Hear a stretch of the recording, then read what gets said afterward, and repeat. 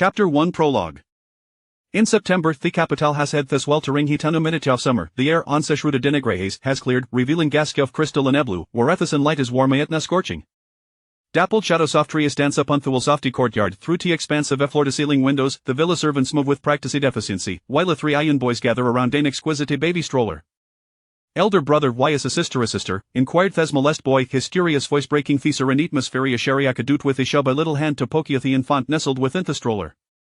10-year-old Shen hang furrowed his delicate brows, contemplating how to explain the differences between boys and girls to his younger brother.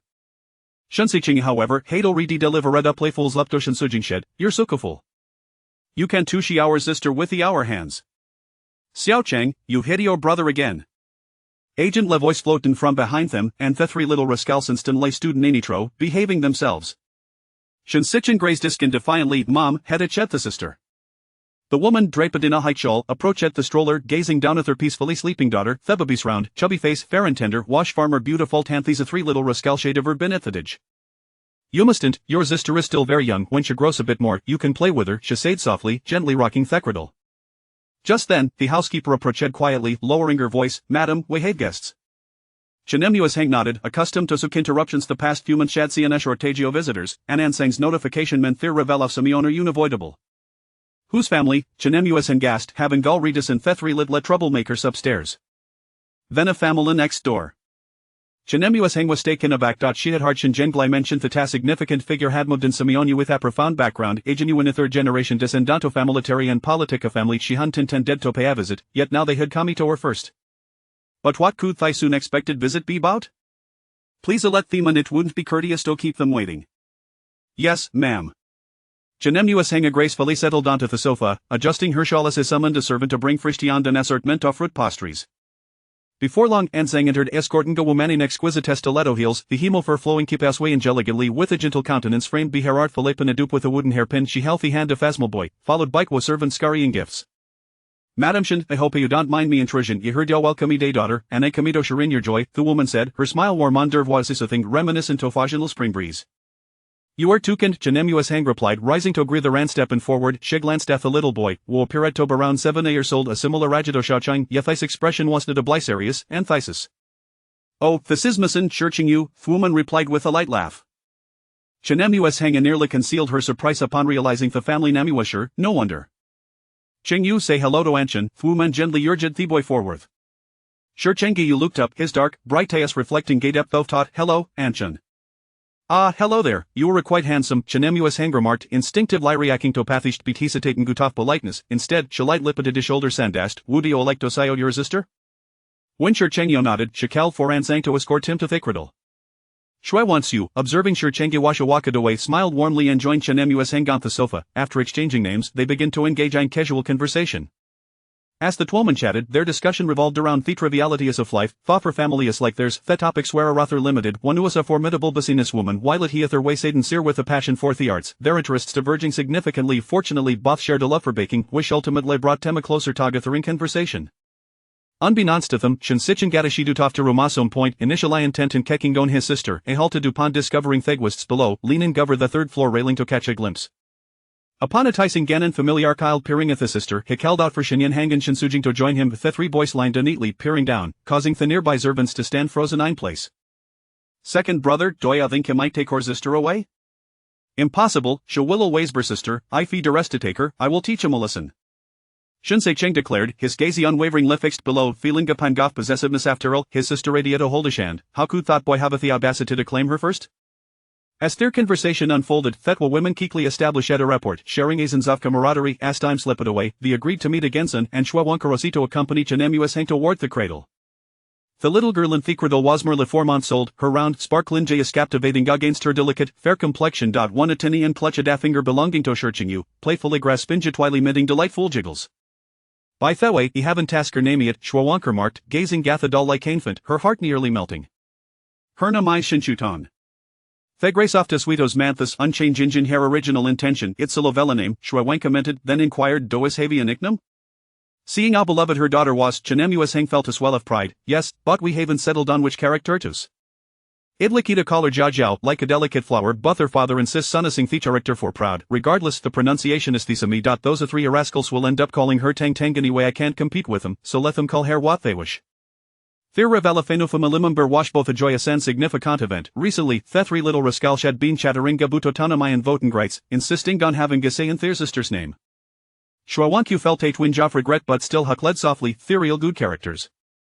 Tang Tang seems storyally like Xingyu, Chanemu Hang noted, observing her daughter's persistent grip on Theboyshant, feeling gatuchofshiness. Shwawanku followed her lead with that asing question, Xingyu, do you like Tang Tang? Edo. His voice, stilting it with the alfulanazans, carry a da seriousness that suggested Haheda waiteth his moment for quitsametime, a smile playing at the corner's office lips. Chapter 2 Her Surnamation. 16 years later. Nanshan Mansion. Today marks the birthday celebration of Xingyu, a figure of Araden Ferret throughout the capital. His esteemed reputation is not solely derived from his illustrious lineage of Butelsostems front admiration for the remarkable Basinus Empire ha. In the span of 4 years, or perhaps 7 longer, he had begun to take the reins of Tifamalibusiness, evolving from an obscure figure to prominent presence in the commercial world, becoming an almost unattainable deal. Nanshan Mansion serves as the venue for this grand banquet, and due to the distinguished status of the host, security checks are exceedingly stringent. All electronic devices must be surrendered for safekeeping, and in lieu of thorough inspection requisites permitted to enter, with bodyguards stationed at every corner. As the festivity Ashevieto commenced, Linshalang Hashasideogerlin to the reception area from Thiiprum thoth Hefiosa sense of alplessness, Histanera Mainstindal, imbued with a touch of respect. Miss, please eat something first. The girl referred to as Little Miss lifts her head, revealing a delicativas, her fair, cherubic face arita insa into fiathulanasans, and der finely arched brows resembly crescent moon, when she gazes at them with her bright, expressive eyes, they sparkle with clarity and vitality, her thick hair is meticulously styled, cascading in soft curls behind her. With a light coat of lipstick, her cherried lips spartan dissatisfaction. Where is brother Xingyu? The speaker is Nonia Thurthan Shinchutong, 16 years later. Little Miss, Mr. Shi has gone to fetch old Mr. Sure, he will return shortly and daskadatot in the meantime, Lin Shalange explains, feeling exasperated, thinly fluent his delightfully ungladia aversion to food a challenge that Mr. Shi has labored of veras muchachas corporate endeavors. But Timnath hungry, besides, in waiting for Siatangwa Prama said to enjoy pastry Astagathara Theban K, Shinshutangra please, looking up with innocent, blinkin JS before quickly lowering her gazitos into messagitos Siatang in her phone. Linshalang takes a sip bowl from Azervant, lifts the lid and placid in front of her. How would you drink this first? He attempts to soften his tone, knowing he likes to act for coaxing. As guests begin to arrive in the reception area, a finely dressed woman observes with Afron, feeling that litigist is rather impolite, eating in the reception is anything but a singaphone. Furthermore, was it stated that whitey dresses were prohibited for this event? Which family's young lady is lacking in manners, she muses, inadvertently voicing her thoughts, though fortunately her words are drawn out with the surrounding conversations. Ah, these unglady is skirting disister with hair words. The last person to speak in such a manner raciata reclaimed their stand in the capital. The woman turns to Findaman with gold-rimmed glasses standing behind her, histon laced with McCurry. Is this your first Amir? Charmaine Salent, acknowledging the truth of his statement, she had recent returned from abroad. Theman chuckles, a hint of as mile playing Gathy corner sophist lips. Her surnamation. Behind her stands Natun like Shen family butils of the precious treasure held by Xingyu. With just those 3 words, the woman's expression shifts dramatically. Shen and Savman, her gratitude evident as her replies, thank you, although she had done Lyris and returned, her parents should warn her beforehand in the capital, their irritable familias and must not provoke on surname she and Theothertion. Shinshutang takes a few bites before setting down her spoon, unwilling to tunotherm herself. Just then, a message from Siatang arrives, announcing his arrival at the entrance. She lifts Shergazi toward the door, he eager to see him. Befareshikan spots Siatang Churchangi wappers. Shinshutang quickly says from the Sofan strides toward the entrance, with Lin Shalang hurrying to follow her. Naturally, the arrival of Shurchanjaya captures the attention of those around them. Elias turning toward him, the man who had appeared a serious moment Sega suddenly breaks into a smile, his previously stern demeanor softening a quick inch of space. Mr. Chur, Lin Shalang calls out, moving to stand behind him. Slow down, Chur Chenji urgently admonishes, having reached Shinshutang and taking harem to steady her, he fictionat Lyra flush her hair, bending down to speak with her. Have you eaten? Shen Kutong turned around, her lips curving downward in a displeased dark imnath hungry, and nim rather tired of tosadishes. I don't want to eat have a nasingle bite. Shurchan Jayajan lipatethibako furhead twice. Alright, let's see what you would like to at latter. If I feel hungry you must understood? Bethedamate finished their conversation, they hato redirachet the sofa. Shurchan Jaya brushed the supple with the bakofashand, please bring a noodle. A nearby servant acknowledged and to knife the soup bowl away. Just as Shinshuton settled onto the sofa, she hard Churchanjaya's words and looked dupe in surprise. Do I really have it a drink more? She tugged his arm playfully, refraining from burying herself in his embrace on this public setting, and with Amixovko Xingen pleading, she said, Brother Chingyu, can we skip it, Ivy already drunk half. Sure Changi welled her hand firmly just a little more. Normally, he indulged heavy whim, but when it came to meals, he was unyielding, yet, Shen Shutong could not press him too hard she resisted, the more stubborn she became, leaving him to coexer gently. Fine, she conceded. Knowing Shek's goal to escape, she fidgeted with his fingers as a means of venting her frustration. Before long, a Nubalov soup was brought in and Church and Jaya took a spoon to feed her. After Amixovko Xingen gentle persuasion, he managed Tagather to finish off the bowl. 80-year-age Doya still need to buffed? Shen Shutong, already unhappy with her meal, looked angrily up and hearing Shen Saiken's voice, her eyes glistening with unshid tears, I don't want to eat. Shen Sichin understood that she should not be disturbed while eating and wait until she finished before speaking. He hadn't anticipated the single comment would bring her to tear she's imid increasingly sensitive Wolder, and wondered how it spoiled her so. Second brother, Shizentwell, Sure Chengia spoke softly addressing Shen Saiken but looking at Shen Shutong, gently soothing her back. Shen Sichin felt guilty and fell silent after all. The Twasha Ho had raised Shen Shutong, knowing her health had suffered because of his negligence. If years ago, shortly after he returned from abroad, Sure Chenkio had been busy, and Shen Shutong had followed him for 2 years. When Shinder went a physical examination, it revealed malnutrition and weakness. For this, Shen Zhengli had nearly flown back just to give him up to his mind. Since then, Shen Shutong's regimen of supplements and nourishing meal shad never ceased, and he could not afford to be careless with her diet. Alright, Chuton, second brother was just joking, Shen Saiken said, ruffling her hair gently. No Marie Terse otherwise, big brother will come and scold me. Shen Shutting huffed, crossing harems and turning her head away, just in Timatosi Sieton walkin', scanning the room for. Seated there, she was completely blocked from view by Shen Sichin, who stood like a pillar. Shen Shutong stood up. Sieton Yashir. With that, shedished over, and Shen Sichin, observing Harold alternating between tears and laughter, cold and felt butchicled this girl. Sure Cheng Girosa from the sofa, slightly taller than Shen Sichin, and diskedem, is big brother also coming? Shen Saiken nodded, yes, both big brother and sister-in-law were coming. Shurchen Jaya Hadelways referet Totham Thiesways and Sekeldhood, and Devanasteg Woldren Ther status escanged, Heinzisti don keeping the same underms of endearment, they had grown accustomed to it over time. Shen Saiken glanced at his watch, noting the time, and said, let's go to the front hall. Chapter 3 is Sietong over there. Shen Shutang and Sietong flitted into the front hall like two delicate butterflies, their white dresses standing out conspicuously amidst a myriad of gowns and suits. Shen Shutong's fair cheeks were slightly flushed from their playful sprint, evoking a poetic image reminiscent of the begonia blooms, drenched by the rain. With her crescent moon smile, she unwittingly caught the attention of many onlookers. Oblivious to the stares, Shen Shutang was being led by Sietong, who seemed enchanted by the dessert table. Tang Tang, this is so delicious, you must try it. Sietong whispered excitedly, presenting a plate to Shen Shutang. And this one is delightful too. Though Shen Shutang felt somewhat sated, the enticing kolduwa on the plate emanated an irresistible aroma. She took a bite, and the sweet flavor instantly brightened her expression. Isn't it exquisite? It's even better than what I had abroad, Sietong exclaimed joyfully, taking a generous bite herself. It's indeed delicious, but I can't eat anymore, Shen Shutang replied, finishing the half-piece in her hand and reaching for a napkin to wipe her fingers. Let us find a place to sit. With a hint of reluctance, Shen Shutang suggested, feeling weary.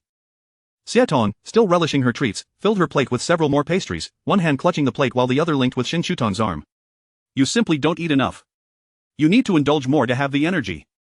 Who could possibly lack an appetite for delicious food? It wasn't tea that Shen Shutang had no desire to eat, rather, she had been pampered to such an extent that she wouldn't touch anything that didn't please her palate, even just once. As they approached the sofa, Shen Shutang eagerly sank into its soft embrace, letting out a long sigh of contentment.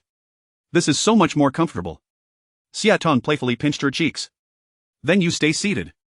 I haven't eaten dinner yet, so I need to indulge. Go ahead, eat your fill, no one will stop you. Shen Shutang leaned back against the sofa, amused yet exasperated as she listened to Sietong's praises while she continued to munch on her treats. Curiously, Shen Shutang wondered how anyone could be so enamored with food. They say only those of similar frequencies can become good friends, yet she and Sietong were not alike. Sietong thrived in lively settings, while Shen Shutang preferred the tranquility of solitude. Sietong was bursting with energy every day, while Shen Shutang relished her leisurely mornings. Despite their apparent differences, they both indulged each other in their respective passions, and over time, a certain magical bond formed, transforming them into close friends. They had met in their first year of middle school, with Shen Shutang having been tutored at home before finally attending school. Upon first seeing Sietong, she felt an inexplicable familiarity, as if they had known each other for ages, and thus began their friendship. As Shen Shutang nearly dozed off on the sofa, a sudden commotion erupted in the distance, accompanied by the sound of chairs scraping. Just as Sietong finished her last pastry, she wiped her hands and shook Shen Shutang's arm. Wake up, Tang Tang. Shen Shutang opened her eyes to find everyone standing, realizing that the banquet was about to commence.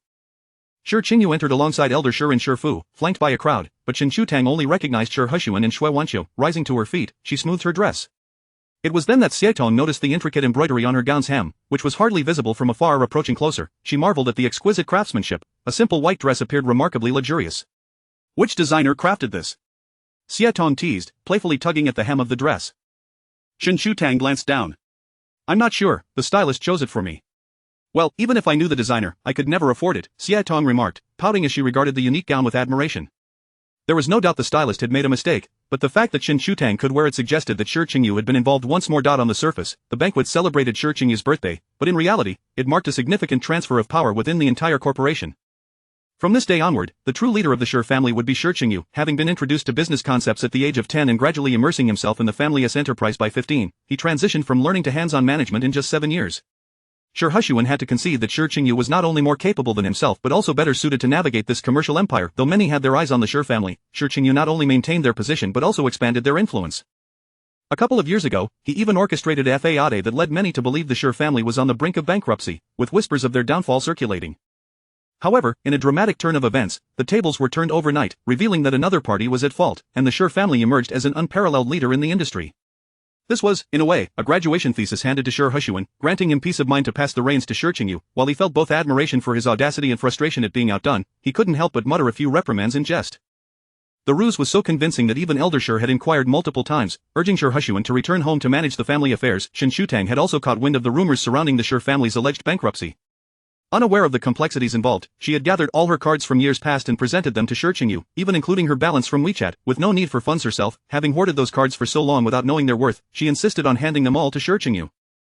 He found her antics amusing and, unusually, did not refuse her offer. After some time, however, he returned the cards, thanking her for helping him navigate a non-existent crisis, merely using it as an excuse to deposit money into her account.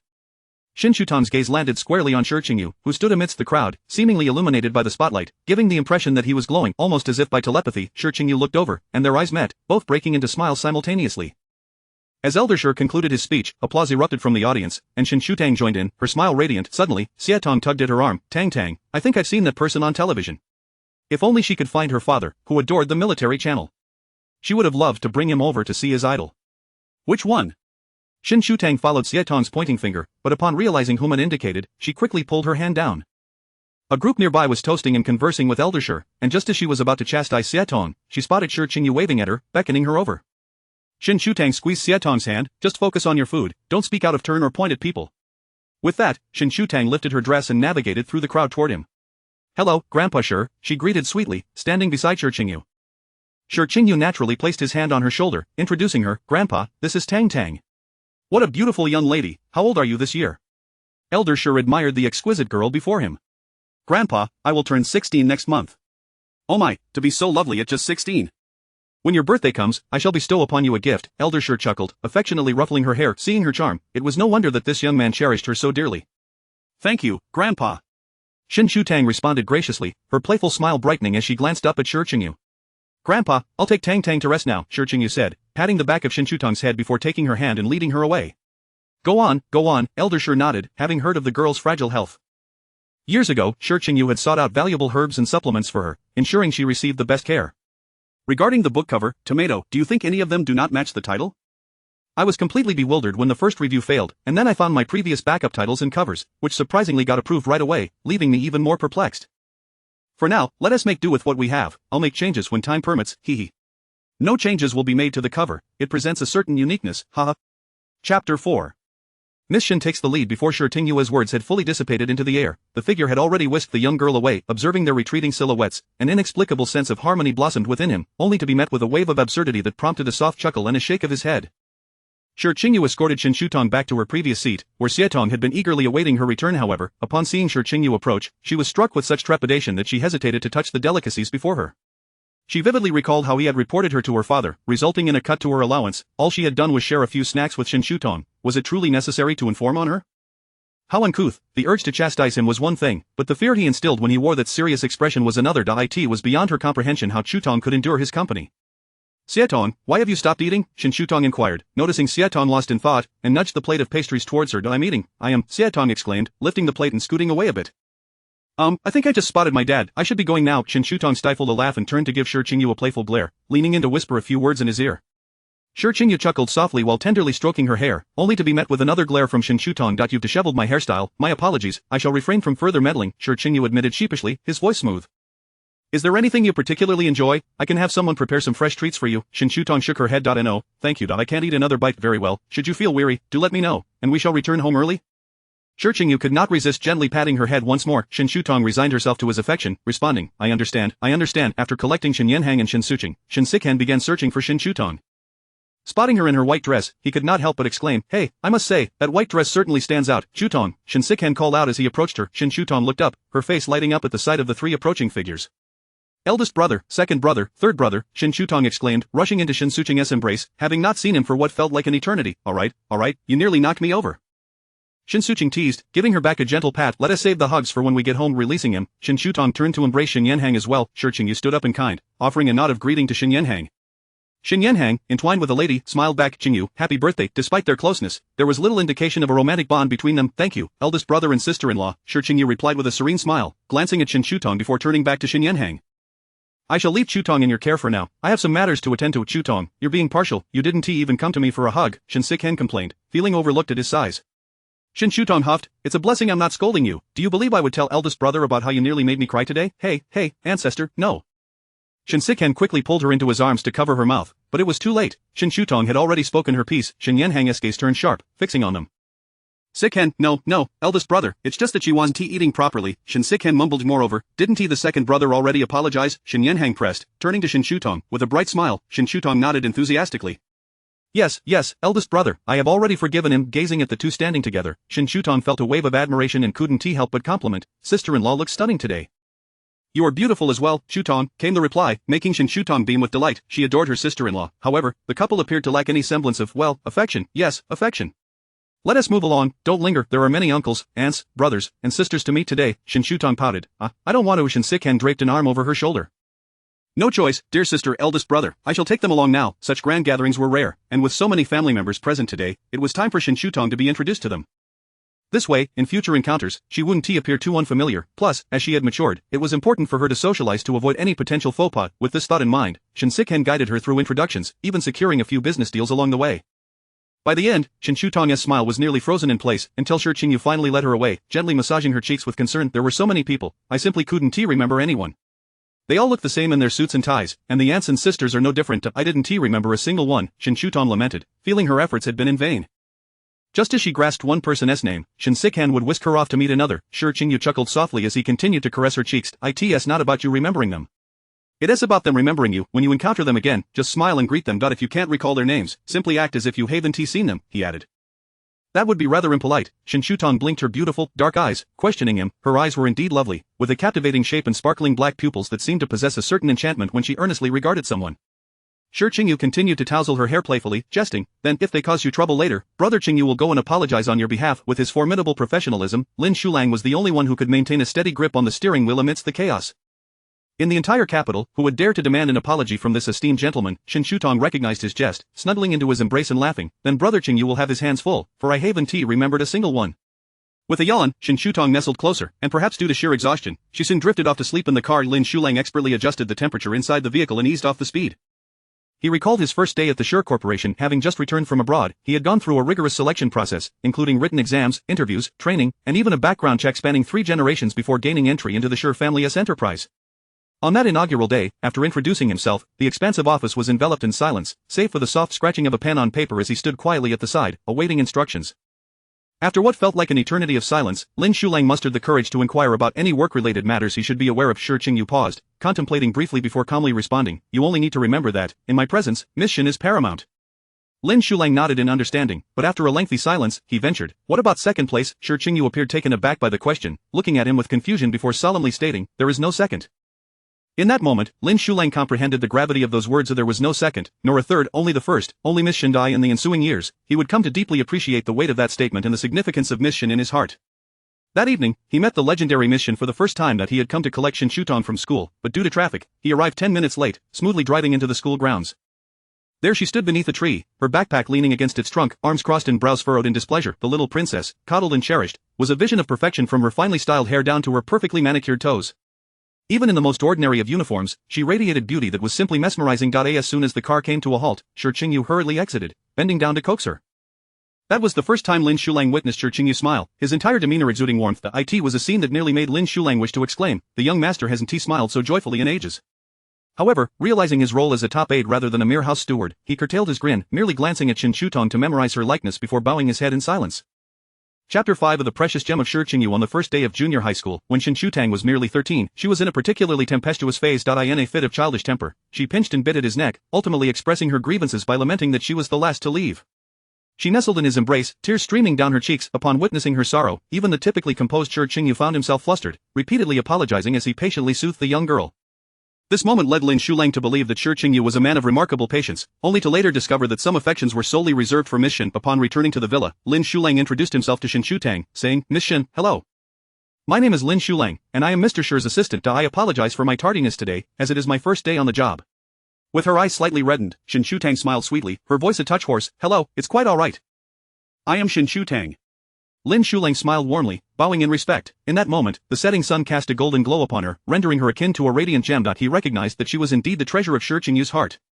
As the car came to a gentle halt before the villa, Lin Shulang exited to open the door. Shi Qingyu cradled Shen Shutang in his arms, and only after they ascended to the upper floor of the villa did he softly rouse her, saying, "Tang Tang, we're home." Rubbing her eyes, Shen Shutang nuzzled against him, reluctant to descend. "Wash up before you sleep," Shi Qingyu gently urged, placing her on the sofa. With her eyes now open to the soft yet bright light, she stretched languidly and responded with a lazy, "All right." After her shower, she emerged to find Shi Qingyu comfortably seated on the sofa, engrossed in a magazine, clad in a gray nightgown. The floor was adorned with a plush carpet, and Shen Shutang padded over barefoot, effortlessly draping herself across his lap. Her damp hair was tenderly dried, the warm breeze from the hairdryer lifting her strands in a delicate dance, creating a soothing ambience that rendered even the sound of the dryer hypnotic. Shi Qingyu lifted the half-asleep Shen Shutang and returned to the master bedroom on the top floor. The two villas were not particularly close to one another, but during their childhood, they frequently visited each other. Back then, they would stay in guest rooms, but later, the master suite was transformed into a space that Shen Shutang adored, making it her exclusive sanctuary. After a long day of fatigue, she finally sank into the soft embrace of her blankets, while Shi Qingyu placed a gentle kiss atop her head, whispering softly, "Good night, Tang Tang." With a smile curving her lips, she replied, "Good night, brother Qingyu." As the lights dimmed in the room, only a small, warm yellow lamp on the bedside illuminated the girl's cheeks, creating a scene that was both beautiful and comforting. The door was quietly closed, and as night fell, the silver moon hung high in the sky, its light cascading like silken ribbons upon the earth, enveloping everything in a gentle, ethereal veil, hazy and tranquil. The following morning, Shen Shutang was unsurprised to be awakened by Shi Qingyu, who insisted she rise for breakfast before her eyes were even fully open. When it came to meals, he seemed to have inherited Aunt Shui's philosophy, ensuring that not a single meal was skipped, often adding extra courses as well. Midway through breakfast, Shen Xiqing arrived, having just completed his morning run, and naturally seated himself at the table, where the servants promptly set a place for him. Shen Shutang, still somewhat dazed by the sudden appearance of her second brother, took a moment to register before greeting him. "Second brother, is third brother not here?" "He is busy. He rushed back to the set last night," Shen Xiqing replied, distractedly glancing at his phone while taking a bite of his sandwich. "Oh." Shen Shutang, still waking up, moved slowly, her responses lagging. Whatever Shi Qingyu offered her, she accepted obediently, appearing exceptionally docile. When her stomach began to protest, Shen Shutang cast a forlorn glance at Shi Qingyu, silently accusing him of his cruelty. "All right, no more eating. Let us head back to sleep," he said with a resigned smile, putting down his chopsticks and accompanying her to the elevator, where she languidly leaned against him. At that moment, Shen Xiqing, having learned from experience, waited until they had left before muttering to himself, "Why is she always so hard to wake, like a little pig? Miss Shen is somewhat frail. She requires more rest than others, especially after the recent exams when she didn't get enough sleep, which makes her easily fatigued." Aunt Shu chimed in as she brought over a platter of fruit with a smile. Shen Xiqing wiped his mouth and replied, "I understand, Aunt Shu, I was just remarking, once the holidays come, she ought to rest well. Let her sleep. I must take my leave now. Please inform her that she will need to visit grandfather's place in a few days." Aunt Shu nodded. "Yes, I will take care of it." Once Shi Qingyu had ensured Shen Shutang was settled, he descended from the upper floor to find Lin Shulang waiting at the entrance. Upon seeing him, Lin Shulang promptly opened the car door. Today's driver was someone else, and Lin Shulang occupied the passenger seat, briefing him on the day's itinerary. Shi Qingyu pinched the bridge of his nose. "Do not schedule any work after 5 o'clock, and this applies moving forward." "Understood," Lin Shulang acknowledged, initially thinking that with Miss Shen on holiday, there would be no need to keep that time available. However, it appeared that her needs still took precedence. Today marked the second day of Shen Shutang's holiday. After leaving school the previous morning, she had gone to Nanshan Mansion for meals, a nap, and a makeover. Finally able to relax today, she awoke past 10 o'clock. She sent a message to Shi Qingyu, accompanied by an animated sticker of an adorable little rabbit stretching lazily from its bed. Shi Qingyu responded promptly, inviting her to come downstairs. Eagerly donning her slippers, Shen Shutang hurried down the stairs and was greeted by several clothing brands waiting in the living room. "Miss Shen, we heard you are going to the beach. Mr. Shi asked us to bring some outfits for you. The beach trip was a promise made by Shi Qingyu the day before, a reward for consuming her supplements. She had not fully enjoyed her last visit, and upon recalling it yesterday, she casually mentioned it, not anticipating that arrangements would be made so swiftly. Yawning, Shen Shutang appeared somewhat lethargic. She was a person whose interests flared up quickly only to fade just as swiftly. Many things captivated her momentarily, then vanished from her thoughts. Recently, she had been fascinated by trying on clothes and observing the process of garments transforming from fabric to finished product, finding it quite miraculous, even learning a bit about fashion design along the way. She settled onto the sofa, glancing around with evident disinterest. Miss Shen, please take a look and see if there is anything you like. If nothing appeals to you, let us know your preferences, and we can tailor something just for you, the female manager said, pushing a rack of clothing closer with a smile. Shen Shutang took a bite of melon and declared, I don't want anything red, nor do I want anything too long or cumbersome. Red did not complement the beach, and since the purpose of going was to frolic in the water, dragging a wet skirt around would be quite uncomfortable. The manager nodded and sifted through the array of garments, finally presenting suitable options. After an entire morning, they managed to select 2 outfits. Shen Shutang lounged on the sofa playing with her phone, and after lunch, she received a call from Shi Qingyu, inquiring whether she had eaten, how her outfit selection was going, and if she missed him. In truth, he already knew the answers to these questions. He merely longed to hear her say them aloud. Chapter 6. Here lies the master seat. Shi Qingyu often worried that she might feel lonely at home. However, she was not alone. Dozens of servants flitted around her, and there were always visitors bringing food or entertainment. Moreover, she had plenty of activities to occupy her time. After waking from her afternoon nap, Aunt Shu relayed to her the words spoken by Shen Sichen when he left that morning. Following an afternoon spent admiring jewelry, at 5:30, the villa's grand door swung open, and Shen Shutang dashed outside. Shun Yu Gij. As Shi Qingyu stepped out of the car, he swept her into his embrace, lifting her off the ground. Why are you running so fast? Aren't you afraid of falling? Shen Shutang clung to him like a koala. You're back. She could hardly contain her excitement upon hearing of his return. Shi Qingyu carried her inside, chuckling softly, next time, don't run like that. If you fall, you'll just end up crying. Shen Shutang nestled against his shoulder. I won't fall, Qingyu Gij will catch me. I'm just a bit tired, so I'd like to be held. Shi Qingyu ruffled her hair affectionately. In that case, you mustn't run. He then inquired, were you bored today? Shen Shutang quickly shook her head. Not at all. I am exhausted, it feels even more tiring than school. Then tomorrow, I won't let them come. The table was already set with a meal, and Shi Qingyu gently placed her in a chair. Tomorrow evening, accompany Qingyu Gij out for dinner, and I'll have Shu Lang come to pick you up. Shen Shutang swung her legs from the chair. What about you? It seemed odd for her to go alone if he was inviting her to dinner. I have a meeting to attend, so I'm afraid you might get anxious waiting, my dear. Shi Qingyu chuckled, patting her head. Let Shu Lang take you first. I'll join you shortly. Shen Shutang tilted her head, pondering for a moment. Well, if you insist, I suppose I can reluctantly accompany you. Great, thank you for being so generous, Tang Tang. Shi Qingyu smiled back at her, serving her some dishes from the table. The following day, indeed, there were no more waves of visitors at home. Shen Shutang enjoyed a leisurely day with a regular routine. Not by evening, Lin Shulang arrived at the villa half an hour early. Shen Shutang dawdled for a while, changed her clothes, and hopped into the car, not forgetting to send a message to Shi Qingyu. Miss Shen, Mr. Shi is currently in a meeting and may not have the time to check his phone, Lin Shulang explained at the opportune moment. Shen Shutang gasped, asking, will it disturb him? Before she could retract the message, Shi Qingyu had already replied, asking her to be obedient and stating he would arrive shortly. The journey from the villa to Yashuan took about 20 minutes, and it was quicker from the company, which was why Shi Qingyu had instructed Lin Shulang to pick her up early. Yashuan was a Su-style restaurant, and Shen Shutang had previously visited the Sunan region, falling in love with the cuisine. Yashuan opened shortly after her return from Sunan and became one of her favorite dining establishments. Typically, Yashuan catered to a limited clientele, only admitting those who could obtain a VIP card. However, as a semi-hostess, Shen Shutang faced fewer restrictions. Lin Shulang opened the car door for her, and as soon as she stepped out, manager Wang approached. Miss Shen, what would you like to eat today? Shen Shutang smiled and waved her hand. Today, Qingyu Gij is treating, and there are other guests. Alright then, allow me to escort you inside. Manager Wang gestured invitingly. We have many guests today, so we'll be in the Chunlai Hall. Yashuan's dining options consisted solely of private rooms. Upon entering, they found a square courtyard with a fish pond filled with goldfish, surrounded by flowers, and several small tables for tea. Dining took place exclusively in the private rooms. Shen Shutang crossed a small bridge, and the fish in the pond eagerly swam towards her, all plump and round. The fish here have gotten plump again, Shen Shutang exclaimed with delight, picking up a nearby fish food container to sprinkle some food into the pond. Indeed, guests often enjoy feeding them. I can't imagine how many meals they consume daily, she remarked, clapping her hands. Chunlai Hall was the largest private room at Yashuan. Shen Shutang had anticipated a larger gathering, but was still taken aback to see over a dozen people already seated inside. The only person she recognized was Jiang Yonyan, to whom she nodded with a smile. Manager Wang did not enter, opting instead to greet Shi Qingyu at the door, while Lin Shulang guided her to a seat and exited the room. As she entered, the guests momentarily regarded her with surprise. The young lady, though seemingly youthful, was undeniably beautiful. However, taking the master seat upon her arrival seemed rather presumptuous. Those aware of the situation harbored silent guesses, quickly averting their gazes while maintaining warm smiles. "Little sister, I believe you're sitting in the wrong spot. That seat isn't meant for you," Zhou Qian remarked, assuming she was unaware of the etiquette. Shen Shutong, focused on adjusting her dress, looked up in confusion at the speaker. The surrounding guests regarded the interaction with varying expressions. "That is the master seat," Zhou Qian continued, her tone laced with mockery, likely believing Shen Shutong to be from a humble background, ignorant of such basic etiquette. Gradually, Shen Shutong understood. She had not paid attention to such matters before, and it seemed that this seat was indeed reserved for Shi Group. Rising, she smiled and nodded at Zhou Qian, preparing to sit elsewhere. At that moment, the door to the private room swung open, and all eyes turned towards it, Shen Shutong included. She straightened her posture, the sound of chairs shifting resonating through the room. Shi Group stepped inside, walking directly to Shen Shutong's side. He wrapped his arm around her shoulders, guiding her back to her original seat, and softly stated, "This is the master seat." He was aware it was the master seat, and he chose for her to occupy it.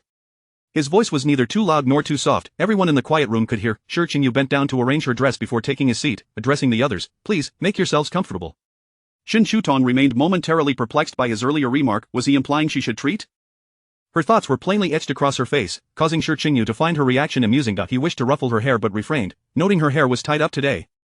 Instead, he picked up a napkin provided by the waiter and offered it to her, asking, "What would you like to eat? Should we order the squirrel fish?" Shen Shutong adored fish. She had eaten it at lunch, and the maids mentioned she had consumed nearly half of one by herself, likely filling her appetite. She shook her head. Having just had fish for lunch, it was hardly reasonable to have it twice in one day. "If none of you are ordering, I'll take the lead," Jiang Yonyan, seated across from the master seat, declared. Shen Shutong recognized him as he was close with her second brother and maintained a good rapport with Shi Group. Jiang Yonyan lightened the atmosphere, picking up the menu and turning to Shen Shutong. "Xiao Tang Tang, is there anything you'd like to eat?" "Brother Yonyan, you all can order." "I am not picky," Shen Shutong replied with a smile. Jiang Yonyan merely listened, knowing that if Shen Shutong claimed not to be picky, then there would be no one in the world who was. Fortunately, as she was dining in a familiar place, there was little chance they would order incorrectly. "Very well, then let us allow Xingyu to treat us today. Since we have so many guests, let us order every dish on the menu," Jiang Yonyan announced, closing the menu and handing it to the waiting waiter. Yashuan's menu featured only 20 dishes, changing monthly to reflect seasonal variations. With over a dozen guests today, ordering 20 dishes was hardly excessive. Chapter 7, Treading Shadows. In the preceding years, Xingyu had been preoccupied with matters pertaining to the conglomerate, remaining largely oblivious to the happenings within his social circle. It was only at the behest of the elder Shi that this dinner gathering came to fruition. As they inhabited the same social milieu, it was inevitable that they would encounter one another, and perhaps even engage in potential business dealings, thus necessitating an introduction.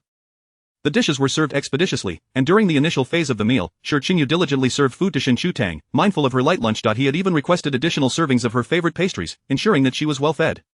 Once Shen Shutong had satisfied her appetite and commenced her dessert, the gathering transitioned into its latter half. With her presence, all alcoholic beverages were replaced with tea, and the attendees raised their cups in toasts of tea, one after another. Perhaps buoyed by the convivial atmosphere, Shi Group accepted them all, save for one individual. Shen Shutong, sipping her tea daintily while nibbling on pastries, regarded Shi Group with a playful smile. "Miss Shen, I apologize for earlier, I was unaware of the customs," came the voice of the girl who had previously reminded Shen Shutong, holding a teacup with a hint of contrition upon her face. This was hardly a matter of grave concern, and Shen Shutong dismissed it lightly, replying, "It's quite all right." Yet, the girl lingered, prompting Shen Shutong to reach for her teacup, only to have it gently pressed back down by a hand beside her. Shi Group took her hand and lowered it, saying, "Drink less tea, otherwise, you won't be able to sleep tonight." He pushed the teacup aside and replaced it with a glass of warm water. As Shen Shutong contemplated whether to toast with the water, the girl had already gulped down her tea with an unwilling expression. "Forgive me, Miss Shen," she muttered before turning to leave, her demeanor suggesting that Shen Shutong had somehow wronged her. Shen Shutong merely glanced at her, setting down the half-eaten pastry and opting instead to sip her warm water. Shi Group gave her back a gentle pat and softly inquired, "Are you full?" "If you are, we can head home." Shen Shutong nodded. "I'm quite full, let us take a stroll home." "Very well," Shi Group responded with a smile, leading her away from the table. Lin Shulang had calculated the timing perfectly and emerged from the lounge to await them at the entrance. Upon their exit, he promptly went to fetch the car. With the hosts departing, the private room fell into a hushed silence. Jiang Yonyan lounged casually against the back of his chair, amusement dancing in his eyes as he looked at Zhou Qian and asked, "Did your family impart any words of wisdom before you came?" Zhou Qian regarded him with confusion, a hint of defiance in her expression. Jiang Yonyan took a sip of tea, chuckling softly. "Firstly, at any gathering in this city where Shi Group presides, if he brings along a Miss Shen, she occupies the seat of honor. Secondly, the Miss Shen is not to be disturbed while dining, nor is she to be approached for toasts." The first point was an unspoken rule within their circle, for the statuses of the Shi and Shen families were well established. They had all honed their skills in reading the room over the years. The second point was a lesson learned through years of careful observation. Yet, this individual had not only breached these two conventions but had done so with an air of disrespect, casually dismissing her apology. Jiang Yonyan shared these insights not to admonish but rather to ensure that no one else would dare to provoke Shen Shutang's displeasure, for when she was upset, Shi Qingyu would likewise be displeased, and that would spell trouble for someone.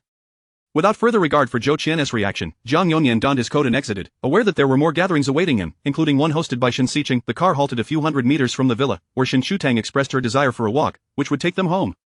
Dressed in a light blue dress, she felt the evening temperature drop, accompanied by a gentle breeze. Shi Qingyu removed his suit jacket and draped it over her shoulders, holding her slightly chilled hand. Clad in the oversized jacket, Shen Shutang bounced along the path, alternating between walking and skipping, occasionally twirling while clutching his arm. The streetlights cast elongated shadows of the pair, creating a playful interplay of light and dark. Shen Shutang gleefully hopped as she attempted to step on the shadows beneath her feet, eventually standing still, gazing at him with a radiant smile. Brother Qingyu, Haitang told me that those who can step on each other as shadows are destined to be together for a lifetime. Shi Qingyu smiled softly, having already removed his tie in the car, the top button of his pristine white shirt undone, revealing the graceful movement of his throat. As he walked ahead, he inadvertently stepped on her shadow.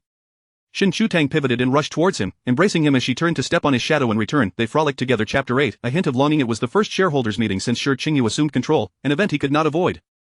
The expansive conference room was enveloped in a solemn silence, with the young leader displaying a hint of impatience in his eyes, an unspoken authority that compelled everyone present to hold their breath. Once the meeting concluded, Shi Qingyu swiftly picked up his phone and strode out of the room. Lin Shulang was waiting at the entrance, and upon seeing him emerge, hurried forward, saying, "Mr. Sure, Miss Shen has returned home, she likely forgot her phone." Shi Qingyu halted mid-action, pausing on the chat screen where his unresponded messages lingered. "Let's head back," he replied. As he journeyed home, Shi Qingyu leaned against the back seat, his face betraying an unusual weariness as he rubbed his temples. The car came to a stop outside the villa, and upon disembarking, he walked inside, only to realize that Shen Shutang was not there to greet him. The villa, usually bustling, suddenly felt desolate. Shi Qingyu tossed his suit jacket onto the sofa and turned to exit once more. The villas of the Shi and Shen families were separated by a mere 200 to 300 meters. He had returned late today, the sunset's glow was fading, and the moon was on the verge of rising. As he approached the Shen residence, Uncle Wen opened the door for him, respectfully addressing him, "Mr. Sure. Where is Tang Tang?" Shi Qingyu inquired, continuing to stride inside. "Third young master has returned, he spent the afternoon playing games with the young miss and should be asleep now," Uncle Wen informed him. Shen Shutang was the fourth child in her family. During her childhood, the household staff referred to her as the fourth miss, but due to her frail health, Shi Qingyu found that moniker unappealing and deemed it inauspicious, opting instead for the more endearing title of young Mississippi. "I shall go check on her," Shi Qingyu stated softly. Just as he was about to ascend the staircase, the elevator dinged, revealing Shen Shutang, rubbing her eyes as she walked out. Upon spotting Shi Qingyu, she paused in surprise, initially thinking she was hallucinating. Once assured of his presence, she rushed over and embraced him, her voice sweet and soft. "Brother Qingyu." Shi Qingyu lifted her effortlessly. "Why aren't you wearing shoes?" Knowing she preferred to go barefoot, he was still concerned that she might accidentally hurt herself, despite the thick carpets that adorned both families' homes. Shen Shutang's hair was tousled from sleep, some strands resting on her shoulders while others fell across her face. Shi Qingyu gently tidied her hair as he carried her toward the sofa. "I want some water," Shen Shutang murmured, half awake and lazily nestling into his embrace. "You came back so late today." Shi Qingyu accepted a glass of water from a servant and brought it to her lips. "I had a meeting today." After quenching her thirst, Shen Shutang perked up a bit and sat up to wrap her arms around his neck. "Brother Qingyu, I missed you a little today." Shi Qingyu chuckled softly, "I missed you too." Imitating him, Shen Shutang reached up to stroke his hair, then cupped his face as if to tease him, only to notice the dark circles beneath his eyes. She furrowed her brow suddenly, exclaiming, "Brother Qingyu, you haven't been sleeping well." The transition of power within a major business conglomerate often entails a multitude of responsibilities, and for the past few days, he had been attending to matters well into the night after ensuring everyone was asleep. He hadn't anticipated being discovered in such a state. As he instinctively raised his hand to rub his eyes, Shen Shutang's hand preemptively covered his, gently massaging, and pouted, "You promised me you would rest properly." "You're breaking your promise. If there's a next time, I won't talk to you anymore." Such a feeble threat always seemed to have a profound effect on him. "Alright, my dear Tang Tang, I was wrong," Shi Qingyu conceded, taking her hand away and drawing her close, inhaling her comforting fragrance. It was a delicate, sweet aroma, reminiscent of blossoms and fruits, evoking an unparalleled sense of tranquility and relaxation. "Let me hold you for a while, I'll feel less weary," he murmured, refusing to release her. Shen Shutang reached back to stroke the nape of his neck. "Brother Qingyu, you mustn't neglect your sleep. And you should eat well, don't just serve me. At this point, Shen Shutang suddenly recalled something, lifting her head to ask seriously, "Did you have dinner today?" "I did," Shi Qingyu replied earnestly, noting her skeptical expression.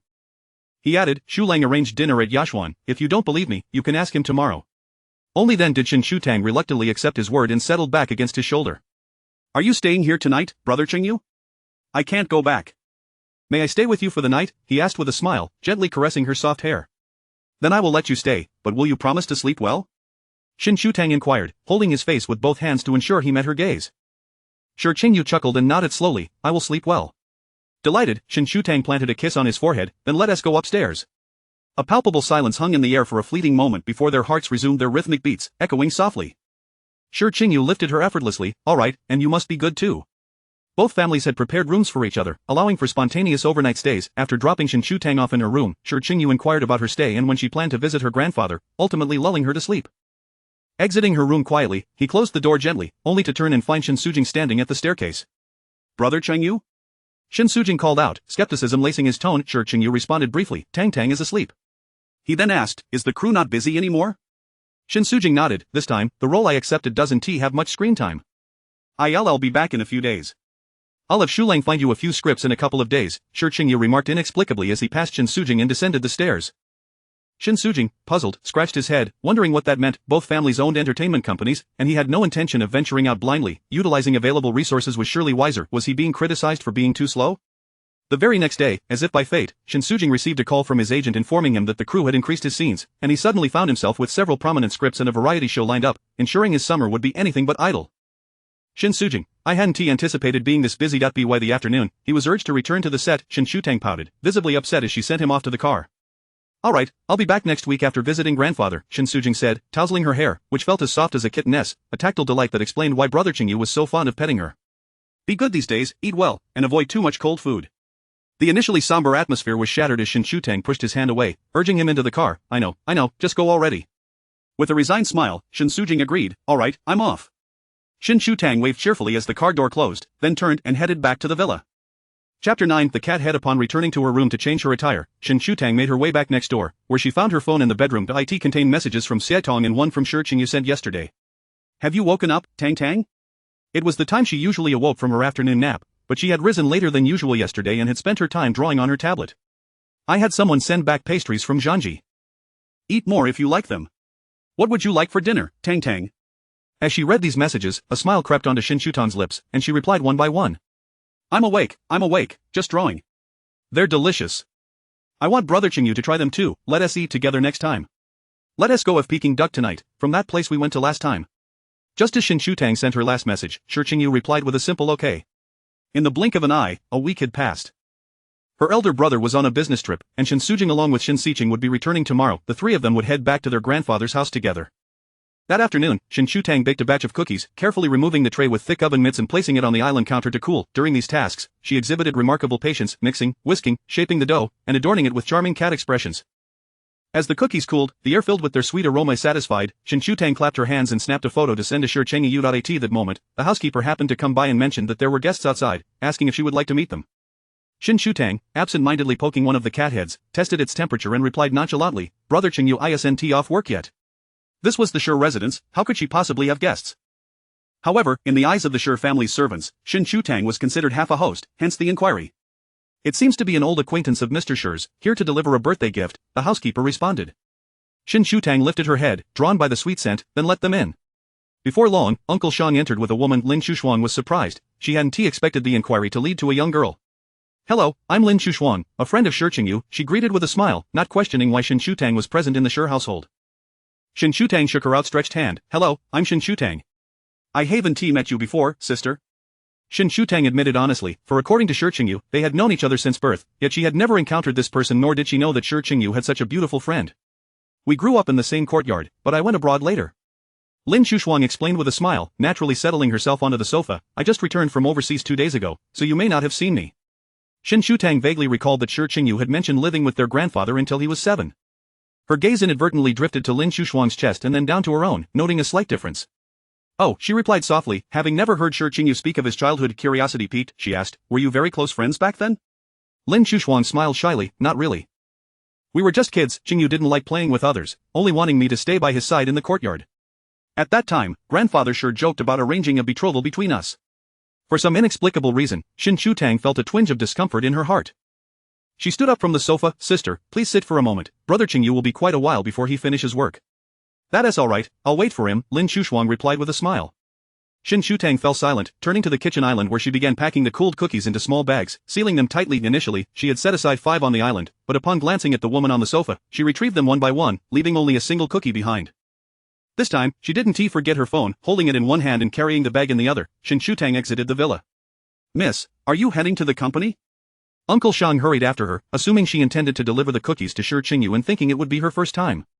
Shen Shutang waved her hand. "I'm going home, Uncle Shang. I'll be going to grandfather's house tomorrow, so I need to pack my things today." No packing was needed on her part. Uncle Shang guessed her intentions, taking a couple of steps forward. "Then let me escort you." "No need, Uncle Shang. There are still guests at home. I'll head back first," Shen Shutang replied, quickening her pace. Uncle Shang stood watching her enter the gates of the Shen residence before turning back. After some thought, he decided to message Lin Shulang. When Lin Shulang received the message that Shen Shutang had already left, he felt a momentary pang of dread for his professional career. While in the car, he refrained from making a sound, his mind racing to devise a solution. Ultimately, he sent a cautious and humble inquiry in their assistant group chat, asking if Miss Shen had gone to visit the old Master Shen. After receiving confirmation, he finally breathed a sigh of relief. This assistant group chat consisted of Lin Shulang and the three brothers of the Shen family, who regularly exchanged information regarding Shen Shutang. As the car drove into Lanjiangding, Lin Shulang tightened his grip on his phone in the passenger seat and took a deep breath, saying, "President Shi, Miss Shen has already left." The temperature inside the car plummeted. The driver glanced at Lin Shulang, silently questioning where they should stop. Eventually, they halted at the entrance of the Shi residence. Shi Qingyu did not wait for Lin Shulang to open the door. He exited the vehicle immediately. The villa was deserted, and on the kitchen island, only a solitary cookie remained. The yellow cat head, with a black patch around its left eye, resembled the yellow tabby cat from the CAF, appearing somewhat dazed. Chapter 10. That is also your home. Shi Qingyu picked up the cookie, cradling it in the palm of his hand, his fingers gently caressing its surface. The villa was enveloped in a profound silence, and after a long while, Shi Qingyu's voice, tinged with a hint of melancholy, broke the stillness. To Wuhua Mountain Villa. Uncle Shang. The sofa and carpet have all been replaced. Shi Qingyu issued his orders without a flicker of emotion as he stepped outside, while Lin Shulang bowed slightly and opened the car door. The journey was marked by an uncomfortable silence, with Shi Qingyu lost in thought, fixated on the cookie in his hand. The black Maybach came to a halt at the foot of Wuhua Mountain, where a guard knocked on the window, stating, "Good day, this is a private villa. Entry is prohibited without permission." Lin Shulang nodded at the guard. "We are friends of young Master Shen-san, here to visit Mr. Shen. Please inform him that Mr. Shi has arrived." The man in the back seat was shrouded in obscurity, yet the aura of authority he exuded was unmistakable. The guard saluted respectfully before retreating to the security room to make a call. Shortly thereafter, the barrier lifted, granting them passage. As the vehicle ascended the mountain, the road was silent, illuminated only by the soft glow of streetlights. Shen Sujing, having heard from the butler that a Mr. Shi was arriving, anticipated it would be Shi Qingyu and waited at the villa's entrance. "Sheng Yu Gu." Upon disembarking, Shi Qingyu glanced around and inquired. Shi Qingyu remained silent, following Shen Sujing to the second floor to pay a visit to Mr. Shen. Shen Boyu was in the living room watching the evening news. Upon noticing Shen Sujing ushering someone in, he initially assumed it was his Shen Boyu scrutinized him, pausing his fan and reaching out to shake hands. "From the Shi family?" Shi Qingyu confirmed, "Yes." "Well, I'm an old man with little to discuss, you may go play with Xiao Jing." Shen Boyu waved his fan dismissively, unable to fathom the reason for Shi Qingyu's late visit to Shen-san, though he had long ceased to concern himself with matters in the capital, preferring the tranquility of the villa. While Shen Boyu was oblivious, Shen Sujing understood that he had come to seek out Tang Tang, guiding him towards the back mountain. In the distance, Shi Qingyu spotted a small figure sitting by the stream, adorned in a white, ruffled floral top and loose blue denim shorts, her arms and legs bare. She was perched on a stone, clutching a large watermelon, her cheeks stuffed to capacity. Shi Qingyu observed her for a moment before approaching, draping his suit jacket over Shen Shutang's shoulders. Tang Tang. The water was already cold, and he suspected she had been soaking for quite some time. His hand felt as though it was grasping a block of ice. "Where are your shoes?" Shen Shutang giggled shyly. "They were swept away." Shi Qingyu felt a sense of helplessness. The little girl seemed unhappy, and he dared not even sigh, let alone scold her. He picked her up gently, murmuring, "Skipping meals and consuming so much cold watermelon, how can you linger in such chilly water for so long?" His tone was less reproachful and more an expression of exasperated concern. Shen Shutang puffed her cheeks and clung to his neck, playfully threatening to bite him, but ultimately refrained. "I don't want to eat, the watermelon is delicious, and I wanted to stay there longer." Shi Qingyu patted her. "She's waiting for you." Shen Shutang was oblivious to the tinge of jealousy in her tone, unaware that this feeling was termed envy. Shi Qingyu stroked her back. "I don't know her."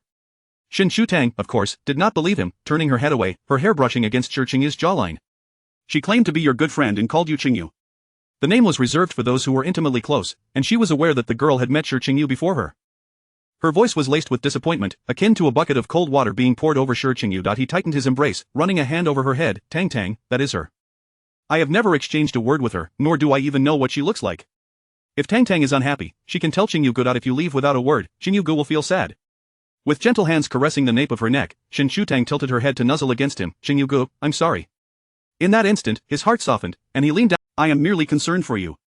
Shi Qingyu would rather she vent her frustration than witness her despondency. "Qingyu Gu, I feel a bit unhappy." Shen Shutang mumbled against his shoulder. "Just a bit?" Shi Qingyu inquired. Shen Shutang fell silent, sinking her teeth into his neck. I don't like her. Alright, Shi Chengyu reassured her, you shall not see her again. I also don't like other women coming to your house. Shen Shutang added, lifting her head to emphasize her point.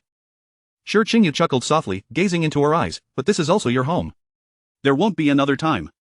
Shen Shutang's mood lightened considerably, and she obediently rested her head on his shoulder as they swiftly returned to the villa. Shi Chengyu carried her back to her room, retrieving socks for her to wear.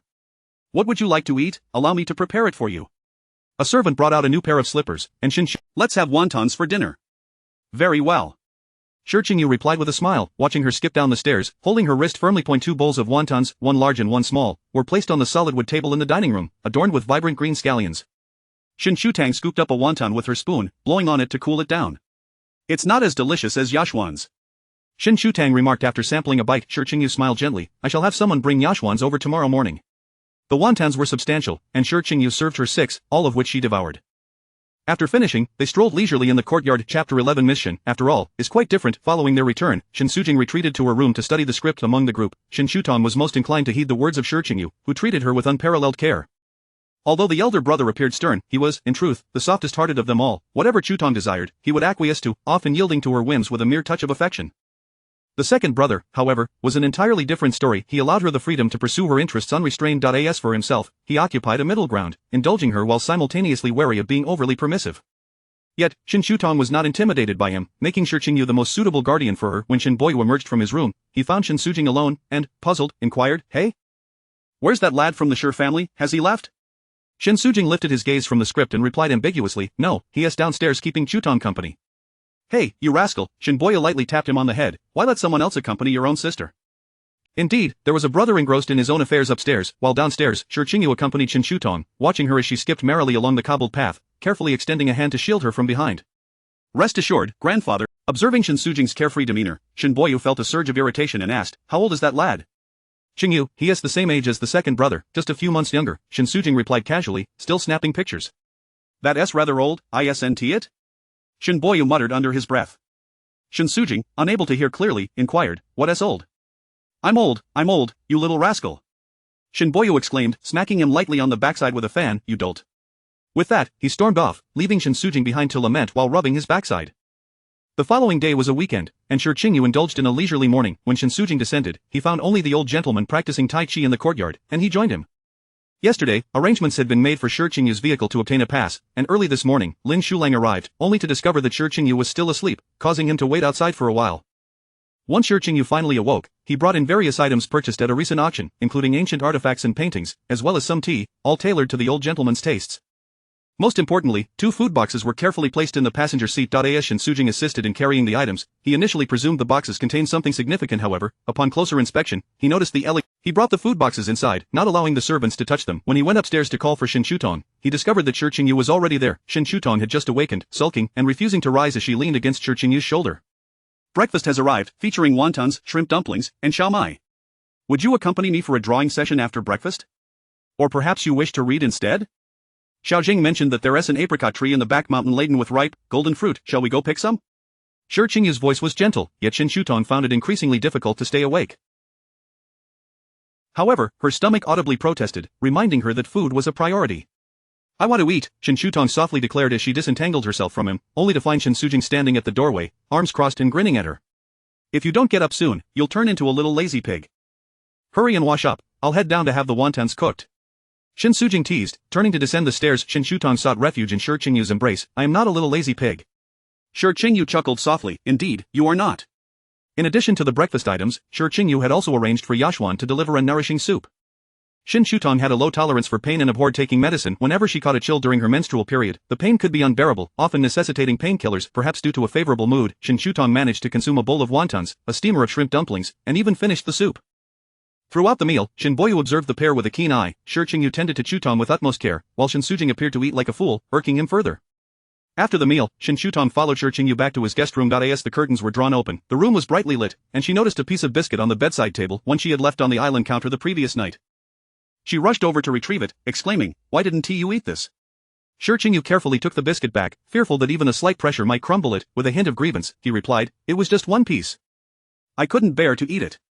Shen Shutang huffed, But you originally had 5 pieces. Shi Qingyu pinched her cheek, noting how little flesh there was, just enough to feel soft and smooth between his fingers. Grandfather is getting old. Consuming too many sweets isn't good for him. He had seen the abundance of fruits on the coffee table in the living room the previous day. Are you trying to snatch? The second brother and third brother will want some as well. The second brother doesn't like sweets, and Sujing is maintaining his figure, so he won't indulge too much. Observing his earnest analysis, Shi Qingyu chuckled softly. Thank you, Shutong. Shen Sikan arrived just before lunch, and upon his arrival, Shen Boyu playfully smacked him on the backside with his fan. You're late to see me. Do you care for your grandfather at all? Hey, grandfather. Shen Sikan laughed, dodging to the side. It's not that I'm late, Shutong and the others arrived early. If they can arrive early, so can you. Shen Boyu huffed angrily, fanning himself vigorously. You know how busy the company is. I hardly have any time. Busy, you say? Yes, you're busy indeed. Don't let me hear rumors about you and some young lady again. Chapter 12. The Injustice. Shen Sikan settled himself on the sofa, casually crossing his legs and dismissing. There is nothing to speak of. What do you mean there is nothing to speak of? Shen Boyu took a seat beside him, stating, just because I'm no longer in charge doesn't mean I'm oblivious to everything. If you wish to pursue a romance, then do so properly. Refrain from allowing any trivial matters to circulate, Shen Sikan replied, his gaze fixed ahead, yet somewhat vacant, as if lost in thought, casually responding, understood. Shi Qingyu naturally chimed in, there has been little to attend to lately, I just came to accompany Tong to visit grandfather. His greeting rolled off the tongue effortlessly. Shen Sikan shot him. There are some pastries that Shulang brought this morning in the dining room. Okay. Having sensed their conversation veered towards business, Shen Shutong cheerfully agreed and scampered off to the dining area. Shi Qingyu accepted the tea Shen Sikan offered, taking a delicate sip. Whether it's resolve depends on them. Shen Sikan mused that it was less about them and more about Shi Qingyu's mood. He was genuinely surprised that after years apart, Shi Qingyu had indeed become as calculating as Jiang Yonyan had described. He nodded slightly, likely understanding the cause of Shi Qingyu's displeased demeanor. It was their first formal introduction of Tong, and he had been humiliated. Shen Shutong was not just backed by Shi Qingyu but by the entire Shen family. Shi Qingyu's attitude reflected the stance of the Shi family as a whole. Since the two families had always maintained a cordial relationship, it would be unwise for anyone to bring this matter up lightly. In truth, it was not a significant issue, merely a case of unfortunate timing. One could say it was just the Zhou family's bad luck. Now, however, the Zhou family sought to apologize, but with Shi Qingyu's directive, they were unable to approach Lan Jiangting. Shen Shutong was unaware that someone awaited her to extend an apology, and with the recent visit to Wuhua Mountain, the Zhou family had become even more elusive. The Zhou family's troubles had not yet dissipated, and now another player, the Lin family, had entered the fray, making for an intriguing situation. Shen Boyu was taken aback. What Zhou family? What do you mean by unresolved? What is the matter? Didn't your people inform you? Shen Sikan teased. A couple of days ago, Qingyu took Tong out for a meal, and a child from the Zhou family acted thoughtlessly, upsetting Tong. That is not quite right. Tong probably didn't take it to heart. It was Qingyu who was displeased. Shen Sikan chuckled, taking a sip of tea. Now, even discussing matters in front of Tong was prohibited, lest it jog her memory. How could you let Tong suffer such indignities? Shen Boyu exclaimed, somewhat angrily, who has ever wronged our Tong since she was little? Shen Boyu, keeping his thoughts to himself, later reflected on Shen Er's ambiguous smile from earlier. I failed as a grandfather. I shall be more vigilant next time. Shi Qingyu apologized with a gentle demeanor. Shen Sichan's smile grew brighter, only to be playfully swatted by Shen Boyu's fan on his arm. Tong has only suffered under your watch. It has truly been a hardship for her these past 2 years. Better than if Qingyu were more attentive. Indeed, Qingyu is indeed attentive. Why don't you let him assume the role of your grandson? I am off to catch up on some sleep, Shen Sikan said as he made his way upstairs. Grandfather, I'll go accompany Tong now.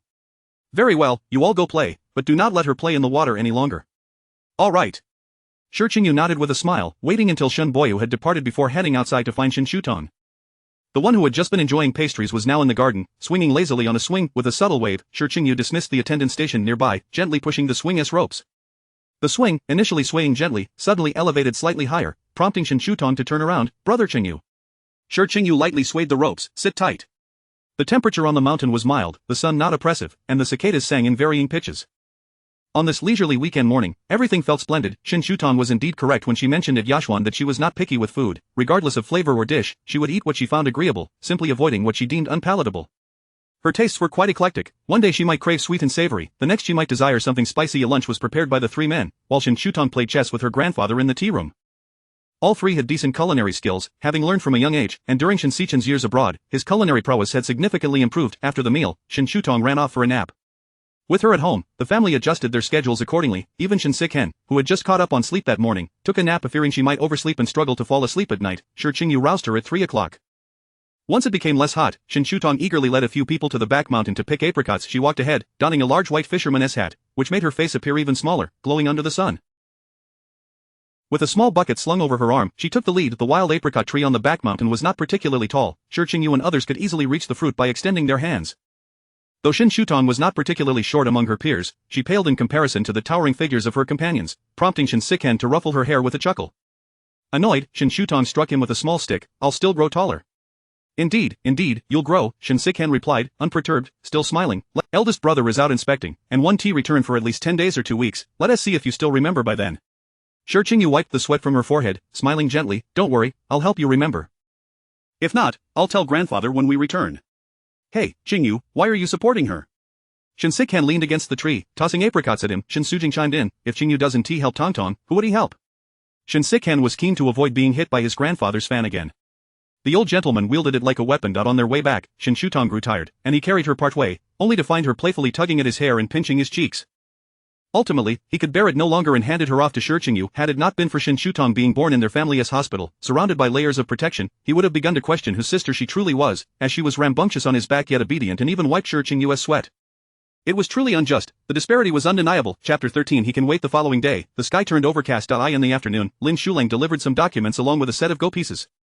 Shi Qingyu held several meetings in the study, while Shen Shutong nestled on the sofa, engrossed in her drawing. As night fell, Shi Qingyu made no move to depart. Given the amicable relationship between their families and the multitude of gifts received over the past 2 days, Shen Boyu felt it inappropriate to usher anyone away. Having developed a habit during his military days, Shen Boyu awoke shortly after 5 in the morning. Thunder rumbled in the sky, and the oppressive weather persisted for an entire day and night, finally yielding to rain. Once awake, he did not return to sleep, opting instead to rise and peruse the go manuals in the study upstairs. As he passed Shen Shutong's room, he noticed the door ajar, a faint light spilling from within, accompanied by what seemed to be the sound of crying. He hastened to the entrance but paused. The bedside lamp cast a warm yellow glow, illuminating Shi Qingyu, tenderly wiping away her tears, his brow furrowed in concentration as he attempted to retrieve a nearby blanket, but was held fast by Shen Shutong's tight embrace. Upon hearing a sound, Shi Qingyu turned his head to see Shen Boyu standing at the door, momentarily taken aback, before softly uttering, "Grandfather. What is the matter?" Shen Boyu approached, his heart aching at the sight of Shen Shutong's tear-streaked face. Shi Qingyu placed a hand over her ear and whispered, "It's thundering. Tang is a bit frightened." Shen Shutong wept softly, her fingers clenching the hem of Shi Qingyu's clothing, conveying a sense of grievance, unease, and helplessness. Shen Boyu moved closer, retrieving the blanket and handing it to Shi Qingyu, watching as he wrapped her securely, his eyes brimming with compassion, his tone soothing and devoid of impatience. The rain continued to fall outside, its gentle patter seeping through the window, punctuated by sporadic rumbles of thunder. After a while, Lin Shulang arrived with earplugs, and at last, Shen Shutong was sufficiently comforted to drift into slumber. Shi Qingyu's nightgown was wrinkled and bore damp marks. He offered Shen Boyu an apologetic smile, saying, "I hope I haven't embarrassed you, grandfather. Your windows aren't very soundproof. Don't even think about taking aim at my house. It is old and cannot withstand much disturbance," Shen Boyu remarked, having discerned Shi Qingyu's intentions. His words were somewhat awkward, prompting him to quickly dissuade the notion. "If you must renovate, just do so and come over and play a game with me?" Shen Boyu turned back to see Shi Qingyu following him. Shi Qingyu nodded. "All right, grandfather. I'll return shortly to change my clothes." Moments later, the two were seated at the desk. The Go set, a gift from Shi Qingyu the previous day, was exquisitely crafted, rivaling the antiques in his collection. Shen Boyu made the first move on the board and directly inquired, "Do you care for Tang?" Shi Qingyu's expression remained unchanged, his demeanor composed. "Yes. Is it the affection of an elder for a junior, or?" Shen Boyu did not finish his question but gazed intently at him. "Grandfather, Tang is still young and does not comprehend, but I am quite aware." Shi Qingyu placed his pieces with calm assurance, meeting Shen Boyu's gaze unflinchingly. Shen Boyu was somewhat taken aback yet had anticipated this response. He reiterated, "Indeed, she is still young, and lacks understanding." "You are 7 years apart. She is merely a young girl, innocent and without guile," Shen Boyu stated, his implication clear. Shi Qingyu had been navigating the business world for many years. Shen Boyu had no faith that he lacked cunning. If it were merely a fleeting interest, Shen Shutong would not be his match. "Grandfather," Shi Qingyu's tone turned serious, "I have never underestimated Tang. I care for Tang. I understand that discussing this now may be inappropriate. She is still young, however, I can wait." 16 years had already passed, a few more years mattered little. Shen Boyu scrutinized him, noting the confidence and patience that radiated from his words. "Indeed, you can wait. But Tang will grow, her interests rarely last beyond a year." Shi Qingyu paused in his movements. "That is true, grandfather, but while Tang is with me, she will always have the freedom to choose. Regardless of her future decisions, whether to embrace him or continue to see him as an older brother, he would harbor no resentment." With that, Shen Boyu inclined his head slightly, conceding, "Very well, since that is the case, I shall not press further. However, Tang is our treasured gem, cherished by the Shen family for over a decade. She has been spoiled at home, exhibiting a few temperamental quirks, and has not faced much hardship." Shi Qingyu's fingers, elegant and defined, held the go piece as if contemplating the board's state, but soon he placed it down, and Shen Boyu struggled to keep pace with his speed. He chuckled, grandfather, here too, I am aware of the boundaries, please rest assured. He appeared utterly unhurried. Shenboyu studied him, then glanced at the board, unable to find a suitable position for the piece in his hand. Yet, Shi Group did not reach for another piece, smiling lightly and saying, grandfather, I concede. Hey! Shenboyu looked at the board, puzzled as to how he could concede. This was merely a stalemate. After a long moment, he suddenly realized that the outcome had been predetermined from the moment Shi Group placed his first piece. He had set this match in motion early on, never intending to feign a loss or to triumph over him. Yet, in this game, he had indeed lost. Shenboyu chuckled in resignation, tossing the pieces back into their jar. It was impossible to deny the passage of time, and it was indeed time for the younger generation to take the stage. He felt a certain relief at being friends with the Shi family. If they were to encounter Shi Group in the business realm, victory was far from guaranteed. At best, it would be a stalemate. Shen Shutong awoke around 9, sitting up in bed with a dazed expression, inexplicably gripped by a sense of anxiety. She first rushed to Shi Group's room but found it empty, her heart sinking with an urge to cry, before hurrying to the study. She burst through the door, exclaiming, Brother Qingyu. With a pitiful pout, she threw herself into his arms, her sleep-laden eyes barely open, her hair tousled, clad only in a nightgown, with no shoes or socks, her calves and feet exposed.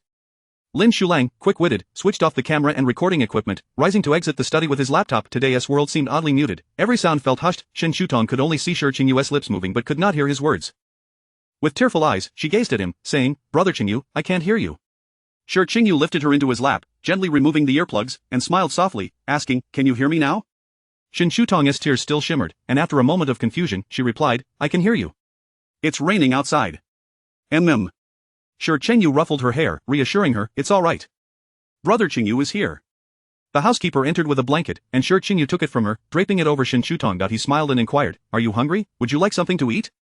Shen Shutong shook her head, extending her hand from beneath the blanket to tug at his clothing, nuzzling her head into his embrace. Stargazer Island. Since childhood, Shen Shutong has harbored a deep-seated fear of thunder and rain. On rainy days, she would become despondent and timid, enveloped in a profound sense of insecurity.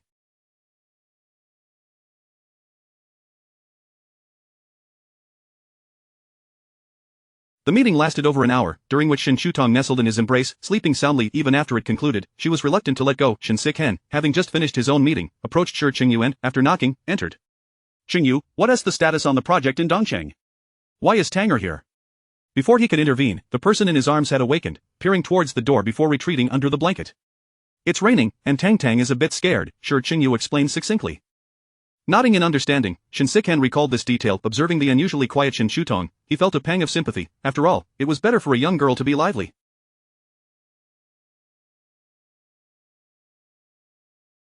Shi Group gently patted her back and set her down. Be good, let Auntie take you to freshen up first, I'll join you for dinner shortly. As Shen Shutong shuffled out, wrapped in a blanket and clad in slippers, she called out to Shen Sikhen, second brother, before continuing on her way. Shi Group watched her depart, rubbing his arms. Second brother, regarding the Dongcheng project, the Shen family should refrain from intervening. Shen Sikhen paused, realizing the implication, and chuckled, Are you setting a trap for me? But if neither of our families gets involved, won't that be too conspicuous?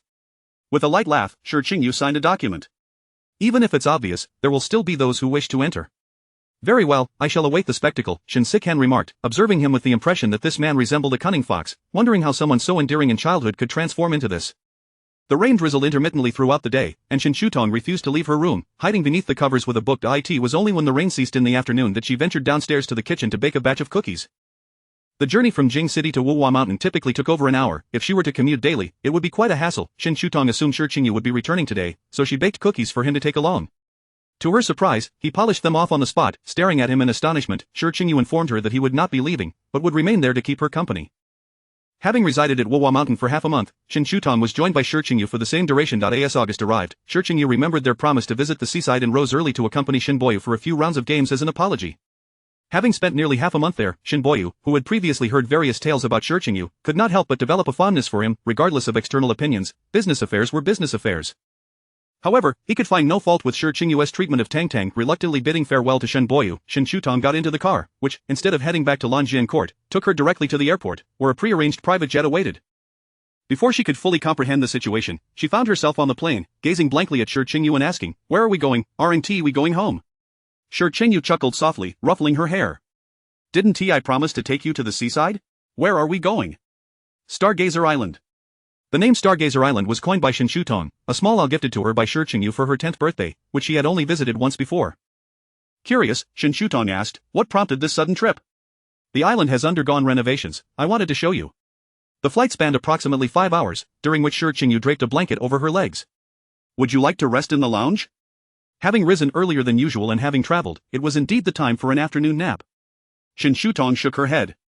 No, I'll sleep here. With that, she removed her shoes and settled onto the sofa, using a pillow as her headrest.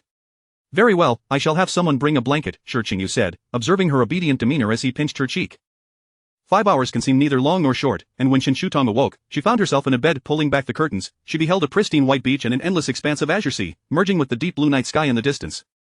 The ocean and sky were a seamless tapestry, the waves frothy and white, while the stars above shone brightly, reflecting one another. The surf lapped against the shore, creating ripples of blue bioluminescence. Even before opening the window, she felt she could already smell the briny sea breeze. Miss, are you awake? A maid knocked at the door. Shen Shutong slipped on her shoes and opened the door to find a golden-haired matron. Where is Brother Qingyu? Mr. Sure is in a meeting. He asked me to bring you to him once you awoke. Nodding, Shen Shutong followed her downstairs to the study, tiptoeing inside. As soon as the meeting concluded, she rushed over. Brother Qingyu. Fearing she might stumble, Shi Qingyu quickly caught her. Are you happy? There are blue tears. Shen Shutong exclaimed with delight, her eyes sparkling. Shi Qingyu thought her eyes far more beautiful than the stars. As long as you like it. Logically, it was not the season for blue tears, and no one knew how Shi Qingyu had managed to transform this stretch of sea into a glowing blue spectacle. Life on the island was even more tranquil than at the villa, with no disturbances. While Shi Qingyu attended meetings, Shen Shutong would read or play on her tablet, and as she collected seashells on the beach, he would follow behind with a small bucket.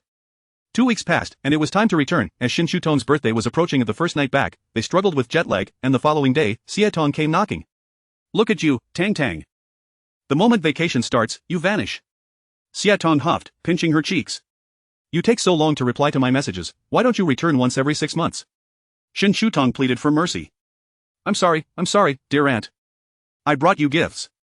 Upon hearing about the gifts, Sietong released her grip, grumbling, I was bored to tears at home. You have no idea how annoying my dad is. Shen Shutong retrieved the items she had prepared and introduced them one by one.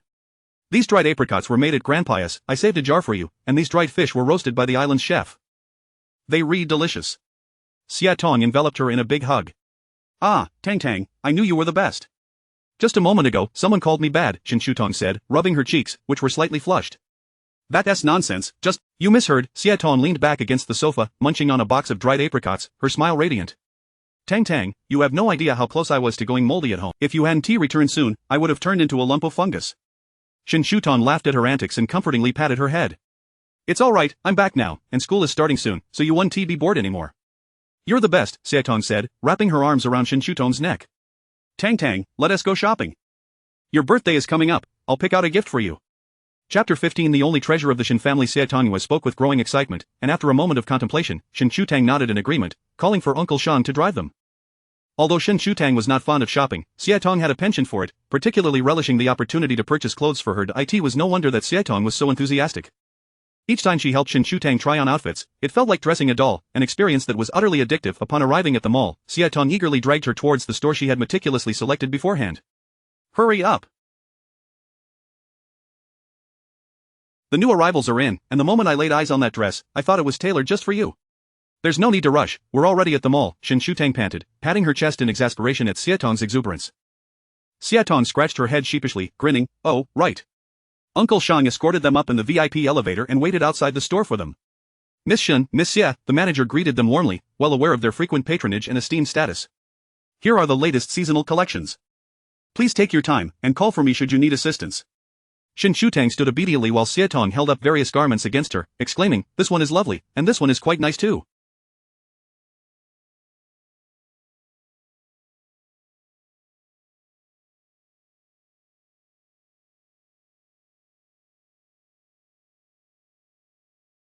Why not try them all on? Absolutely not. Shen Shutong retorted hastily, are you trying to wear me out? Sietong chuckled awkwardly, just kidding, even if you try them on, I might not be able to afford them anyway, so take your time. This one, perhaps. Shen Shutong pointed to a blue dress. Among all colors, she had a particular fondness for blue, reminiscent of the vast ocean and sky, embodying a sense of freedom and expansiveness. I knew it. Sietong exclaimed, handing the dress to her. Now, dear Miss Shen, it's time for you to try it on. Sietong was well aware that Shen Shutong usually did not require such efforts in clothing acquisition, as her wardrobe was either custom-made or presented to her by others. It was solely because Shen Shutong enjoyed accompanying her on shopping trips that she felt a warm sense of camaraderie. Uncle Shang stood outside, and from a distance, he spotted a somewhat familiar figure approaching, causing him to feel a sense of alarm.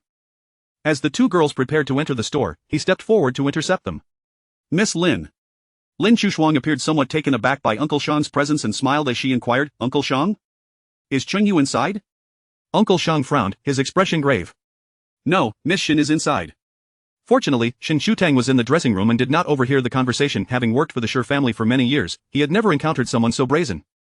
Miss Shen, Lin Shuxuang recalled the young lady she had met last time at the Shi residence, a wave of disdain washing over her, though she maintained a composed demeanor. Oh, really? We had quite an enjoyable conversation last time. I'm Miss Lin. What I meant to convey is that Miss Shen is inside. I kindly ask you to either choose another store or perhaps another mall, Uncle Shang interjected coldly, having seen through her intentions. His voice was devoid of warmth. He suspected that the messenger had not relayed the message properly, otherwise, why would she still approach? What do you mean, just because she is inside, we can't enter? Is this mall owned by her family? One of Lin Shuxuang's companions shouted upon hearing Uncle Shang's words. Indeed, it was. Lin Shuxuang grasped her friend's arm, her cheeks flushing with indignation. She nodded slightly towards Uncle Shang and said softly, Is this Miss Shen's wish? If I said anything that upset her the other day, please convey my apologies. It was unintentional. Miss Lin, this is Mr. Shi's directive. Uncle Shang's tone grew even colder. I merely wish to remind you, keep your insidious thoughts away from our young lady. Lin Shuxuang's face shifted through shades of anger and embarrassment. Uncle Shang, you misunderstand. Miss Lin, your intentions are of no concern to me. I am merely carrying out Mr. Shi's orders. I must insist that you leave. Uncle Shang maintained a faint smile, though his eyes betrayed no amusement. I would prefer to avoid it. Lin Shuxuang's freshly manicured nails nearly broke as she clenched her fists, unwilling to relent. Am I to avoid her forever? That would be advisable. Even Mr. Shi believes that since Miss Lin grew up abroad, perhaps it's better for her to adapt back to life there. Uncle Shang glanced at his watch. Miss Lin, I trust 11T have to ask you a third time? Yun Lin Shuxuang's companion attempted to interject, but Lin Shuxuang pulled her away, defeated. Let us go. Uncle Shang, what do you think of this outfit? Shen Shutang called from within the fitting room after changing. Miss, you look good in anything. Mr. Shi will surely compliment you, Uncle Shang responded eagerly before even stepping inside. As Lin Shuxuang distanced herself, she couldn't help but glance back, tears welling in her eyes as she watched Shen Shutang, clad in a water blue dress, twirl like a princess in a crystal display, while Uncle Shang snapped. Lin Shuxuang had never felt the disparity between people so acutely. She had always considered her family background superior to most, yet now she found herself without even the right to enter. If only she hadn't gone abroad at that time, perhaps things would be different. Xuan, are you alright? Li Meng asked with concern.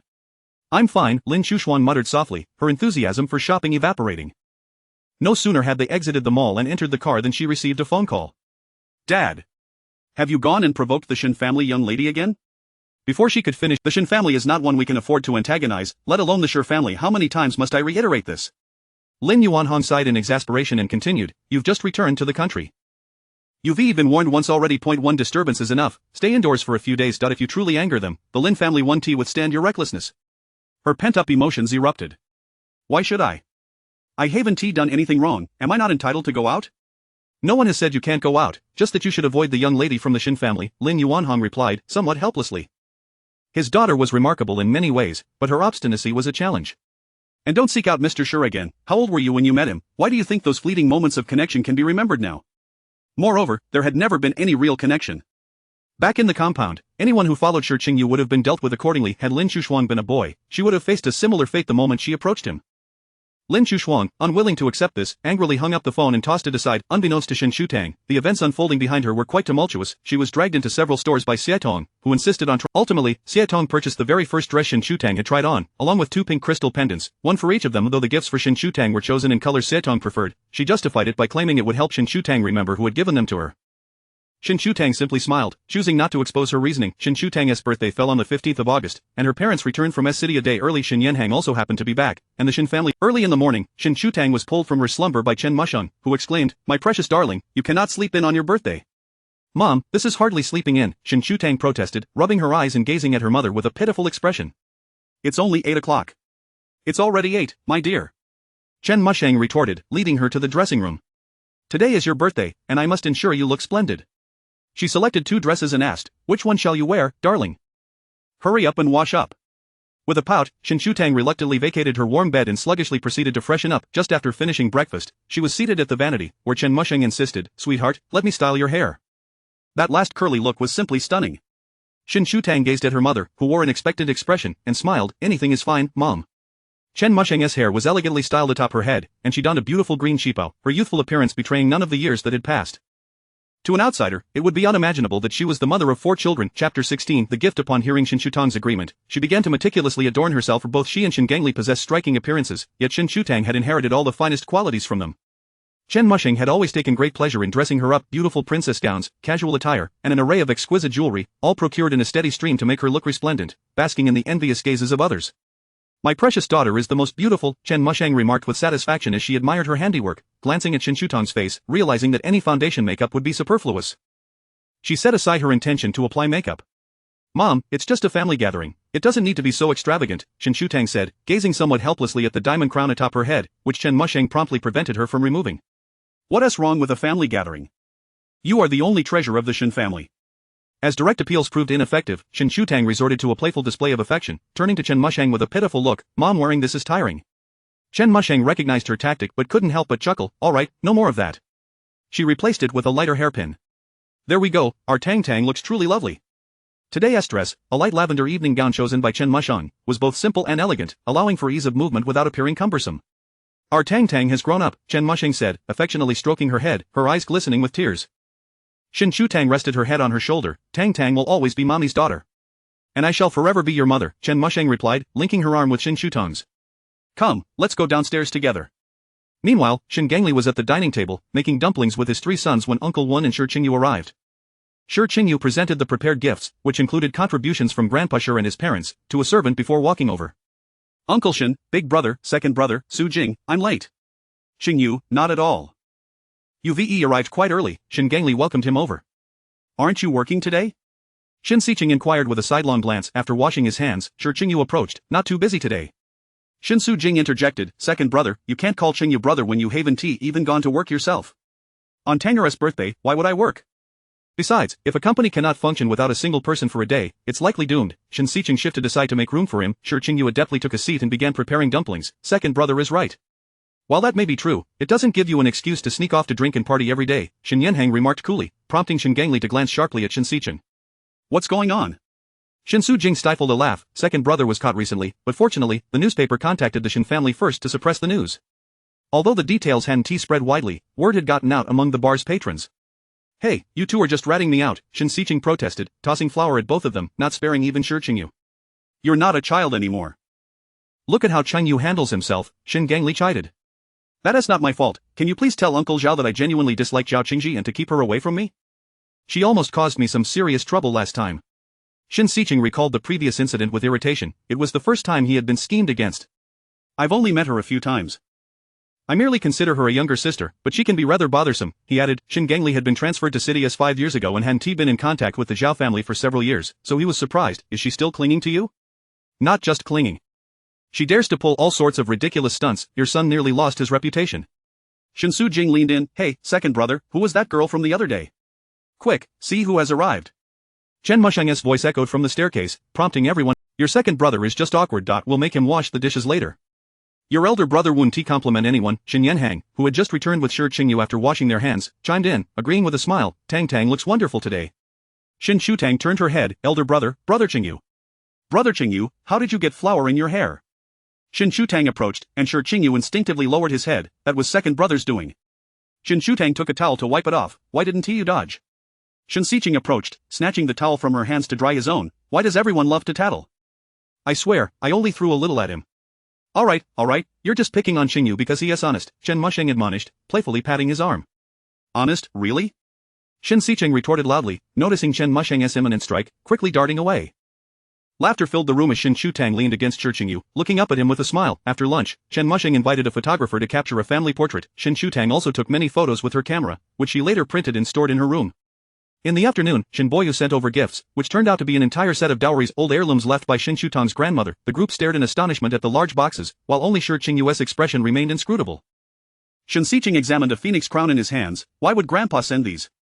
Shen Yanhang speculated, perhaps he thinks Tang Tang is nearing adulthood. Is that a reason to send such things? I believe the old man is becoming senile. Shen Gangli exclaimed angrily. His precious daughter was still so young, and he found it inauspicious to expose her to such marriage-related items. Chen Musheng lightly smacked him. Your father means well, just accept them without so much fuss. How dare you speak ill of your father? She herself had several sets of these items, gifted by Tang Tang's grandmother during her wedding, though the elderly lady had passed away shortly thereafter. Shen Boyo had moved to Wowa Mountain and hadn't returned since. Curiously, Shen Shutang picked up the phoenix crown and placed it on her head, finding it surprisingly heavy. After a moment of play, she set it down. It's too heavy. If I wore it, it might break my neck. Laughter erupted once more, and Shi Qingyu reached over to ruffle her hair. One day, there will be lighter ones. As night fell, Shen Shutang sat in the courtyard, gazing at the fireworks in the sky, her smile radiant. Shi Qingyu sat beside her and suddenly called out, "Tang Tang." Shen Shutang tilted her head, her face still lit with joy. What is it? Shi Qingyu opened his palm to reveal a jade pendant adorned with a cloud pattern resting in his hand. Happy birthday, Tang Tang. May all your wishes come true. With a smile, Shen Shutang took his hand to admire the jade. Brother Qingyu, didn't you give me a gift this morning? This is different. The earlier gifts, though precious, were merely formalities, jewelry she might not wear regularly. Shi Qingyu placed the jade in her hand, speaking softly, I crafted this myself, and it has been blessed at the temple. Shen Shutang examined it closely, feeling the warmth of his palm still lingering on the stone. Brother Qingyu, thank you. I truly love it. Aren't you going to ask what wish I made today? She inquired suddenly for her. The notion that unspoken wishes would not come true was unfathomable. Any wish she voiced would invariably be fulfilled. Shi Qingyu laughed. What is it? I wish for Brother Qingyu to be happy every day and for all his dreams to come true. Shi Qingyu paused momentarily, then his smile broadened. Good. He felt immense. With a loud bang, a firework exploded in the night sky, and Shen Shutang suddenly heard her heart racing. She turned her head, the vibrant fireworks reflecting in her eyes, while her own visage mirrored in Shi Qingyu's gaze. Chapter 17. Her father is a school director. As September swiftly arrived, it marked the commencement of Shen Shutang's new academic year. Instead of attending her family's private high school, she enrolled in the affiliated high school of a university, motivated partly by the fact that Haitang was attending this institution, and also because Shi Qingyu had graduated from here. On the first day of school, Shi Qingyu dropped her off at the foot of the teaching building. Anxious about being late, Shen Shutang hurriedly bid him farewell and dashed out of the car, leaving Shi Qingyu to watch her retreating figure with a bemused smile.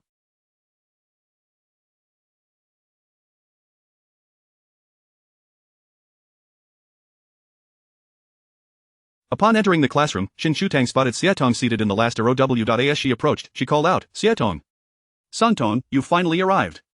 Haitang exclaimed, taking Shen Shutang's backpack and placing it beside her. I was nearly beside myself with worry waiting for you. Here, I brought you some snacks, Shen Shutang said as she settled beside her, gazing at the mound of treats on the desk in astonishment.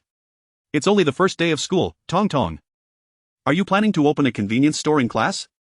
As she spoke, she stuffed the snacks into her desk, adding, however, I can't eat any of this right now, I'll save it for later. Alright then, how wonderful, Santon. We can attend class together again, Haitang said, hugging her arm affectionately.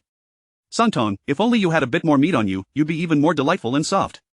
Shen Shutang pinched her cheek playfully. Well, why don't you just hug yourself then? On this first day, most of the students in the class had advanced from the junior high section, some familiar with each other, engaging in light conversation just like Shen Shutang and Haitang. As Shen Shutang diligently wiped down her desk, listening to Haitang's incessant chatter, suddenly, someone kicked their table. Could you change seats? I want to sit here.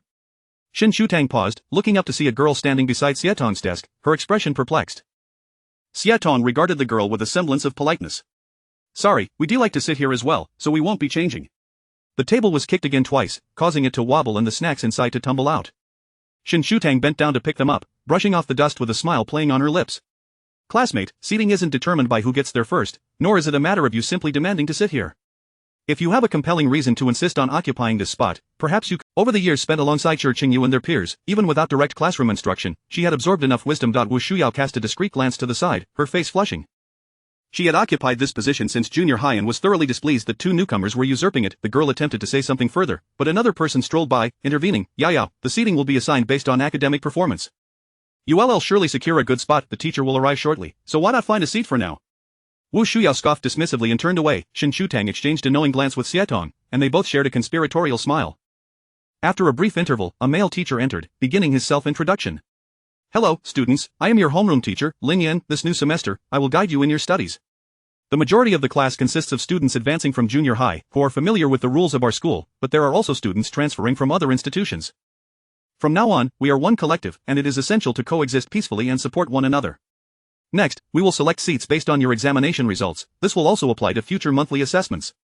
Please wait outside the corridor, and I will call your names in order. Amidst the rustling sounds, Haitang pulled Shen Shutang out of the classroom, deliberately ignoring the earlier girl as they passed by. Shen Shutang, Lin Yan called out once everyone had exited, adding, not only is Shen Shutang the top scorer in our class, but she also holds the second highest score in the history of the school. Murmur. It's Shi Qingyu from the Shi family. Not only is he handsome, but he also excels academically. Although Shi Qingyu had graduated several years prior, the Shi family remained a formidable presence in their circles. Few were unaware of Shi Qingyu, a paragon of capability and talent, graced with an enviable visage. Handsome, Haitang thought these people must be out of their minds. She would remember how he had once reported her to her father, and she could only imagine the spectacle of him approaching. Shen Shutang shot her a sidelong glance and smiled. Not at all, I was waiting for you. The classroom still housed only the two of them, with students trickling in gradually. After a while, Shen Shutang noticed the earlier girl. Once seating was finalized and books distributed, Shen Shutang retrieved the snacks from her desk, placing them into her backpack, labeling each book, and dutifully writing her name on Haitang's books at her insistence. During the long break, Haitang went to get water while Shen Shutang rested her head on the desk for a brief nap. Not long into her slumber, the desk was kicked once more.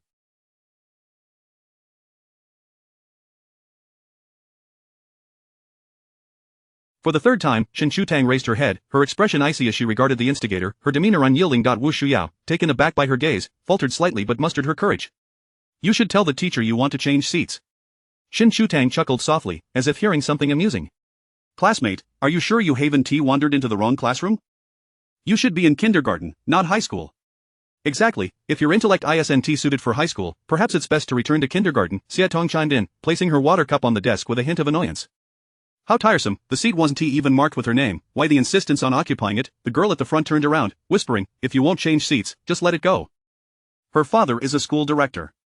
Shen Shutang merely responded with a nonchalant "oh," taking a sip from her cup, while Haitang adopted a similarly indifferent expression. Seeing their lack of concern, the girl at the front turned back around. Wu Shuyao huffed in irritation. I want to sit here, and I will sit wherever I please. Asking you to talk to the teacher was merely a courtesy. If you don't move, I'll go to the teacher myself. Just don't be surprised if you find yourselves ousted from the classroom. Oh, how kind and powerful you are, Haitang retorted with mock applause, her tone dripping with sarcasm. Shen Shutang couldn't help but laugh at her antics. Come on, Sangtong, I'm genuinely afraid of being embarrassed if we get kicked out. Let us just leave now, Haitang urged, tugging at Shen Shutang's arm as they bypassed the girl. Stop right there, did I give you permission to leave? Wu Shuyao shouted, her voice echoing through the room. Chapter 18. Calling the parents. Haitang turned around and quipped, sister, with a voice that loud, why don't you become a loudspeaker? Even if you were a loudspeaker, we would. Wu Shuyu was experiencing humiliation for the first time, her face flushing with anger as she stepped forward, raising her hand to slap Haitang. Shen Shutang quickly pulled the still laughing Haitang away, causing Wu Shuyu to miss her target and stumble forward. Once she regained her balance, she raised her hand again, this time aiming for Shen Shutang. Not hesitating for a moment, Shen Shutang retaliated, and with a sharp clap, the classroom fell into silence. Wu Shuyu covered her face, incredulous as she asked, you hit me, how dare you? Shen Shutang gazed at her coldly, her imposing presence was reminiscent of Shi Qingyu, her palm tingled and burned, leaving her too fatigued to strike a second blow. If I don't retaliate, should I merely wait for you to hit me? You! Wu Shuyu shouted in anger, shoving Shen Shutang aside and bolting for the door. Shen Shutang was caught off guard and pushed back, her lower back colliding with the edge of a desk, causing her to grimace in pain. Tang, are you alright? Haitang rushed over to support her. What is wrong with her? I'm fine, I just need a moment, Shen Shutang replied, nursing her aching hand and back as she sluggishly made her way back to her seat, tears welling in her eyes from the pain. However, scarcely had she sat down when a classmate approached, informing her that the homeroom teacher wanted to see them in the office. On the very first day of school, slapping a classmate was indeed reprehensible. Lin Yan could not fathom how a seemingly demure girl with excellent grades could possess such a volatile temper. Shen Shutang, in agony, lacked the mood to argue with him, quietly enduring his lecture for 10 minutes until he mentioned calling her parents, which left her stunned. Oh no.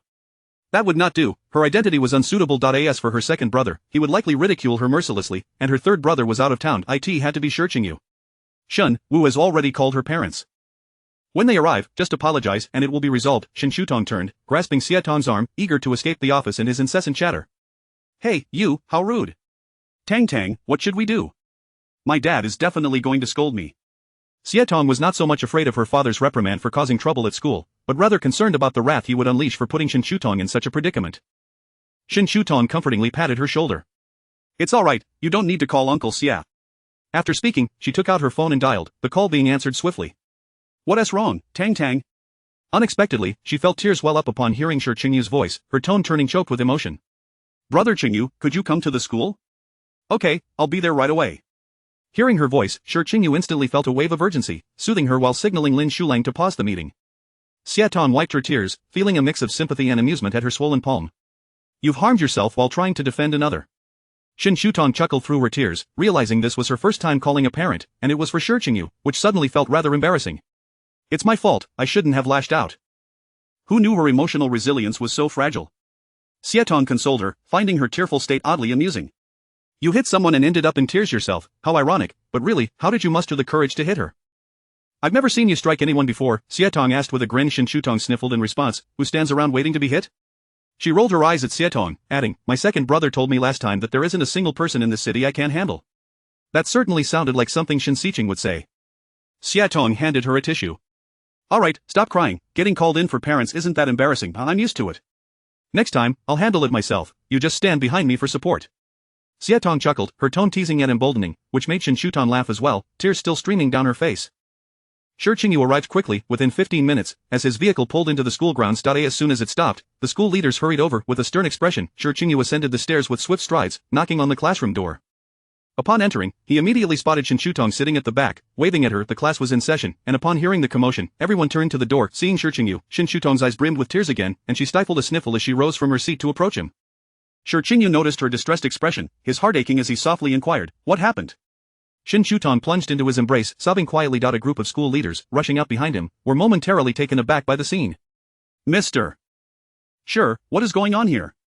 They were unaware of the circumstances but could tell that her crying on the very first day was far from a good sign. Outside, cicadas chirped incessantly, and the air was stifling, yet everyone present felt a coolness washing over them.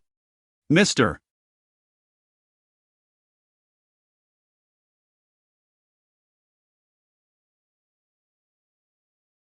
Sure, there's a lounge over there, perhaps we should head there to rest," one of the leaders suggested. Shi Qingyu lifted her chin, wiping her tears away.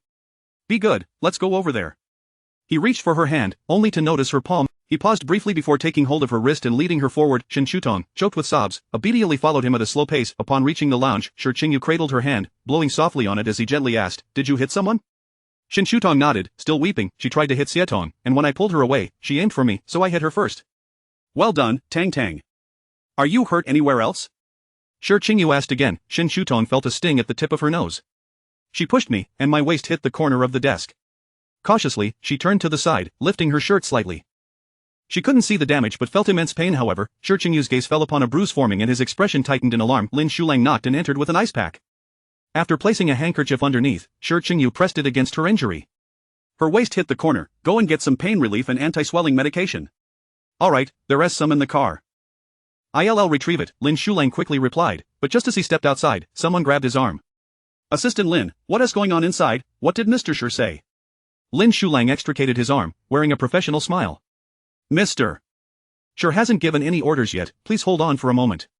Whenever an incident arose, Shi Qingyu's first priority was always to comfort Shen Xiqing. Everything else could wait. The absence of orders indicated that Shi Qingyu was currently preoccupied, entirely focused on Shen Xiqing. With that understanding, Lin Shulang hurried downstairs to fetch the medicine and returned promptly. Stepping back outside, Chapter 19 Trouble. The anti-inflammatory ointment possessed a slight analgesic effect. After a while, Shen Xiqing's emotions began to stabilize. She lifted her head from Shi Qingyu's embrace, her tear-filled eyes gazing up at him. "Brother Qingyu, that girl's father is a school director, have I caused you trouble?" In her earlier distress, Shen Xiqing had not noticed the crowd of people trailing behind Shi Qingyu. She merely felt that she had brought him significant trouble. Shi Qingyu observed her reddened eyes and gently wiped the corners of them. "It's not a trouble at all. The real trouble did not lie with her. Tang Tang did wonderfully. You protected Haitang and yourself. In my eyes, what you did will never be a bother." He spoke softly, patting her back, yet, witnessing her hurt caused him immense heartache. Shen Xiqing, somewhat understanding, nodded. "Brother Qingyu, let us go find the class advisor." "All right." Shi Qingyu responded, but then gently placed her onto the sofa, preventing her from leaving. "Just sit here obediently." He then retrieved a cushion to support her lower back. "Shu Lang, let them in." As soon as Shi Qingyu finished speaking, Lin Shulang pushed the door open, leading a group of people inside. "Mr. Sure." A flurry of individuals entered, prompting Shen Xiqing to subtly shift closer to Shi Qingyu. "Mr. Shi, I sincerely apologize for the distress caused to Miss Shen. We have thoroughly investigated the matter, and it is not her fault." Shen Xiqing blinked at Shi Qingyu, her eyes reflecting confusion.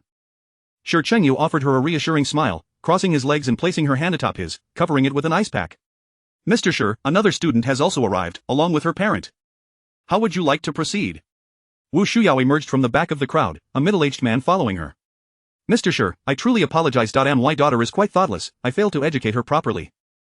"Please forgive me, you should be the ones apologizing to me," Shi Qingyu replied gently, his fingers softly massaging the palm of Shen Xiqing's hand. Yes, Yao, quickly apologize to Miss Shen." Wu Shuyao's face was still swollen, and she was reluctant, but having been previously admonished by Wu Zhang, she reluctantly uttered, "I'm sorry." "Miss Shen, I apologize as well. It was the teacher who wrongly accused you without understanding the situation. I too extend my apologies." Lin Yan stepped forward, his tone far more sincere than Wu Shuyao's. "Does your hand still hurt?" Shi Qingyu asked gently. Shen Xiqing shook her head and turned to the people standing nearby. I did strike someone, and I owe you an apology. However, I cannot accept your apology. When we were in class, my classmates reminded me that your father is a school director. I cannot fathom how many times incidents like today have occurred, nor how many classmates you have bullied. If I were merely a student from an ordinary family, would the situation have been different? Shen Shutang spoke calmly. Would I be the one to get beaten, the one to apologize, and then, as you suggested, would I have to slap myself 10 times in front of all my classmates before you would forgive me? Upon hearing this, Shi Qingyu felt a sharp pang in his heart, his fingers momentarily pausing before resuming their gentle caress. Unfortunately, my background may be slightly superior to yours, which is why I can sit here conversing with you. But what if it were another student? My perception of Yi Zhong is not one of such a school. After Shen Shutang finished her words, she lowered her head in disappointment. The room fell silent, save for the sound of Shi Qingyu gently blowing on her palm. She gazed down, feeling tears welling up once more. Indeed, Miss Shen is correct, we have neglected our school's management. Shi Qingyu lightly patted her back and addressed the group coldly. I did not come here to address the issues of school management today. The appropriate parties will contact you regarding this matter. Apologies must be made where necessary. Whether Tang Tang chooses to forgive is her own affair, but thereafter, the Shi family's legal team will issue a letter. We kindly ask the school to cooperate with the necessary procedures.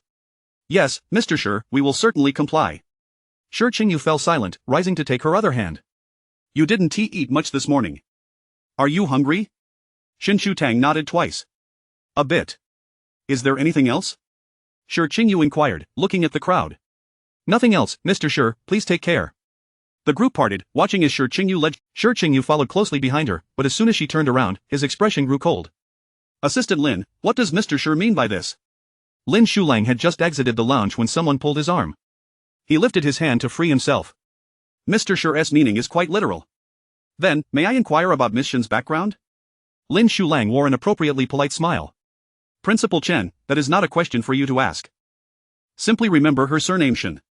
Truth be told, it felt quite exhilarating to speak so boldly, but Miss Shen was usually well-behaved and low-profile. Such opportunities were rare. Lin Shulang chuckled, quickening his pace to catch up with Shi Qingyu. Surname Shen, not in the capital. The only prominent family with that surname connected to the Shi family was Wanda. He should have realized earlier that Shi Qingyu would not casually send a young girl to school, nor would he care so deeply.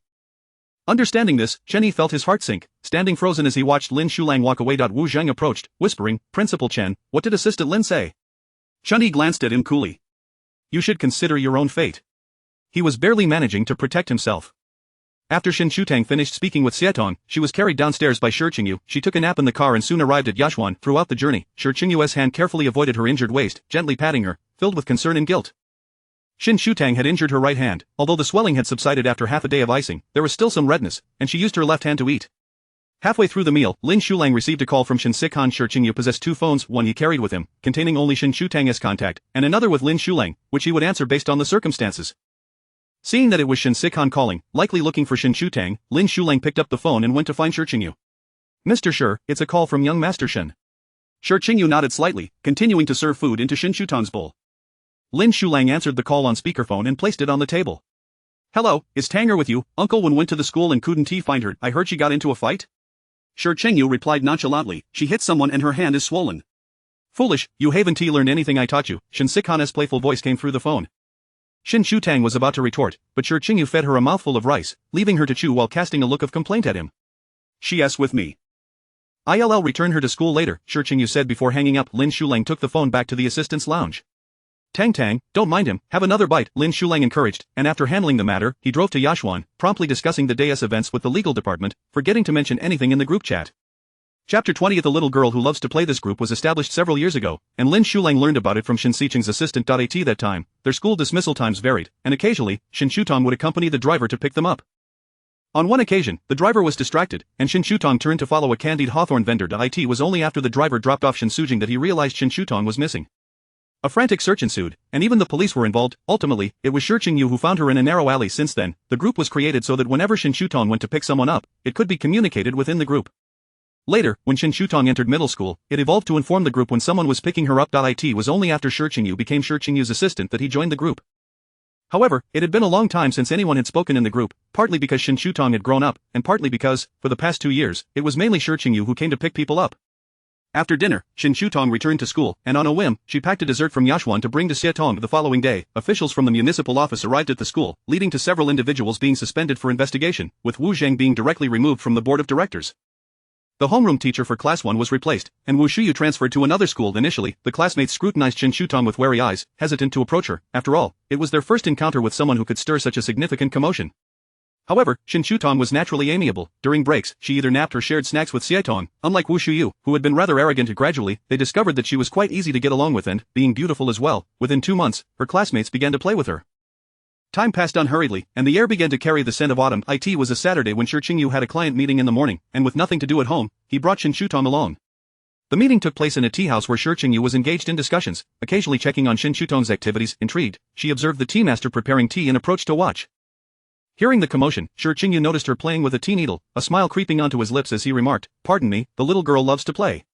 No worries, Xiaoyu, please teach Miss Shen," he added. Shen Shutong turned and smiled at him, setting down the tea clip and following the tea master to learn. After a while, she served a cup of tea to Shi Qingyu. "Thank you, Tang," he said with a smile as he took a sip, just as the meeting concluded.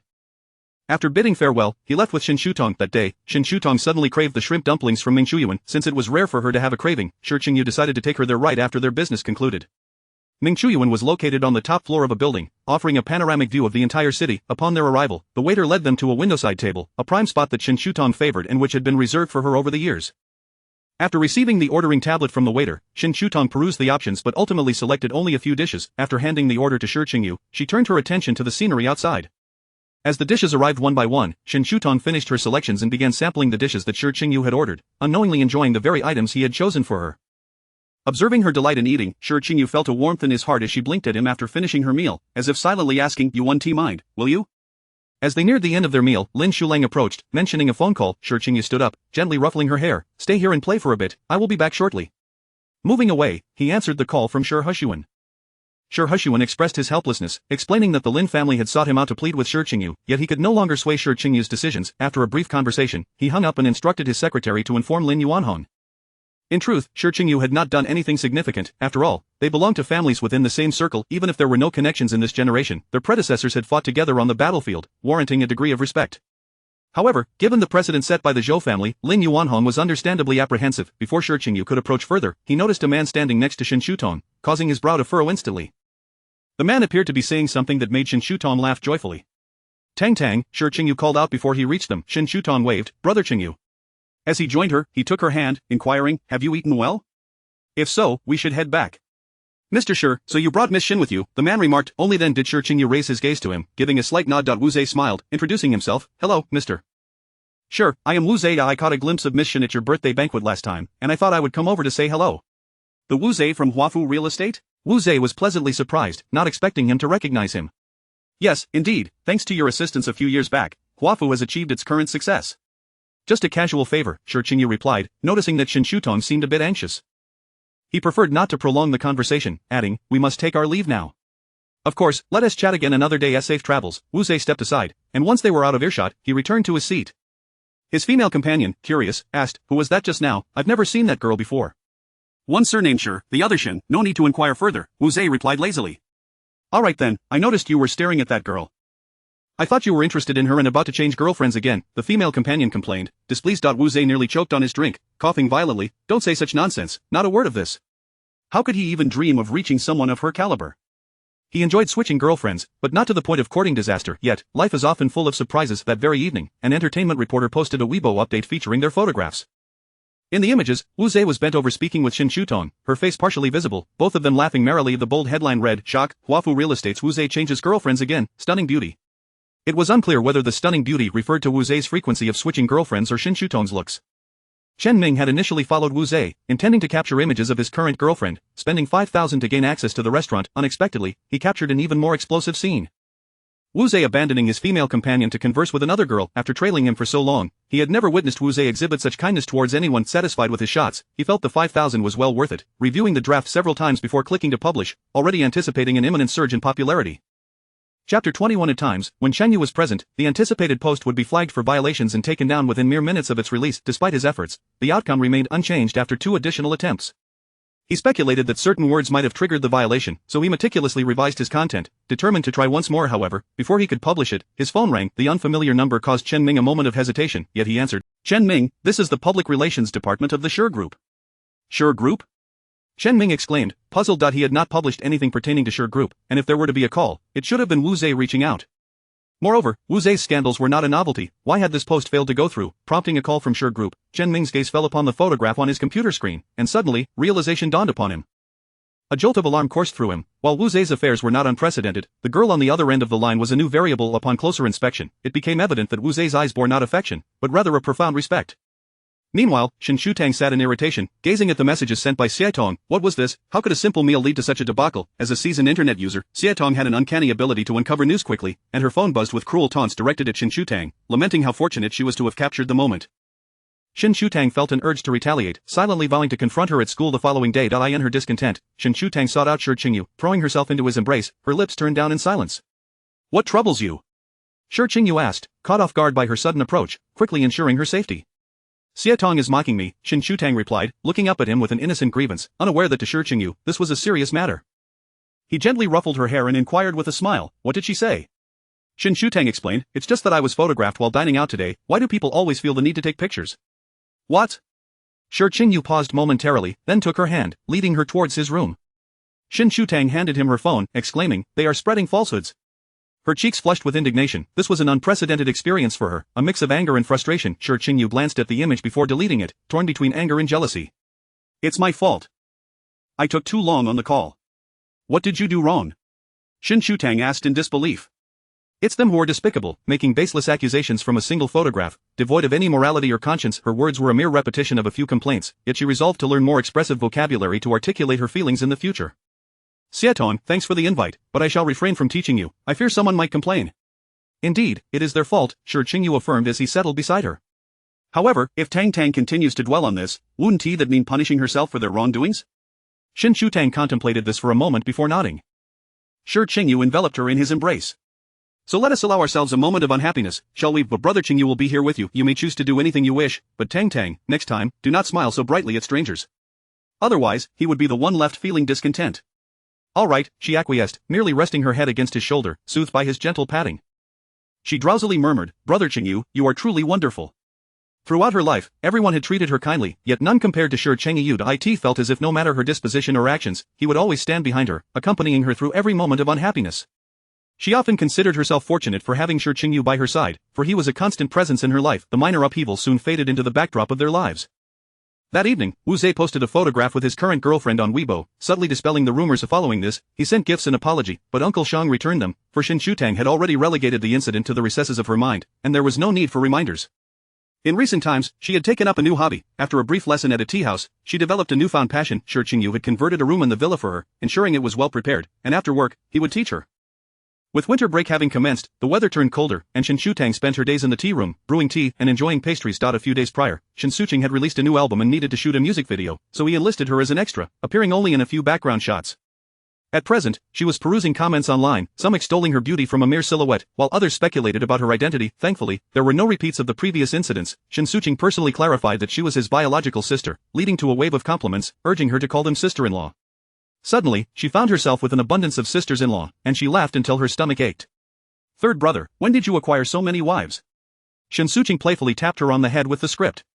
What nonsense are you spouting at your tender age? Mind your words. Leaning in closer, Shen Shutang lowered her voice to inquire, so, third brother, do I have a third sister-in-law?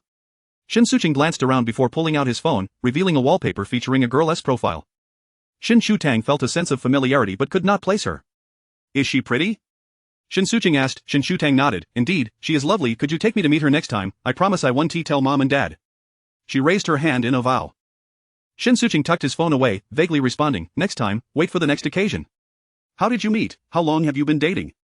Shen Shutang continued, her curiosity piqued. Shen Shutang's cheeks flushed slightly. We're not dating yet.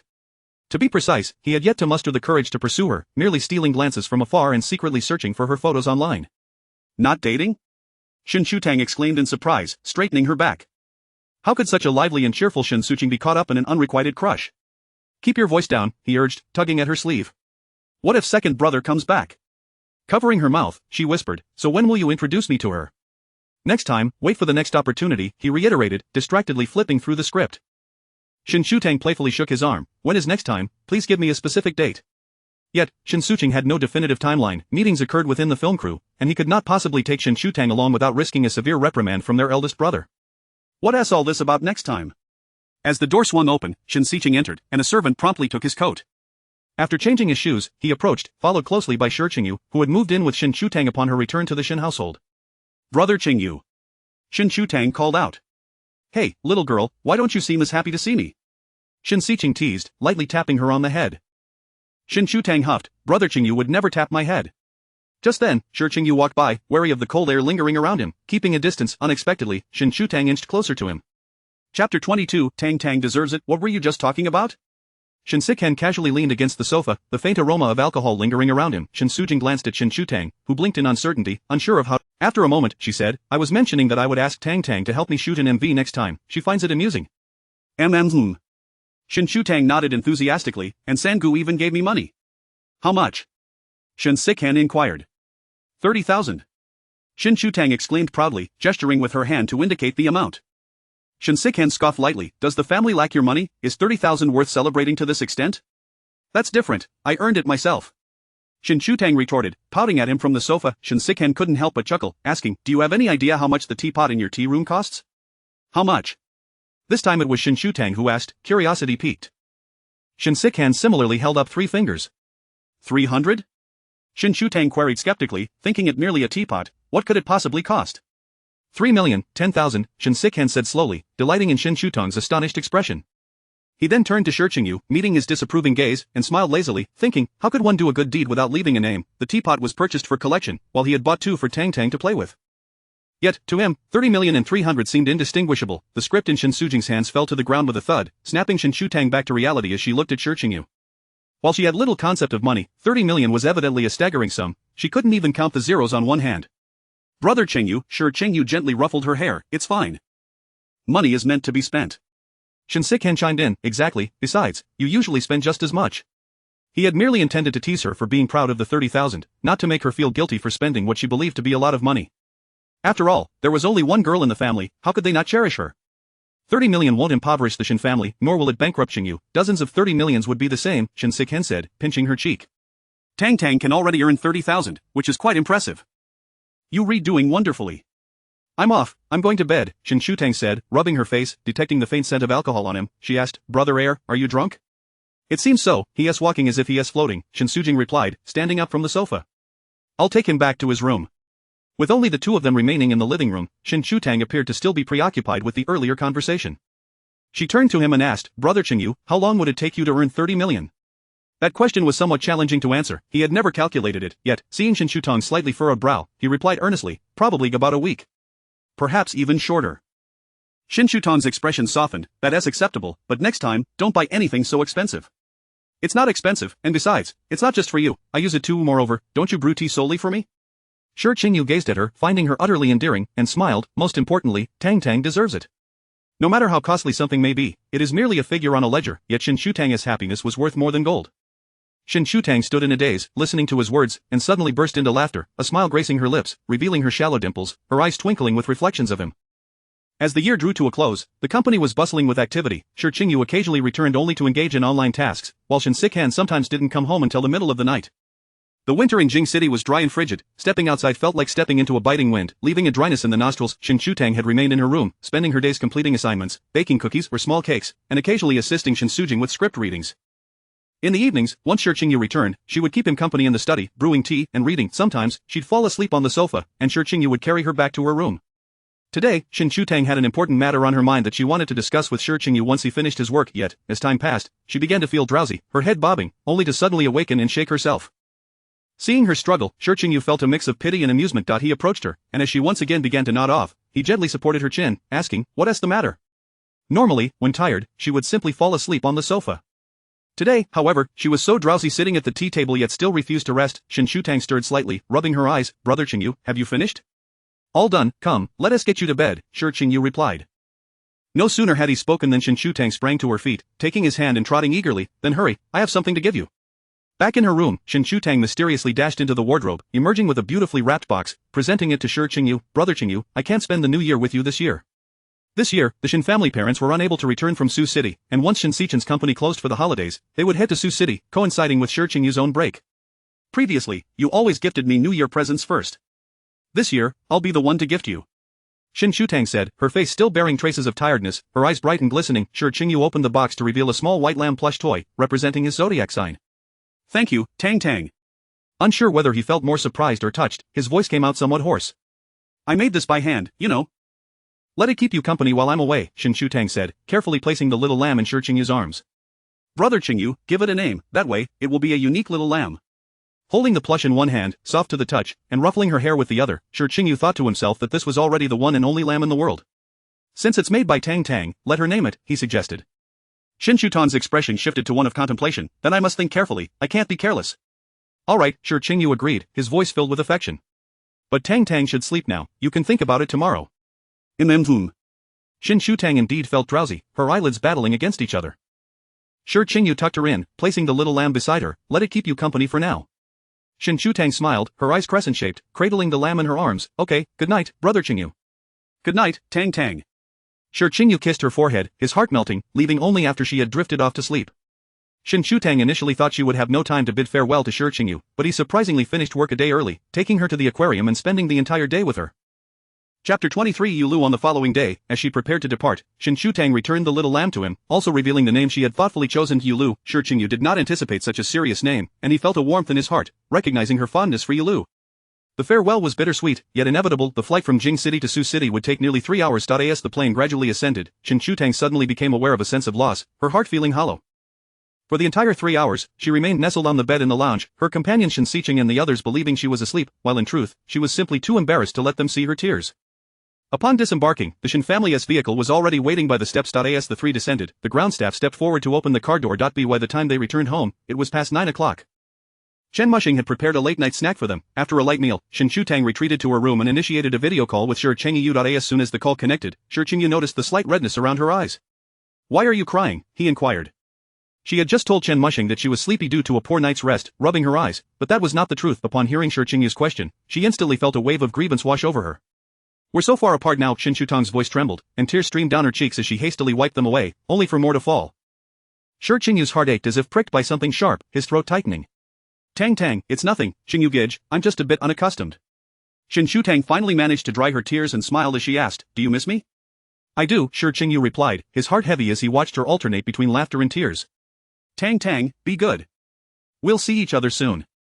Shen Shutang nodded obediently. I'll be back in half a month. All right. Shi Qingyu smiled. I'll be waiting for you, Tang Tang. After exchanging a few more words, Shen Shutang snuggled under her covers, leaving the call open. Shi Qingyu listened to her gentle breaths until the call finally ended. The next day, Shen Shutang awoke to find her phone had died from lack of charge. After plugging it in, she sent a message to Shi Qingyu before heading downstairs. Mama Shen Shutang bounded down the stairs and threw herself into Chen Mushing's embrace. Ah, Tang Tang, why are you up so early today? Chen Mushing asked softly, concerned she might not have rested well, as she had appeared rather listless upon her arrival yesterday. Unlike your two lazy brothers, who are still asleep, Shen Sujing remarked as he descended the staircase. Mom, that's not fair. I am not a lazy brother. I went for a run at 6 this morning and have already showered. I can't have my image tarnished in front of Tang Tang. Shen Shutang giggled, I slept well, so I woke up early. Alright, you two are good children. Go wait over there, breakfast will be ready soon. Shen Mushing urged them out of the kitchen. The household staff had the morning off, and Shen Gangli had gone to several places for inspections after finishing breakfast. Shen Sujing pushed Shen Shutang out of the kitchen, instructing her to watch television in the living room while he returned to help in the kitchen. Shen Shutang switched on the television, finding an animated show to watch, just as the doorbell rang. Shen Mushing poked her head out of the kitchen. Tang Tang, go answer the door and see if your dad is back. Okay. Shen Shutang replied, quickly running to the door. However, the person standing outside was not Shen Gangli. Snow had begun to fall outside, blanketing the ground in a delicate layer of white. Shi Qingyu stood at the doorstep, snowflakes perched on his hair and shoulders. Upon seeing Shen Shutang open the door, he was momentarily taken aback before breaking into a smile. Tang Tang. Qingyu Gij. Shi Qingyu enveloped her in a warm embrace, gently saying, come inside. It's cold out here. Shen Shutang snapped out of her overwhelming surprise and pulled him inside, while the driver placed the items in the entrance hall, respectfully stating, Mr. Shi, I'll leave these here. I'll return if you need anything. Alright, Shi Qingyu nodded lightly, closing the door behind them, while Shen Shutang held onto one of his hands. Qingyu Gij, why are your hands so cold? Just as he was about to respond, Chen Mushing's voice echoed from the kitchen. Tang Tang, who is here? Qingyu? Chen Mushing was equally startled to see him in the living room. Shi Qingyu smiled gently. Auntie Chen. Qingyu Gij? Shen Sujing emerged from the kitchen, his expression one of surprise. Didn't you say you were delivering a gift for Tang Tang? Shi Qingyu's ears turned slightly red. It was indeed a New Year's gift for Shen Tang, but he had come to deliver it personally. Perfect timing. Have you had breakfast yet? Chen Mushing handed him a towel and then turned to Shen Tang. Quickly, take Qingyu to the living room to relax. Okay. Shen Tang happily led him to the sofa. She then took the towel to dry the snow from his hair. Qingyu Gij, can you perform magic? Shen Tang was so delighted that she hardly cared about the New Year's gift he had mentioned. This surprise was already the best gift she could receive. Qingyu felt warmth spreading through him as he gazed at Shen Tang's earnest expression, momentarily lost in thought. I can't, he replied. Then he added with a smile, would you like to see? Shen Tang burst into laughter. Qingyu Gij, have you frozen your brain? She cupped his face with her hands, relieved to find it cool but not icy. I was just teasing you. Qingyu stared at her, yearning to pull her into his embrace, yet he restrained himself. You too, come eat. Chen Musheng called from the kitchen. Shen Tang led Qingyu to the table, noticing that he seemed a bit dazed today. Watching the two of them seated across from each other, Chen Musheng felt a sense of nostalgia, realizing how swiftly time had passed. In the blink of an eye, Shen Tang had grown up, and Qingyu was no longer the innocent boy of yesteryears. As a child, Qingyu had been shy and somewhat reclusive, preferring to play with Tang Tang alone. Who would have imagined that this companionship would last 16 years? Qingyu had initially planned to return in the afternoon, but Chen Musheng insisted he stay for the night, not wanting him to spend an entire day traveling. The happiest among them was Shen Tang, who not only personally prepared the guest room for Qingyu but also lent him her own pink bedding set. Shen Xiqing stood at the doorway, arms crossed, watching them with a smile. It seems to hold true that no matter what status one holds outside, they must still sleep on pink bedsheets at home. What's wrong with pink bedsheets? They look lovely. Shen Tang retorted, then turned to Qingyu. Right, Qingyu Gij? They do look nice, Qingyu replied, watching her bustle about from the sofa. Shen Xiqing felt a pang of jealousy. You've grown up and yet you've never made my bed. You don't like it anyway, Shen Tang huffed playfully. Qingyu Gij wouldn't mind pink bedsheets. Chapter 24. A snowy day before dinner, Shen Gangli returned home, having finally wrapped up his work. Apart from Shen Yanhang, who accompanied his wife back to her family, the entire family was present, and they had guests. Chen Musheng prepared a lavish feast, and the meal was filled with joy and laughter. After dinner, snow began to fall outside, captivating Shen Tang, who eagerly tugged at Qingyu, wanting to play in it. Tang, it's cold outside, Qingyu said, restraining her. Are you afraid of the cold, brother Qingyu? Shen Tang paused, recalling how snow had clung to him when he arrived that morning, rendering him almost frozen. I'm not afraid of the cold. I fear that you might be cold. Qingyu's gaze deepened as he looked at the eager Shen Tang, and he eventually nodded. He ensured she was bundled up in a scarf, hat, and gloves before leading her downstairs. The snowflakes fell heavily, and Shen Tang caught them in her hands, watching them briefly retain their form on her gloves before melting into small puddles. She frolicked joyfully, spinning in circles while holding Qingyu's hand, singing as she twirled. The streetlights cast a warm yellow glow, and the falling snow resembled white petals, brushing against their skin with a chilly caress. With Shen Tang song in his ears and her smile in his eyes, Qingyu found that snowy days no longer held unpleasant memories, but rather beautiful moments worthy of a lifetime's remembrance. He chuckled softly, tightly grasping Shen Tang's hand as they spun together, and who could have imagined that this person was the president of the Shi Corporation? On the balcony of the second floor, Chen Musheng, wrapped in a shawl, observed the two below. At that moment, they were lost in their own world, as if no one else could intrude, just the two of them. Gangli, do you think they are quite compatible? Hearing his wife's voice, Shen Gangli set down his book and rose from the sofa to look downstairs, clicking his tongue lightly. How old is Tang? Chen Musheng replied, she'll be 17 after the new year, and next year she'll be 18. There are plenty of people who get engaged right after reaching adulthood. Yet she is still just a young girl. What does she understand about such matters? The thought of his beloved daughter marrying made Shen Gangli feel uneasy. No matter how much he admired Qingyu, he now found him somewhat unappealing. Besides, we have no idea what Qingyu is thinking, and whether Tang likes him is still uncertain. With their demeanor, it hardly seemed as though they were uninterested, and Chen Musheng, slightly annoyed, laughed. You always act this way when it comes to Tang, as if you fear someone will snatch your precious daughter away. Your two sons are still single, you shouldn't worry. Shen Gangli responded, grandchildren have their own fortunes, but Tang is different. She will always be our family's daughter. If she doesn't want to marry, then she won't, and if she does, we can discuss it then. It would be best if she found someone who could join our family. As he spoke, Chen Musheng chuckled beside him. That's just your perspective. They are grown now, their lives belong to them. Though he said this, as parents, they could not help but worry, and all they could do was provide support from behind. Downstairs, the two returned, each retreating to their rooms for a hot shower. Shen Tang, dressed in a fluffy nightgown, ran to find Qingyu. He was particular about where he slept. Each time he changed locations, he struggled to fall asleep. When troubled, sleep eluded him, and after Shen Tang discovered this once, she forbade him from taking medication. When she arrived, she brought a storybook from her childhood, the only one she could find after searching for a while. Lie down nicely, Shen Tang said in a tone akin to soothing a child, expertly settling herself on the cushion of the carpet. Today's story is about to begin. Qingyu watched her with rapt attention. This was not the first time Shen Shutang had read to him, yet he still felt as if he were in a dream. How could such wonderful things exist in the world, and how could they happen to him? Everyone assumed Shen Shutang clung to him, but in truth, it was he who could not bear to be apart from her. Thinking about leaving the next day, Shi Qingyu had initially wished to stay awake, but Shen Shutang's voice seemed to possess a magical quality, and soon drowsiness enveloped him. The warmth of the blankets, the gentle lighting, and Shen Shutang's deliberately soft tone made everything just right. Shi Qingyu closed his eyes and drifted off to sleep peacefully. Shen Shutang quietly glanced up, read for a while longer, then carefully rose, turned off the light, and left. The snow ceased in the middle of the night, and the weather cleared. After breakfast, Shi Qingyu's driver arrived to pick him up. Though reluctant, Shen Shutang was filled with joy. She accompanied him to the car and whispered in his ear that she would no longer secretly shed tears. Shi Qingyu tousled her hair, urging her to go inside quickly. He had brought an abundance of items with him, and as he left, he carried just as much. Once Shen Shutang was safely inside, the car slowly pulled away. "Is Shutang back?" Chen Musheng asked, seated on the sofa and tending to some yarn. "What did you talk about with Qingyu?" "It's a secret," Shen Shutang giggled as she ran over to sit beside her, resting her head on her mother's shoulder. Chen Musheng teased her, "Oh, so you have secrets with your mother now?" Then she inquired, "What do you think of Qingyu?" Shen Shutang looked up, her eyes sparkling. "Brother Qingyu is wonderful." Seeing her clear gaze, Chen Musheng refrained from asking further. "All right, come look here. I am going to knit you both scarves. Pick a color for Qingyu too." "Okay." After a couple of leisurely days at home, Shen Xiqing began to feel impatient on the third day. He urged Chen Musheng to take Shen Shutang and Shen Sujing out to buy New Year's goods. Excited, Shen Shutang expressed her eagerness, having never been to a supermarket before. She carefully examined the lengthy shopping list sent by Chen Musheng, determined not to overlook anything. "Second brother, I want to buy lollipops. They're not on the list. Can we get some?" Shen Shutang asked. Shen Xiqing casually turned the steering wheel. "Sure, if you want to buy out the supermarket, go ahead." That was unnecessary. Shen Shutang simply yearned for a single lollipop. Shen Sujing, clad in a mask and hat, pushed the shopping cart while Shen Shutang scanned the list for items, with Shen Xiqing lazily trailing behind. Finally, at the checkout, Shen Shutang grabbed 5 lollipops, asking Shen Xiqing to pay. Carrying their items, they each took a lollipop and tucked one into their pockets. Suddenly, Shen Xiqing came to a halt, handing his items to Shen Sujing before sprinting off in another direction. "Hey! Where is second brother going?" Shen Shutang inquired. Shen Sujing appeared puzzled as well. Perhaps he saw someone he knows. Who could second brother possibly know in Sioux City? He had grown up in Jing City, and after going abroad, he hardly spent any time in Sioux City.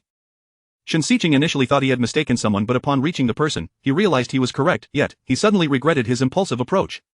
"Are you on break?" he asked, though it felt as if his question held no weight. "Is there something you need, President Shen?"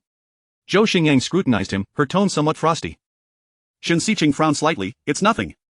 He slipped his hand into his pocket and felt the lollipop that Shen Shutang had placed there earlier. Compelled by an impulse, he took it out and placed it in her palm. "I'll head home now."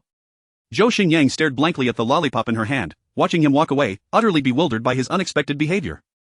Chapter 25. Die from a distance, Shen Shutang could not discern clearly, but she vaguely saw a girl over there. When Shen Xiqing returned, he gave her a knowing look and asked, "Second brother, who is that?" Shen Xiqing playfully tapped her on the head and took the items from Shen Sujing's hands, saying, "Children should not inquire into adult matters. I am not a child anymore. If you don't tell me, I'll inform mom and dad." "Hey, who taught you to tattle?" Shen Xiqing glanced back at her. "You mustn't speak of it. If you do, I shall deduct your pocket money." Shen Shutang huffed as she climbed into the car, not because of the pocket money, for she had never paid for anything herself. If Shen Xiqing was unwilling, she certainly would not report to Shen father and Shen mother. On New Year's Eve, the family gathered for a reunion dinner. Shen Shutang, rare for her, stayed up late to usher in the new year. Just before midnight, Shi Qingyu called her, instructing her to look out the window. As the clock struck 12, a magnificent display of fireworks erupted in the sky, dazzling and brilliant. Shen Shutang could not help but exclaim in awe, "Brother Qingyu, how beautiful!" She adored watching fireworks, although she recalled that Sioux City typically prohibited them, and even sparklers were unavailable. As the last firework faded into the night sky, Shen Shutang returned to her senses, saying, "Thank you, Brother Qingyu. Happy New Year." "Happy New Year, Tang Tang," Shi Qingyu replied softly, feeling that he should be beside Shen Shutang at that moment. "All right, it's time for you to sleep. It's getting late." Shen Shutang yawned. "Okay, good night, Brother Qingyu." "Good night, Tang Tang." "Qingyu, who are you on the phone with?" Shi Qingyu set down his phone and walked into the living room, where many were seated. Old Master Shi insisted on staying up every year, while Shi Hushuan, the youngest child in the family, was doted upon by his 2 older brothers and 1 sister. Shi Qingyu, being the only child, received even more affection from the elders. "Qingyu, who are you talking to at this late hour?" Old Master Shi inquired. Shi Qingyu lowered his gaze. "Work matters." "Still busy with work at such a late hour, Hushuan? How can you let Qingyu work so hard?" "Exactly, Qingyu is no longer a child, he doesn't even have a partner." Shi Hushuan was at a loss for words. It was not him who kept Shi Qingyu busy. "Eldest brother, you should keep an eye out for suitable girls in your circle to introduce to Qingyu. It doesn't necessarily have to be from your circle." It's a modern age, let's not adhere to that. As long as Qingyu likes her, that's what matters. Amid the chatter, Shi Qingyu merely smiled faintly, not responding. Bold Master Shi coughed a few times. Alright, stop planning for Qingyu. He has his own intentions. He then looked at Shi Qingyu. Just don't forget to bring home anyone you fancy when the time comes. Of course, Grandpa, Shi Qingyu replied, his smile appearing more genuine than before. The others exchanged surprised glances, wondering if that meant he already had someone he liked. After spending another week in Sioux City, Shen Shutong and the others returned to Beijing. Upon disembarking from the plane, she initially expected the driver to be waiting, but to her surprise, Shi Qingyu was there. Shen Shutong could hardly contain her excitement as she leaped into his arms. Though they had only been apart for half a month, it felt as if years had passed. Alright, let's head home, Shi Qingyu said, wrapping an arm around her shoulder and greeting the two behind him. Second brother, Sujing, I'll take Tang Tang home first. Shen Xiqing waved him off, unable to resist commenting, I wonder who is clinging to whom. Shi Qingyu took her out for a meal before returning to the cat CAF at Lanjingting. The CAF primarily housed stray cats, and the story began many years ago when Shen Shutong spotted a stray cat in her neighborhood and wished to adopt it. However, Shen Xiqing was allergic to cat fur, and she feared she could not care for it properly, so she would bring cat food to feed it daily. Upon learning this, Shi Qingyu converted a house into a cat CAF, hiring staff to clean and care for the cats. Dai Dai was their first adopted cat, initially a frail little kitten, now transformed into a plump and affectionate feline. Shen Shutong held a tiny kitten that had just been born, while Dai Dai seemed to be feeling jealous, rubbing against her leg. Shi Qingyu lifted Dai Dai onto his lap, his voice tinged with a subtle hint of jealousy. Dai Dai, be good. Wait a moment, Tang Tang will come to play with us after finishing her ice cream. Dai Dai meowed a few times, nudging Shi Qingyu's hand. Shen Shutong chuckled at the sight of the duo, saying, Brother Qingyu, Sister Liang mentioned that Dai Dai is too fat and cannot eat so many cans anymore. She felt a twinge of guilt for having indulged Dai Dai with extra food, resulting in a greedy little chub.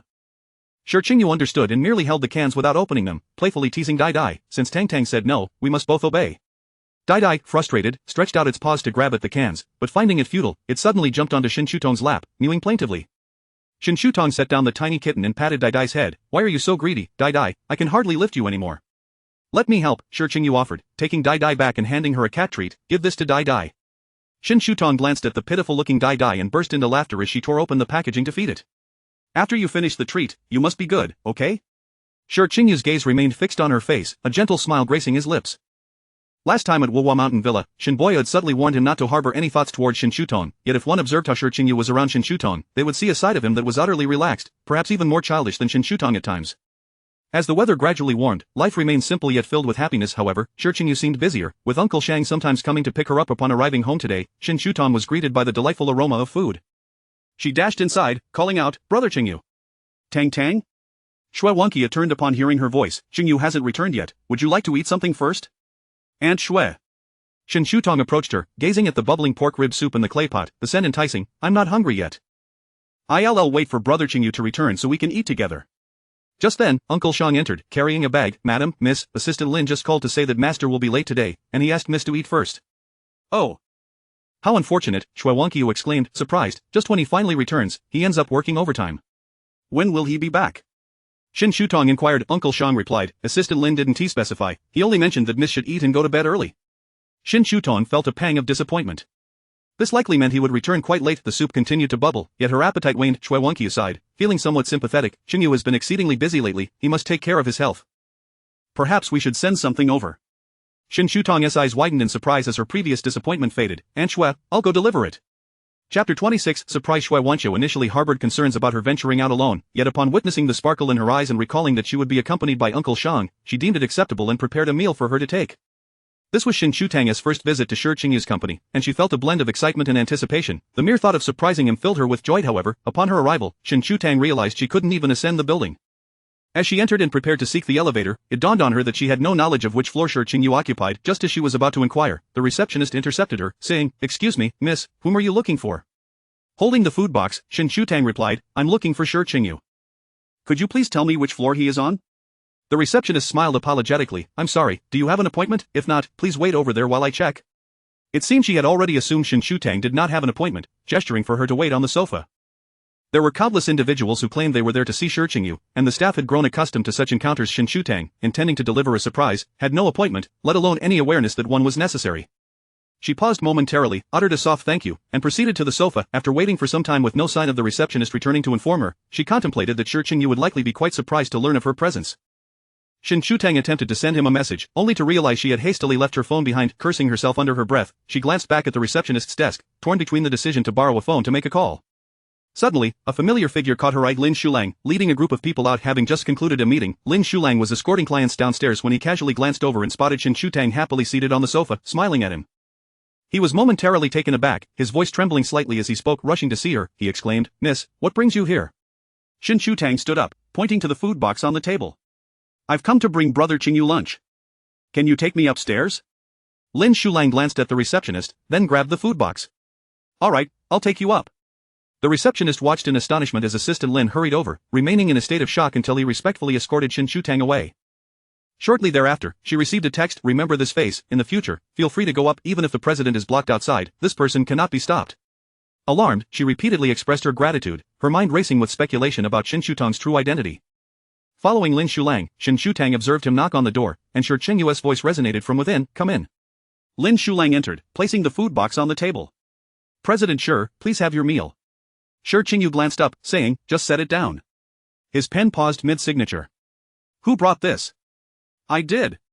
Shen Shutang chimed in, peeking her head around the door. "Brother Qingyu." "Tang Tang?" Shi Qingyu rose, gazing at her as she approached, then glanced at Lin Shulang, asking, "When did you arrive?" Lin Shulang replied, "I happened to run into Miss Shen downstairs. She has likely been waiting for a while." Shen Shutang flung herself into Shi Qingyu's embrace, exclaiming, "Not long, just that the soup cools quickly in this cold weather." "I'll go heat it up," Lin Shulang said as he took the food box and exited. Shi Qingyu held her somewhat chilly hand, feeling a pang of sympathy. "Why are your hands so cold? Why didn't you let anyone know you were coming?" "I was trying to surprise you." "Who knew it would be so difficult to see you?" Shen Shutang replied playfully. Shi Qingyu warmed her hands in his. "It's my fault, I've put you through this." Shen Shutang feigned annoyance, questioning, "And also, why didn't you eat when the food arrived? How long would you have waited if I hadn't come?" "That's where you've erred," he retorted. Shen Shutang huffed lightly, declaring, "If you finish the meal I brought, I'll forgive you." "All right, I promise to finish it all," Shi Qingyu replied, his tone a mix of exasperation and affection. "Have you eaten yet, Tang Tang?" Shen Shutang felt a twinge of guilt. She had just chided him for neglecting his meals, only to realize she hadn't eaten either. "I wanted to eat with you," she said, looking at him with innocent eyes. Shi Qingyu could hardly find it in him to scold her. He sighed deeply. "What am I to do with you, Shen Shutang pondered for a moment, playing with his fingers. "Well, you can't blame me. When have I ever blamed you?" Shi Qingyu teased, pinching her cheek as he noted she seemed a bit thinner than before. Shen Shutang reached to pinch his cheek in return. "Brother Qingyu, you've lost weight." He replied, "Yes, I've been quite busy lately. Once this period is over, I'll take you out for some fun." "I don't want that," Shen Shutang protested. "I don't want you to tire yourself out." Shi Qingyu chuckled softly, "All right, then. Tang Tang, please give me a little more time." Lin Shulang re-entered with the food box, and upon seeing the two on the sofa, playfully pinching each other's faces and smiling, he felt reluctant to interrupt. "Let us go eat." Shen Shutang urged him over. The food already laid out. Shui Wanqiu had prepared a meal for two, consisting of 4 dishes and a soup. Shen Shutang served him some food, saying, "Aunt Shui came today, she was waiting for you to return to eat together, but Uncle Shang mentioned you wouldn't be back." Yet Shi Qingyu inquired, "Are you tired? Does your hand hurt?" "Ha?" Shen Shutang was momentarily taken aback. "I'm not tired, nor does it hurt. I was so happy on the way here, the food box was next to me, and I feared it would spill." Uncle Shang drove so steadily. Shen Shutang recounted her experience of bringing the meal, while Shi Qingyu listened intently, placing food into her bowl, his heart swelling with warmth and contentment. After finishing their meal, Shen Shutang suddenly remembered she hadn't informed Uncle Shang, but Shi Qingyu told her he had already left. He had a few documents to review before he could leave, and Shen Shutang settled comfortably on the sofa, playing with her tablet. Having experienced the first time, there came the second and third. Shen Shutang seemed to have developed an addiction. Each time Shi Qingyu mentioned needing to work late, she would bring him lunch, the two of them ensuring each other ate well, resulting in 4 or 5 meals shared at the company over the course of a month. The receptionist on the first floor had memorized her face. Each time she entered, she was greeted warmly, ushered to the elevator with a friendly demeanor. When Shen Shutang returned for the second time, the receptionist even apologized for her previous oversight. Shen Shutang hadn't taken it to heart. After all, it was part of the receptionist's job. It was only natural that they wouldn't recognize her on her first visit. They couldn't simply allow anyone to ascend. "Miss, you're back," the receptionist greeted, unsure of her surname, and simply referred to her as Miss, following Lin Shulang's lead. "I'll take this," Shen Shutang said, handing her the food box along with a box of fruit slices. "Thank you, this is for you." "Not at all, not at all. You're too kind," the receptionist replied, flustered. As the elevator reached the top floor, the receptionist returned the food box to her, saying, "Miss, please take care." Chapter 27. As siblings. Upon her arrival, the staff in the secretary's office greeted her with warm smiles. Although they were unaware of the young lady's identity, it was evident that anyone who could come and go freely in the president's office was likely to be someone of significance. Shi Qingyu was presumably in a meeting, and Lin Shulang was also absent. After expressing her gratitude to the secretary who opened the door for her, Shen Shutang entered and waited. After a while, a secretary brought in 2 glasses of juice. As he exited, Shen Shutang caught a glimpse of Shi Qingyu's figure and hurriedly followed him outside, calling out, "Brother Qingyu."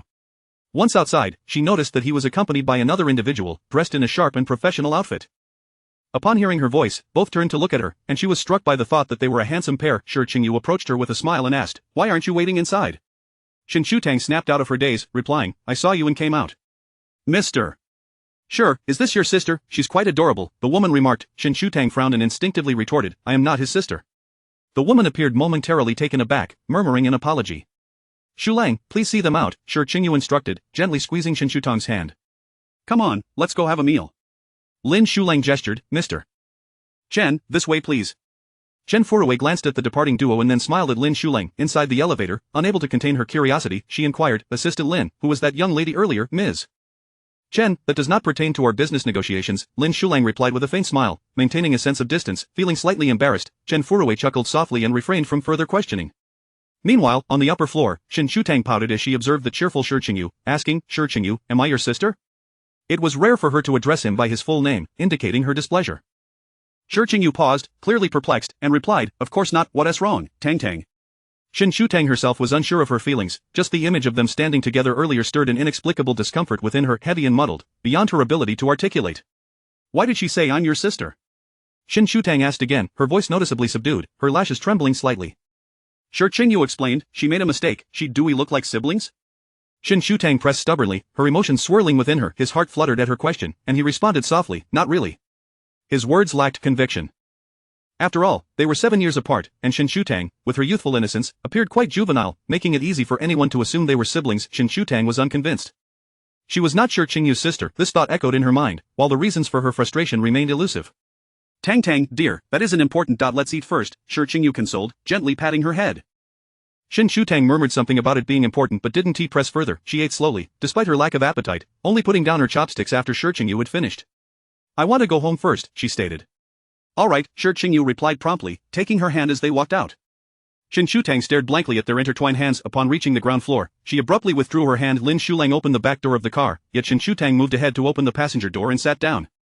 Lin Shulang and the driver were momentarily taken aback. After a moment of hesitation, the driver unbuckled his seatbelt and exited the vehicle. "Mr. Shi, you both can take another car back," Shi Qingyu said, then walked around to the front, opening the door to sit inside. Seeing the driver exit only added to Shen Shutang's vexation, and she crossed her arms. Sulking, Shi Qingyu leaned over to fasten her seatbelt, adjusted her seat, and began to drive. Half an hour later, the car stopped in front of the villa, yet Shen Shutang maintained her position, showing no intention of getting out. Shi Qingyu unbuckled her seatbelt, lifting her into his lap like a small bundle. "What's the matter, dear?" he asked softly, lifting her chin to check her eyes, which were dry. Shen Shutang did not cry, rather, the unexpressed emotions weighed heavily on her, leaving her silent. She leaned against Shi Qingyu's embrace, taking shallow breaths, her eyes cast downwards, as if the light within them had dimmed. "What's wrong?" he gently patted her back. "Didn't we agree that if anything was bothering you, you would tell Brother Qingyu?" Yet, Shen Shutang couldn't pinpoint the source of her unhappiness.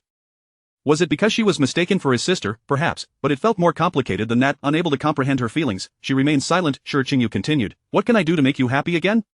Shen Shutang still did not respond, and Shi Qingyu fell into silence, finding her thoughts unfathomable for the first time. He suddenly realized that Shen Shutang seemed to have grown up, harboring undisclosed secrets he could no longer uncover, and she was no longer the little girl who shared everything with him. A pang of bittersweetness filled his heart as he held her while exiting the car, softly reassuring her, "It's all right, Tang Tang, when you feel ready to share, you can talk to Brother Qingyu, okay?" Shen Shutang nodded slightly, murmuring a subdued agreement.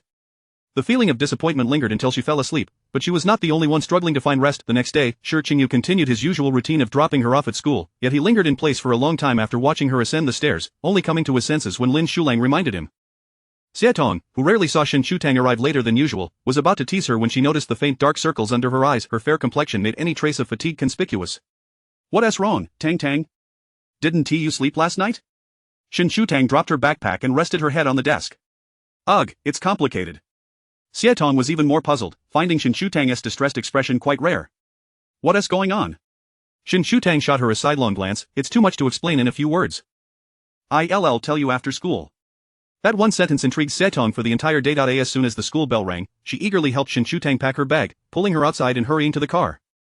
Uncle Shan was momentarily stunned as he closed the car door for Shen Shutang, asking, "Miss, is there something urgent today?" Shen Shutang panted slightly. No, not really. We're going to a CAF soon. Alright. Please drive a little faster, Uncle Shang. Xietong chimed in, her enthusiasm palpable. It was a rare opportunity for Shen Shutang to confide in her about her troubles, and she couldn't contain her excitement. Uncle Shang acknowledged her, increasing the speed while maintaining stability. The car stopped in front of the CAF, and Xietong quickly hopped out, gallantly opening the door for Shen Shutang and linking her arm as they entered. On the second floor, they settled onto a sofa. As Xietong munched on chips, her expression turned contemplative after listening to Shen Shutang's tale. So, you're upset because you saw him with another woman? Chapter 28. Tang Tang, do you like him?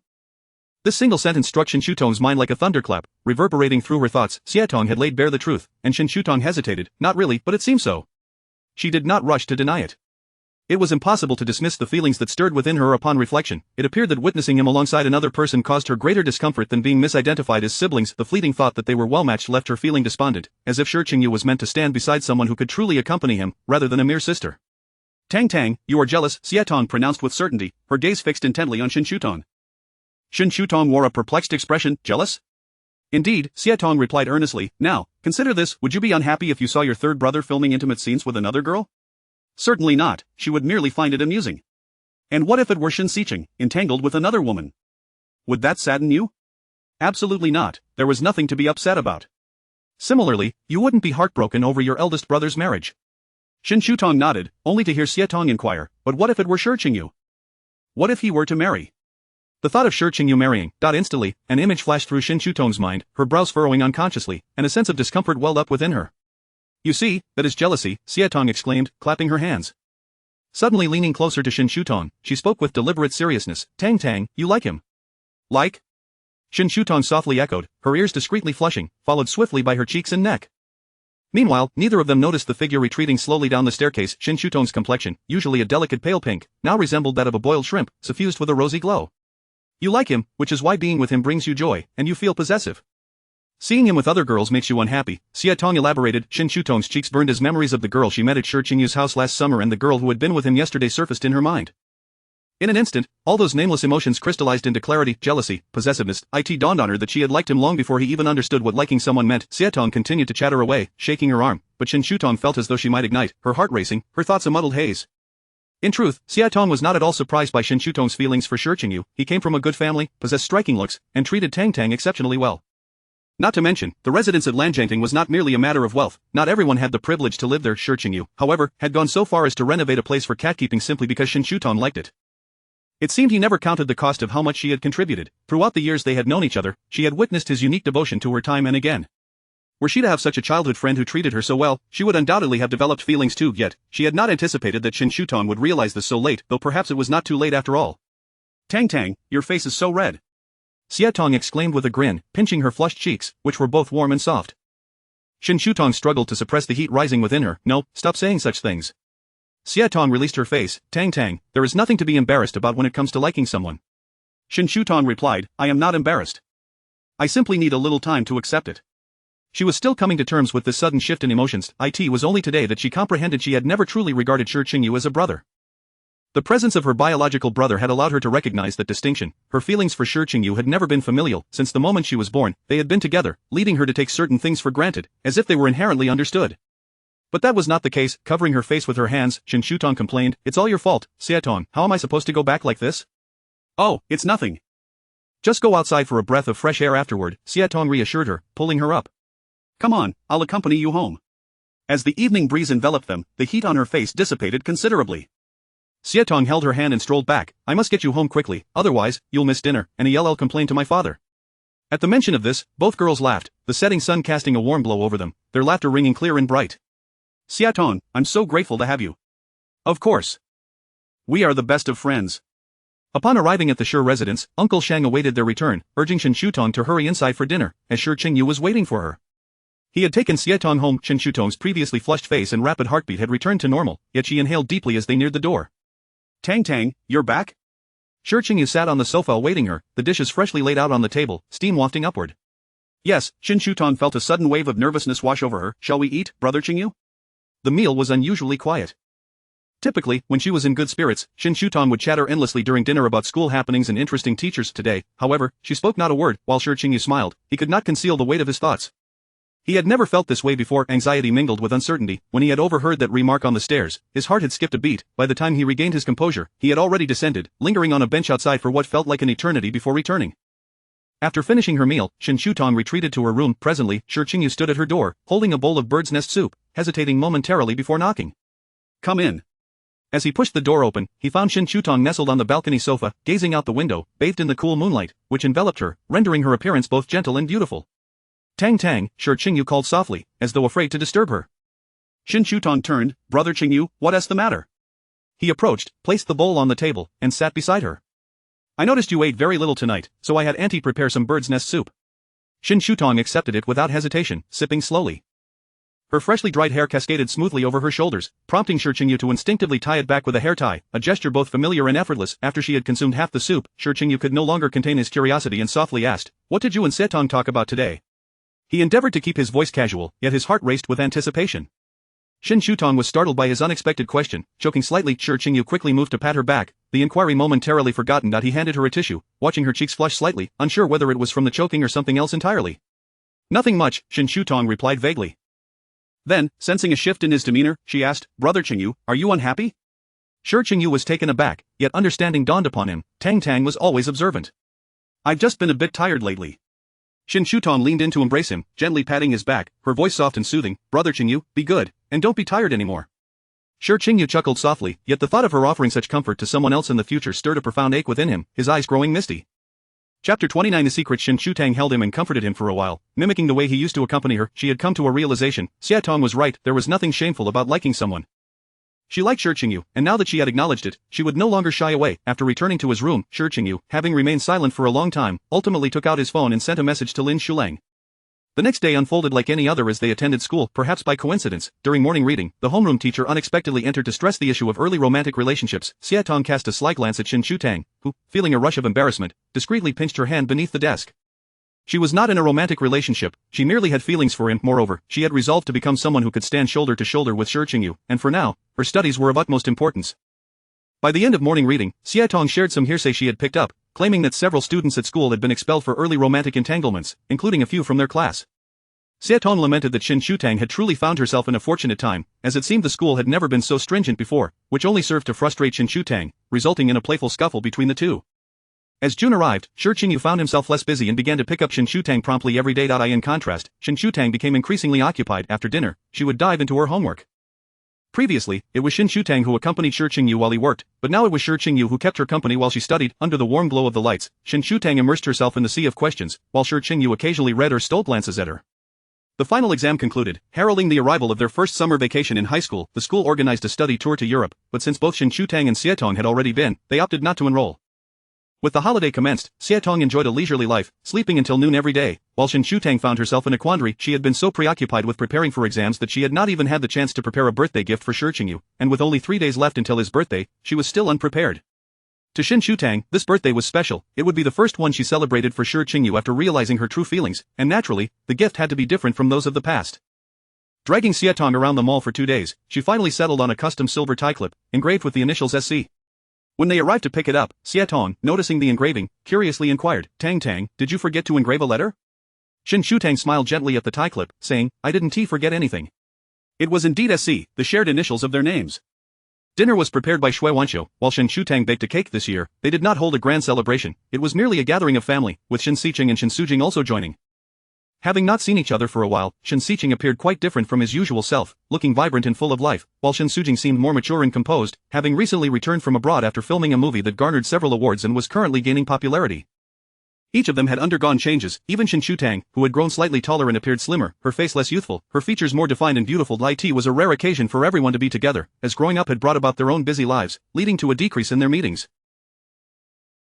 After dinner, the cake was brought out to the table in the courtyard, where Shen Xiqing continued to tend to the barbecue. Shen Shutang inserted candles into the cake and borrowed a lighter from Shen Xiqing to ignite them. 2 small flames flickered in the gentle breeze. "Make a wish, Brother Qingyu," she urged. Shi Qingyu gazed at her with a smile. "Tang Tang, you should make a wish." In her childhood, every birthday with Shen Shutang made seem to come true, and she found it amusing. Whenever someone else celebrated their birthday, she would also make a wish, and everyone found her adorable and entertaining. However, Shi Qingyu insisted that for every one of his birthdays henceforth, Shen Shutang be the one to make the wish.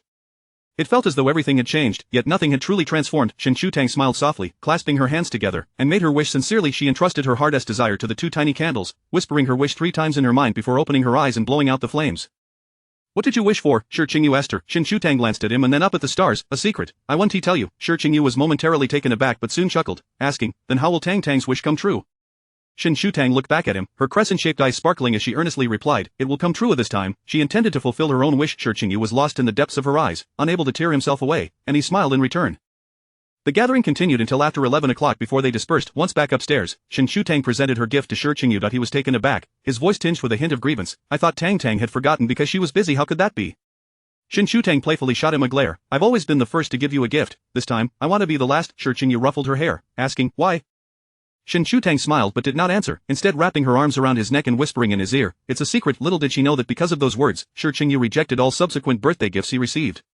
Since she wished to be the last, she would indeed be the last. The warmth of his breath enveloped her, and Shi Qingyu stiffened momentarily. Another secret, yet, this time, he felt no annoyance. He sensed that this secret was somehow connected to him, as was her birthday wish from earlier that day. He had once stated that Shen Shutang would always have choices with him, and he had not lied, but he now regretted it. The choices laid before Shen Shutang could only ever be one, and he could never bear to relinquish her to someone else. He took her hand and placed it on his waist, whether in lament or as a declaration. He murmured, Tang Tang, please grow up quickly. He had waited far too long. What? Shen Shutang, unable to hear him, softly asked. Shi Qingyu feigned mystery, replying, a secret. They both chuckled, and though the moon in the sky was not perfectly full, it shone brightly, proving that even a crescent moon could be dazzlingly beautiful, and its incompleteness need not signify a flaw. This summer, Shen Boya traveled to a distant place to visit old friends, and they no longer needed to venture to Wohua Mountain. Shen Shutang spent 2 days at the Shi residence and 2 days at the Shen household. She disliked being alone at home, so she flitted between the two, enjoying the bustle. Recently, Shen Xiqing had been returning to Lanjian Court more frequently than usual, 2 or 3 times a week, each time appearing quite irate. While Shen Shutang was engrossed in competition problems at the desk in the living room, the door to the villa swung open with a bang before slamming shut. Without needing to turn around, she already knew who had returned. Second brother, if you keep this up, the door at home will retire, Shen Shutang remarked without lifting her head, her tone tinged with exasperation. Retiring would be just fine. If it retires, we shall replace it. What is it that cannot be replaced? Shen Xiqing's voice echoed angrily, but Shen Shutang sensed a hint of petulance in his tone. Chapter 30. A bit of fun. Shen Shutang let out a soft laugh and set down her book. What asked the matter, second brother? Shen Xiqing tossed a set of keys onto the table and took a seat beside her.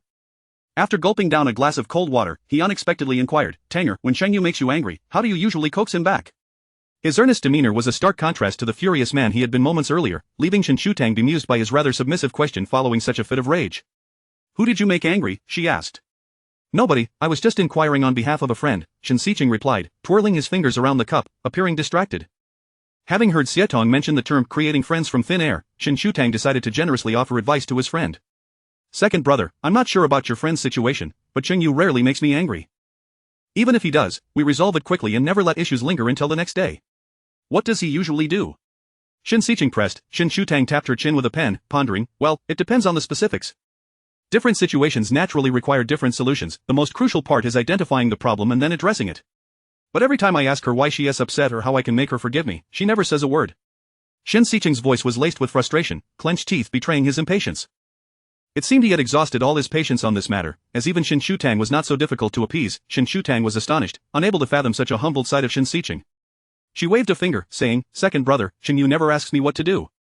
He simply tries one thing after another until I feel better. If you were in the wrong, why should she be the one to find a solution? After a moment of silence, as if deep in thought, Shen Xiqing asked, then why does she always bring up past incidents? A matter that is repeatedly mentioned indicates that it has never been satisfactorily resolved, and she hasn't moved past it yet, Shen Shutang replied earnestly. Second brother, though I've never met her, I suspect she must like you. The fact that you've argued so many times yet remain together suggests there is something that keeps you both holding on. If arguments haven't driven them apart, it signifies that the affection in their hearts outweighs the anger and sorrow of the disputes. A broken door can be replaced. It is merely a door, but people are different. Some individuals may only cross paths with one true love in a lifetime. Shen Xiqing paused, his movements arrested, and suddenly lifted his gaze to her. When did this little brat become so wise? Am I a brat? I am almost 17, and I'll be 18 next year. Then she could start dating. Shen Xiqing ruffled her hair playfully. Little brat pretending to be an adult. Humph. Shen Shutang dodged, smoothing her hair.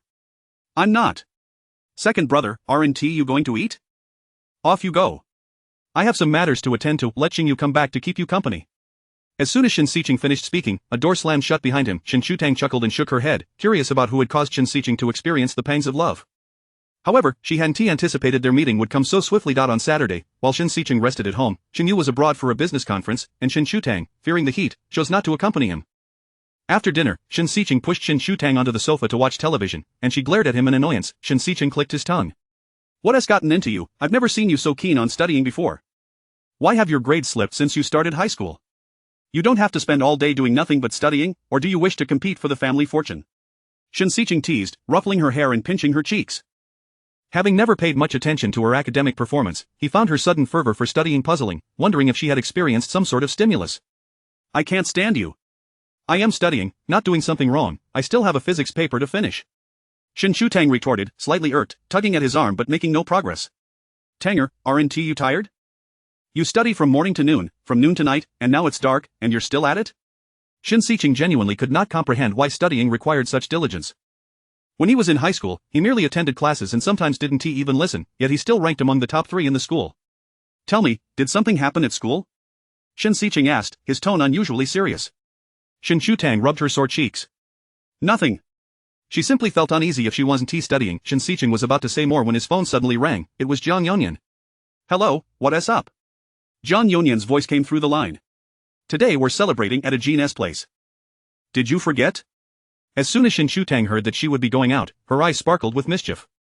We're not going, I want to stay home with Tanger. Shen Xiqing said this with a smile, watching as Shen Shutang's mood instantly plummeted, bringing him delight. Don't. This gathering was arranged for you, if you don't come, what's the point? Zhang Yonyan exclaimed, then suddenly added, hey, you should bring Tang along, it's your own gathering, so it'll be clean. Ha? She didn't want to go. Shen Shutang pointed at herself, then gestured to Shen Xiqing, indicating her disinterest. Shen Xiqing grinned mischievously. Great, Tanger has agreed. Hey, I didn't. Shen Shutang protested eagerly, but Shen Xiqing had already hung up. Let us go, today your brother will take you out for some fun so you don't turn into a bookworm at home.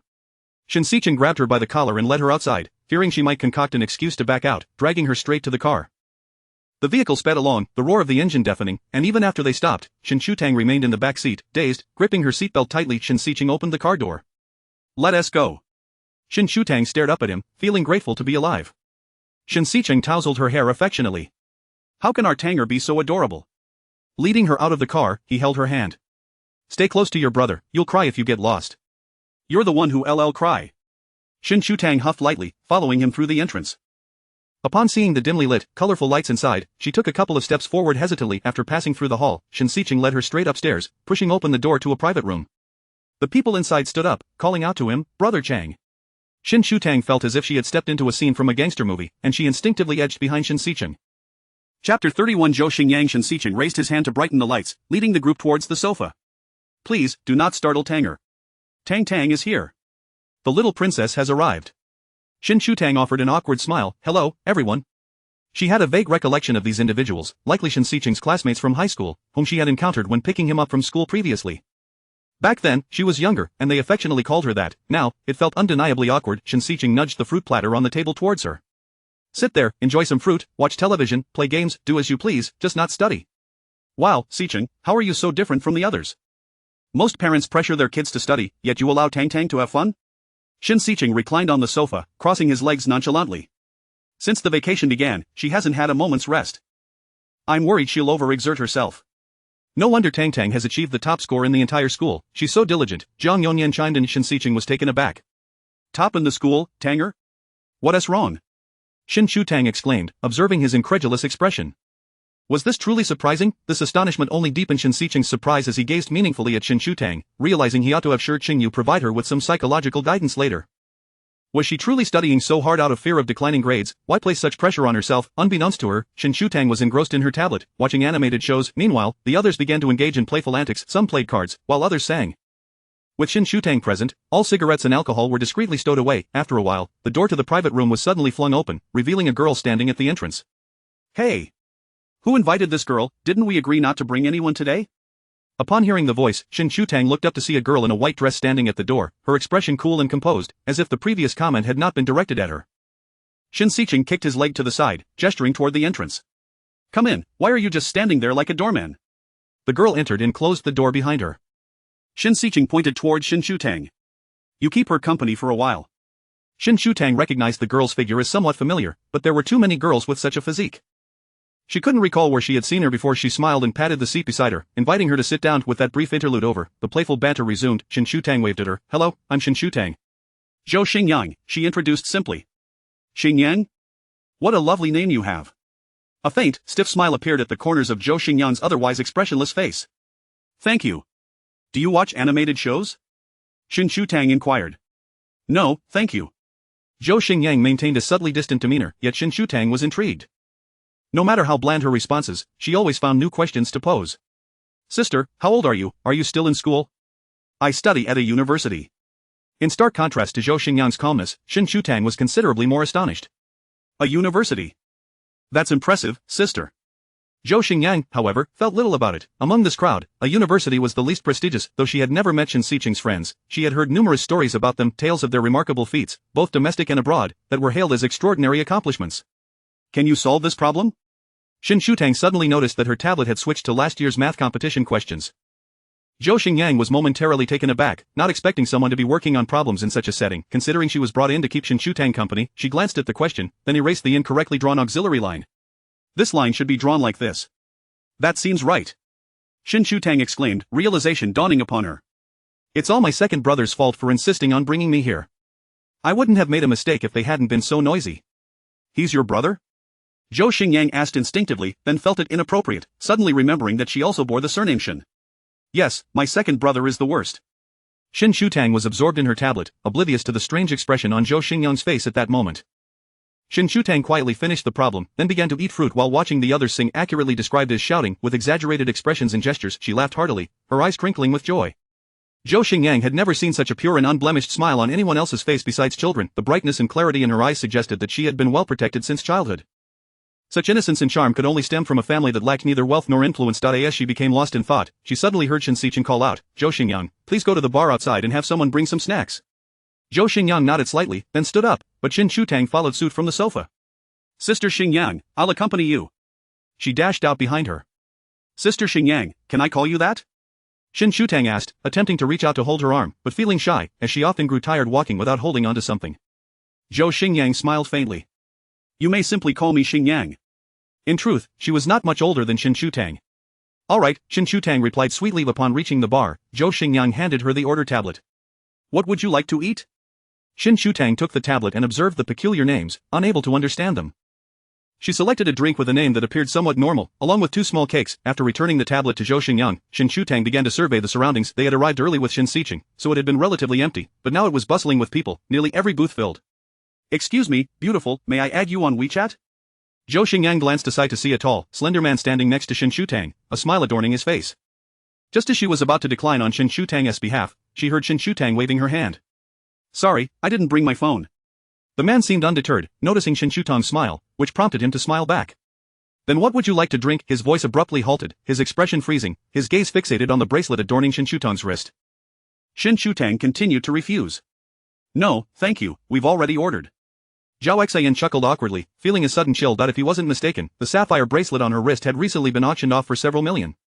Coming from a family in the jewelry business, he could easily discern authenticity and quality. That bracelet was undoubtedly genuine. This girl was someone he could not afford to provoke, especially considering that, if the rumors were correct, the one who purchased that bracelet was Shi Group, someone he certainly could not offend. Who would have thought that a casual glance would reveal such an extraordinary girl, a person of significant stature? Just as he was about to apologize and leave, a voice rang out. Tang Tang. Shen Shutang turned around, both surprised and delighted. Brother Chengyu? What brings you here? Wait, how did you know I was here? Shi Qingyu approached, standing behind her, an arm draped protectively over her shoulder, exuding an air of guardianship. Chapter 32. She looks down on these. Shi Qingyu smiled faintly. Ask Wei Chuan. Wei Chuan was Shen Xiqing's assistant. I see, Shen Shutang chuckled, only to hear Shi Qingyu inquire, what's wrong? Zhao Xian dared not allow Shen Shutang to respond and preemptively spoke, Mr. Sure, I noticed the bracelet on Miss Shen's wrist. It seems she likes it. I thought I would have someone send some over later. Shi Qingyu lifted his gaze towards him, his voice calm, no need. She has no interest in such things. The implication being, she is also indifferent to you. Yes, I was presumptuous. With the opportunity presented, Zhao Xian quickly retreated, then I shall take my leave. Enjoy yourselves. Shi Qingyu was not lying. Shen Shutang was slender, her wrists delicate, and she did not favor wearing accessories. He had to coax her for quite some time before she reluctantly donned this bracelet. Aren't you cold? Why did you come out dressed in sleepwear? Shi gently held her hand, relieved that her long-sleeved outfit kept her hands from feeling too chilly. At the mention of this, Shen felt a flicker of anger. She was still clad in loungewear when she was pulled over here. It's all second brother's fault, he insisted I come. Alright, I'll have eldest brother teach him a lesson later. Shi chuckled as he tidied her hair, let's go see second brother first. Zhou Xingyang stared blankly at the two until this moment, when she seemed to grasp why Shen Shutong's innocence had been preserved. Shen Shutong turned her head, Xingyan, have you made your choice? It felt a bit odd addressing her that way as Zhou Xingyang snapped back to reality. Yes, I'm done. Shen Shutong said, then let's head back. In the private room, the young man named Ajin answered a phone call and then addressed Shen Xiqing, Brother Chen, the front desk mentioned Mr. Shi has arrived, should we go greet him? Among their group, only Shen Xiqing had a closer relationship with Shi Qingyu. No need, he is likely here to see Tanger. No sooner had he finished speaking than Shi Qingyu entered, leading Shen Shutong in. Everyone stood, and he merely acknowledged Shen Xiqing, calling out, second brother.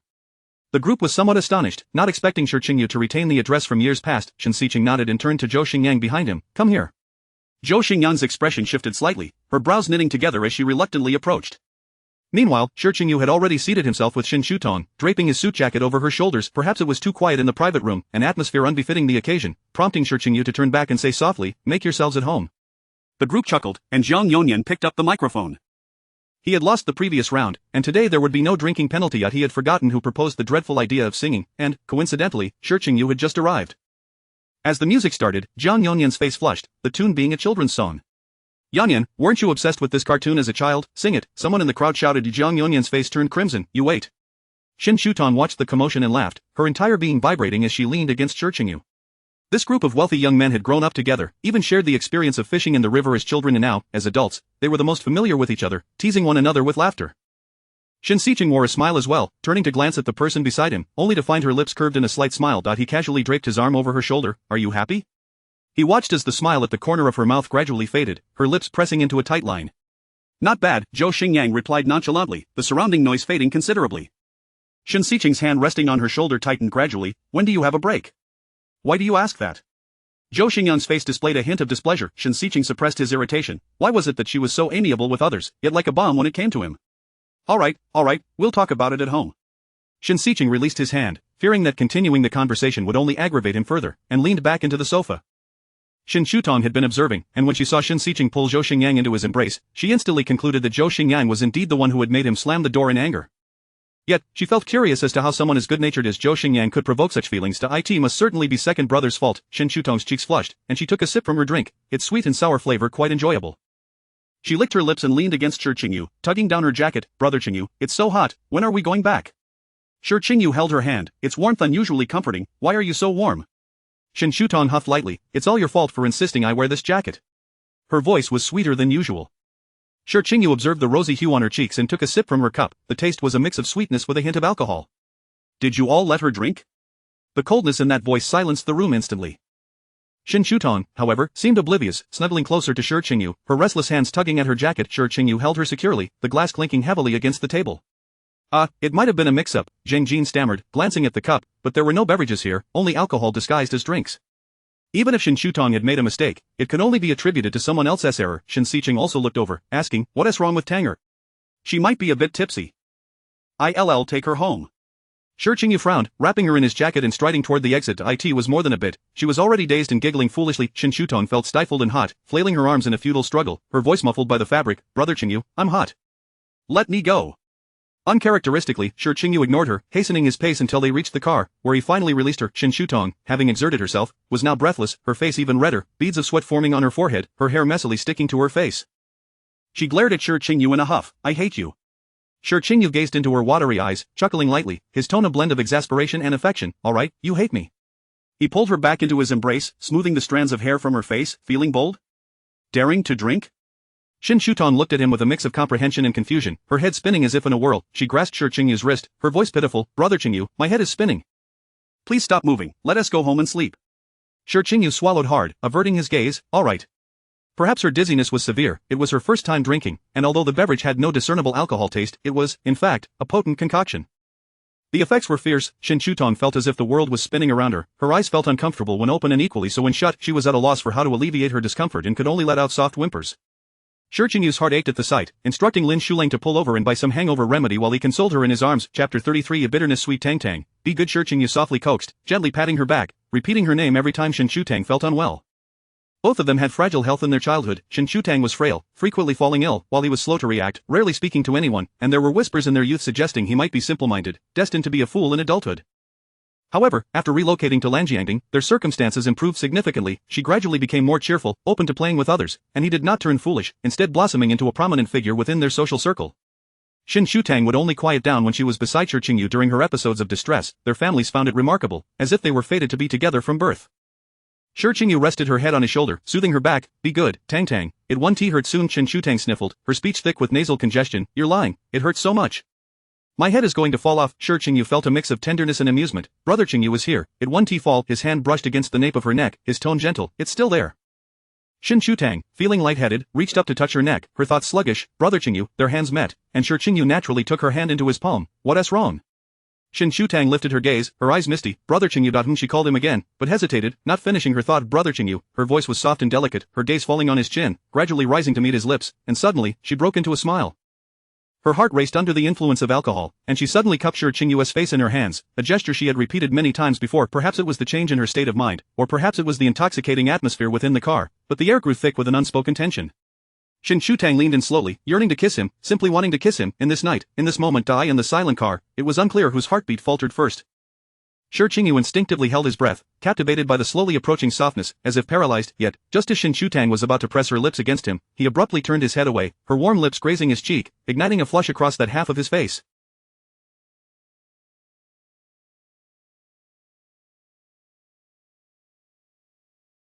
His throat involuntarily constricted, his voice husky. Tang. Shen Shutang looked at him in bewilderment, confusion evident in her eyes as she said, Brother Qingyu, I want to kiss you. Receiving no answer, she added, you can kiss me too. Her generous demeanor left Shi Qingyu utterly speechless, his words faltering. Tang, you're still young. Shen Shutang furrowed her brow, and after a moment, she grasped his meaning. He was rejecting her. In her muddled mind, the memory of that day at the Shi family, the shared silhouette, and being mistaken for a younger sister resurfaced. Shi Qingyu desired to embrace her, yet Shen Shutang stubbornly pulled away, raising her gaze to meet his, eyes brimming with unshed tears. But I want to. Throughout her life, Shi Qingyu had never denied her wishes, always indulging her, even in matters deemed impossible, but now he hesitated, his gaze evasive, unwilling to meet Shen Shutang's eyes, his refusal resolute. Tang, you're drunk. We'll talk when you're sober, he said gently. Shen Shutang stubbornly regarded him. I'm not drunk, I'm just dizzy. I'm already sober, she declared, sliding off his lap to sit unsteadily in the adjacent seat, engulfed by feelings of sadness and disappointment, her alcohol-induced haze lifting somewhat. With her head pressed against the car window, she gazed at the passing cars and pedestrians outside, the myriad of lights becoming surreal in her eyes, tears blurring her vision and dampening her clothes. Shi Qingyu, feeling helpless, called her name, but Shen Shutang remained silent, maintaining her back turned to him, observing her distress. His heart ached more than hers, unsure how to explain himself. A knock echoed on the opposite window, and after a moment of hesitation, Shi Qingyu opened the car door. Lin Shulang had brought a hangover remedy and a cup of honey water, but sensing the tense atmosphere inside the car, he handed over the items and closed the door, waiting outside. Tang, drink some water first. Shen Shutang shrugged her shoulders. No, I'm sober now, not dizzy anymore. Alright, but how about just a little water? I want to go home. Shen Shutang's voice trembled, using the back of her hand to wipe away the tears that clouded her vision. Okay. Shi Qingyu's voice was strained, the insulated cup in his hand feeling like a hot potato, and he rolled down the window to pass it to Lin Shulang. The car resumed its journey through the night, Lin Shulang cautious as he had never witnessed the two in a quarrel before. Upon arriving at the villa, just as the car halted, Shen Shutang flung open the door and stumbled out, her movements unsteady as she made her way forward, genuinely intent on going home, not back to Shi Qingyu's residence. Shi Qingyu hurriedly exited the vehicle, pulling her back with urgency. Tang, I want to go home. Shen Shutang sobbed. Be good, Tang, come back with me. He lifted her into his arms. Aside from the servants, there was no one else in the Shen household, and he could not bear the thought of leaving her alone. Shen Shutang did not resist, tears streaming silently down her cheeks, as if she suddenly comprehended. She realized she did not view Shi Qingyu as merely an older brother, but what about him? Did he consider her a sister? He always urged her to be good, speaking to her in a tone reserved for children. Just the other day, he had called her a little girl. Perhaps in his eyes, she had always been a child who had not yet grown up. In her nearly 17 years of life, an unfamiliar sense of defeat washed over Shen Shutang, sowing seeds of self-doubt within her. Upon returning to the room, Shi Qingyu gently laid her on the bed, ready to reach out and stroke her head, but Shen Shutang evaded his touch. Shi Qingyu froze in place, his hand hovering in midair, caught between action and restraint. Tang, his tone held disbelief. Even in her angriest moments, she had never rejected his touch before. For a moment, he found himself at a loss, his expression nearly faltering. Brother Qingyu, I've grown up, Shen Shutang stated flatly. She did not wish for him to regard her as a sister, nor did she want him to treat her like a child. In the car, he had rejected her by saying she was still young. Now, Shen Shutang countered with her assertion of maturity to refuse him. It was a contradiction, yet entirely reasonable. Ultimately, Shi Qingyu lowered his hand, his heart a tumult of emotions, a bittersweet mixture of anguish and longing. There were things Shen Shutang did not understand, she was oblivious, yet he was acutely aware that his reluctance stemmed not from a lack of desire, but from an inability to act. He could easily have allowed her to kiss him, but what would happen afterward? How would Shen Shutang feel once the alcohol wore off? He could withstand public scrutiny and bear the weight of censure, but she could not, and he could not take advantage of her innocence in her unknowing state. What he did not realize was that in his years of restraint, Shen Shutang had quietly matured, grasping the essence of affection, yearning only to express it without reservation. Chapter 34. Affection. The two individuals, each with their own thoughts, found themselves at an impasse, and Shen Shutang's demeanor was unprecedentedly resolute. For Shi Qingyu, encountering such a version of Shen Shutang was akin to having his heart wrenched open, bleeding profusely. In a state of panic, he fled, nearly tripping over himself in his haste. He returned to his room in a near-frantic manner. Shen Shutang leaned against the headboard of her bed, encircling her knees with her arms, burying her face with. The following day, Shen Shutang returned to the Shen family home, with Shi Qingyu trailing behind her. Observing her slight, solitary figure, he struggled to suppress the impulse to rush forward. Uncle Wen watched the pair, his eyes filled with astonishment. Having spent over a decade within the Shen household, he had never witnessed such a sight before. Shen Shutang entered the villa without a backward glance, offering no farewell nor a sweet smile, leaving Shi Qingyu suddenly devoid of the courage to follow her inside. Uncle Wen, Ting has been feeling down these past few days. Please keep an eye on her, Shi Qingyu remarked, turning to depart, his steps stiff and slow. Shen Shutang gazed at the practice exercises laid out on the table, and a sudden amusement washed over her. She had exerted herself tirelessly to walk alongside him, yet had never considered whether he wished to walk beside her. In the end, it was merely her unrequited sentiment, for in his heart, she remained just a sister. Upon Shen Sichen's return, he encountered Uncle Wen descending the stairs, burdened by a hefty stack of books, followed closely by several others similarly laden. What is going on? He inquired. Uncle Wen set the books down. The young lady ordered them to be discarded. Shen Sichen casually picked up one book and flipped through a few pages. This seems quite well written. You intend to throw it away before it's even completed? I'm not sure, Uncle Wen replied, then added, perhaps you should go upstairs and check on the young lady. She returned in a rather poor mood this morning and has been in the greenhouse all morning. Very well. Shen Sichen took the elevator to the top floor and knocked on the glass greenhouse door. The greenhouse, situated atop the building, maintained a constant temperature, where Shen Shutang sat on a rocking chair, cradling her legs and gently swaying. What troubles you, Tang? Shen Sichen's voice was relaxed as he settled onto a nearby sofa. Why the furrowed brow? Shen Shutang, momentarily taken aback, took a second or two to respond. Is it that obvious? Shen Sichen smirked, not at all. He pointed at her face, here, and here, nothing at all. Shen Shutang shot him a reproachful glance before turning away. I wish to be alone for a while. Alone? How long have you been sitting here? Have you come to a conclusion? Shen Sichen asked, amused, as it was rare to see her in such a melancholic state. Shen Shutang was momentarily at a loss. She truly had not arrived at any clarity, as if ensnared in a dead end from which she could not escape. Observing her hesitation, Shen Sichen continued, is there something you cannot share with your second brother? The trivial matters I share with you are fine, but if something serious arises, I would certainly help you, he reassured her, inching closer and ruffling her hair. Shen Shutang regarded him but abruptly inquired, second brother, how did you meet sister Xingyang? We? Shen Sichen clicked his tongue lightly, a misunderstanding, a mere misunderstanding. You like her, don't you? Shen Shutang probed further.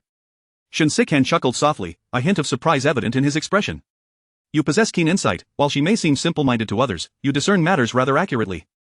He acknowledged this candidly, and although Shen Shutang was unaware of the full extent of the situation, she found his smile at that moment to be genuine and gentle. Does Tang have someone she likes? Shen Sichen asked. Her face betrayed her emotions, unable to conceal her feelings, every nuance was etched upon her features. No one had taught her to endure restraint, as the singular cherished daughter of the Shen family, she acted upon her desires, expressed her thoughts freely, laughed when joyous and frowned when displeased, possessing the privilege to do so.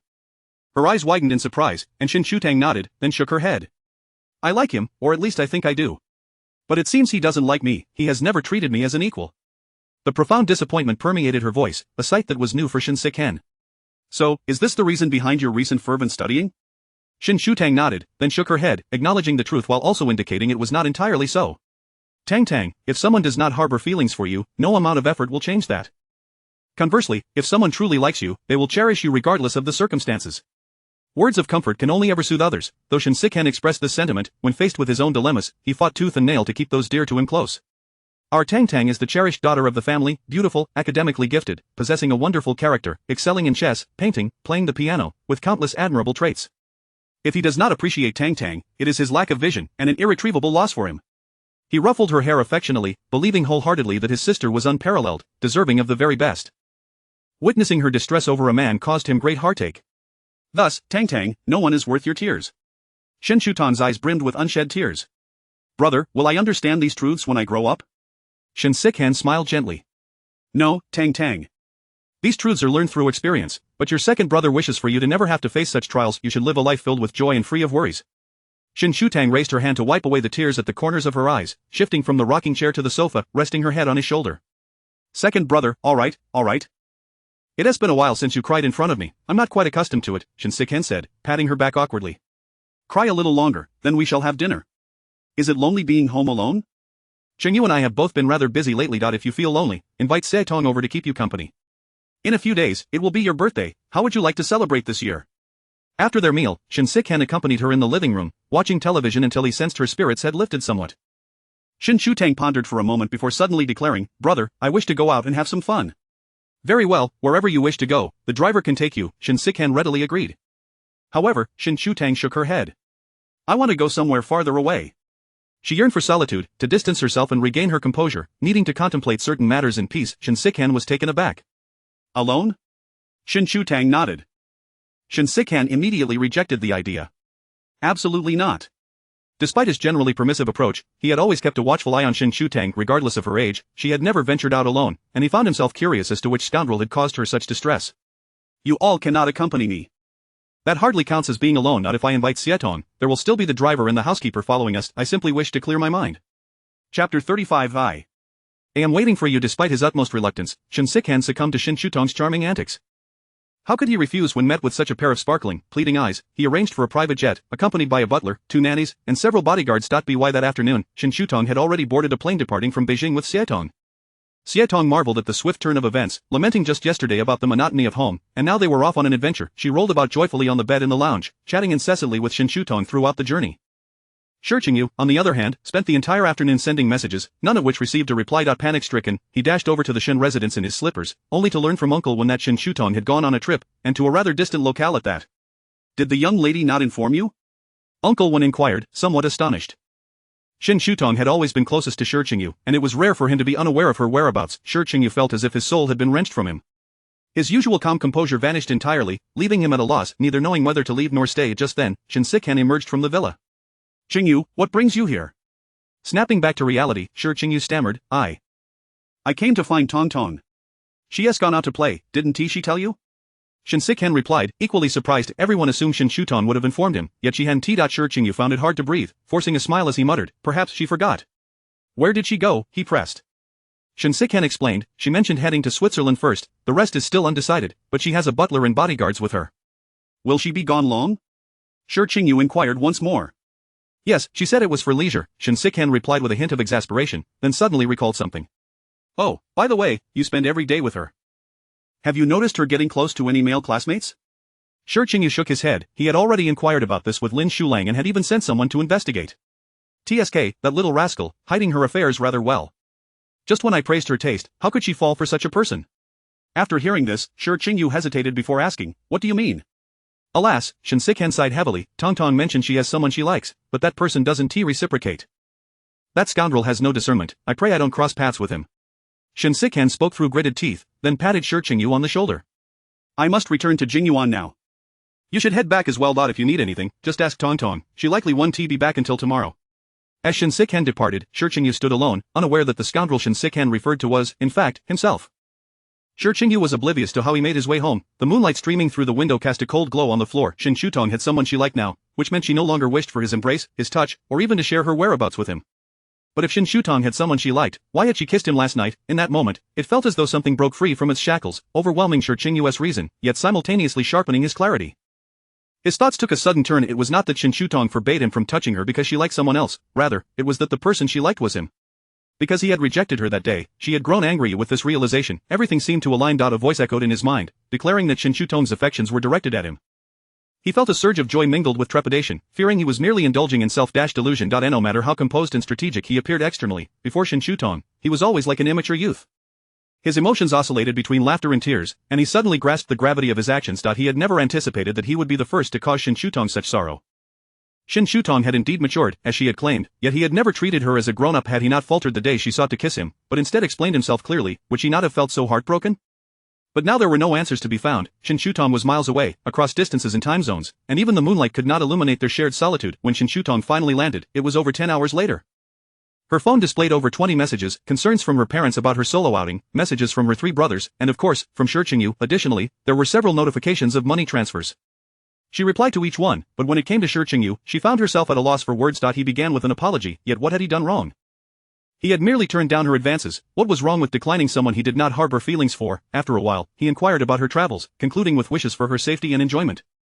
In that moment, looking at his messages, Shen Shutong felt a pang of sadness. It became evident that leaving did not erase those feelings. Xie Tong leaned closer. What is wrong, Tong Tong? If you don't want to reply, then don't. Shen Shutong shook her head and sent her response. Though there was no immediate reply, a video call came through. Shen Shutong hesitated for a moment before accepting, while Xie Tong nimbly retreated to her room. The two locked eyes through the screen, and Shen Shutong found it challenging to meet his gaze, lowering her eyes instead. Have you arrived at the hotel? Yes, just got here. Are you tired? Do you need to adjust to the time difference? I slept on the plane, so I'm not sleepy yet. Tong Tong. Shi Group called her name, observing her pale cheeks, which hung heavily, obscuring her beautiful eyes and casting shadows beneath them. About that day, I was drunk that day, Brother Qingyu, Shen Shutong interjected, recalling the events and feeling her cheeks flush slightly. All right. So when will you be back, Tong Tong? Shen Shutong bit her lip. I haven't decided yet. Her mind was in disarray. She wanted to clarify her thoughts, to understand, and she didn't wish to continue in this muddled state. Okay, Tong Tong, I will wait for you. Shi Group's voice was gentle, unwavering as he gazed at her. He observed the hesitation and sadness etched across her face, and though he yearned for her presence, he resolved to respect Shen Shutong's choice. He understood that she was never a naive little girl. She simply did not need to contemplate many matters. She had always been intelligent, possessing her own thoughts and insights. This time, he would refrain from interfering with her decision. No matter the outcome, he would respect it. Yet he would never let go. Tong Tong, I will always wait for you. Shen Shutong's heart fluttered. I understand. If she were to raise her gaze at that moment, she would see the tenderness and uncontainable affection in his eyes, but she dared not, nor did she wish to ponder the implications behind those words. Perhaps, as her second brother had said, liking someone was a solitary affair. She could no longer allow her presence to become a source of turmoil for him. Chapter 36 of the Aurora. As the phone call ended, Shen Shutong flung herself onto the bed, burying her face in the covers. A tangled web of emotions ensnared her, leaving her in a state of bewilderment and helplessness. Xie Tong knocked on her door and quickly dashed in, climbing onto the bed beside her. What's wrong, Tang Tang? Shen Shutong let out a long, drawn-out sigh. Xie Tong, do you think he doesn't like me? There was a hint of grievance in her voice, her eyes sparkling with clarity, as if washed by water. If he doesn't like me, what should I do? Tang Tang, how could he not like you? Xie Tong inquired, then reclined on the bed, gazing at the magnificent crystal chandelier on the ceiling. We haven't even arrived yet, and the driver is already waiting at the airport. The hotel is all arranged. What of it? Shen Shutong replied, having grown accustomed to such gestures throughout her life. Besides, my brother would do the same. Tang Tang, your brother does those things because you are family, but Shi Group is different. There is no bond tying you two together, and he has no reason to treat you this well. You grew up together, it has been so many years, many things seem normal to you both, and you've maintained a fixed relationship for far too long. Perhaps neither of them realized that certain feelings were silently flourishing beneath the surface. Xie Tong continued, like a guide illuminating the way. So, Tang Tang, this trip presents a wonderful opportunity. Being apart for a while gives you both space to reflect. Some matters will naturally resolve themselves in due time. Shen Shutong suddenly laughed. Tong Tong, when you're serious, you're quite serious. Xie Tong's smile nearly reached the heavens. Of course. I've always been clever. Indeed, Xie Tong is exceptionally clever, Shen Shutong echoed, lying together with their heads touching. Shen Shutong began to understand what it felt like to like someone. Those indescribable emotions caused her heart to race at times and overflow with bitter sweetness at others. This heart had been beating within her for 17 years, yet now it pulsed with newfound vitality brought about by another, making her realize that a heartbeat could be so powerful and resonant. They spent 3 days in Switzerland, strolling through the old town of Lausanne, celebrating Shen Shutong's birthday at a quaint dessert shop with just the two of them, a small cake, and a single candle. She blew out the candle without making a wish and later visited the Rhine Falls, taking numerous photographs yet feeling that something was missing. On the 4th day, they arrived in Iceland, swapping short sleeves for down jackets, exhaling clouds of breath in the crisp air. Perhaps fortune favored them, for on their very first night in Iceland, they were greeted by the aurora borealis. The night sky glittered with stars, and ribbons of emerald green, deep blue, and soft pink intertwined and danced in the darkness, as delicate and ethereal as silk, shifting and changing, displaying infinite colors and forms. Shen Shutong was so awestruck by the sight that the stars and the enchanting aurora reflected in her eyes. She suddenly turned her head. Cheng, however, before she could finish, she became aware that Shi Group was not by her side. Xie Tong happened to be capturing the moment with a Polaroid camera, peering over her shoulder and asking, "What's wrong, Tang Tang?" The crunching sound of boots on the snow filled the air as Shen Shutong gazed into the snow, momentarily lost in thought. I miss him. Xie Tong, I miss him a little.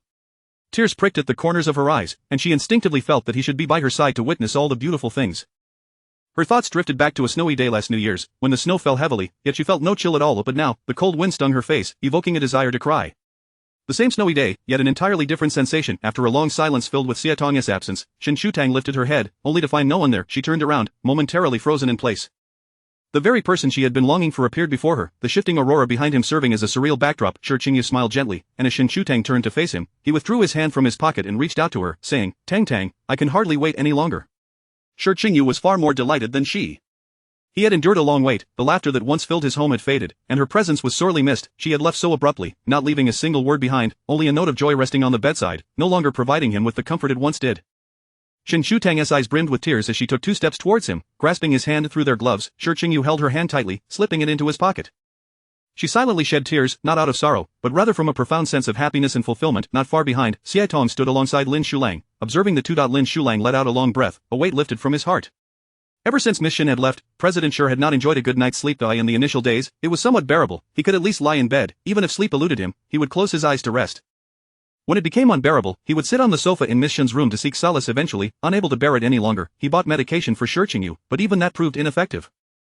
Desperate, he discreetly inquired about her whereabouts and brought him here. Lin Shulang asked, Miss Ya, has Miss Shen mentioned when she will return? Haitang focused intently on the developing photograph in her hands. How would I know? She will return whenever she pleases. However, it seems that it will be soon, Haitang remarked with satisfaction, glancing at the couple ahead before taking another picture with the Polaroid. Lin Shulang watched the photograph in her hand, and suddenly asked, Miss Ya, are you selling the 2 photos you just took? What? Haitang replied. Lin Shulang continued, 10 million. 10 million for 2? Lin Shulang hesitated, 1 million each is also acceptable. Haitang was taken aback at first, then looked at him as if he were foolish, the absurdity of the situation underscoring the phrase money does not guarantee intelligence. Have you lost your mind? Lin Shulang chuckled and shook his head, believing that if Shi Group saw those 2 photos, it would undoubtedly bring him great joy. In the end, Haitang decided to give him the photos, 10 million for the 2, gifting him 1, along with some from their time in Switzerland. Unaware that Haitang had made a significant profit from those photographs, Shen Tang's tear-streaked face had long since dried, her cheeks stinging from the wind. Tang, do you want to go back? Shi Group instinctively tightened his grip on her hand as she attempted to pull away, turning to look at him. Yes, my face hurts a bit, Shen Tang replied softly, wiping her eyes with her other hand. Have you been crying? Shi Group withdrew his hand from his pocket. Tang, why are you shedding tears again? His warm hand brushed against her face as he spoke gently. I'm sorry, Tang, for making you cry again. Shen Tang shook her head. I'm happy, Qingyu Gij. Shi Group was momentarily taken aback, then chuckled softly. You cry even when you're happy? Chapter 37. Birthday wishes. Shi Group held her hand as they walked towards the hotel. Shen Tang was clad in a thick white down coat, wrapped in a delicate pink scarf, and adorned with a beret on her head, moving at a leisurely pace, each step small and cautious, resembling a little penguin. Shi Group kept pace with her, gripping her hand tightly until they reached the door of the room. He paused, not releasing her, causing Shen Tang to halt abruptly. Tang, I'm staying next door. In the past, whenever they ventured out together, they always shared a suite, feeling as comfortable as if they were at home. The Shi family had rooms reserved for Shi Group in hotels across the nation. This time, however, Shen Tang had come with Haitang, and Shi Group had not planned to join them, so the room had long been prepared for the 2 of them. Suddenly recalling Haitang, Shen Tang realized she had left her behind and tugged at Shi Group, eager to head back outside. Shi Group halted her, asking lightly, what is wrong, where are you going? Haitang. I left Haitang behind. Shen Tang exclaimed anxiously, already envisioning Haitang's furious expression ready to confront her. Shi Group pulled her back gently, chuckling softly. Shu Lang already took her back. Really? Shen Tang, still processing the information, wore a look of confusion in her eyes. Shi Group ruffled her hair affectionately. Yes, she returned a while ago. It's my fault for not telling you. Shen Tang quieted, looking up at him, her face attempting to mask the weariness that was all too evident. Brother Qingyu, have you been working hard lately? Not too bad, he replied, though the days without her were somewhat arduous. Brother Qingyu, you must take good care of yourself. Shen Tang removed her scarf from around her neck, rising on her toes, yet still unable to reach him. Shi Group bent down at the right moment. Shen Tang wrapped the scarf around his neck. Brother Qingyu, I want to make you happy. Shi Group chuckled softly, the faint fragrance of the scarf wafting into his senses, and he felt a lump in his throat. Tang, I am very happy. When they were outside watching the aurora, she had said she cried tears of joy, but at that moment, seeing Shen Tang made him feel even happier, even more fulfilled. Brother Qingyu. Shen Tang called out to him, intending to say something, but the night was too late, and he appeared weary. She simply sweetly wished, good night, Brother Qingyu, sweet dreams. She stepped forward, giving him a gentle hug before quickly pulling away and turning to enter the room. Shi Qingyu stood still for a moment, a smile gracing his lips, before he eventually returned to his own room next door. Xia Tong. Why didn't you say you were back? Upon entering, Shen Shutang found Xia Tong lounging comfortably on the sofa, munching on chips while watching television.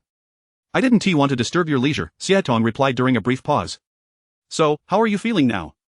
Xia Tong had noticed Shen Shutang's distracted demeanor over the past few days. Only on the first day of their outing had she seemed somewhat spirited, while in the following days, her body was present, but her mind seemed to have wandered far away. Shen Shutang settled beside her, letting out a long sigh. I feel better. But Xia Tong, I want to clarify things with him. Xia Tong inquired, clarify what? Everything I've wanted to say, I want to express clearly. Shen Shutang gazed ahead with a calm demeanor, the sounds from the television transforming into a background noise for her thoughts. She had come to a realization, she didn't want to be like her third brother, harboring a secret crush for years before allowing the one she liked to truly know her. Nor did she want to follow her second brother's advice of simply replacing those who did not reciprocate her feelings, yet, matters were not so simple. She liked Shi Qingyu, and to give up without even trying was something she could not accept. She refused to be a coward. The following morning at 9 o'clock, Shen Shutang rose early and encountered Lin Shulang at the door to Shi Qingyu's room. Seeing her, Lin Shulang swiped the room card. Miss Shen, please wait a moment. I'll go call Mr. Shi. Ah, no need, Shen Shutang whispered, as the room remained dimly lit, and she treaded softly towards the sofa. Mr. Shi mentioned yesterday to wake him at 9, Lin Shulang added. Shen Shutang waved her hand. He is still asleep, let him rest a little longer. Lin Shulang glanced towards the bedroom, recalling Shi Qingyu's recent sleeping habits, and nodded with a smile. Alright, I'll have someone bring up some pastries. Shen Shutang waited in the living room for over 2 hours until the bedroom door finally opened. Shi Qingyu emerged in a flurry, as if he were in a rush to accomplish something. Brother Qingyu. Upon opening his eyes, Shi Qingyu realized it was already past 11 o'clock. Fearing that Shen Shutang might have already left, he grabbed his coat and rushed outside, only to hear that familiar voice that lingered in his dreams. Shi Qingyu halted in his tracks. Tang Tang. He made his way to the sofa, dropping the half-worn coat and enveloping her in his embrace. How wonderful it was, this was no dream. Tang Tang, I had a long dream last night. Shen Shutang was held tightly in his arms, his body still warm from the bed, wrapping her in a cocoon of comfort. Brother Qingyu, did you sleep well? Shen Shutang asked with a gentle laugh. Shi Qingyu's hand caressed the back of her head. Very well, because you were there. Why didn't you call me when Tang Tang arrived? Shen Shutang replied, because Brother Qingyu was sleeping so soundly. Shi Qingyu chuckled before slowly opening his eyes. The sunlight outside was just right, and he held her close, savoring the beauty of the moment. Tang Tang, when are you going back? Guess. Shi Qingyu didn't want to guess, he buried his head in Shen Shutang's shoulder, almost like a child seeking comfort.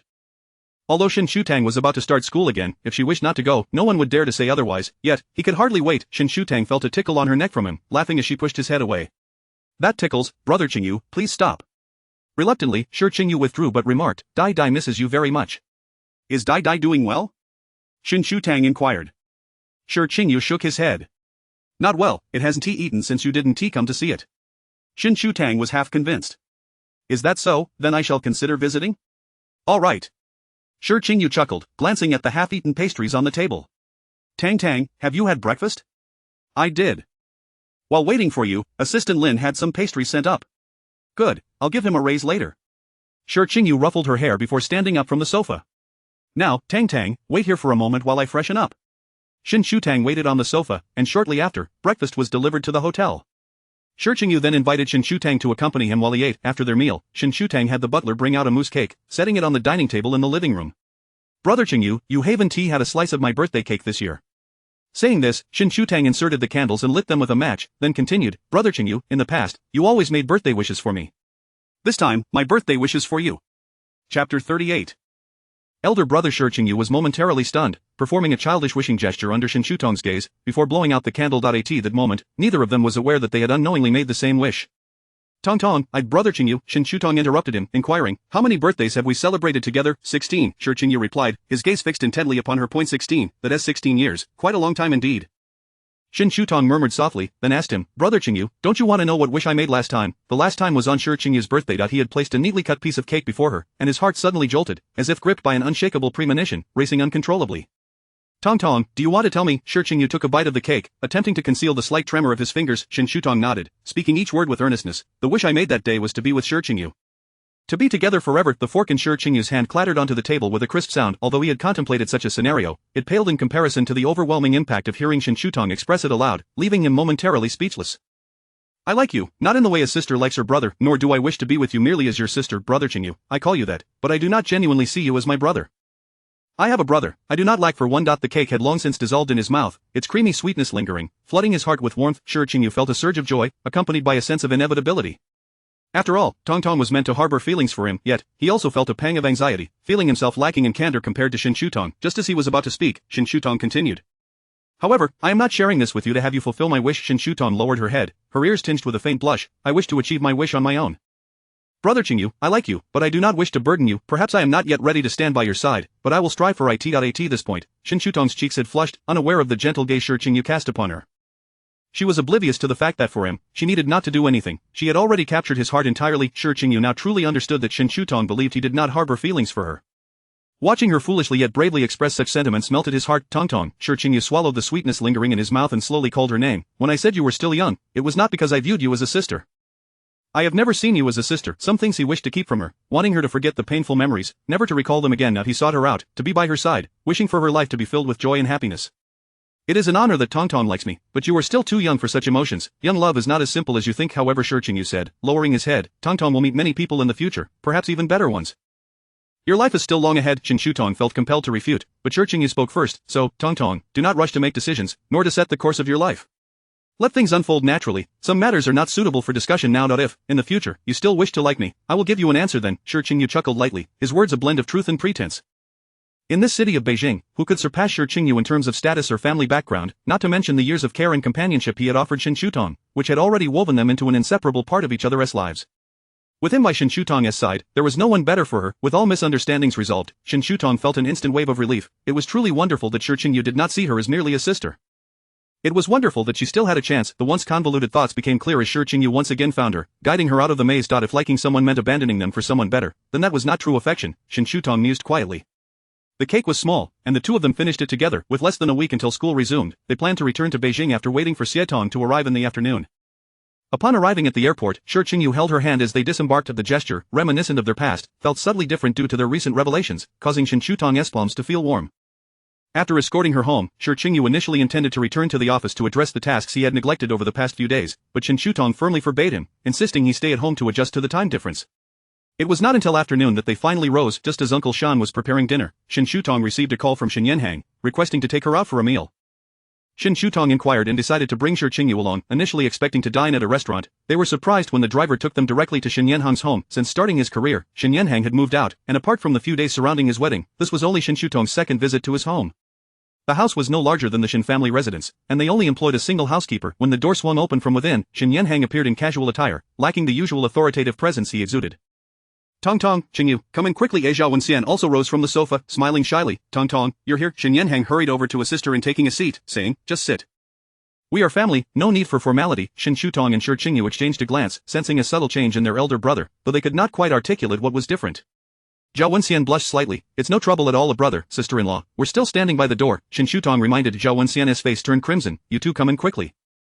It is all your brother's fault. Shi Qingyu handed the items he had brought to the housekeeper and followed Shen Shutong inside to greet them. As Zhao Wenxian remarked, Tong Tong, why did you suddenly decide to go out and play? You went quite far, and Dad, Mom, and Yanhang were all worried sick. Shen Shutong sat beside her. I just suddenly wanted to go, sister-in-law, so I went out to have a look. As long as you had fun, Zhao Wenxian replied, a hint of envy glimmering in her eyes, her hand resting on her abdomen. I'm a bit envious of you. Unlike me, I feel so restricted wherever I go. Shen Yanhang was typically busy with work, and trips abroad involved convoluted approval processes. Shen Shutong suggested, sister-in-law, you don't have to go with brother. You can go alone or invite friends along. Zhao Wenxian had never considered that possibility. She had obediently followed the rules her entire life. Loving Shen Yanhang was perhaps the most daring thing she had ever done. The idea of traveling alone had never crossed her mind, but it sounded appealing. She smiled gently. If it were before, that would have been possible, but now, it's not so convenient. Chapter 39. Whispers of romance. Following her gaze, Shen Shutong's eyes were drawn to her slightly protruding abdomen. Sister-in-law, you. Zhao Wenxian met her astonished gaze, her cheeks tinged with crimson. It's been over 3 months. May I touch it? Shen Shutong nodded in a daze, and Zhao Wenxian guided her hand to rest on her belly. He has quite well behaved, not causing any trouble at all. Had it not been for the incident a while back when she suddenly fainted during class and was subsequently rushed to the hospital, they would still be unaware of this little life's arrival. Fortunately, nothing serious had occurred, but she began her maternity leave that very day. Taking time to rest at home, Shen Shutong placed her hand gently upon the small bump, scarcely daring to move, as if sensing a stirring within, though in reality, there was none. Am I to become an aunt? Yes, once the new year passes, you truly will be an aunt. How marvelous, Shen Shutang murmured, sister-in-law, it's truly wondrous. Our kittens at the CAF also give birth. When the kittens arrive, they are no larger than a palm. Zhao Wenxian smiled softly, but this is no ordinary kitten.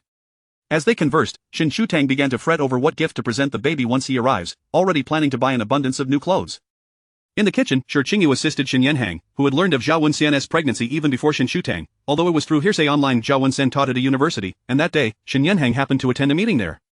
He witnessed Zhao Wenxian being taken away in an ambulance, prompting a hasty rush of school officials to her side, lifting her into their arms, with many eyes upon them. It was inevitable that someone captured the moment and shared it online, though the post was quickly taken down and lost its traction after some time.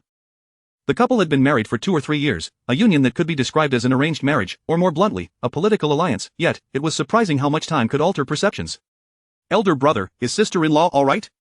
Shi Qingyu inquired. The doctor said she is fine.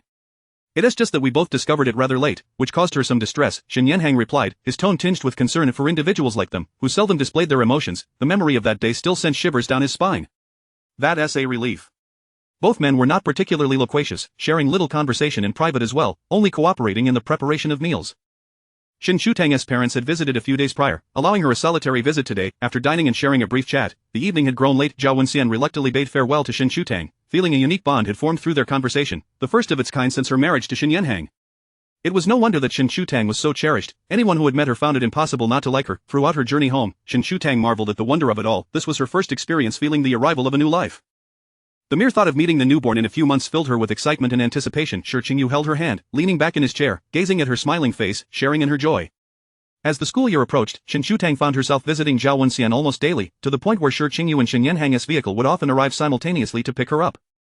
Eventually, Shi Qingyu suggested they allow his elder brother and sister-in-law some rare moments of privacy, prompting Shen Shutang to settle down and merely prepare gifts to send over. Regarding the previous incident at the club, Shi Qingyu had mischievously reported Shen Yanhang to Zhao Wenxian, leading to a thorough reprimand for Shen Sikhen. Shen Shutang stifled her laughter, her cheeks flushed, casting a playful glare at Shi Qingyu. As the school year commenced, Shen Shutang entered her second year of high school, lamenting the slow passage of time while simultaneously wishing for it to hasten. Her academic performance had always been exemplary, consistently ranking first in various examinations, and her results in the opening assessments placed her 30 points ahead of the second-place student. She continued to sit at the back of the classroom with Haitang, occasionally paying attention during lessons, but mostly enjoying snacks and napping together during breaks. Zhao Wenxian's pregnancy became increasingly apparent, and despite Shen Yanhang being in the midst of a significant work transition, he opted to take paternity leave to be at home with her. Shen Sikhen, having reportedly entered a relationship with Zhou Xingyan, faced various challenges but ultimately found joy in their union. Shen Sujing had graduated from school and was now striving in the entertainment industry, gaining considerable recognition. Previously, many had scrutinized his background, alleging he had influential supporters, with some even spreading rumors of a wealthy benefactor behind him. He had been quite upset for several days, much to Shen Sichen's amusement. Shen Shutang had yet to meet the girl featured on his phone wallpaper, although she recognized her from countless television appearances as a rising star in the entertainment world. It was rumored that they had collaborated several times, but whether Shen Sujing had confessed his feelings remained uncertain. She speculated he had not, as he was the most timid among their circle. During the National Day holiday, Shi Qingyu took Shen Shutang back to Switzerland. Upon returning from their last trip, she had expressed regret at not being able to enjoy the scenery with him, a sentiment he had remembered and sought to remedy by revisiting those sites with her, hoping to alleviate her disappointment. They returned to their homeland just a day before the holiday ended. However, upon landing, Lin Shulang received a message from the Public Relations Department inquiring about how to address the online buzz. He immediately opened Weibo, only to find Shi Group president suspected of being in love, sweetly traveling in Switzerland trending at the top. Many of their peers had already entered relationships, leading some to fixate on Shi Qingyu, desperately seeking to unearth any details.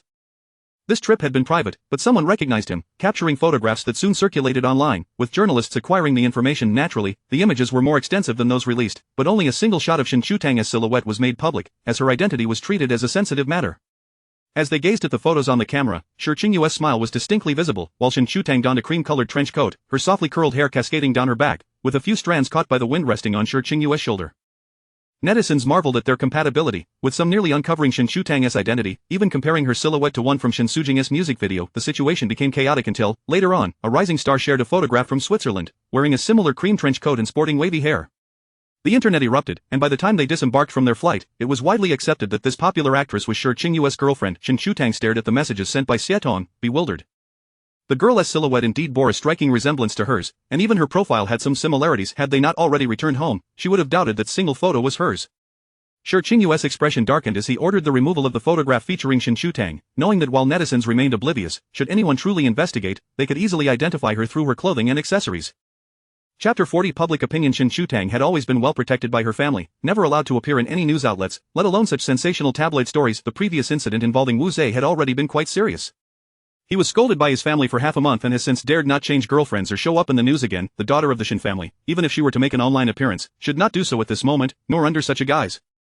The couple's photograph was swiftly taken down, leaving only the solitary shot of the female celebrity from behind. While still in the car, old Master Shi called, inquiring about the truth of the matter. Shi Qingyu glanced at the distressed Shen Shutang beside him and replied softly, "It is true that I went to Switzerland, and it is also true that I was traveling with someone." Naturally, old Master Shi would not believe that the companion in question was that female star. He sighed deeply and urged, "Then quickly have someone clarify and dispel the rumors. This will not reflect well on you. It cannot be retracted just yet. To withdraw the news at this juncture would only pique public curiosity. The more one tries to conceal it, the more they wish to uncover the truth. Since someone has stepped forward to take the blame, let her bear it. She truly believes that being Shi Qingyu's girlfriend is an easy role to play. Grandfather, I have my plans. Just rest assured." After hanging up, Shi Qingyu looked at Shen Shutang, whose lips were turned down in discontent, and gently rubbed the back of her head. "I am sorry, Tang Tang." Shen Shutang pouted in dissatisfaction. "This time, it is truly your fault. My mistake." Shi Qingyu took her hand. Had he not insisted on pulling her into that photo, and had they not lingered so long, they would not have been photographed without realizing it. Humph. Shen Shutang turned her head away, sulking and refusing to look at him. The fervor surrounding the incident showed no signs of abating. That female celebrity had gained over 100,000 followers, and the Weibo post had garnered hundreds of thousands of comments. Initially, people praised her fortune and luck for potentially marrying into a wealthy family. Seeking advice, however, as time passed, differing opinions emerged, claiming she was unworthy of Shi Qingyu, with many scandals being unearthed. Shi Qingyu, frequently featured in major financial news and newspapers, had amassed a legion of fans solely based on his looks, not to mention his talent and wealth. He did not have a personal Weibo account, but the official account of the Shi family boasted millions of followers. Now that a girlfriend had suddenly entered the picture, it was inevitable that many would express their dissatisfaction. In just a few hours, two factions had engaged in a heated argument. At that moment, Shi Qingyu had just lulled Shen Shutang to sleep. Outside, a light rain fell as he sat on the sofa, perusing the photographs taken the day before, now printed and placed in an album. It was only when Lin Shulang had given him those two photos that he realized he had never taken pictures of Shen Shutang, hence, he had decided to capture more this time. The album, thick and full, contained less than a third of its capacity. The first page displayed the two photos taken by Haitang in Iceland, and he reached out to touch them, a gentle smile gracing his lips. A faint rumble of thunder echoed outside, and he instinctively glanced at the person in bed, relieved to see she remained undisturbed, sleeping soundly. He approached her, planted a kiss on Shen Shutang's forehead, and carefully arranged her slightly tousled hair. The sweet child slept beautifully, her long eyelashes casting delicate shadows on her soft cheeks. He couldn't help but caress her gently a couple of times, cautious not to wake her, before returning to the sofa, waiting for the rain to cease before heading back to the room. The following day, as the National Day holiday came to an end and school resumed, Shen Shutang arrived as usual. Upon entering the classroom, she was met with scrutinizing gazes. Some classmates recognized Shi Qingyu. After his last visit to the school to find Shen Shutang, many had guessed their identities. Shen Shutang feigned ignorance, walking straight to her seat. Haitang, undoubtedly having stayed up late the previous night, rushed in just as the first class bell rang. "Class has already begun." Shen Shutang handed her a tissue to wipe the sweat from her brow. "Catch your breath first, no need to talk." "All right." When the first period concluded, Haitang leaned closer, presenting her saved photographs. "Thank goodness I was quick. Every time your photos appear online, they vanish within half an hour." Haitang pinched her cheek. "Our Tang Tang is truly a gem." "Oh, stop joking." Shen Shutang swatted her hand away, her gaze involuntarily drifting to the screen of Haitang's phone. Their identities were special. Who knows how many eyes were watching. Shen Xiqing had been kidnapped as a child, managing to escape after a day and night of running. As the youngest daughter of the family, and with close ties to both families, she was naturally kept under tight protection. Haitang saw through her immediately. Don't look, I'll just send it to you." Shen Shutang's face flushed slightly. It was her first time seeing that photograph.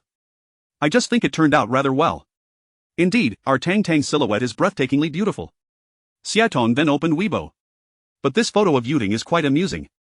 When netizens questioned her, she avoided a direct answer, only making vague statements that led to misunderstandings. Shen Shutang glanced at it briefly before averting her gaze, feeling somewhat uncomfortable. Haitang sent her that photograph via WeChat.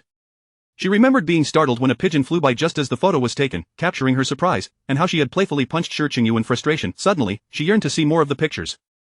Though she could not access them, Shi Qingyu possessed all the photographs, which had been purchased, albeit under a signed agreement. There was no longer any trace of Shen Shutang's news online. "Mr. Sure, how should we handle Zhang Yuting's side?" Lin Shulang inquired cautiously. This was his first encounter with such a situation. Shi Qingyu had remained silent since last night. While the matter regarding Miss Shen was manageable, the emergence of another party complicated their decision-making. Shi Qingyu had been reviewing photographs all morning. Upon hearing the question, he raised his gaze to Lin Shulang, legs crossed, fingers tapping lightly on the table. The Shi family need not issue any statements or explanations. Is Huaxing still operational? Shi Qingyu asked.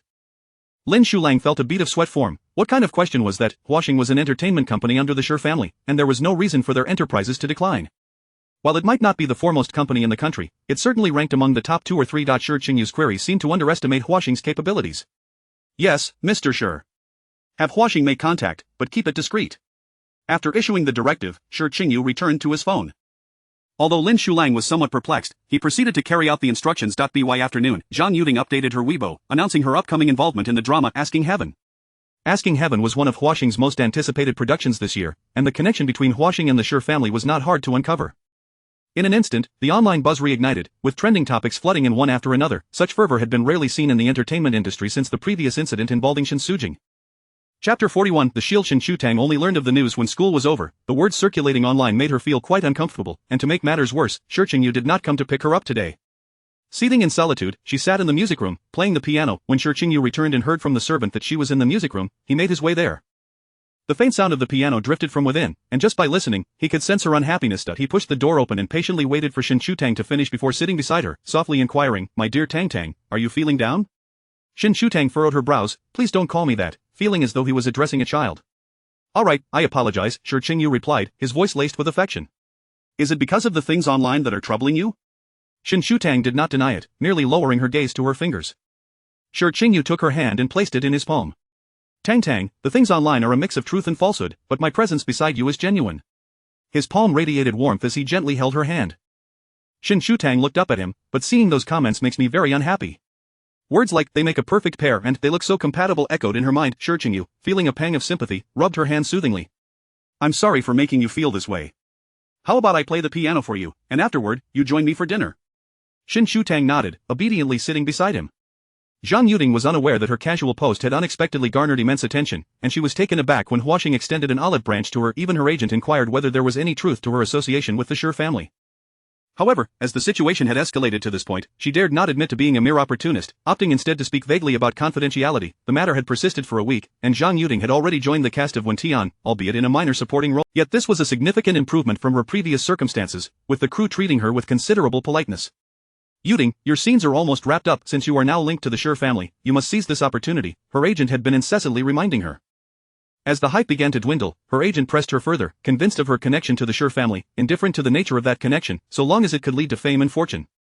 Zhang Yuding, feeling impatient, retorted, I know, stop hounding me."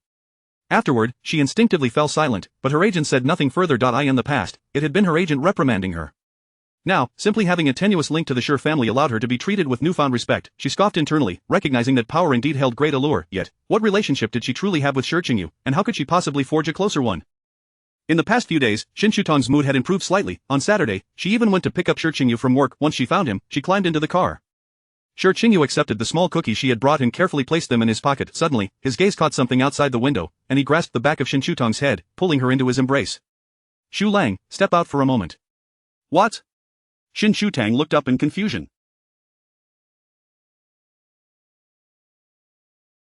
Shi Qingyu gently caressed her nape. "It's nothing, just some dirt." "Huh?" Shen Shutang stared blankly as Shi Qingyu pinched her cheek, asking, "What do you want for dinner?" "Let's eat at home. I want to have your tomato beef soup." Shen Shutang had grown wary of going outside these past few days, having been frightened by recent events. "All right, I'll make it for you."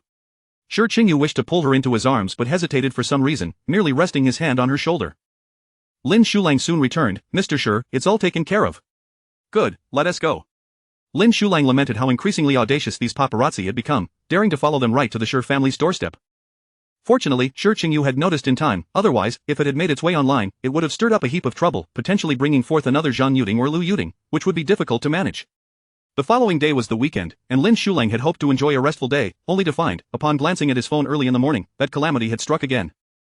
What new antics was Zhang Yuding up to? Reports surfaced of her being photographed at the Shi family while picking up Shi Qingyu from work, implying the paparazzi had been summoned. The last time, he had allowed events to unfold per Shi Qingyu's instructions, as he had other plans, but this time, when the situation had already settled, she had recklessly re-emerged, proving to be quite brainless.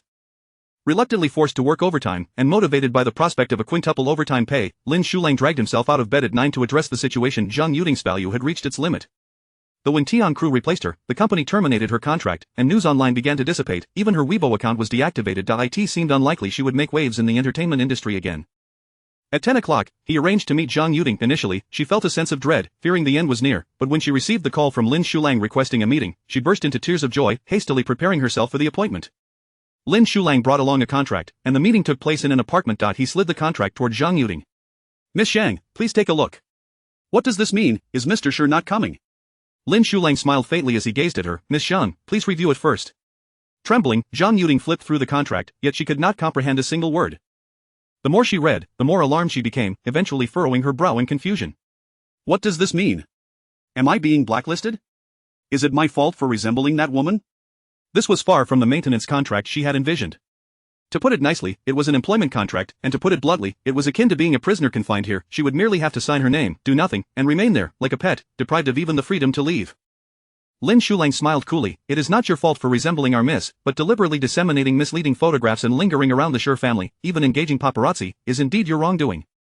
This face bore only a trifling resemblance to Shen Shutang, yet it was sufficient for her to carve out a niche in the entertainment industry, yet she had chosen the wrong path. "Miss Shang, you have the option to refuse to sign, but I must remind you that you will no longer be welcome in Jing City. Additionally, I must inform you that our miss holds a unique status, which may lead to certain dangers. This is stated in the contract, so please be aware." Zhang Yuding scoffed, feeling a chill run through her. A monthly salary of 1 million, merely to serve as a shield for that person, such extravagance was indeed remarkable. She suddenly felt a pang of envy, realizing that people were inherently different. Wiping the tears from her face, she decisively signed the contract. In comparison to money, what value did freedom hold? Lin Shulang had not anticipated her willingness to acquiesce so readily, but ultimately, the path she chose was her own. He collected the contract. "Pleasure to cooperate, Miss Zhang. Shortly, someone will assist you in relocating here, and a caretaker will be arranged to attend to your daily needs." Shen Shutang indulged in a leisurely morning, and by the time she awoke, all news had eluded her. Of course, she remained oblivious to these unfolding events. Chapter 42 G-Man. It was only the following day that Shen Shutang learned from Haitang about Zhang Yuding's abrupt departure from the entertainment industry. There had been no prior indication. She had simply deleted her Weibo account, as if she had vanished from the face of the earth. Rumors began to circulate online, suggesting that Shi Qingyu could not bear to see her struggle in the entertainment world and had brought her home instead. If it weren't for Shen Shutang residing with the Shi family, she might have believed it. Indeed, one cannot place trust in the happenings online. Thus, the matter finally reached a semblance of closure, and life resumed its normal course. Shen Sujing's birthday fell at the end of November, celebrated this year with a charitable banquet. Shen's parents returned from Sioux City, and Shen Xiqing brought his girlfriend along. Shen Yanhang was unable to attend due to Zhao Wenxian's physical discomfort. This was Shen Shutang's second encounter with Zhou Xingyang, and she felt that Zhou had changed considerably, yet retained the same cool and composed demeanor, often wearing a blank expression. Seated on the sofa with Haitang, Shen Shutang noticed Shen Xiqing arriving with someone, and Haitang exclaimed, "How extraordinary, has your second brother's obsessive cleanliness vanished?" Shen Shutang replied, "How could it be the same? That is my second brother's girlfriend." "A girlfriend? With that mouth of his, he could actually find a girlfriend." Haitang was astonished, for she had never encountered anyone more adept at banter than Shen Xiqing, whose tongue seemed as lethal as poison. Shen Shutang could not help but laugh. Just as Zhou Xingyang glanced over, Shen Shutang waved at her. Zhou Xingyang leaned in to whisper something in Shen Xiqing's ear before making her way toward them. Shen Xiqing followed behind her, saying, "Tang Tang, greet your sister-in-law." Shen Shutang shot him a disapproving look. "Second brother, Sister Xingyang has a name. Besides, you're not like the eldest brother who has actually brought someone home." "Alright, you all have your fun." Shen Xiqing awkwardly rubbed his nose. "I'll head over there." Shen Shutang took Zhou Xingyang's arm and sat down. "Sister Xingyang, you look stunning today." "This is my good friend, Haitang," Shen Shutang introduced. Zhou Xingyang smiled gently and nodded. "Hello to both of you." Haitang eagerly joined in, addressing her as Sister Xingyang, and soon proved to be quite the chatterbox, discussing a myriad of topics. Ultimately, their conversation steered toward a university, with Haitang expressing endless curiosity about university life, posing questions without restraint. Zhou Xingyang patiently responded, gradually loosening up. As Shen Shutang accepted the shawl handed to her by Lin Shulang, she casually inquired, "Is Assistant Lin also a graduate of a university?" Lin Shulang paused for a moment. "Yes, miss, I completed my studies there before pursuing graduate studies abroad." Shen Shutang nodded. "Then you must be more accomplished than Brother Qingyu." Lin Shulang quickly laughed and waved his hand. "Miss, you flatter me. I cannot compare to Mr. Shi." On the surface, it appeared that his foreign graduate degree made him superior, while Shi Qingyu had merely graduated from a university. However, it was but a superficial comparison. Shi Qingyu had been immersed in business knowledge since his teenage years, while Lin Shulang only began his formal education in the field upon entering university. The education they received from a young age concerning business, politics, and even military affairs, those legacies accumulated over generations by affluent families, were realms Lin Shulang would never fully grasp. Whether in commerce, politics, or even in the entertainment industry, as Shen Sanshaya had chosen, these were merely choices for them, nothing more. Shen Shutang, in her daily life at school, felt that merely gaining admission to a university was a remarkable achievement, a dream school for many students. Yet, Zhou Xingyang's eyes lit up momentarily at Lin Shulang's mention of studying abroad, only to quickly mask her excitement. Lin Shulang retrieved 2 more shawls and, after handing them to the 2 ladies, returned to Shi Qingyu's side. Shen Xiqing and Shen Sujing were also present, peering down from the VIP room on the 2nd floor, catching sight of the 3 sitting on the sofa. "Xingyu, I heard you are keeping someone outside?" Shen Xiqing suddenly asked, causing Shen Sujing to sputter, nearly choking on his drink. "Who said that? How could brother Xingyu do such a thing?" Shen Sujing protested. Wei Chuan mentioned it, saying he saw Shulang with a woman at the Marriott apartment last time. "It seems to be that girl from your circle. What was her name again?" Shen Sujing's gaze flitted between the 2 men, one casual, the other indifferent. He could hardly believe that Shi Qingyu would engage in such behavior. Yet, he heard Shi Qingyu respond nonchalantly, "The last incident caused quite a stir. I worried it might disturb Tang Tang." Though his words were simple, both men understood the implication. Shen Xiqing observed him, his expression one of indifference, only to fix his gaze on the people below, saying, "That seems rather unjust." As if he had spotted something amusing, a faint smile played at the corners of Shi Qingyu's lips. It was her own choice. "I'm going down to find Tang Tang." "Second brother, Brother Qingyu seems to place a great deal of importance on Tang Tang," Shen Sujing remarked, contemplating that were he in Qingyu's position, he likely could not bring himself to do such a thing. Shen Xiqing furrowed his brow, sensing something amiss, yet he could not pinpoint what it was. Shen Sujing, having perceived something unknown, left the room in silence. With the room now empty, Shen Xiqing followed him downstairs.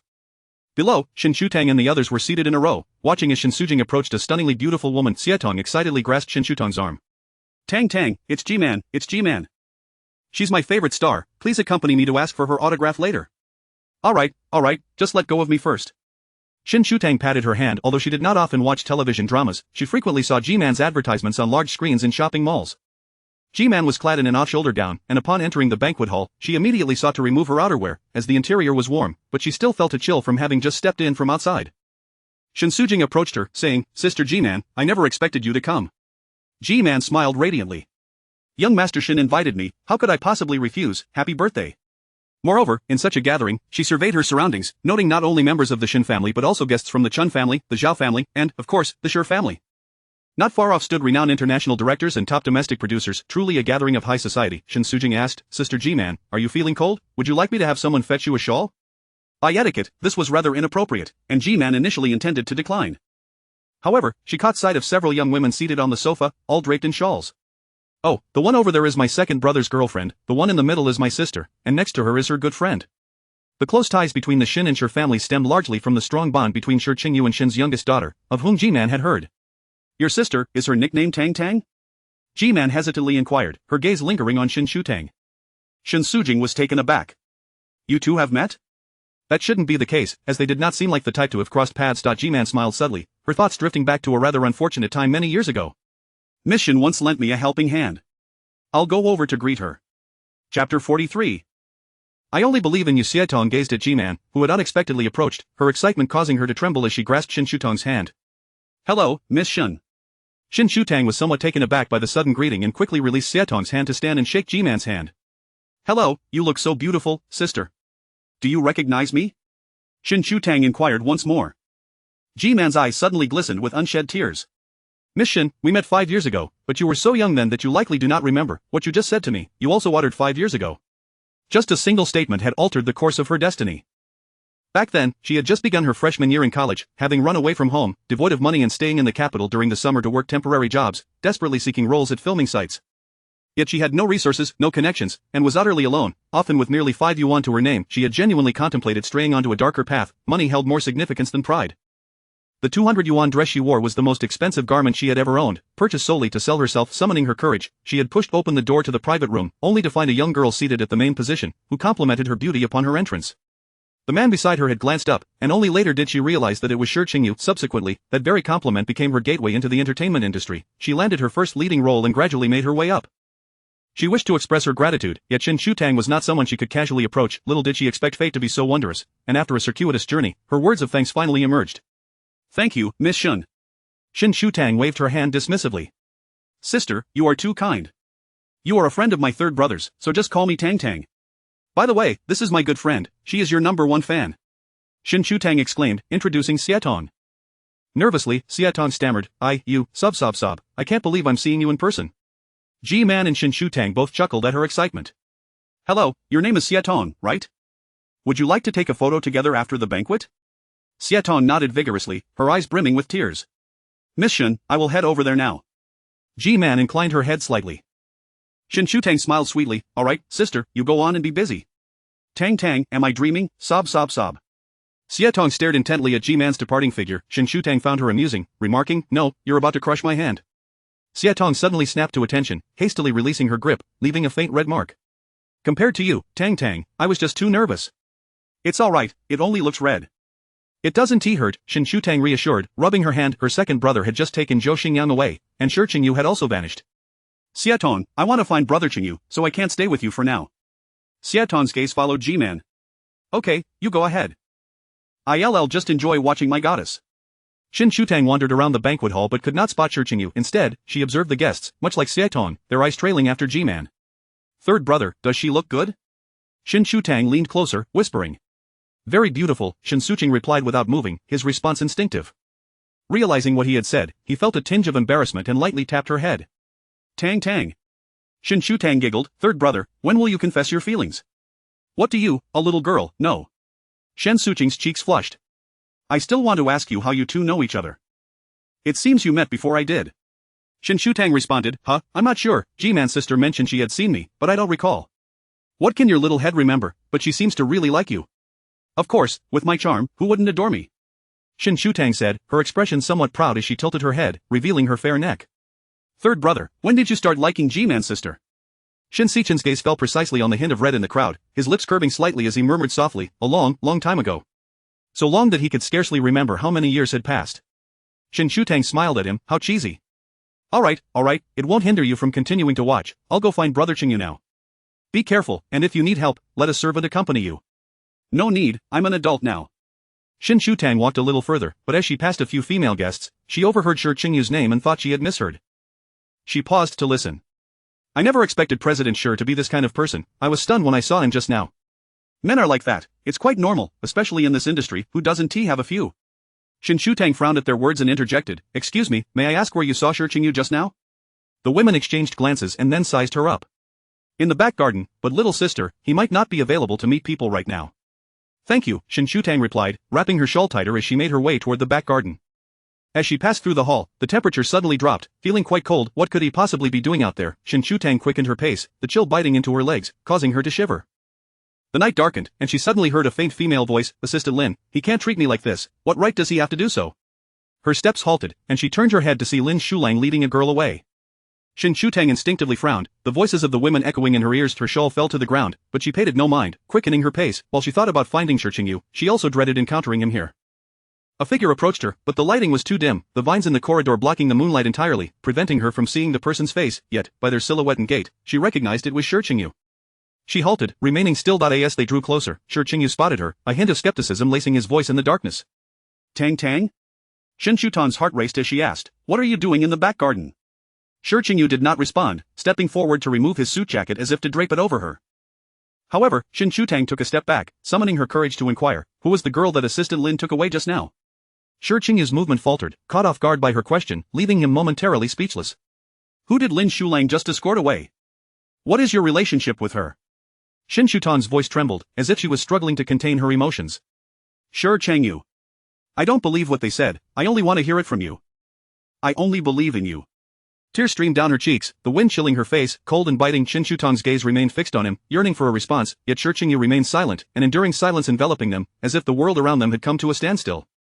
Chapter 44. After a prolonged silence, with no response forthcoming, Shen Shutang felt as if a chilling wind had penetrated to her very heart, leaving her entire being icy cold. The feudal standoff weighed heavily in the air, prompting Shen Shutang to turn and walk away, the sound of her heels echoing sharply against the stone pavement. In a state of panic, Shi Qingyu hastened to catch up, grasping her wrist. Tang Tang. He found himself at a loss for words, unable to articulate an explanation for either the baseless rumors or his genuine actions. Don't touch me, Shen Shutang's voice was laced with frost. This was the first time in many years that she had spoken to Shi Qingyu in such a manner, as if she had reached the pinnacle of disappointment. It was common knowledge that Shen Sikan harbored a severe obsession with cleanliness, and Shen Shutang was no different. Her psychological aversion to contamination was even more acute. She could not bear the thought of Shi Qingyu's hands, which had touched others, coming into contact with her. Shi Qingyu held her frigid wrist, a shiver coursing through him. For a moment, he could not discern whether his palm was colder or his heart, yet he dared not release his grip. Tang, I can explain everything, but not now. Let's go inside, shall we? Shen Tang was resolute in her desire to leave, longing only for the comfort of home. She struggled against his hold, but Shi Yu's grip remained steadfast, unwavering. Why can't we talk now? Shen Tang demanded, turning to wrest her wrist free. Shi Yu, I'm not a child anymore. I understand far more than you think. Tears welled in her eyes, her tone a mixture of indignation and sorrow, bewildered by his persistent secrecy. Let go of me. Shi Yu's voice trembled, tang, slap. Before he could finish his sentence, Shen Tang struck him across the face, her palm stinging from the impact. Seizing the moment while he was momentarily stunned, she yanked her hand away and turned on her heel, departing without a backward glance. However, Shi Yu quickly followed, matching her pace closely, not daring to utter another word. Just before entering the banquet hall, Shen Tang paused at the entrance to compose herself, wiping away her tears. Shi Yu draped his suit jacket over her shoulders and softly remarked, "It's clean." A bittersweet ache surged within Shen Tang. He was aware of her obsession with cleanliness. She said nothing, merely yanked the garment off and tossed it to the ground before pushing the door open. As Shi Yu watched the coat slip from her shoulders, it felt as though his heart too had fallen to the floor.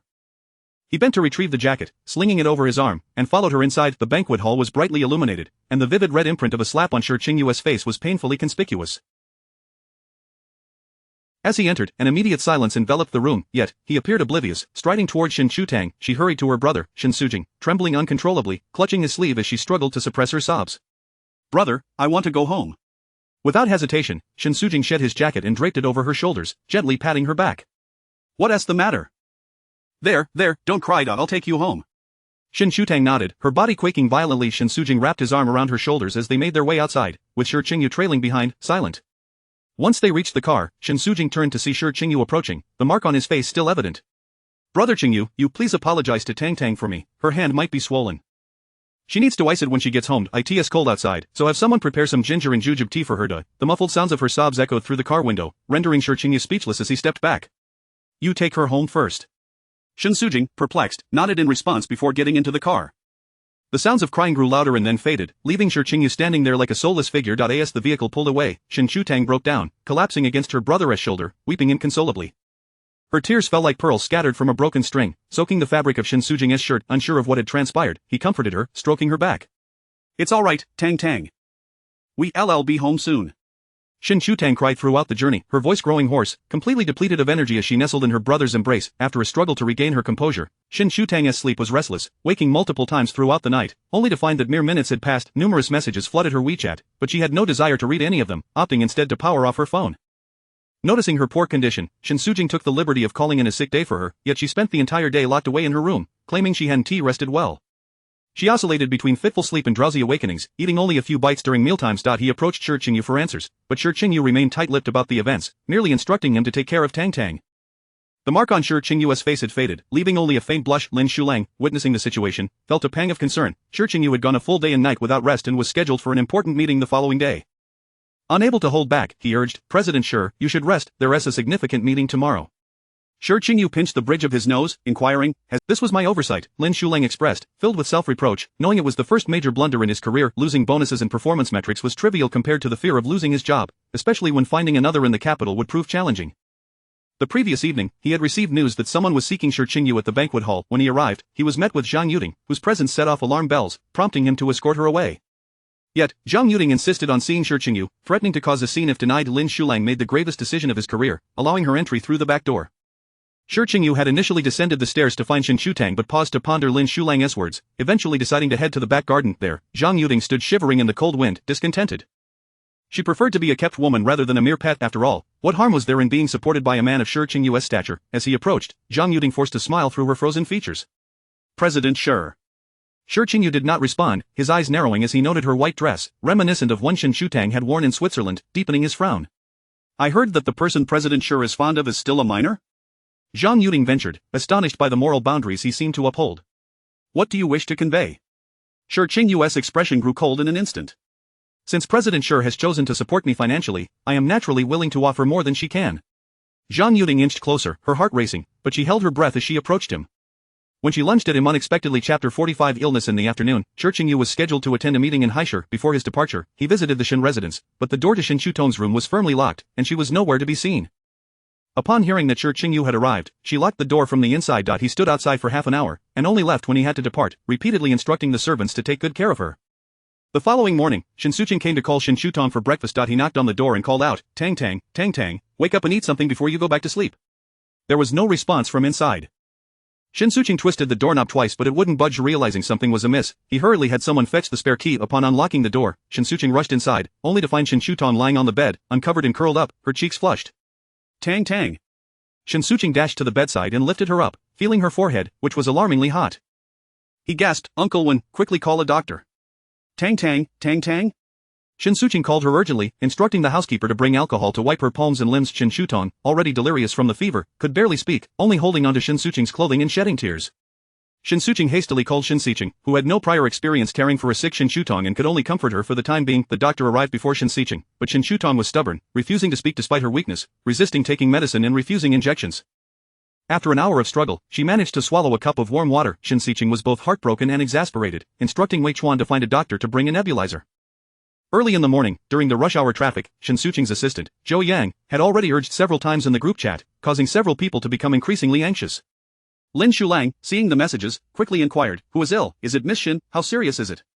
Shen Yanhong's secretary followed suit with questions. With only half an hour until the meeting's commencement, an annual high-level meeting for the Shi Group, juxtaposed with Shen Shutong's condition, Lin Shulang hesitated for a moment before knocking on Shi Qingyu's door.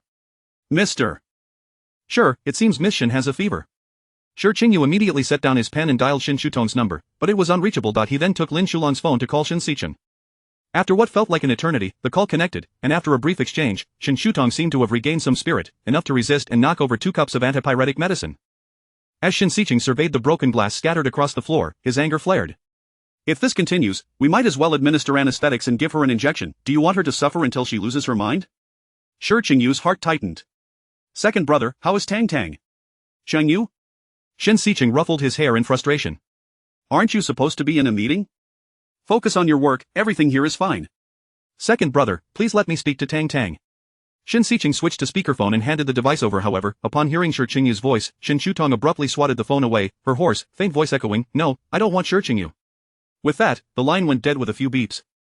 Shi Qingyu stared at the phone in a daze before softly saying, "Return." "Understood," Lin Shulang replied without hesitation. Although private plane routes required a 4-hour advance application, it was evident that Shi Qingyu could not wait that long. He booked the next available flight, and the vehicle drove straight into the airport's lane. Stopping beside the aircraft's stairway, the flight attendant greeted him, and Shi Qingyu hurriedly made his way, leaving everyone else behind.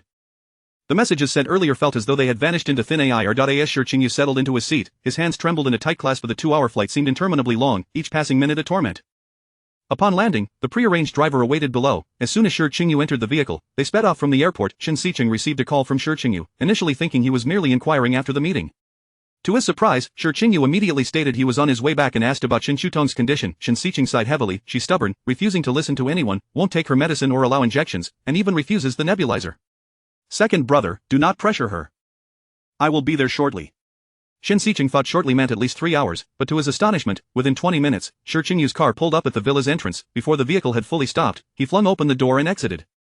Inside Shen Shutong's room, the doctor stood surrounded by a group of people at her bedside. She huddled in the corner of the bed, softly crying, and no one could manage her.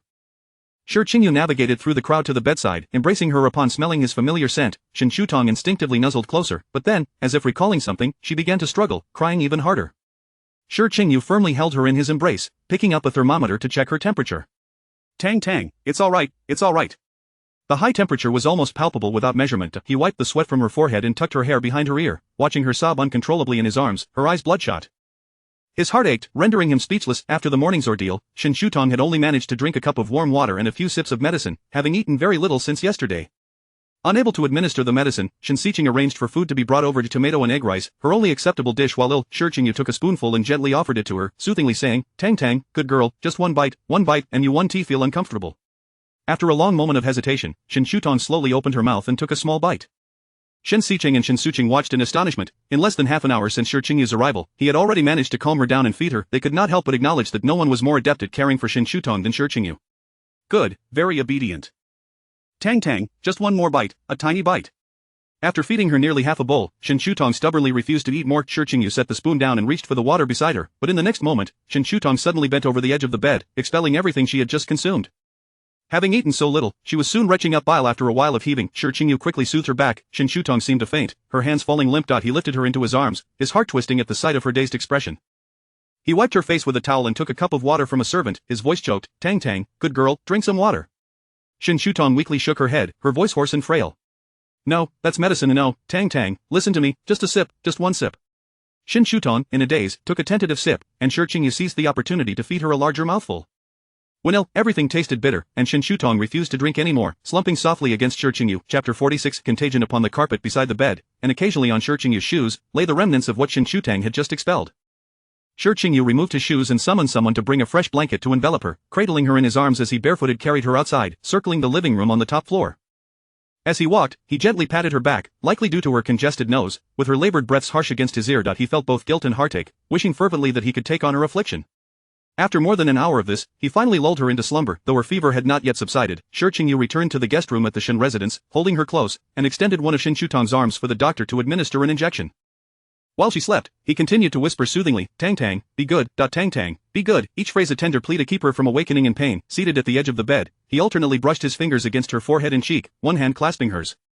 As the needle pierced the back of her hand, a white adhesive pad was placed over it. Her hand, so small and usually cool, felt burning hot now, while his own hand remained icy. From the moment he learned of Shen Shutang's illness, a chill had enveloped him, leaving him devoid of warmth. After 2 bags of intravenous fluids, her temperature finally began to drop. Shi Qingyu adjusted her blanket, instructing a servant to remain by her side before he took his leave. The moment the door closed behind him, his demeanor shifted dramatically, compelling Uncle Wen to summon the servants from the 5th floor. Seated on the living room sofa, Shi Qingyu raised his hand and smashed a teacup onto the floor. Uncle Wen, replace all the servants on the 5th floor. Uncle Wen had never witnessed such fury from Shi Qingyu during his tenure at the Shen household. His eyes devoid of warmth, chillingly fierce. Yes, Mr. Shi. Lin Shulang felt a jolt of fear and simultaneously relieved at his decision earlier that morning. After all, Shen Shutang's well-being always took precedence. Shen Shutang had suffered through an entire night of fever before anyone noticed. Such an incident would never transpire within the Shi household. When Shi Qingyu was present, he would awaken multiple times throughout the night to check on Shen Shutang. In his absence, the servants would vigilantly watch over her door. There was no way they would allow her condition to deteriorate unnoticed, subjecting her to such needless suffering. Qingyu, how is Tang Tang? Shen Yanhang rushed over immediately after finishing work and, upon entering, heard the sound of the teacup shattering on the floor. Shi Qingyu stood up from his chair. She just received her medication and is now asleep. Shen Yanhang nodded slightly. Do temper your anger. He had never witnessed Shi Qingyu in such a rage. He had scarcely seen him angry at all. I shall check on Tang Tang. Shen Yanhang ascended the stairs, standing at the doorway to glance inside without entering, mindful of Zhao Wenxian's pregnancy and the need for caution. While Shi Qingyu reprimanded the servants, Shen Yanhang similarly chastised Shen Siqing and Shen Sujing upstairs, his fury surpassing even that of Shi Qingyu's moments prior. Had Uncle Wen not intervened, he might have resorted to familial discipline. The group had not eaten since morning, and although the kitchen had prepared a meal, none felt inclined to eat. Shi Qingyu hastily consumed a few bites before retreating upstairs. Upon opening the door, he saw Shen Shutang lifting her hand, struggling to rise from the bed at the sound of the door. Shi Qingyu hurried to support her, saying, Tang Tang, be good, don't move around. Leaning against him, Shen Shutang disregarded his protest, wrapping her arms around his waist and hoarsely murmuring, I am the patient. Throughout her life, whenever Shen Shutang fell ill, her every desire had been indulged. At this moment, even a simple embrace required such a plea, filling Shi Qingyu with sorrow as he gently patted her back, feeling the sharpness of her spine beneath his palm. All right, whatever Tang Tang wishes, she may have. May I have something to eat? After a moment of reflection, Shen Shutang slowly shook her head. Then perhaps just some water. She continued to refuse, her mind foggy and sluggish, recalling how she had been tricked into taking medicine that morning, feigning ignorance against his chest. Be good, just a little sip, he urged, offering her a cup with a straw. After a moment's deliberation, she finally took the straw into her mouth, sipping cautiously and pausing between gulps. Having finished the glass, she nestled back into Shi Qingyu's embrace. Hearing of her awakening, Shen Siqing and the others made their way upstairs. Shen Shutang lacked her usual energy, resembling a wilted flower, her frailness apparent, her eyes devoid of sparkle. Upon seeing Shen Siqing and the others approach, she merely lifted her gaze vacantly, prompting Shen Siqing to gently ruffle her hair. Tanger, why do you seem so dazed? Shen Shutang remained momentarily stunned before retreating into Shi Qingyu's embrace, her fingers weakly clutching at his shirt. The sight tugged at their hearts, particularly for Shen Sujing, who felt a wave of guilt wash over him. His role as an elder brother paled in comparison to Shi Qingyu's attentive care. He had failed to notice Shen Shutang's illness. Burdened by deep remorse, the servants brought food again, and this time, Shen Shutang complied with Shi Qingyu's request to eat, chewing slowly and deliberately. After feeding her, he cradled her, resting her head securely on his shoulder, gently patting her back. Be good, Tang Tang, don't throw up, all right? His voice tinged with trepidation, almost pleading, as if he were praying for her well-being. After a while, Shen Shutang nodded lightly, closing her eyes as she leaned into him once more. She drifted back to sleep, obediently refraining from further distress. Shi Qingyu felt a measure of relief and carefully laid her back on the bed. Throughout the night, Shen Shutong's fever fluctuated, rising and falling until the morning, when it finally stabilized, though she still bore a slight fever the following morning. Just before heading to work, Shen Yanhang visited Shen Shutang again. Surprised to find Shi Qingyu vigilantly watching over her bedside, he knocked gently on the door. Shi Qingyu turned, still holding Shen Shutong's hand. "Elder brother. How is Tang Tang?" Shi Qingyu picked up the thermometer once more and measured, 37.5, still a slight fever. "After this round of medication, she should be fine." "Alright, let's see Chen and the others keep watch for a while, you should rest," he added. Shi Qingyu gently acknowledged with an and then turned his gaze to Shen Shutang on the bed, tenderly rubbing the back of her hand. Having undergone intravenous therapy for several days, a needle remained inserted in her hand, and a trickle of blood in the thin tube was strikingly red against the pale, slightly swollen, and bruised skin nearby. Shen Yanhang observed him, noting his compliance yet inaction, and, with a sigh, he turned and descended the stairs. Shen Shutang had awakened briefly in the morning, appearing as docile as a wooden puppet, leaning against Shi Qingyu's chest. When the hospital staff came to draw blood, she seemed oblivious to her fear, staring vacantly. Shi Qingyu pressed her head against his chest, shielding her from the sight, whispering, "It's all right, Tang Tang. It will be over soon." However, Shen Shutang remained unresponsive. Whether she had fallen asleep in his embrace or had fainted from sheer weakness was uncertain. This state persisted until the afternoon. Shi Qingyu had long ceased to consider the doctor's dietary recommendations. All that mattered now was that she managed to eat even a little. That he fed her spoonfuls of ice cream, wiping the corners of her lips tenderly, and suddenly leaned in to plant a gentle kiss on her cheek. Shen Shutang took a while to respond, feeling the closeness, before slowly uttering 3 words, "It can spread." Shi Qingyu held her close, softly replying without context, "Good." He meant well. If contracting something from her meant restoring her health, he would welcome it with open arms. Chapter 47. A promise. Shen Shutang gazed at her in a daze, her dim eyes filled with confusion, silently questioning, "What is good? Tang Tang, be well again soon." Shi Qingyu seemed to sense the uncertainty in her eyes. He spoke softly, placing her hand in his palm, his fingers gently encircling her wrist. "You're too thin." His voice betrayed a tenderness that he did not attempt to conceal. The body she had only recently nourished. Shen Shutang lacked strength, merely stirring her fingers to hook her pinky around his. "Tang Tang must get better quickly," Shi Qingyu reiterated, entwining his fingers with her delicate pinky.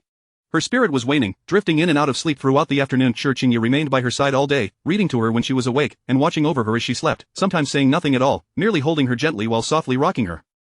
The following morning, Haitang took leave to visit, having been worried sick since Shen Shutang had not attended school for 2 days. Each time she called, Shen Shutang had been asleep, prompting her to come directly today.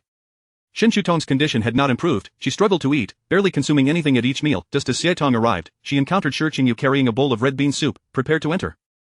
Upon seeing her, Shi Qingyu instructed a servant to bring another bowl of red bean soup.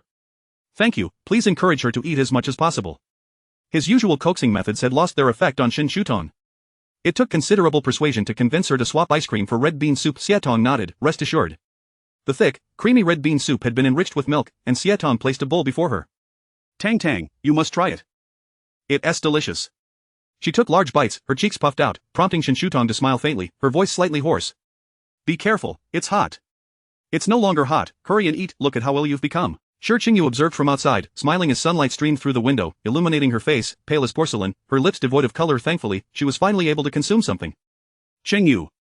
Turning to see Shen Yanhang standing at the end of the corridor, he pivoted. "Elder brother." Shen Yanhang beckoned him over. "Come with me. I have something to discuss." Shi Qingyu glanced back, gently closing the door behind him. "All right." In the study, they sat across from each other at the tea table, Shi Qingyu effortlessly beginning to brew tea. "I heard about the incident at the banquet a few days ago."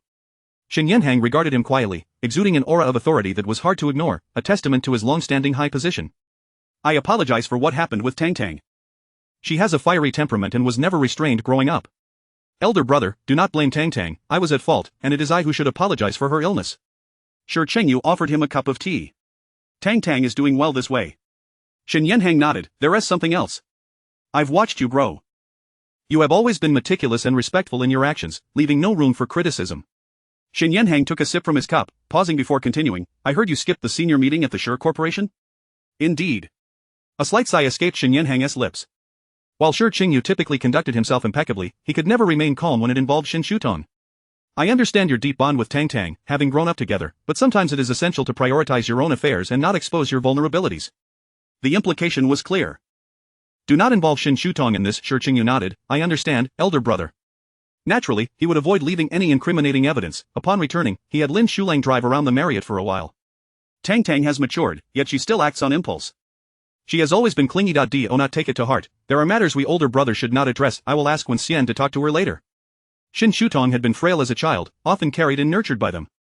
As she grew older, she would frequently require someone to hold her hand while walking. However, Shi Qingyu was not her biological brother, and their relationship was inherently different. He would not tell Shen Shutong how inappropriate such behaviors were but would merely remind Shi Qingyu to be cautious.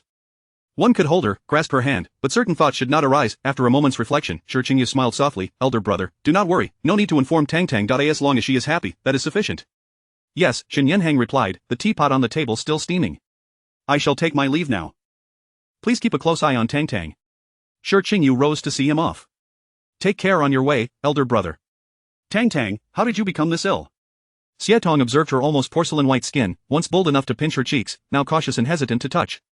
After finishing a bowl of red bean soup, Shen Shutong's complexion improved slightly, a faint smile gracing her lips upon hearing Xietong's words. Her brows furrowed, but she remained silent. Seeing her troubled expression, Xietong said, all right, if you don't wish to speak, that is fine. Shen Shutong asked, is there a lot of homework? Xietong chuckled, you're in this state, yet you're still thinking about homework? Look at your hands, which one can even write? Shen Shutong glanced down to see both her hands swollen. Initially, the needle had been inserted into her left hand, swelling within a day, before it was moved to her right, which was now also swollen. Well, what is there to worry about concerning your grades? If it becomes too overwhelming, you can hire me as your tutor, just provide meals. Xietong patted her chest confidently. I promise to teach you diligently. Shen Shutong smiled vacantly, all right. I'll come back to keep you company tonight. Shen Shutong nodded obediently, watching her depart before turning her gaze to Shi Qingyu as he entered. Shi Qingyu sat on the edge of the bed. Are you going to sleep now? Noticing her stillness, he lifted her into his embrace, feeling a pang of ache. Tang Tang smiled today. Did Xietong cheer you up? Shen Shutong nestled against him, slowly replying, Xietong said she would come and be my teacher. All right, Shi Qingyu gently rubbed her hand, we'll arrange for her to be compensated. Xietong was a true little money grubber. She had confided in Shen Shutong about saving a substantial sum, though her intentions remained a mystery. Contemplating this, Shen Shutong's lips curled into a soft smile. Seeing her smile, Shi Qingyu chuckled softly, now, let us rest for a while. He lulled her to sleep before allowing the doctor to enter. The four would be administered while Shen Shutong was asleep, ensuring she would awaken once it was nearly finished, maximizing her comfort. Chapter 48 Negotiation. By afternoon, Shen Shutong had completely recovered from her fever. Xietong called to inform her that she should prepare for her return in the evening and come again the next day. During dinner, Chengyu personally prepared a delightful tomato beef soup, with the tomatoes peeled and cooked to a tender consistency, while the beef, usually sliced, was today diced into small cubes. Tang Tang, have another bite, take your time, he urged gently. Shen Shutong lacked strength, and as she ate, she soon grew weary, chewing slowly while Chengyu patiently waited for her to finish before offering her another spoonful. Did you enjoy the ceramic dinnerware I sent you last time? If you finish this bowl, I shall prepare 2 more sets for you. How does that sound? The previous set was crafted by Chengyu, but unfortunately, the spoon had been accidentally broken by a servant, leaving her disheartened for quite some time. Shen Shutong desired it, yet she was already feeling somewhat full. Besides, that set had been a gift. Why should there be conditions now? With a look of sorrow in her eyes, she gazed at Chengyu. No. What about 5 sets? Chengyu proposed with a smile, and how about 2 cups as well? Or perhaps I could craft a cute little figurine for you? Shen Shutong felt her resolve wavering, her eyes sparkling, too. Very well. Chengyu agreed swiftly, as if fearful she might change her mind. Lin Shulang waited outside, once again perceiving Shen Shutong's significance to Chengyu. Having accompanied Chengyu to countless negotiations, he had never witnessed a loss. Rarely did they fail to reach an agreement without directly opting out of collaboration. Yet, with Shen Shutong, Chengyu would shamelessly raise the stakes, disregarding costs solely to gain her approval. He found more joy in her agreement than in closing deals worth billions. In the end, Shen Shutong could not finish her meal, playfully resisting in his embrace. Chengyu tenderly protected her hand while gently ruffling her hair. Why are you being so stubborn? With her face buried in his chest, Shen Shutong murmured, I'm not. All right, Chengyu chuckled, then it must be I who is being stubborn. Shen Shutong lifted her head, it is indeed you being obstinate. You mentioned yesterday that you would tell me. Chengyu paused, glancing at the time, all right? His heart raced with anxiety as he patted her back, his hand trembling slightly. Shen Shutong listened quietly. Although her thoughts were sluggish, she grasped the essence. After the photos from their trip to Switzerland surfaced, her identity had come under scrutiny, and Chengyu too found himself in the spotlight. At that moment, Zhang Yuding surfaced, and Chengyu naturally allowed her to divert attention, signing a contract under the guise of a subsidiary company, using her as a shield. Then why didn't you tell me at that time? Chengyu's Adam's apple bobbed as he gazed down at her, resembling a prisoner awaiting judgment. This situation appeared villainous. He was not a good person, merely displaying gentleness and kindness before Shen Shutong. He feared her response, yet if this could protect her, he would act without hesitation. Are you afraid I would come to dislike you if I knew? Chengyu did not deny it, nodding in acknowledgement. Shen Shutong's lips drooped, her voice hoarse and slow. It makes me unhappy that you concealed it from me, but the thought that you believe I would come to dislike you makes me even more distressed. Because you do not trust me, nor do you trust my feelings for you. This was intended to protect her.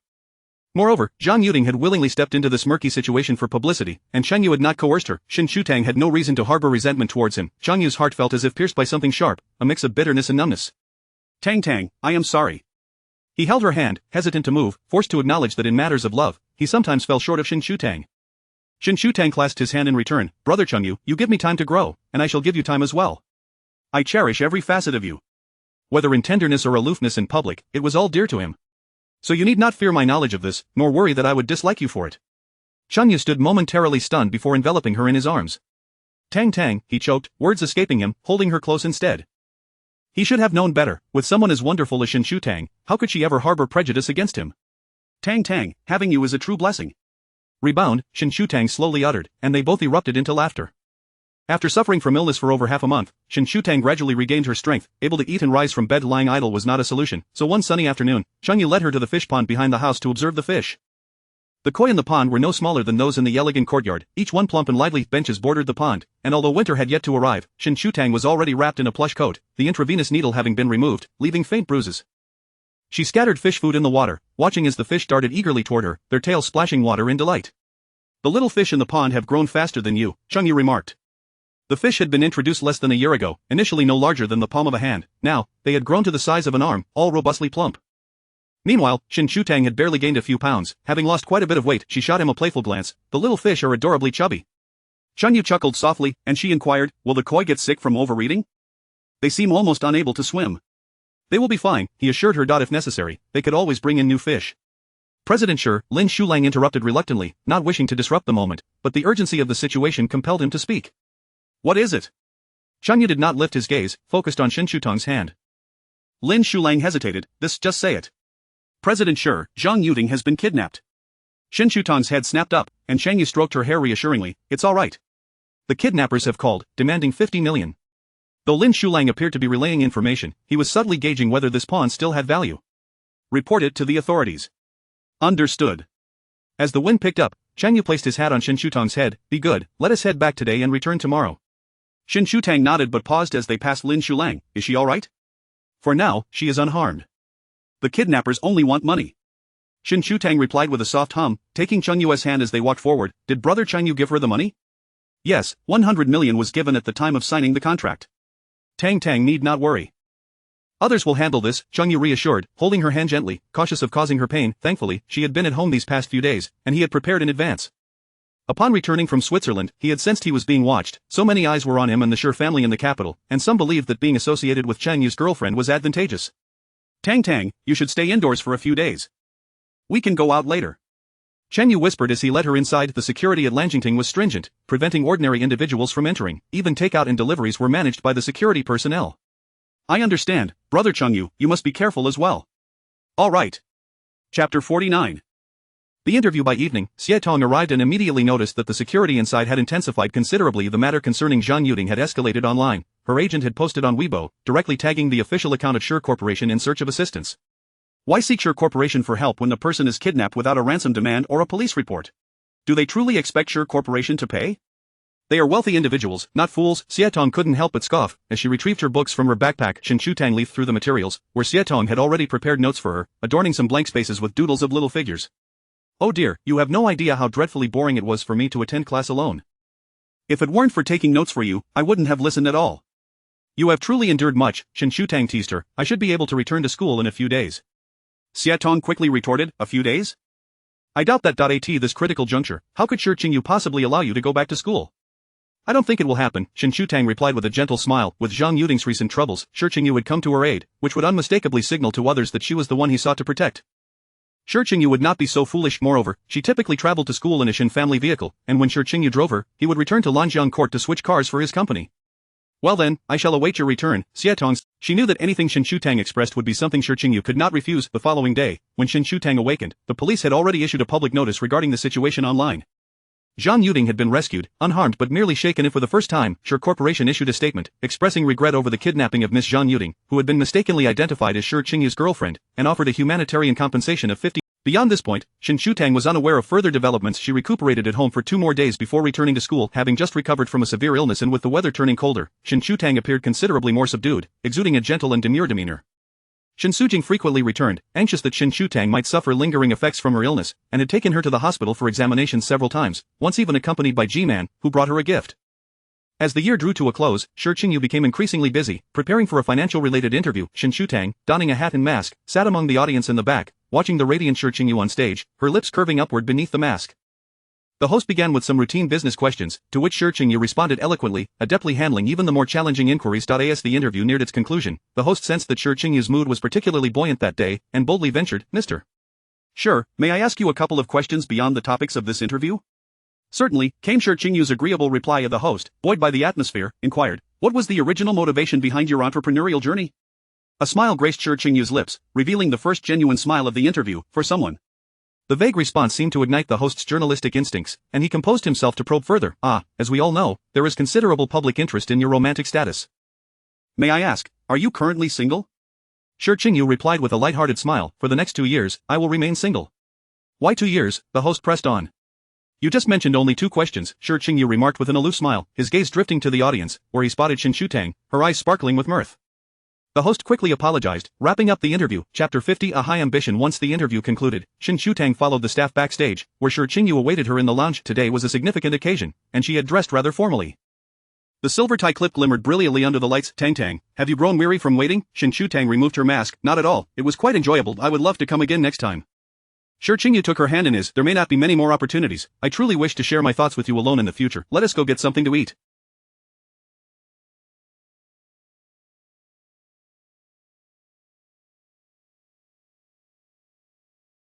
Shen Shutang seized the moment to slip her hand into the pocket of his coat, finding it pleasantly warm. "Let us head to Huadong Mansion. Assistant Lin mentioned it's nearby." "All right, second brother?"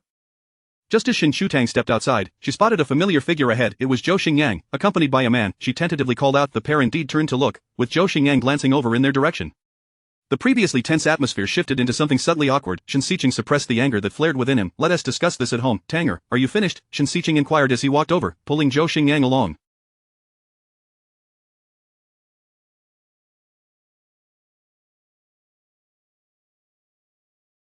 Both he and Shi Qingyu had interviews today, albeit in separate halls. "It's done. Second brother, would you like to join us for dinner?" "Sure, let us wait for Wei Chuan. He went to buy some clothes." Only then did Shen Shutang notice that Zhou Xingyang wore just a long dress. "Second brother, I have an extra coat. Let us lend it to Sister Xingyang first." Lin Shulang approached with a handbag, and Shen Shutang handed the coat to Zhou Xingyang.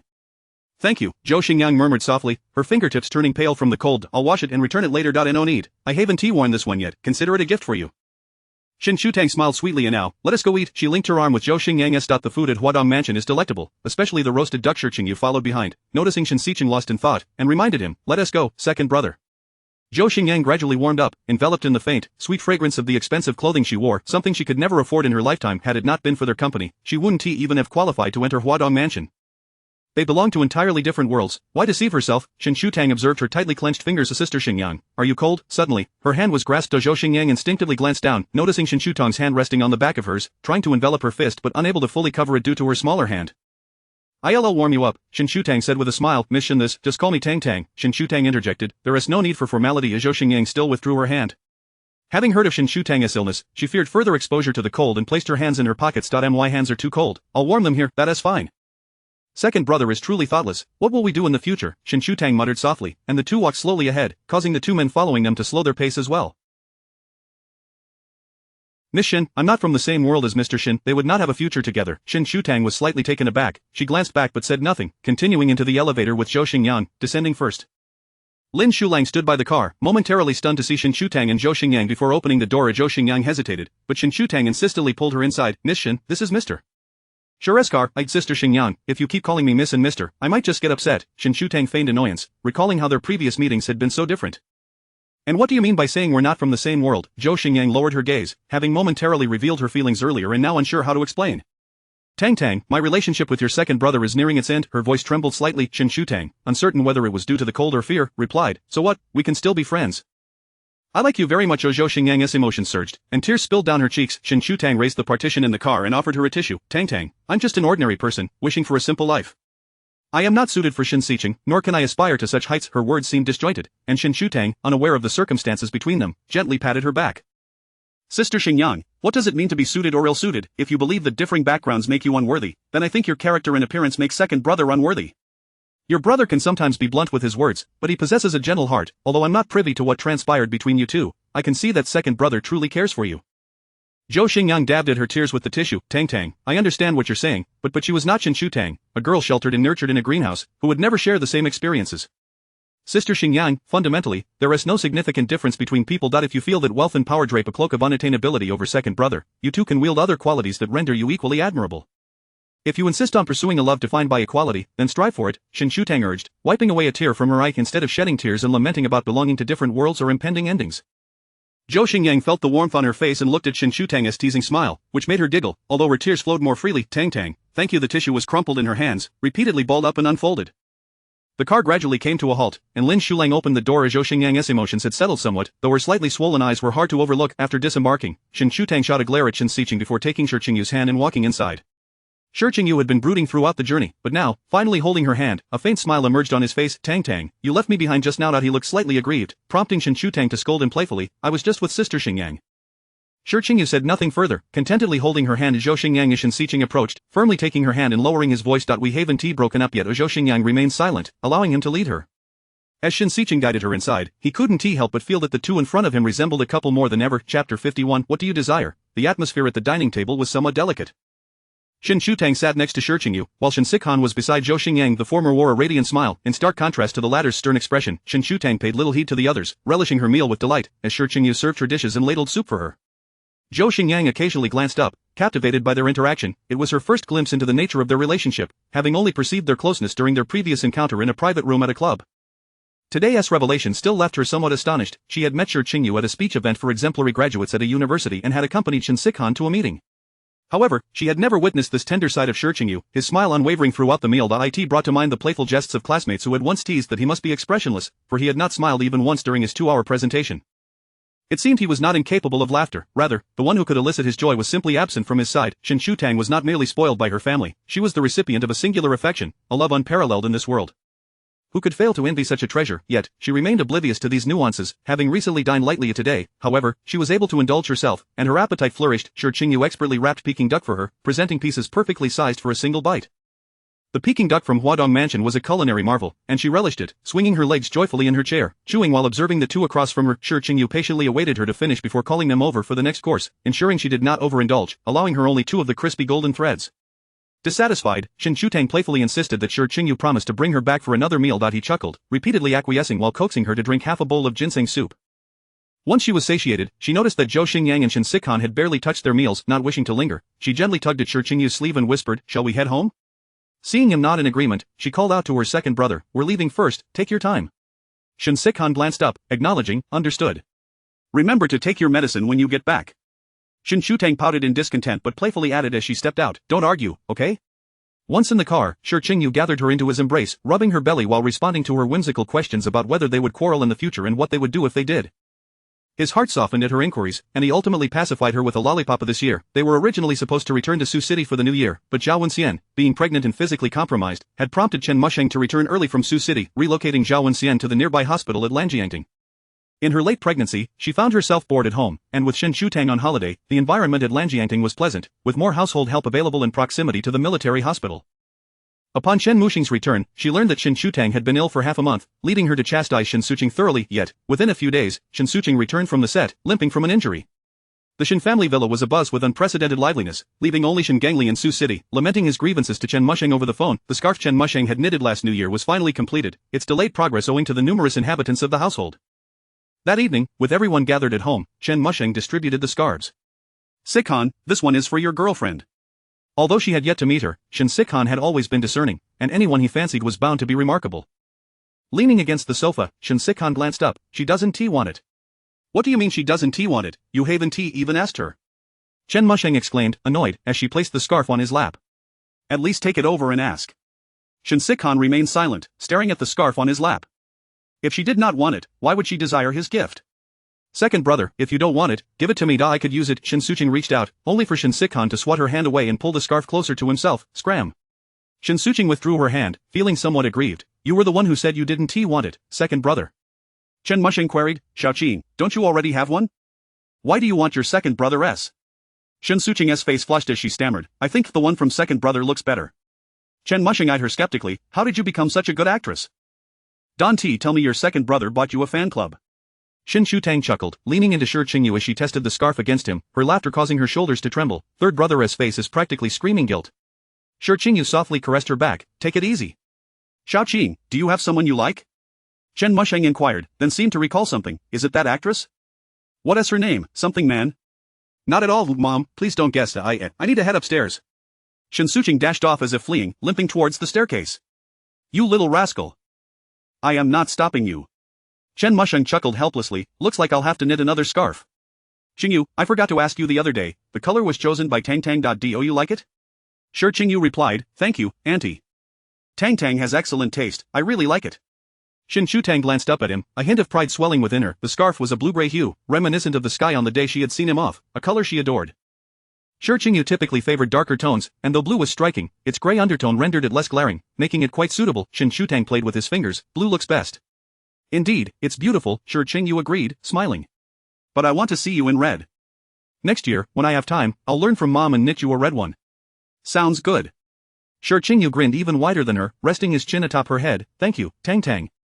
He was grateful for her presence in his life, accompanying him year after year, and even more thankful for the warmth and sweetness she brought into his existence.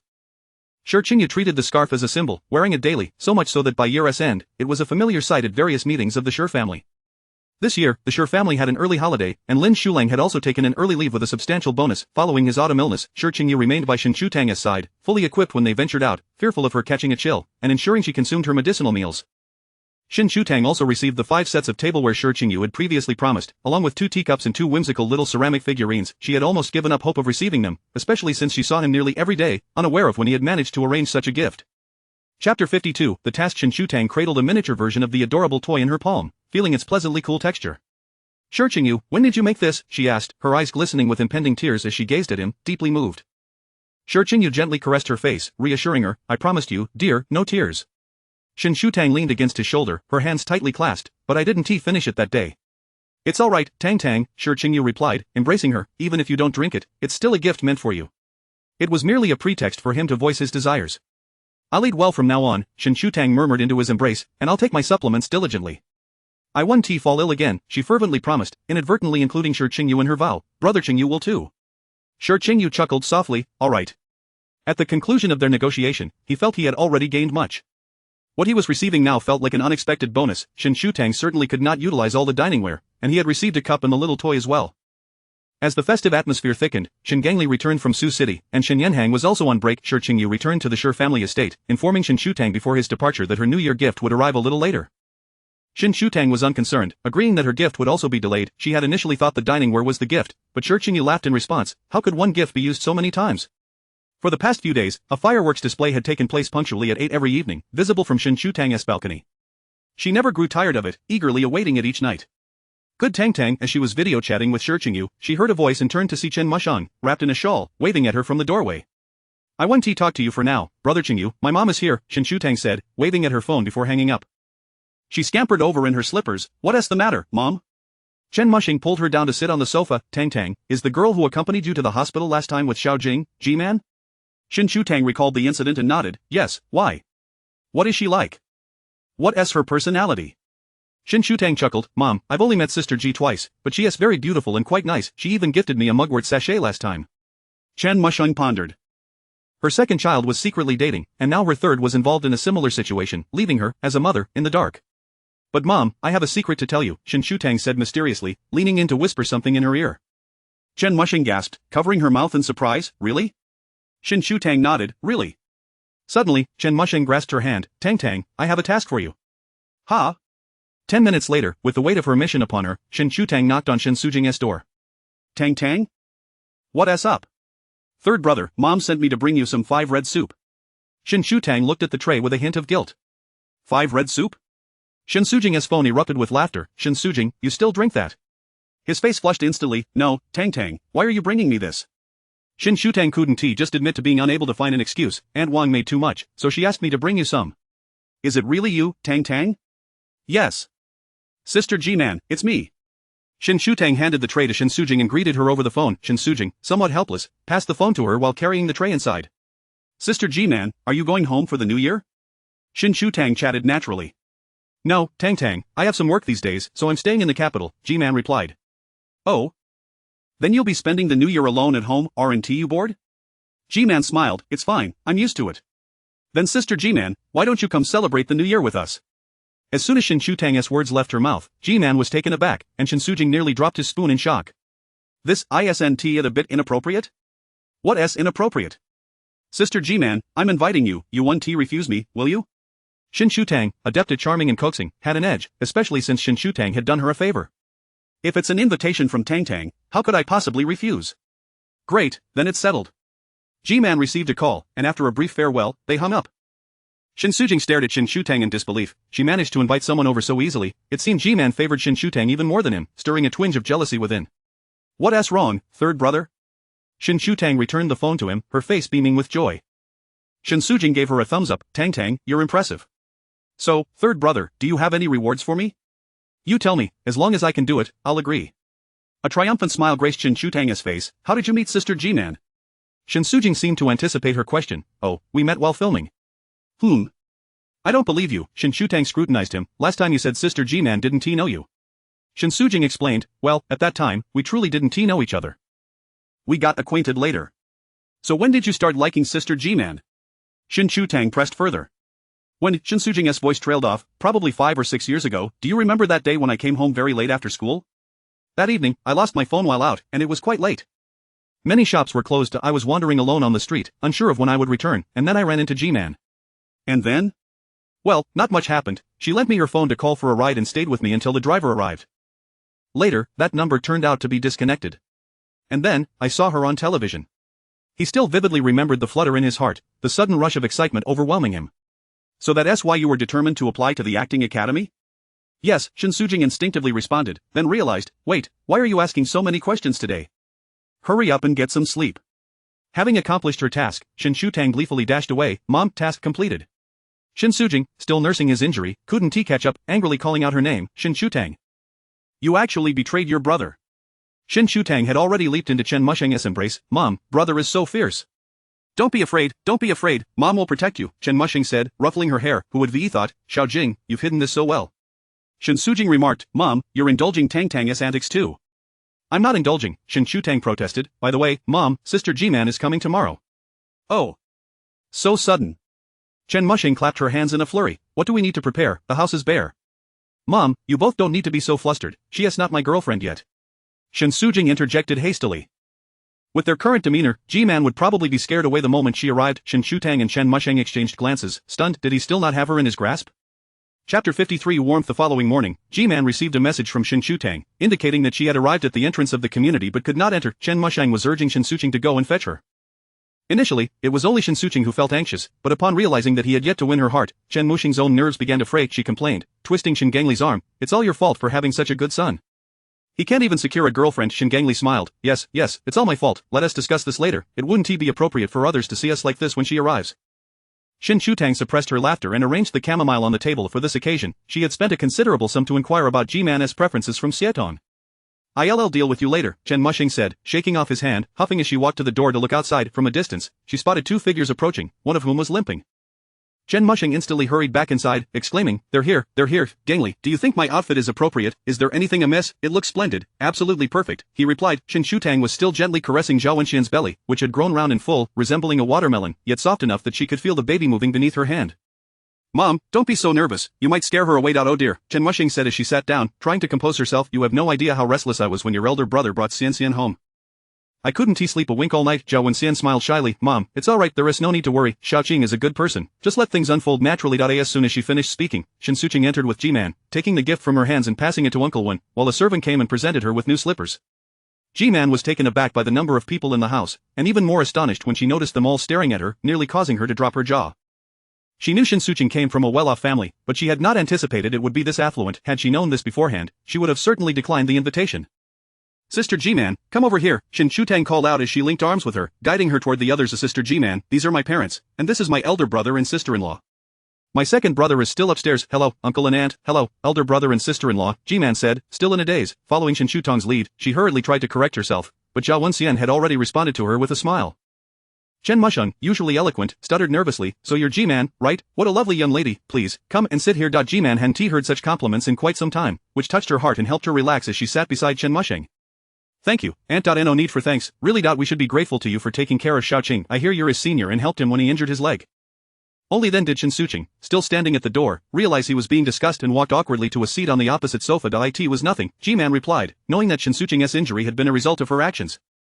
Feeling bashful, G-Man cast a furtive glare at Shen Suqing, who had neglected to mention the extent of his family's status to her. His second brother was the president of the Shen Corporation, his elder brother worked at the municipal government, and their father was a significant political figure in Sioux City. Shen Shutang had a connection with the Shi family as well. She felt like a fool, coming over with nothing but her gifts, completely unprepared. Fortunately, the atmosphere remained pleasant, with Shen Yanhang's attention focused solely on Zhao Wenxian, bringing her tea and covering her with a blanket. Chen Musheng engaged her in light conversation, ensuring that there were no awkward silences. As lunchtime approached, the men went off to prepare the meal, leaving the living room occupied only by the women. The conversation flowed easily, creating a lively and harmonious environment. During the meal, Shen Shutang sat next to G-Man, continuously serving her food. G-Man, who typically maintained a slim figure, ate very little. However, she was a bona fide foodie, and given that this meal was prepared by Shen Suqing and his family, she felt it was an opportunity she might never have again. By the end of the meal, she felt pleasantly full, her body and spirit warmed. The living room was carpeted with thick rugs, and Shen Shutang reclined against the sofa, narrating fairy tales, claiming she was providing prenatal education for Zhao Wenxian's baby. Chen Musheng chatted with G-Man, their voices gentle and the atmosphere cozy, making one feel somewhat drowsy. It was then that Shi Qingyu entered, snowflakes still dusting his shoulders, his scarf tenderly wrapped around him, giving him a somewhat foolish appearance. He made his way directly to Shen Shutang, gently patting her shoulder. Shen Yanhang approached, revealing that Zhao Wenxian had already fallen asleep. Shen Shutang stood up, noting that there were too many people on the sofa, and pulled Shi Qingyu upstairs. Brother Qingyu, what brings you here? Shen Shutang asked, gripping his somewhat chilly hand. Shi Qingyu replied, it's snowing outside. I missed you. Shen Shutang, dressed in a creamy white sweater with her hair tied back, looked sweet and gentle, radiating warmth. Shi Qingyu gazed at her with a hint of melancholy. You've been so busy today, you barely replied to my messages. Shen Shutang laughed, stepping closer to embrace him. We have guests today. It's G-Man, the one from the last birthday celebration for third brother. Shi Qingyu's expression darkened momentarily, and his hand stiffened for an instant. Seeing that she hadn't recalled anything else, he relaxed, burying his head in her neck, the warmth of her presence gradually dispelling the chill that had enveloped him. Yes, that's why I came to find you. Shen Shutang felt a ticklish sensation, laughing as she attempted to push him away, but Shi Qingyu held her hand, drawing her closer. You need to make it up to me. Alright, just don't talk, it tickles too much. The person in his embrace laughed sweetly, and Shi Qingyu felt a surge of sweetness in his heart as he obediently fell silent, holding her tightly. Outside, the snow fell softly, quickly blanketing the ground, obscuring all colors beneath its pristine layer. Brother Qingyu, it's truly beautiful. Yes, and you look beautiful too. Shen Shutang chuckled. Brother Qingyu, I meant the snowy landscape outside. But you look good too. Shi Qingyu nestled in her neck, refusing to lift his head, appearing somewhat bashful, rubbing his face against her. This made Shen Shutang laugh again, and finally, exhausted, she tried to escape his embrace, only to be caught again. Alright, let us not mess around anymore. Shen Shutang gasped for breath. It's clearly you who is causing the ruckus. Shi Qingyu gently stroked her back to soothe her. Okay, my fault. Did you not eat much for lunch? Shen Shutang leaned against him, looking up. Brother Qingyu, I just realized that serving others is quite tiring. Was it difficult for you to serve me food all those times? Not at all, Shi Qingyu replied. I only knew that seeing you eat happily was enough to make me content. Chapter 54 of the Snowman. In the afternoon, Shi Qingyu instructed Yashuan to bring over some snacks, overseeing Shen Shutang's consumption. When G-Man encountered Shi Qingyu, she was momentarily taken aback and politely greeted him, holding half a piece of date paste pastry. Shen Shutang suddenly inquired, regarding Brother Qingyu, Sister G-Man mentioned that we've met before, but I can't recall. Do you remember? Shi Qingyu was attentively wiping her hands. I don't remember. Alright then. Shen Shutang popped the half piece of pastry into her mouth and naturally extended her hand for him to wipe. G-Man, feeling a rush of anxiety, had beads of sweat forming on her palms. Upon hearing Shi Qingyu's admission of forgetfulness, her heart finally settled. She suddenly regretted her impulsive agreement to Shen Shutang's invitation. Dinner consisted of lamb, leaving Shen Shutang feeling warm and inviting Shi Qingyu to join her in playing in the snow. Last year's snowfall had been meager, preventing the construction of a snowman, and Shen Shutang remembered that the snow on the lawn was not particularly thick, yet sufficient for building a snowman. As Shen Shutang stood at one side directing, Shi Qingyu rolled two snowballs, one large and one small, stacking them together, but it still needed some decoration. He asked her to wait there while he went to fetch some items. G-Man was waiting at the door for Shen Suqing to come down when she heard footsteps and turned to find Shi Qingyu standing there. Momentarily stunned, Shi Qingyu was covered in snow, holding 2 carrots, with his hair slightly disheveled, completely devoid of his usual elegant demeanor. The atmosphere became somewhat awkward, and G-Man smiled. Thank you, Mr. Shi, for today. She did not truly believe that Shi Qingyu had forgotten. Everyone understood the implications of such gatherings. However, the organizer had been unaware that Shi Qingyu had brought someone along, a young girl, and by the time they found out, it was already too late. Shi Qingyu's claim of forgetfulness was merely to spare her face in front of the Shen family. A simple thank you, though trivial, was nonetheless essential. Shi Qingyu responded with a casual continuing to walk away nonchalantly. Ji-man felt a chuckle rising within her but stifled it when Shen Suching finally descended. She could not help but ask, Mr. Shi, is this how you are in private? Shen Suching replied, he behaves this way only in front of Tang Tang. We are all used to it. Perhaps it could be said that Shi Qingyu only acted this way around Shen Shutong. Ji-man nodded, understanding, using a carrot for the nose and 2 pebbles for the eyes. Uncle Wen had also trimmed 2 branches to place on either side of the snowman. Shen Shutong looked left and right, feeling that something was missing. Brother Qingyu, is it the eyes that don't look good? Shi Qingyu immediately guessed her thoughts, taking her hand, let us go find other stones. Shen Shutong looked up at him, what stones? Didn't I give you some black agate last time?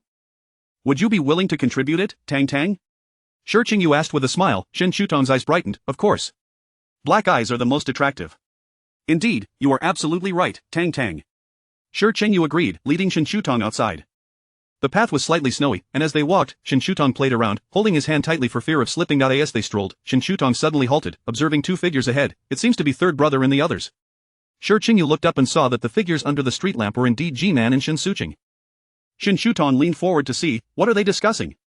Something about whether he can do it or not. Third brother was asking if he can manage.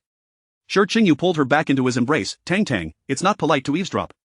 The 2 figures under the street lamp had now intertwined, and Shi Qingyu sheltered her away in the shadows of a tree, his Adam's apple unconsciously bobbing.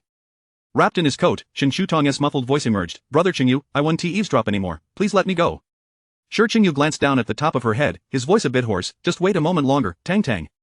Hearing his voice, Shen Shutong obediently nestled closer, gripping the fabric at his waist, slowly lifting her gaze to meet his, her bright eyes sparkling and captivating, far more beautiful than the black agate. She whispered, Brother Qingyu, we mustn't be discovered, right? Shi Qingyu's heart momentarily stilled, captivated by her gaze, and he suddenly chuckled softly, responding with an before leaning down to kiss her cheek. The warm sensation lingered briefly, leaving Shen Shutong in a daze. Her face flushed, she burrowed back into his embrace. Time passed without notice, and the figures under the streetlight disappeared, both of them forgetting about retrieving stones, hand in hand as they made their way back. The moonlight shimmered, reflecting off the snow, the crunching sound of footsteps fading into the distance. When Shen Shutong awoke the following morning, she discovered that the snowman's eyes had been replaced with black agate, which indeed looked splendid. Uncle Wen stood guard nearby. Mr. Shi rose early to change them. He has returned home and asked me to inform you. A gentle smile graced Shen Shutong's face. All right. Upon seeing the snowman's face, she suddenly remembered something and dashed upstairs to borrow some blush from Chen Mushang, applying a rosy tint to the snowman's cheeks before sending a photo to Shi Qingyu. Shi Qingyu replied, Tang Tang is truly amazing. Shen Shutong responded with a proud little expression, happily bounding upstairs. Second brother, have you been asleep for so long? Shen Sikhan had been in low spirits for the past few days, confined to his room all day. Shen Shutong came early to rouse him. Shen Sikhan extended a hand from under the covers, ruffling his hair haphazardly. Tanger, go find someone else to play with. Shen Shutong shook his arm. No. I want you to play with me. Why are you so listless, are you unwell? Shen Shutong asked, placing her hand on his forehead. Having just come in from outside, her hand was still somewhat cold. Shen Sikhan placed her hand beneath the covers. No, why are your hands so chilly? Shen Shutong explained, I built a snowman with Brother Qingyu yesterday, come with me to see it. With a long sigh, Shen Sikhan sat up in bed. Alright, I can't refuse you. He casually donned a trench coat, glancing at Shen Shutong's attire, ensuring she wouldn't be cold before following her downstairs. The snow around the snowman had been cleared away, leaving only the snowman standing. Shen Sikhan observed the bright black stones on its face and chuckled, you two certainly put in quite the effort with your snowman. Isn't it beautiful? Shen Shutong asked eagerly. Shen Sikhan settled into a chair, it's lovely. Shen Shutong sat beside him, linking her arm through his. What are you thinking about, second brother? Shen Sikhan remained silent, gazing blankly at the snowman, recalling that someone had once built a snowman for him as well. Are you thinking about her? Shen Shutong suddenly asked. Shen Sikhan instinctively retorted, of course not. Brother, I haven't even mentioned who it is. Shen Shutong laughed, did you have a quarrel with sister Xingyang? Chapter 55 The enchantment of fate. Shen Sichan's gaze appeared somewhat vacant, as though he had relinquished his struggle. We didn't argue. We are merely parting ways, he stated with a calmness that suggested he had come to terms with this reality. Shen Shutang was taken aback. Second brother, Shen Sikhan offered a faint smile. It's fine. Though he uttered those words, his eyes glistened with unshed tears, his voice thick with emotion. Second brother, Shen Shutang gently patted his back. Do you still have feelings for her? After a prolonged silence, Shen Shutang observed him nodding vigorously, reminiscent of droplets falling into freshly fallen snow. Unsure of how to console him, she emulated the comforting manner of Shi Qingyu and continued to pat his back. Shen Sikhan leaned back, gazing at the heavens before covering his face with his hands, his shoulders trembling uncontrollably. It's all right, second brother. Fate is a curious thing. If two people truly care for one another, they may find their way back together even after parting. Shen Shutang prided herself on her comforting abilities, yet in the face of Shen Sichan's fragility, she found herself at a loss for words. Yes. Is it really just a breakup that warrants such tears? Shen Yanhang had approached unbeknownst to them, giving Shen Sichen's shoulder a couple of pats. Unbeknownst to Shen Yanhang, he would soon find himself in a more distressing state than Shen Sichen. Come, let's go upstairs, I'll keep you company with a few drinks. Don't let Tang Tang stand here in the cold. I've quit drinking. He hadn't touched alcohol in ages. Yet now, it seemed that drinking would not have much of an effect. Shen Sichen rose from his chair, pulling Shen Shutang up with him. Let us go back inside. Shen Shutang was oblivious to their conversation, only aware that the four of them lingered in the basement wine room for quite some time, even Shen Gangli appearing somewhat inebriated. The days leading up to the new year were meant to be relaxed, with little to occupy their time. Chen Musheng had refrained from admonishing them, instructing the servants instead to keep a close watch over them. Chen Wuxing's family hails from Sioux City, while Shen Boya had traveled out of town to visit comrades. Being an only child, Shen Gangli had no relatives in the area, save for a few friends from years past, all residing nearby, facilitating casual visits. In contrast, the Shi family had much more on their plate. Shi Tingyue had many children, and their offspring had offspring, with only Shi Qingyu being an only child with a larger gathering. The topics of conversation naturally multiplied, and inescapably, Shi Qingyu found himself seated on the couch, facing two uncles and an aunt. Qingyu, I watched your last interview. So, you've taken a liking to someone? Shi Shang, who had long been in the military, carried an air of gallantry about him, yet was not immune to the allure of gossip, particularly regarding Shi Qingyu. Shi Qingyu smiled mildly. Yes, aunt. The family members were somewhat astonished by his candid admission. Shi Shang appeared momentarily taken aback, stammering, which family does she belong to? I'll bring her back for you to meet this summer, Shi Qingyu replied with a smile, adding, just to introduce her. Please don't frighten her. Upon hearing this, Shi Hushuan turned to gaze at him, a faint suspicion brewing within him. 2 years hence, during the summer, it was difficult not to speculate further. Once everyone had dispersed, Shi Qingyu was summoned to the study. Shi Hushuan rapped his fingers on the table. Don't tell me the girl you fancy is Tang Tang. Yes, Shi Qingyu responded without hesitation. You little rascal! Shi Hushuan exclaimed, his voice laced with indignation. Gangli and I are friends. He entrusted you with Tonton's care. How could you develop such feelings for her? What am I to say to Gangli now? The promise of looking after his daughter had morphed into a desire to court her, and Shen Gangli, a devoted father, would not take kindly to this revelation. Shi Qingyu maintained a placid expression, yet his tone was resolute. Father, that is for you to resolve. My affections lie solely with Tang Tang. And my future spouse will undoubtedly be Tang Tang. You little scoundrel! How old is Tang Tang? Is she even of age yet? She'll come of age after her birthday this year. You! Shi Hushuan had not been this furious in quite some time, feeling lightheaded with rage, particularly at the thought of Shi Qingyu fixating on someone else's daughter so early on. Qingyu, you haven't done anything inappropriate with Tang Tang, have you? After a considerable pause, Shi Hushuan posed the question. Shi Qingyu's expression hardened. Father, I am not a beast. Shi Hushuan snorted disdainfully. I recall the last scandal. Your actions were rather beastly. The unpleasant memories surrounding that incident were too numerous to recount, prompting Shi Qingyu to frown slightly. Father, it's late. I should return to rest. Very well, go back. I'll discuss this with your mother later. Shi Hushuan sighed in resignation. What more could he do? After all, he had only one son, yet he had not anticipated that the obedient child he had raised for so many years would suddenly embark on a rebellious phase. The New Year gift that Shi Qingyu had mentioned would not be presented until the Lantern Festival. An exquisite pair of jade bangles. Shen Shutang's slender wrists made most bangles on the market far too loose for her, but this pair fit perfectly. The lake blue hue was crystal clear, resembling a stream of water wrapped around her wrist. Shen Shutang did not need to guess who had crafted them. Over the years, Shi Qingyu had always taken a hands-on approach when gifting her. As she admired the bangles on her wrist, she took his hand, feeling the hardened calluses upon it, her heart aching. Brother Qingyu, it's all right, as long as Tang Tang likes it. Shi Qingyu withdrew his hand, cradling her face to prevent her from looking further. What about my gift? With glistening eyes, Shen Shutang looked at him. If you don't let me see it, you won't give it to me. All right then. Shi Qingyu enveloped her in his embrace, still reluctant to let her see.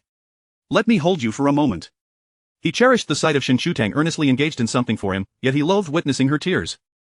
Shen Shutang protested again, you're not allowed to hold me. Shi Qingyu chuckled softly, responding affirmatively, yet he did not release her. In March, with less than a week until her due date, Zhao Wenxian moved into the military hospital.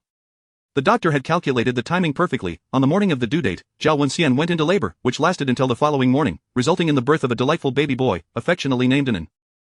Shen Shutang learned the news only after school. Arriving at the hospital with Shi Qingyu, guards stood at the ward's entrance, and Shen Yanhang emerged to greet them, looking more haggard than Zhao Wenxian.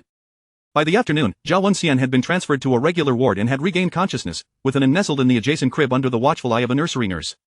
Tang Tang is here. Sister-in-law, you are so brave, Shen Shutang exclaimed as she took a seat beside Chen Musheng, showering her with praise. You're amazing. Zhao Wenxian smiled warmly. Thank you, Tang Tang. Would you like to see Anan? Yes, yes. Shen Shutang eagerly replied, moving to the crib side where a wrinkled little boy lay, his eyes still closed, making soft cooing sounds. Curiously, Shen Shutang leaned closer, whispering, "Hello, Anan, I'm your aunt." Chen Mushang and Zhao Wenxian exchanged amused glances, chuckling, "Tang, he can't understand you yet. Sister-in-law, it's so miraculous. Was giving birth exhausting?" Shen Shutang turned back to ask with a smile. Zhao Wenxian radiated warmth as she responded, "Yes, but it is immensely worthwhile." For this was the child she shared with Shen Yanhang. Chapter 56 Separation. The unrequited love of youth has finally yielded results. She felt as if she were in a dream, only truly realizing her wishes upon the birth of Anan. "You've truly endured so much, Xian," Chen Musheng remarked with a sigh, recalling the panic that ensued when Zhao Wenxian experienced sudden heavy bleeding during labor last night. Thinking back to that moment, Chen Musheng felt a mix of tears and laughter. "This is the first time I've ever seen Yanhang cry." Shen Shutang looked up in astonishment. "Elder brother cried?" Chen Musheng replied, "Indeed, his tears surpassed mine." Shen Shutang chuckled, "Who would have thought? Anan, your father cried." She then leaned down to inform Anan, her curiosity piqued. "Anan, was it your sister-in-law who named you?" "Yes," Zhao Wenxian smiled gently. "I only hope he grows up safe and happy. Unlike her, who bore a name that felt like a life sentence." Voices from the hospital room drifted into the living area, causing Shen Yanhang to unconsciously rub his brow. "You aren't too busy these days, are you, Chengyu?" Sure. Qingyu smiled softly. "Not at all, elder brother." After a while, Shen Shutang emerged with the nurse, pushing Anan in a small crib. The tiny infant immediately clasped Shen Yanhang's finger. Shen Yanhang couldn't help but smile. "Anan, time truly flies. The last time I looked at a child like this was when Tang was little." "Ah!" Shen Shutang exclaimed, raising her eyes to meet the tender gaze of Shen Yanhang. "Was I as wrinkled as that when I was young? Did Chengyu ever see you back then?" Shen Yanhang responded, "All newborns look like that. But when Chengyu met you, you were already a month old, chubby and fair like a little dumpling, just like Anan, holding onto Chengyu's finger to play." Shen Shutang glanced at Shi Chengyu, her cheeks flushing softly. She had long known that Shi Chengyu had seen her when she was very young, but no one had ever shared these details with her. Anan was remarkably well behaved. After some coaxing from Shen Yanhang, he fell asleep, and the nurse took him to a designated room. Shen Yanhang had not rested for a day and a night, and Shen Musheng urged him to get some sleep. As they exited the hospital, Shen Shutang grasped one of Shi Chengyu's fingers. "Brother Chengyu, did I also hold onto you like this when I was younger?" "Yes," Shi Chengyu replied with a slight smile, "but back then, you could only grasp one finger. Yet now, they could hold hands." Shen Shutang naturally took his outstretched hand, their fingers intertwining, and they simultaneously looked down in unison. Shi Chengyu held onto the softness of her hand, walking slowly as he cherished this moment. He had waited a long time for the opportunity to walk hand in hand, and he was patient enough to wait, and now, the moment had arrived. Shen Xichen's moods fluctuated erratically, and Shen Shutang returned to the Shen family home, accompanying him for meals and making sure to return for lunch. The family doctor indicated that he exhibited signs of depression and had developed a psychological disorder. Shen Shutang had never realized that love could torment a person to such an extent. Once a carefree and indulgent individual, Shen Xichan now appeared fragile and sensitive, often succumbing to melancholic moods for days on end. She had always believed that love was beautiful, capable of providing warmth and strength, instilling courage in individuals. If love left both parties battered and bruised, was there still a reason to continue loving? Shen Shutang was unsure. However, an unexpected incident shattered all tranquility, and Shen Xichen's negative emotions erupted uncontrollably. Zhou Xingyang inexplicably jumped from a building, and Shen Xichan drove to the hospital with someone, colliding with a flower bed due to sudden braking, causing the airbags to deploy. When Shen Shutang arrived at the hospital, she found Shen Xichan slumped in a chair, held down by others, his expression despondent, blood smeared across his head and arms, appearing as if he had lost all vitality. On the floor, a girl sat half-crouched, seemingly beaten, quietly crying as she crawled away. The scene was chaotic. Unsure of what had transpired, she rushed over. "Second brother." Shen Xichan took a moment to react, pulling Shen Shutang into his embrace, weeping like a child who had lost a treasure, whispering, "I caused her harm, I harmed her." Shen Shutang's eyes glistened with unshed tears. Even Wei Chuan, standing nearby, discreetly wiped at the corners of his eyes. It wasn't until Shen Xichan fainted that he was forcibly taken to a hospital room for examination and wound dressing from Wei Chuan. Shen Shutang learned that Zhou Xingyang had jumped from the 4th floor. The height was neither particularly high nor low, but her internal organs had suffered damage, and it was uncertain whether she would recover. As for the reason behind her leap, Wei Chuan only mentioned it was related to Miss Xiao, refusing to elaborate further. Miss Xiao referred to Zhao Qingji. No wonder Shen Shutang found her somewhat familiar. They lived in the same neighborhood, and she had seen her a few times during her childhood, though she never particularly liked her, leading to their separation. Zhou Xingyang underwent surgery for a day and a night, ultimately surviving, and spent 3 days in the ICU before being transferred to a regular ward. It was on the 4th day that she finally regained consciousness. Shen Shutang accompanied Shen Xichan to visit her but waited outside the room, initially expecting a confrontation between the two, pondering how to mediate. However, it was unexpectedly quiet. The encounter was brief, and soon Shen Xichan emerged, his expression blank, stepping out with stiff movements. She gently closed the door, supporting Shen Xichan as they walked slowly down the corridor. The surroundings eerily silent. Faint cries emanated from within the ward, growing more distant, yet the sounds did not diminish. Two voices mingled together, each shedding tears in their own place. That afternoon, Shen Xichan arranged for his discharge. He was unwilling to remain in the hospital. Chen Musheng suggested taking him to Sioux City to recuperate, but he refused, as that was Zhou Xingyang's hometown. Chen Mushing felt pained but could do nothing but return to Beijing to care for him. It seemed he had genuinely begun to live well, to recuperate, and was even heeding the doctor's advice to start taking medication for his psychological condition, yet he had lost the former vigor that characterized him, becoming much gentler. Not long after, the Zhao family fell from grace, departing Beijing quietly. Shen Shutang had secretly wept several times over Shen Xichen's plight, with Shi Qingyu steadfastly by her side, holding her tightly in his embrace. As summer vacation began, Shen Shutang learned that Zhou Xingyang had set off for Italy. She had applied for studying abroad long ago but was only leaving now. Upon hearing the news, Shen Shutang instinctively glanced at Shen Xichen, who seemed oblivious, his focus solely on the screen as he moved the mouse, his expression intent. However, if Shen Shutang had looked closer, she would have discovered that there was nothing displayed on the computer screen. Chapter 57. The day gradually grew warmer, and the incessant chirping of cicadas in the courtyard became increasingly bothersome. Uncle Wen, accompanied by the servants and the gardener, was tidying up and had even captured one to place in a small box for Shen Shutang to play with. It was a female cicada, silent in nature, contained within a translucent box that had been punctured with tiny holes for ventilation.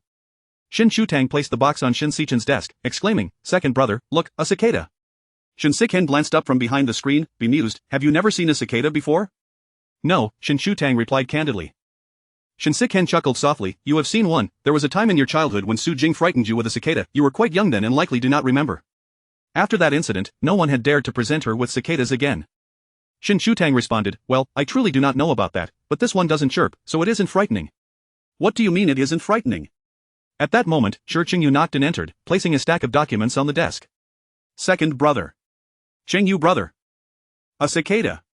Shen Shutang eagerly showcased her find. Shi Qingyu accepted the box. "Well done, Tang Tang, you're no longer afraid of cicadas. Whatever she does, you always manage to shower her with praise." Shen Xichen teased with a smile, then turned to Shen Shutang. "Tanger, go outside and play for a while. I need to discuss something with Qingyu." Shen Shutang obliged, taking the cicada with her as she exited. "All right, you two talk." Shi Qingyu settled into the seat opposite Shen Xichen. "Second brother, I visited a university. The matters concerning the scholarship foundation have been taken care of, and I've also communicated with the school in Italy." Shen Xichen replied, "Thank you, Qingyu."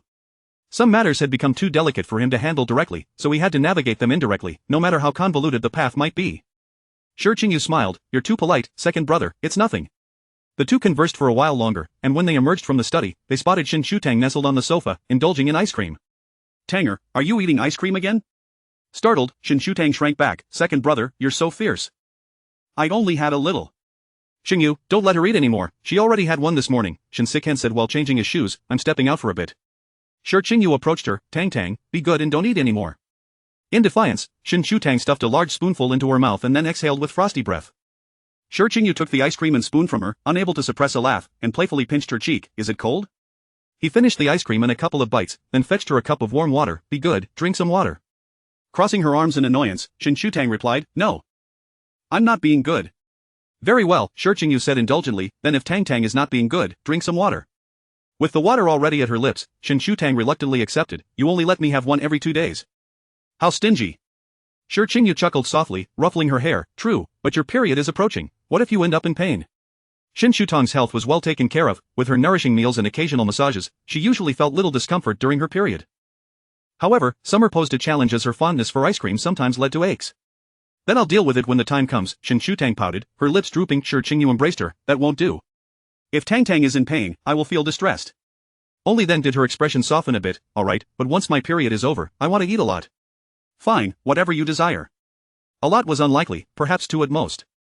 Shi Qingyu cradled her hand gently, speaking softly. "Tang Tang, my birthday is approaching." He liked for nothing, yet he always found joy in asking Shen Shutang for gifts for birthdays, New Year's, and every meaningful occasion he wished to celebrate with her. Feigning surprise, Shen Shutang gasped, "Oh, really, I completely forgot." Shi Qingyu, of course, did not believe her, yet he played along. "It's all right, Tang Tang. It's no problem if you don't give me anything, just having you by my side is enough." "Is that so? Then does that mean the gift I prepared won't be given?" Shen Shutang inquired with wide eyes. Shi Qingyu smiled, tightening his grip on her hand. "That won't do, I want it." He was always greedy when it came to Shen Shutang, never satisfied with just a glance or a hug. Even what he gave to others, he desired for himself, and he counted the moments they spent together, embodying the essence of jealousy. "Then just wait until your birthday," Shen Shutang beamed, wriggling out of his embrace and dashing upstairs like a cunning little fox. Shi Qingyu gazed after her, his heart lingering on the warmth of her touch, the softness of her presence still vivid in his memory. Typically, he preferred solitude. He had only hosted 2 birthday parties thus far, one for his coming of age and another to announce his status as the heir of the Shi family. This year, he had merely returned to the Shi family estate for dinner, before hastily returning to Lanjing Court in the evening. Shen Shutang was quite troubled about her gift. After all these years, she had exhausted her options, not wishing to repeat herself. Though Shi Qingyu had claimed to appreciate whatever she gave, she was determined not to be careless. She had begun preparing this gift long ago, inspired by the clumsy figurine Shi Qingyu had crafted from clay during her last visit. She decided to sculpt two little figures. Having never dabbled in pottery, she opted for the challenging route of creating human forms. It took her quite a while, and she had to hide her progress from Shi Qingyu, rushing to complete them just days before his birthday.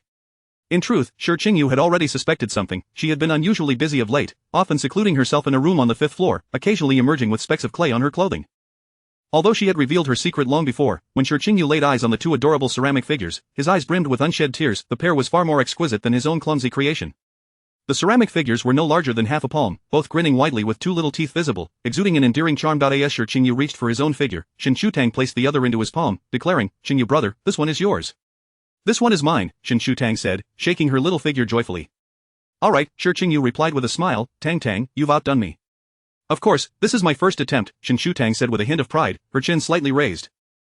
To Shi Qingyu, the sentiment behind the gift far outweighed its material value. He wanted for nothing. Having Shen Shutang by his side was more than sufficient. He pulled her into an embrace, glancing at her, then at the little figures in his hand, his heart feeling overwhelmingly full. "Where will you sleep tonight?" Shen Shutang replied, "Of course, I'll return home. I still need to make sure second brother takes his medicine." "Very well," Shi Qingyu sighed slightly, taking her hand, "Come, I'll walk you home." Chapter 58 Discovery. As the two of them walked slowly along a brief stretch of road, Shen Shutang's heart raced with excitement.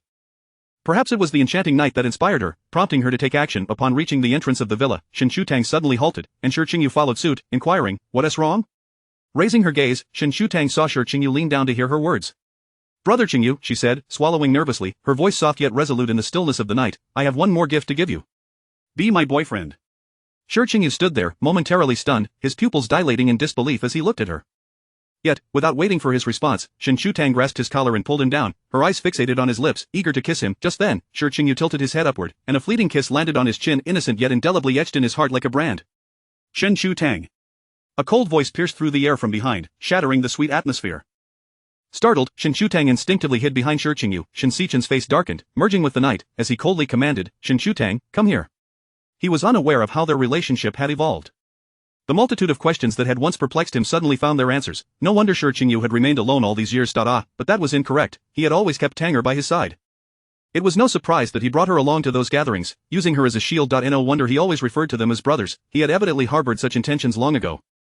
It was no wonder that occasion when Shi Qingyu wanted to provide Shen Shutang with a buffer. He had long regarded her as his own, but there were still others in the Shen family. He was not some ghost. Shen Sichan had never before addressed her by her full name, and Shen Shutang hesitantly approached, murmuring, "Second brother. Second brother, Tanger, be quiet, do not call me second brother, Shi Qingyu. I will deal with my family matters first, and I will settle accounts with you later." Shen Sichan interrupted harshly, seizing Shen Shutang's wrist and pulling her inside. "Second brother, wait, slow down." Shen Shutang stumbled along behind him, glancing back. "Wen Shu, keep an eye on her. Do not let her out." Shen Sichan forcefully shoved her into the room and locked the door from the outside. Shen Shutang pounded on the door, exclaiming, "Second brother, I wanted to kiss him." "It was me." The rest of her words faded into incoherence, unheard by Shen Sichan, who was now like a furious beast, seeking to unleash his wrath on the one outside. Very well, he had courage. Still standing there without retreating, Shen Sichan approached and grabbed Shi Qingyu by the collar, delivering a punch. "Shi Qingyu, I regarded you as a brother. What do you see Tanger as? She is not a woman you can casually take in." Although Shi Qingyu's family background was among the elite in the capital, the notion of him becoming Shen Shutang's boyfriend was utterly unacceptable to the brothers. Shi Qingyu staggered back a few steps, blood trickling from the corner of his mouth. "Second brother, it is my fault, do not blame Tanger. Tanger is certainly not at fault, she is just a young girl. What does she understand? Are you using her beauty to entice her? You have watched Tanger grow up, how could you harbor such despicable thoughts towards her?" Shen Sichan stepped forward and delivered another punch to his chest, fueled by years of boxing, each strike unyielding in its force. Shi Qingyu leaned against the iron door, caught in a mix of humor and exasperation. "Second brother, it is indeed my fault." Yet he dared not admit to the accusation of temptation. "I will accept any punishment or rebuke without complaint. But I have never looked down on Tanger, nor would I treat her lightly." "Very well." Shen Sichan pointed at him, declaring, "I respect you as a man, spare me your nonsense." Just as Shen Sichan prepared to stride forward, Shi Qingyu suddenly dashed past him. "Tanger." Shen Sichan turned back just in time to see Shen Shutang leap from the second floor. He froze, a myriad of images flashing through his mind, momentarily paralyzing him. It was only after a prolonged moment that he regained his senses, shouting, "Tanger!" Shi Qingyu had already caught her in the living room, while Wen Shu hurried off to summon a doctor. "Shen Shutang! You have truly become audacious, daring to jump from the balcony." Shen Sichen yelled, his eyes reddening. Shen Shutang had intended to retort, but upon seeing Shen Sichen's tear-filled eyes, she suddenly recalled something, her demeanor softening. Second brother, I am sorry. Shen Sichen pushed Shi Qingyu away and embraced Shen Shutang. You foolish girl. I would never truly harm him, why are you so anxious, you would risk your life for him. This was the second time he had witnessed someone leap from above, fear made his entire body tremble. Fortunately, he had locked her in his room for safety, he dared not imagine what would have happened had he returned her to her own room. Second brother, I am fine, I just twisted my ankle, Shen Shutang murmured softly, glancing at Shi Qingyu, who wore a grave expression. Shi Qingyu had regained his composure, though his lips bore a wound, his demeanor unusually solemn. The last time he had looked at Shen Shutang like this was when she had gone missing. After finding her, he had forced her to memorize his phone number. Back then, she had been young and frightened, crying and fussing for a moment before it passed, but now, things were different. She understood that Shi Qingyu was genuinely angry, and it was a serious matter, causing her to feel a twinge of fear. Shen Sichen wanted to scold her but couldn't bring himself to do so, instead growling, so you do no fear. Yet Shen Shutang was not afraid of the jump. Rather, it was Shi Qingyu's anger that frightened her. She lowered her head, aware that the two men who had just been fighting were now both glaring at her with ire, rendering her mute.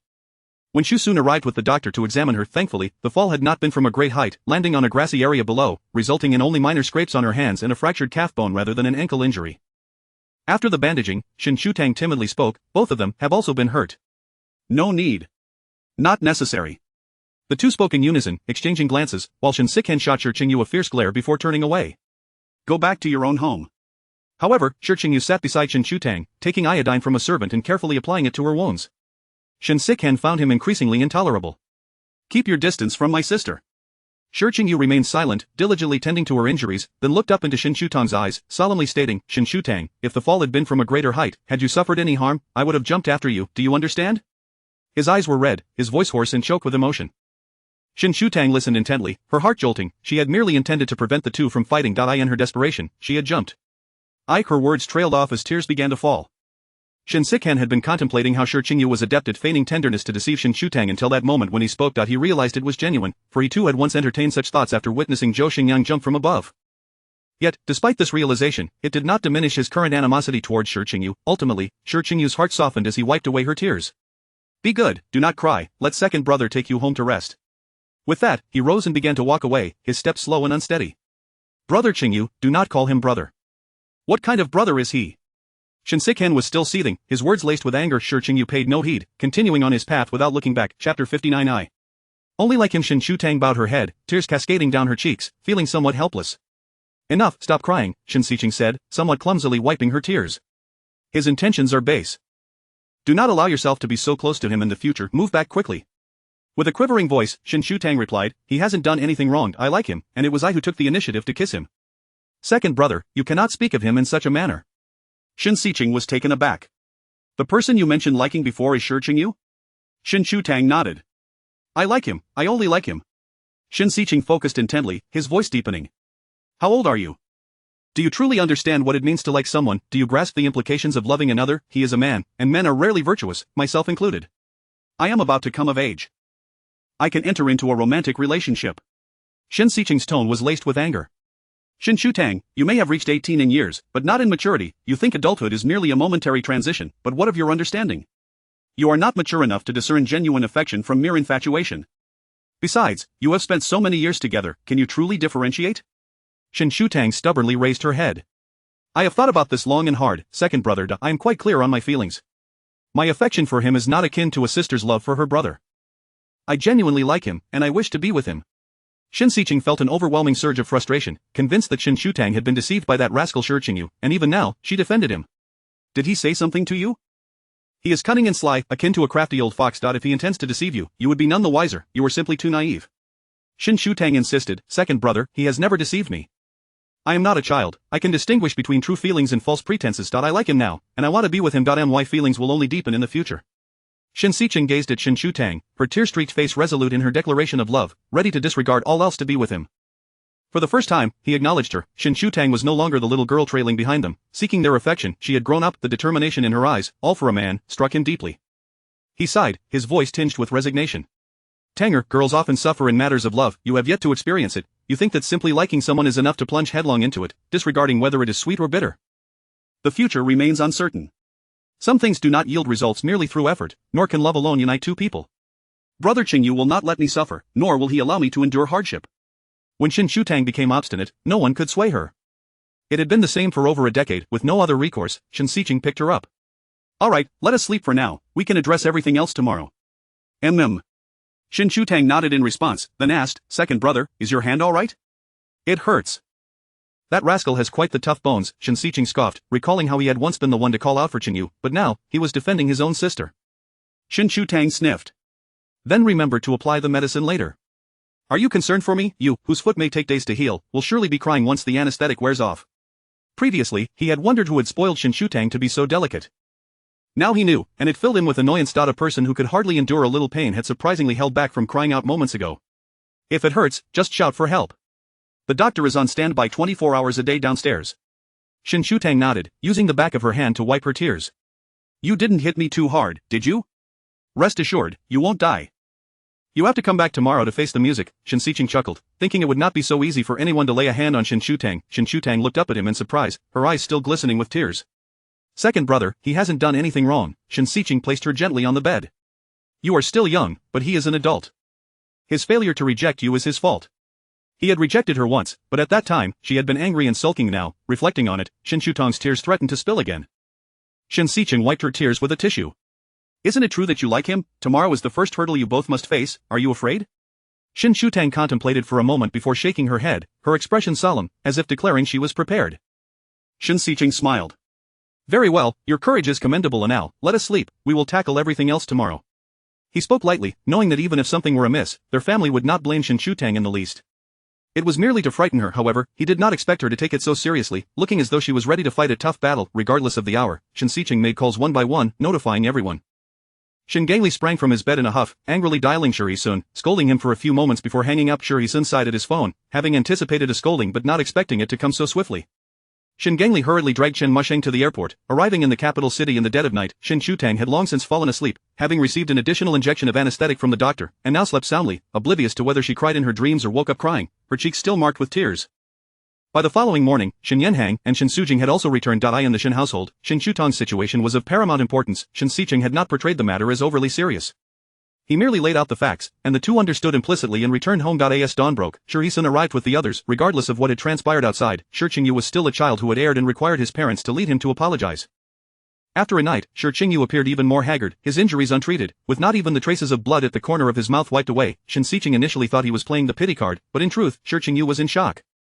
He had not returned home the previous night but instead sat outside on a bench, staring at Shen Shutang's window all night long. He was still there when Shi Sun called him. Is Tang Tang alright? Shi Qingyu broke the silence, and everyone turned to look at him, though no one spoke. Finally, it was Chen Musheng who spoke up. She is fine, she is still sleeping. Alright, there is no need for such formality. Tang Tang has grown up. It is only natural for her to have someone she likes. Qingyu is not a stranger, he is far better than bringing home some random person from outside. Shi Sun remarked, that is true, but Qingyu is indeed at fault. After all, Tang Tang is still a young girl, and Qingyu should guide her. He has done nothing wrong. He is not a criminal, you cannot interrogate him as if he were one. Shen Shutang emerged from the elevator at some point, limping as she approached Shi Qingyu and took his hand. I am not a child anymore. If I have erred, let the punishment be mine. Chapter 60 of the Oath. As Shi Qingyu's hand gradually regained warmth, a sense of relief washed over him upon confirming that she was unharmed. He hastily intended to assist her to the nearby sofa, but Shen Shutang resolutely refused. In the living room, everyone else was seated, leaving him standing alone, which rendered Shen Shutang's gaze reminiscent of an interrogation scene. Yet, it was entirely his choice to remain upright. Shen Gangli sighed and spoke, Qingyu, why don't you sit with Tang Tang? Tang Tang, be obedient. Shi Qingyu bent down, softly addressing her, his voice remaining gentle even in such a setting. Shen Shutang's eyes welled with tears as she beheld the injuries on his face. She limped to the edge of the sofa, yet continued to speak. Brother Qingyu is indeed an adult, but I am the one responsible for this situation. Just because he is older than I am does not mean he should bear the consequences of my actions. Both families were momentarily taken aback, while her three brothers furrowed their brows, still struggling to accept Shen Shutang's feelings for Shi Qingyu. Is it wrong to love someone? Is it a mistake simply because we grew up together? It is I who wish to kiss him out. If there is any wrongdoing here, it lies with me. I have long wanted. Shi Qingyu raised his hand to cover her mouth, silencing her. Shen Shutang, usually docile, spoke today with a fierce resolve reminiscent of Shi Qingyu himself, as well as Shen Sikhan and even Shen Yanhang. Everyone present had never witnessed her in such a light, leaving them momentarily stunned.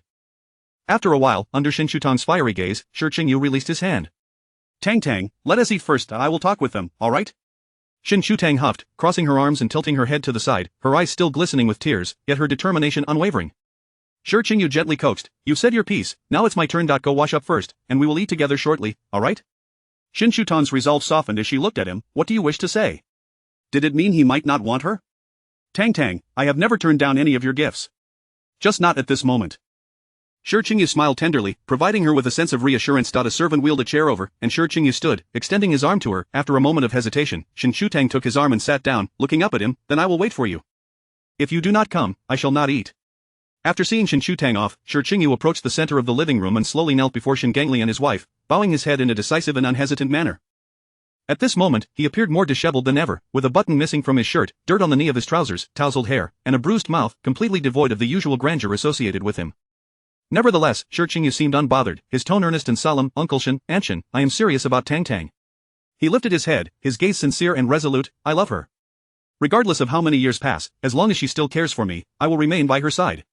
He professed his love for Shen Shutang, yet he did not state that she loved him. For him, as long as she liked him, that was sufficient. I will always be steadfast in my affection for her. The word forever seemed ethereal, yet when spoken from his lips, those present were nearly convinced of his sincerity. I understand your concerns, fearing I may not be genuine towards Tang and worrying that her feelings may be fleeting, that she may not yet grasp the difference between liking and loving. A faint smile graced his lips as he continued. However, Tang is very intelligent. She is more mature than we realize. Whether her feelings are fleeting or meant to last, I am willing to accept either. As long as I breathe, I shall shoulder the responsibility for Tang. He lowered himself, as if this was already a significant concession. Having said this, to utter any further refusal would seem unreasonable, especially since Tang had already crossed boundaries with him. Shen Gangli cleared his throat. First, Tang cannot date until she graduates high school. Second, before she turns 20, there must not be any inappropriate actions. Third, Tang is our treasure. We can provide for her. If one day you no longer wish to be with her, simply return her to us, do not bully her. I would never. Shi Qingyu's tears mingled with his smile as he bowed once more. I, Shi Qingyu, vow to uphold this. Chen Musheng stepped forward to assist him up. Alright. Shen Yu clearly hasn't rested well, go upstairs and freshen up. Wanqiu, why don't you let the children rest a bit before bringing them back? Shui Wanqiu wiped her tears. We would have liked to, but he sat outside stubbornly when we arrived. That little brat is quite fortunate. Shen Sikhan grumbled. Shen Yu treats Tang well. Besides, we grew up together, so we know him well enough. What do you mean know him well? He's an old fox. Shen Yanhang remarked, no matter how cunning he may be outside, before Tang, he will always just be Shi Qingyu. Seeing Shen Shutang in pain, feeling helplessly wronged, shedding tears, and sometimes even playfully pouting, all of it was genuine. This time, Shen Sikhan did not refute. It truly was the case. Regardless of his demeanor elsewhere, he was always gentle, patient, and sincere in front of Shen Shutang. Gangli, I truly apologize. Shi Hushuan stepped forward to pat Shen Gangli on the shoulder. Shen Gangli grunted dismissively and turned away. You should first compose yourself before offering apologies. Compared to Qingyu, you are the real old fox. Shi Hushuan chuckled awkwardly. Without mentioning this, we have indeed watched Tang grow up. We have long considered her as our own daughter. If Qingyu were to mistreat her, we would definitely not let him off easily. Moreover, it was unthinkable that Shi Qingyu would bully Shen Shutang. Even if it meant enduring the wrath of his father, he would still bring her home. What do you mean your daughter? She is our Shen family's daughter. If you want a daughter, go have one of your own. Upon hearing those words, Shen Gangli seemed to ignite like a firecracker, his disdainful gaze directed at Shi Hushuan. I only agreed to their relationship because Tang likes Qingyu. If ever she no longer has feelings for him, you better take your son away quickly. Alright, no need to get riled up, brother, let me buy you a couple of drinks tonight as an apology. Shi Hushuan draped his arm over Shen Gangli's shoulder. No more anger, I will make amends. How old are you, yet still acting like a child? Chen Musheng remarked, pulling Shui Wanqiu's hand, watching the two men in their 50s bicker, finding it both childish and tedious. Shi Qingyu had already gone upstairs, initially intending to accompany Shen Shutang for dinner, but he was instead ushered back to his room to freshen up. After his shower, Shi Qingyu sat on the carpet as Shen Shutang dried his hair with a towel. Are you being foolish? Shi Qingyu remained silent, merely gazing up at her, while Shen Shutang found it a bit difficult to reach him. Come a little closer. Shi Qingyu replied, no more drying. It's time to eat. Regardless of the time, Shen Shutang's matters were of utmost importance to him, whether it was mealtime or bedtime, he was always exceedingly stubborn about such things. Chapter 61 Dreaming Shen Shutang, fuming with anger, hurled the towel onto the floor. Shi Qingyu. Don't be angry, Tang.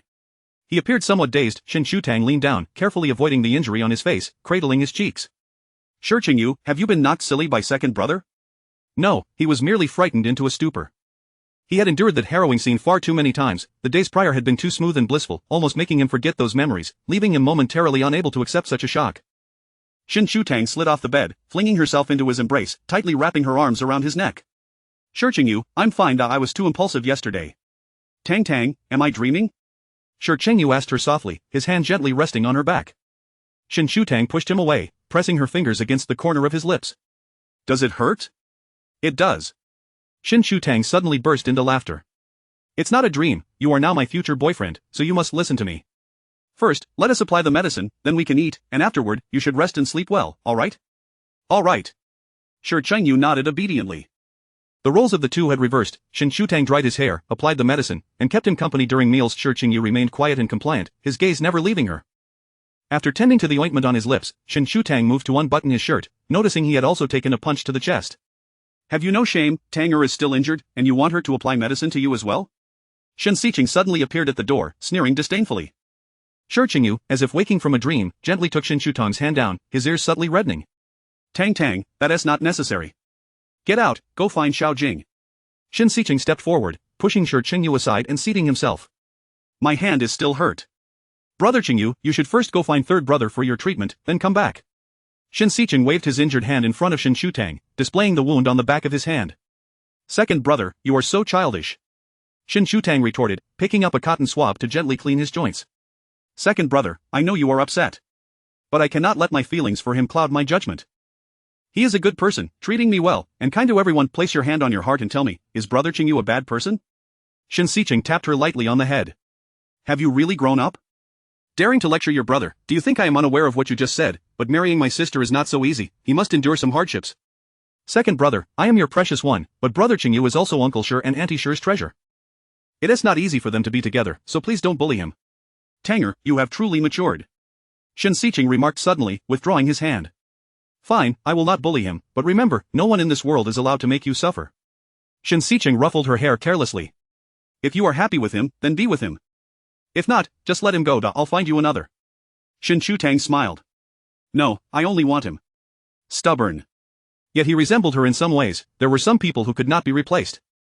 After finishing breakfast, it was just past 9. Shi Qingyu had a patch on him, and the room was filled with a strong herbal scent. Shen Shutang sat by the edge of the bed, keeping him company as he slept, but she herself fell asleep before him, having only managed to rest due to the effects of the anesthetic from the night before, feeling both exhausted and drowsy after a busy morning. Shi Qingyu got up, lifted her onto the bed, and nestled her under the covers, then lay down beside her. After a while, he took one of her hands from the blanket, cradling it gently in his palm, and then fell asleep. When Shen Yanhang came to find them, he discovered the two were soundly asleep together, with Shi Qingyu outside the blanket, holding onto Shen Shutang's hand. He sighed, instructing the servant to bring another blanket. The two remained undisturbed within, until Shen Shutang woke up in the evening. Her hand was still in Shi Qingyu's, held loosely but with a grip that felt difficult to relinquish. Shen Shutang smiled, inching closer to him, using her other hand to trace his eyes and then down to his nose. Her mischievous hand was suddenly captured, and Shi Qingyu opened his eyes, pulling her into his embrace. Tang Tang, don't cause mischief. When her leg brushed against his, Shen Shutang winced in pain, causing Shi Qingyu to instantly awaken. Are you alright, Tang Tang? Does it still hurt? As he spoke, he lifted the blanket to examine her calf. Brother Qingyu, I'm fine, it doesn't hurt anymore. Shi Qingyu ceased his movements, his voice still carrying a hint of sleepiness. I thought I was dreaming just now. Shen Shutang giggled, her tone playful.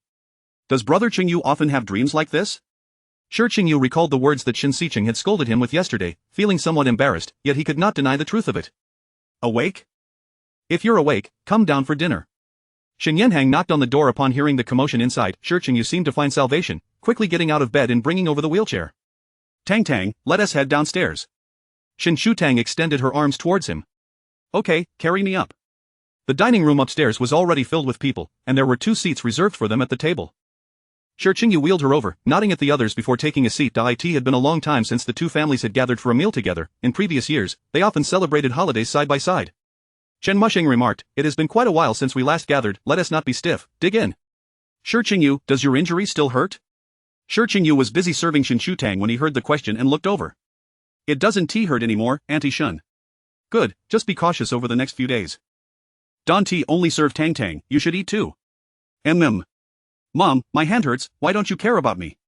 Shen Xiqing complained from the side. Chen Mushing shot him a glance. It's a miracle I didn't let your father beat you. At your age, you should know better than to act so impulsively, like a child. Shen Sujing chuckled. Second brother, I care about you, I'll serve you some. Shi Sin chimed in to mediate, we can't blame Xiqing. If I had such a precious daughter being pursued, I'd be even more impulsive than he is. While this conversation unfolded, Shen Shutang and Shi Qingyu continued as if nothing was amiss, one serving and the other eating. Shui Wanchuan interjected, alright, enough of that, let us not discuss these things during dinner, we can talk afterward. After finishing their meal, Shen Xiqing wheeled Shen Shutang to the garden, while Shi Qingyu was called away by Shen Yanhang. Shen Shutang inquired, second brother, what does eldest brother want to discuss with him? Shen Xiqing draped a blanket over her legs. How would I know, just enjoy watching your flowers. Shen Shutang pouted, as the endless summer blooms in the yard flourished, with large, vibrant flower clusters adorning the scene. Second brother, do you still keep in touch with sister Xingyan? Why do you ask that? Shen Xiqing reacted as if startled, raising his voice slightly at the mention of her name. Chapter 62 Cherish, how dull, we must find a topic to discuss, Shen Sikhan chuckled softly. You truly know how to engage in conversation. What connection is there, it's as if you're avoiding me, she retorted. Have you let go, second brother? Shen Shutong inquired once more. Let go? Shen Sikhan scoffed, a self-deprecating smile gracing his lips as he posed a question in return, if I were to ask you to let go of Shi Qingyu, would you be able to? Of course not. Before Shen Shutong could voice another question, Shen Sikhan placed a branch of endless summer flowers onto her lap. Alright, no more questions. If you ask again, I shall weep for you. While he was basking in sweetness, she was here pricking at his heart. It was indeed something he would do. Shen Shutong smiled, then, second brother, would you escort me back to my room? Very well. Shen Sikhan guided her back, and as they reached the living room, they encountered Shi Qingyu and Shen Yanhang descending the stairs. Shen Shutong casually handed the flowers to Shi Qingyu. Brother Qingyu, I didn't give you flowers yesterday. When professing one's feelings, flowers are a requisite. Her smile radiated brightly, leaving Shi Qingyu momentarily stunned, instinctively accepting the bouquet. Shen Yanhang patted his shoulder, since it's from Tang Tang, you should accept it. Shen Sikhan, in a fit of annoyance, ruffled Shen Shutong's hair. Hey, that was meant for you just now. How could she so quickly pass it on to someone else? Did his earlier efforts mean nothing? Shen Shutong turned back with a grin, second brother, I shall give you another later. Shen Sikhan pushed her into the elevator. Eldest brother, hurry and send him away. The sight of him irked him. Shen Shutong's soft laughter echoed from within the elevator, interspersed with Shen Sikhan's disgruntled murmurs. Qingyu, let us go. The driver had yet to arrive, and Shi Qingyu accompanied Shen Yanhang outside. Shen Yanhang remarked, do you know why I initially agreed with our parents to let you take care of Tang Tang? The night was quiet, with only their footsteps resonating on the path. Shen Yanhang answered his own query. Tang Tang had quite the temper as a child, full of little quirks. As he spoke, memories of young Shen Shutong flooded back, causing both to chuckle. Once, during summer, it was Tong Tong's first menstrual period. She was in pain and her temper flared to the new maid, unaware, cooked noodles for her, and she promptly threw down her chopsticks. The memories surged forth, the images becoming increasingly vivid. At that time, Shen Shutong was 13, while Shi Qingyu had already joined the Shi family. Honestly, Shen Yanhang felt a twinge of concern, for they were no longer children. I scolded her, yet you held her in your arms, soothing her gently.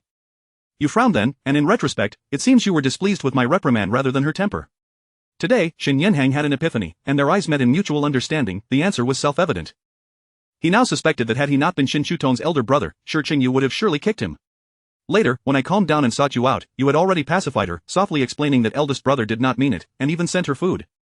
At that moment, I realized you would take good care of her. His affection for Shen Shutong was never blind pampering, she was spoiled yet not indulged. He nurtured her delicacy while imparting wisdom. I recall that time was particularly challenging for you. At just 19, entering the Shi family, the trials he faced were far from trivial. I witnessed how you handled matters. You were not without temper, sometimes even excessively stern.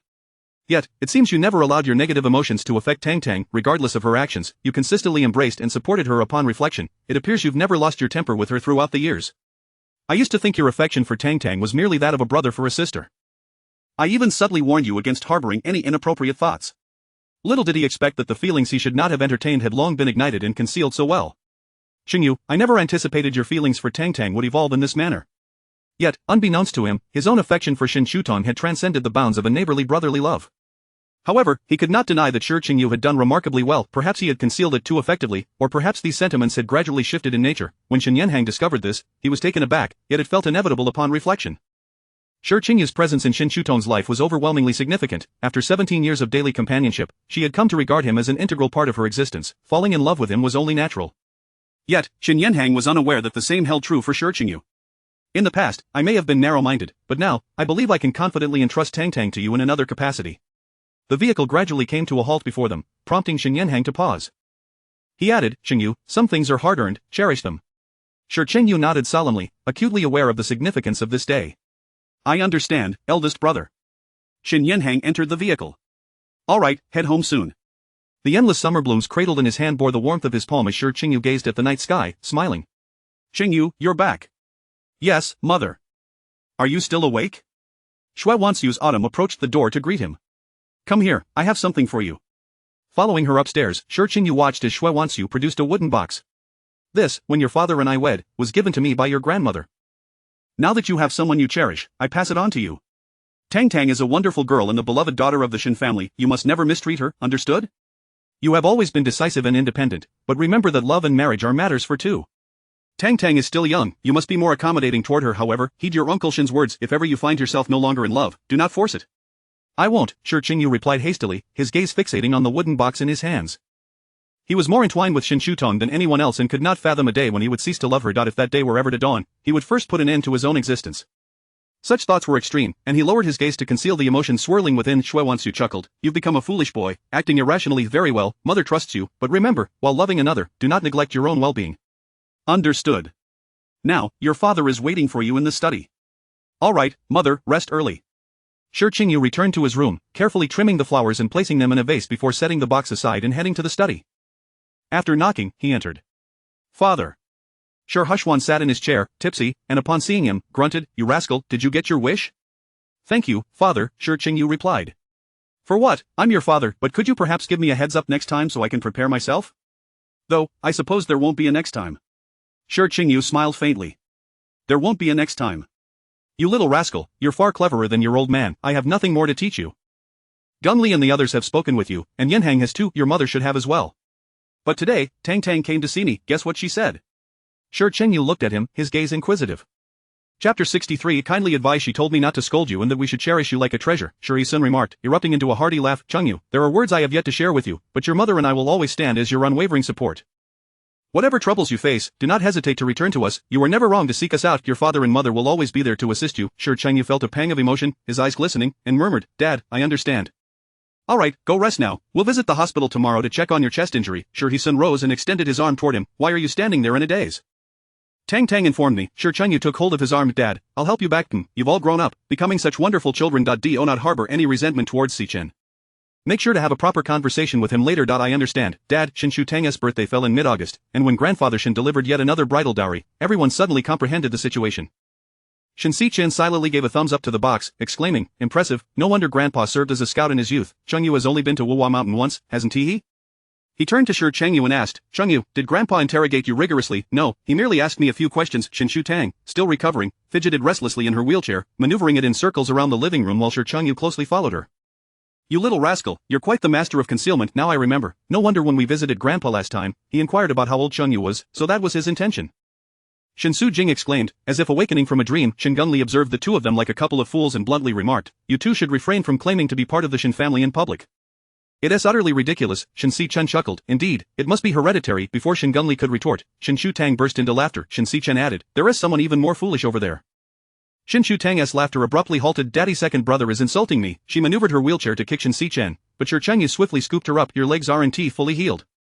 You might fall again. Shen Chen pushed her wheelchair aside. You just don't learn from experience. Who was it that fell from the wheelchair last time? That was because I tripped over something.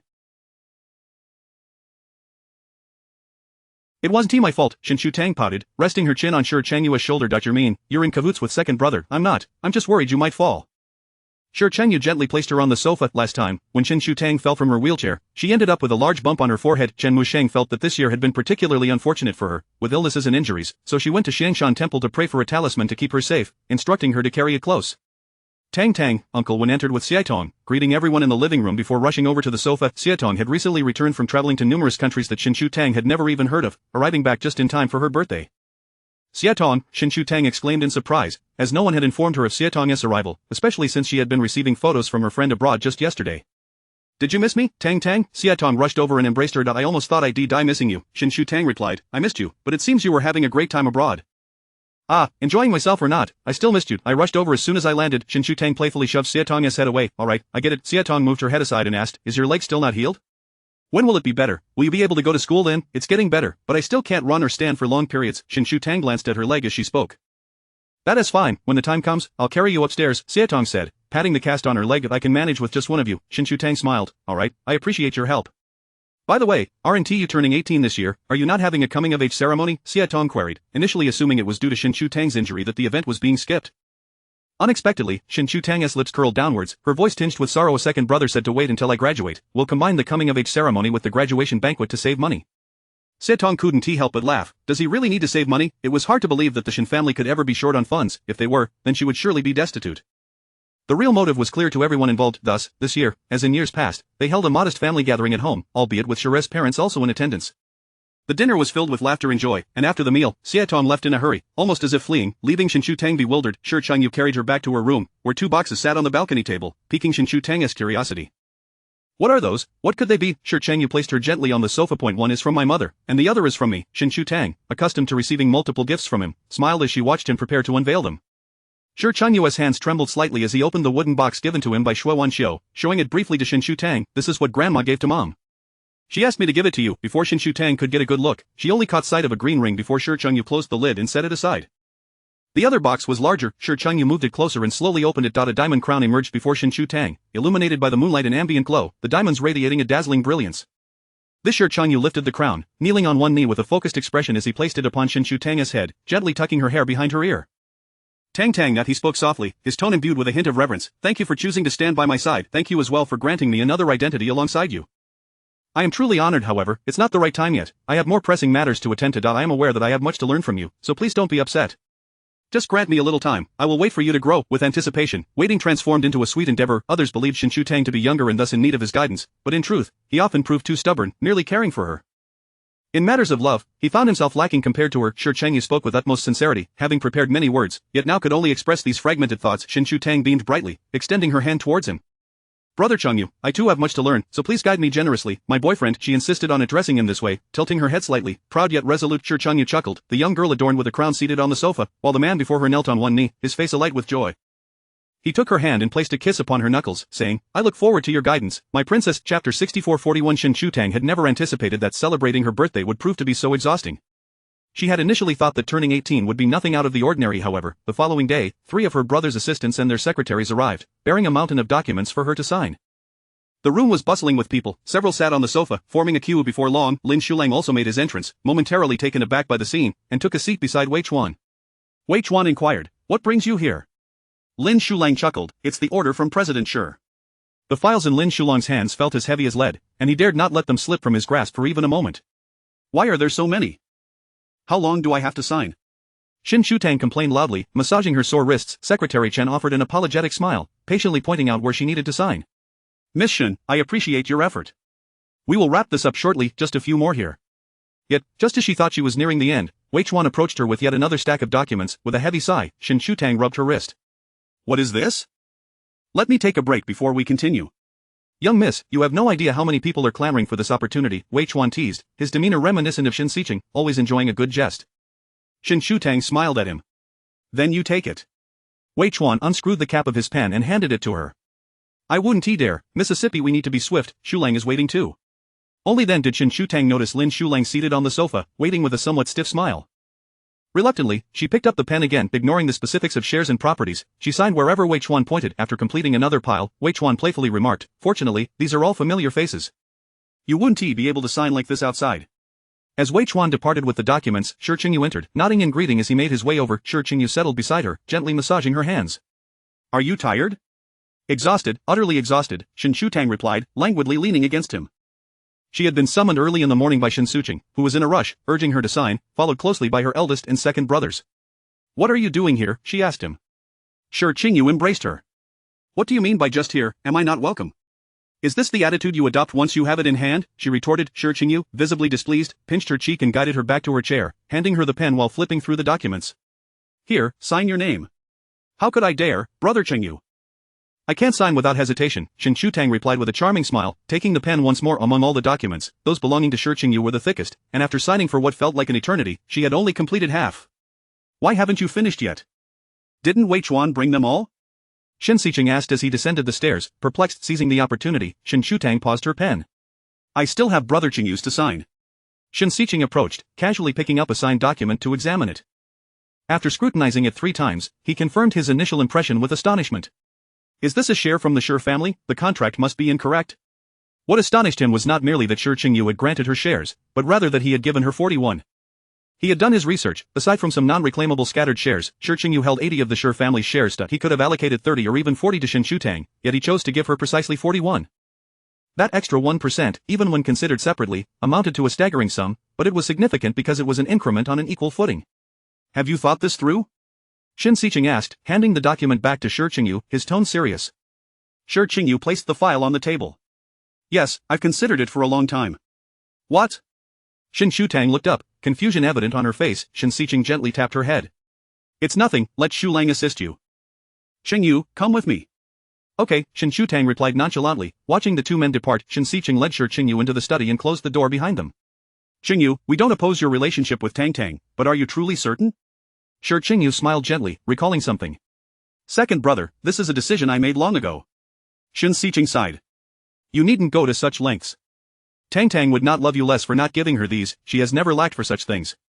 True, she does not lack, but this is my assurance to her. I know she doesn't care about these matters, but I wish for her to have a good life. Regardless of the circumstances, even if one day I am not by her side, I want her to live happily. Shen Xiqing had intended to say more but was interrupted by Shi Qingyu. Just as you have always supported Miss Zhou with financial assistance. Everyone wishes to give their beloved the very best.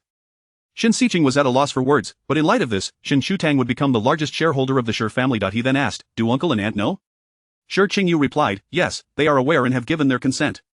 Previously concerned that Shen Shutang might be deceived, Shen Xiqing now found himself worrying about Shi Qingyu. Xingyu, you and Tang have grown up together. She has never been patient. 85, she loved singing and quit after 6 months. 87, she wanted to learn dancing but abandoned it on the first day due to fear of pain. At 10, she tried painting but lasted only 10 months before giving it up. Although she learns quickly, she cannot maintain her interest for long, and she has never pursued anything for a year. Xingyu, are you not afraid? To claim he was unafraid would be a lie, and merely contemplating it brought a pang to his heart. Shi Qingyu remained silent for a long time. I am afraid. But it's all right. I trust Tang and believe in her feelings for me. Shen Xiqing still wished to dissuade him, adding, you needn't give her so much, you should at least retain a significant portion for yourself. Shi Qingyu merely smiled, his voice bright. Tang will always be my top priority, and she will always be free. Shen Xiqing was left astonished, as fragments of realization flooded his mind. Indeed, at every meal, Shen Shutang always took the seat of honor, while he would walk behind her, half a step behind, bending slightly to converse with her. Before Shen Shutang, it seemed he had no boundaries, but that was not quite right. It was because his only boundary was Shen Shutang that he had always demonstrated through his actions that in his eyes, Shen Shutang would forever be more esteemed than he, never feeling it shameful for a young girl to stand above him. Suddenly, Shen Xiqing felt a twinge of shame. He paled in comparison to Shi Qingyu. Ah, Shen Xiqing chuckled helplessly. Tang must have accumulated an abundance of blessings over 8 lifetimes. He found himself feeling somewhat envious. Second brother, I am the fortunate one, Shi Qingyu replied. His assertion was devoid of pretense, and he spoke with genuine contentment. What are you two discussing? Shen Shutang entered, attempting to jog over, but Shi Qingyu stepped in front of her in advance, gently saying, slow down. No running. What were you talking about so secretly? Shen Shutang looked up at him, tugging at his hand playfully. Nothing much, Shen Xiqing teased her. What could it be? Just celebrating your newfound status as a major shareholder of the Shi family, boss Shen. Ah? Shen Shutang's eyes widened in surprise. When did this happen? How come I didn't know? Chapter 65. Returning home. Did you truly sign the contract without reading a single word? Aren't you afraid we might sell you off? Brother Xingyu, is what second brother said true? Shen Shutang inquired, her expression grave and her eyes reflecting a hint of urgency as she sought confirmation from him. Yes, Shi Qingyu replied softly, gently caressing her head. It's nothing to worry about. Nothing to worry about? Shen Shutang exclaimed, her frustration evident. But that's the Shi family. She was oblivious to the true worth of those shares, only aware of the immense effort and hardship Shi Qingyu had invested in the Shi family. It was his hard-earned endeavor. I don't want it, Shen Shutang's voice trembled, that is something you worked so hard to obtain. Shi Qingyu lowered his head, wiping the corners of her eyes. But Tang is also someone I have worked hard to gain. The two of them, engrossed in their own world, inadvertently made Shen Xiqing feel somewhat superfluous. He chose not to disturb them, quietly slipping away. Tang, please don't cry, just help me keep it safe, alright? You're lying, when I give it back to you later, you surely won't want it, she retorted, her maturity no longer swayed by such words. Shi Qingyu chuckled softly, contemplating his next move. Hearing his laughter only fueled Shen Shutang's anger, and she pinched his waist. It didn't hurt, just tickled, prompting Shi Qingyu to grasp her hand. Didn't Tang say we would be together forever? What s mine is yours, and what s yours is mine, there is no distinction. There is. Shen Shutang's voice trailed off in a pout as she buried her face in his embrace. If there were truly no distinction, then why should he give it to her? Shi Qingyu hadn't anticipated that a simple gift would provoke such tears. He felt a pang of heartache and helplessness, patting her back. Be good, Tang Tang, don't cry. What will you do if Brother Qingyu is upset? You mustn't give me anything next time, Shen Shutang replied, her sobs punctuating her words. Shi Qingyu continued to smile. Alright, I promise. No more gifts, but we must return home for lunch. In a huff, Shen Shutang rubbed her face against his chest, wiping away her tears. You bully me. Yes, it is my fault. I apologize, can Tang Tang forgive me? Shen Shutang gazed at him with her doe-like eyes. There better not be a next time. Understood, Shi Qingyu said as he enveloped her in his arms. I promise. Shi Qingyu had mentioned that they would be returning to the Shi family's ancestral home for lunch. He had confided in Shen Shutang about it a few days prior. Unable to contain his excitement, Shen Shutang felt indifferent. The gifts they were to bring had long been prepared. Shi Qingyu had reassured her that it was merely a meal, yet he himself was quite anxious. Shi Qingyu was aware that Shi Qingyu was bringing someone he cherished home, but he was oblivious to the fact that it was Shen Shutang. For his beloved grandson's first guest, the family pulled out all the stops, sending a car to fetch them. A ceremonial Hongqi limousine awaited at the villa's entrance, and the driver stepped out to open the door for her. Only after Shen Shutang had entered did Shi Qingyu join her. The roses in the roadside flower beds were in full bloom, and Shen Shutang leaned against the window, admiring the view as the driver slowed the vehicle appropriately. Shi Qingyu turned slightly, protecting her waist. If you like, we can have some planted in the courtyard. Yes, but the ones along the road are even more beautiful, Shen Shutang responded, her love for flowers evident as she gazed intently at them. The car arrived a little later than expected, and as they entered the imposing courtyard, Shen Shutang suddenly felt a wave of nerves. She grasped Shi Qingyu's hand and asked him, Brother Qingyu, are you nervous? Shi Qingyu squeezed her palm reassuringly. It's nothing to be anxious about. It's just a meal. Shen Shutang nodded, softly affirming, and tightened her grip on his hand. Shi Qingyu, waiting at the entrance, was practically bursting with anticipation. Upon seeing the car come to a halt, he nearly rushed forward to assist with the door. Fortunately, Shi Qingyu exited promptly, shielding someone as he helped her out of the vehicle. As Shi Qingyu gradually recognized the girl's face, it seemed familiar, as if he had seen her before. When Shen Shutang approached and sweetly called out, Grandpa Shi, it all clicked. She was the youngest daughter of the Shen family. In disbelief, he shot a glance at Shi Qingyu before turning his attention back to Shen Shutang. You must be Tang Tang, right? Come in quickly. Thank you, Grandpa Shi, she replied. Shi Qingyu guided her inside, bending down to whisper, just smile, Tang Tang. The interior of the house bore a distinctly traditional Chinese aesthetic, rich with antiquity. Upon entering, Shen Shutang finally understood the significance of Shi Qingyu's earlier words. A group of people filled the living room, including Shi Qingyu's parents, who stood in unison upon their arrival. Shi Qingyu led Shen Shutang deeper into the room. Tang Tang, this is Uncle and Aunt. Hello, Uncle and Aunt, she greeted warmly. Oh, is that you, Tang Tang? You look truly lovely. Shi Xiang interjected before her elder brother could respond. Are you tired from the journey? Shi Qingyu introduced her one by one. This is my aunt. Shen Shutang promptly replied with a smile. Hello, Aunt. I'm not tired at all. Hello, I never expected Qingyu to bring back such a beautiful girl. He is truly fortunate, the aunt remarked. I feel fortunate to be here today as well, Aunt, Shen Shutang responded graciously. As the youngest child in the family, Shi Qingyu had not encountered such a vibrant young girl in quite some time. Shi Xiang found herself utterly charmed by Shen Shutang. Listening to her cheerful remarks made Shi Xiang laugh heartily. Well, you are certainly more eloquent than your aunt.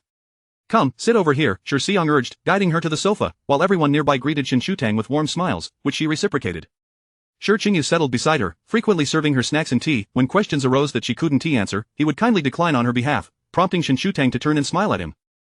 When it was time for lunch, they all moved to the dining room. Despite his advancing age, Shi Qingyu had developed a newfound passion for cooking, although he rarely had the opportunity to do so.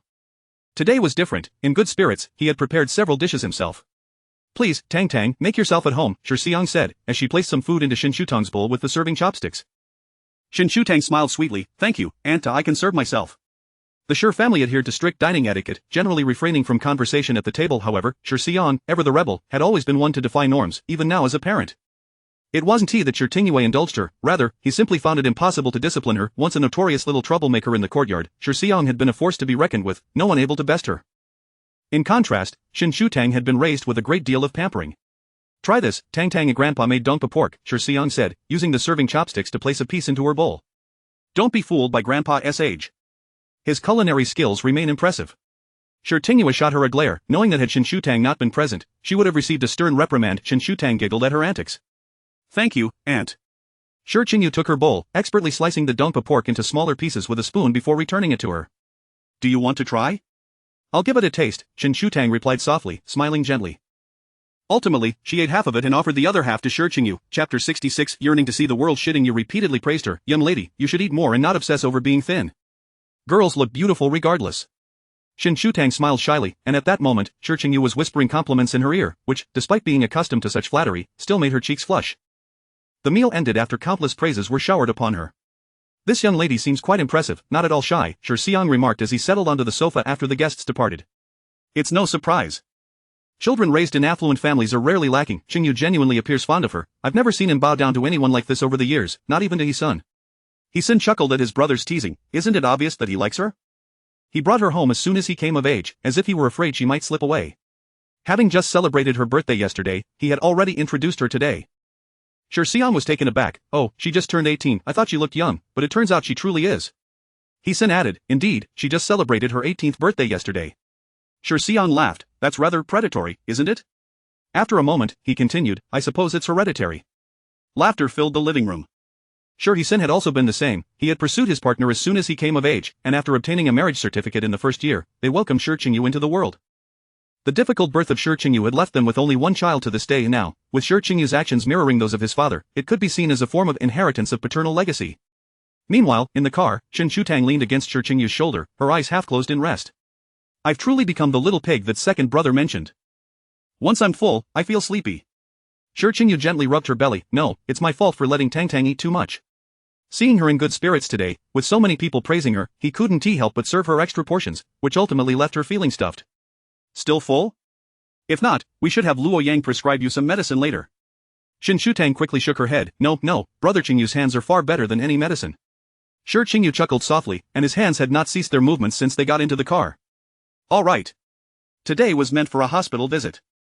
Shen Shutang's legs needed a follow-up examination. Although the condition wasn't too severe, they wanted to avoid any lingering consequences. Shen Shutang feared both injections and medications, and as a child, she would tightly grasp onto people, claiming the doctors in white coats looked like ghosts.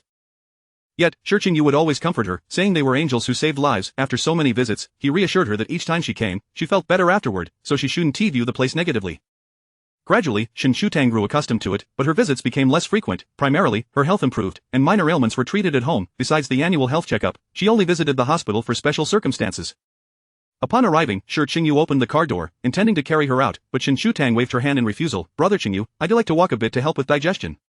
Shi Qingyu replied, somewhat regretfully, then let us hold hands. Without needing further prompting, Shen Shutang linked her arm with his. All right. Shen Shutang had recently had her cast removed. Logically, she should have worn it longer, but discomfort prompted her to complain, and with a pout and teary eyes, she had it taken off after just a month. Miss Shen, back again, Luo Yang said as he saw the nurse bringing her in, putting his pen back in his pocket. Hello, Dr. Luo, Shen Shutang greeted him. She had overcome her fear of doctors, yet felt a twinge of anxiety around Luo Yang, as he was always the one to draw her blood. Shi Qingyu helped her sit down on the sofa and glanced at Luo Yang. Don't scare her. Understood, Luo Yang smiled, just wait here for a moment. I'll have someone arrange the examination. The examination proceeded swiftly, revealing good recovery, but she was still advised against vigorous activities or prolonged standing. After receiving a plethora of medical advice, it finally concluded, and Shi Qingyu lifted her into his arms, justifying it by saying Shen Shutang had been standing for quite a while today. With a valid reason, she was carried into the car and then back out again. After resting at home for a little over half a month, the day of school finally arrived. Sietong, who had been away for 2 months, only returned once for Shen Shutang's birthday. Initially, Shen Shutang thought she wouldn't see Sietong on the first day of school, but to her surprise, she spotted Sietong waiting for her as soon as she stepped out of the car. Tang Tang. I am here to pick you up. Sietong ran over. I'll carry you upstairs. Seeing her roll up her sleeves, Shen Shutang couldn't help but laugh. You won't get that chance. After saying that, she turned back to Shi Qingyu. Brother Qingyu, you should go to work now. I'll go in with Sietong. Shi Qingyu gently ruffled her hair. All right, call me if you need anything. Once he left, Sietong grew bolder, taking Shen Shutang's backpack and wrapping an arm around her shoulder. Why aren't you using it? Shen Shutang replied, you've truly lost track of time. First of all, my leg is almost fully healed, and secondly, our class has moved to the first floor. Oh, I left my backpack upstairs. No wonder there are so many unfamiliar faces in class, Sietong exclaimed, wanting to pull Shen Shutang to run but stopping suddenly, remembering her leg. Haven't you been keeping up with the news at all? Did you have fun? Shen Shutang asked her. Sietong answered without hesitation, of course, it was delightful, the outside world is so beautiful. They entered the classroom, and Sietong returned her to her seat before going upstairs to retrieve her backpack. Sietong leaned sideways, resting her face on her hand, her tone unusually serious. Tang Tang, I truly envy you. Ha? Shen Shutang was slightly taken aback. What do you envy me for? I envy that you can do whatever you want and have so many brothers, Sietong replied earnestly, with a hint of melancholy in her expression. Shen Shutang became serious as well. What is wrong? Have you encountered something troubling? It was unusual for someone normally so optimistic to suddenly appear so glum. Xiaotong leaned her head on the desk, her voice muffled. Tang, I don't want to inherit the family business or become a female entrepreneur. Xiaotong was the only child in her family, and suddenly, Shen Shutang began to understand. Did Uncle Xia say something to you?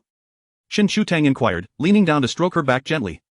My dad wants me to join the company right after the college entrance examination, but I don't want to. I don't want to study business administration or work in the company. Xiaotong turned her head. I want to explore the world, travel everywhere, and taste all the delicious foods, not be trapped in a company. That's not what I desire either. Chapter 67.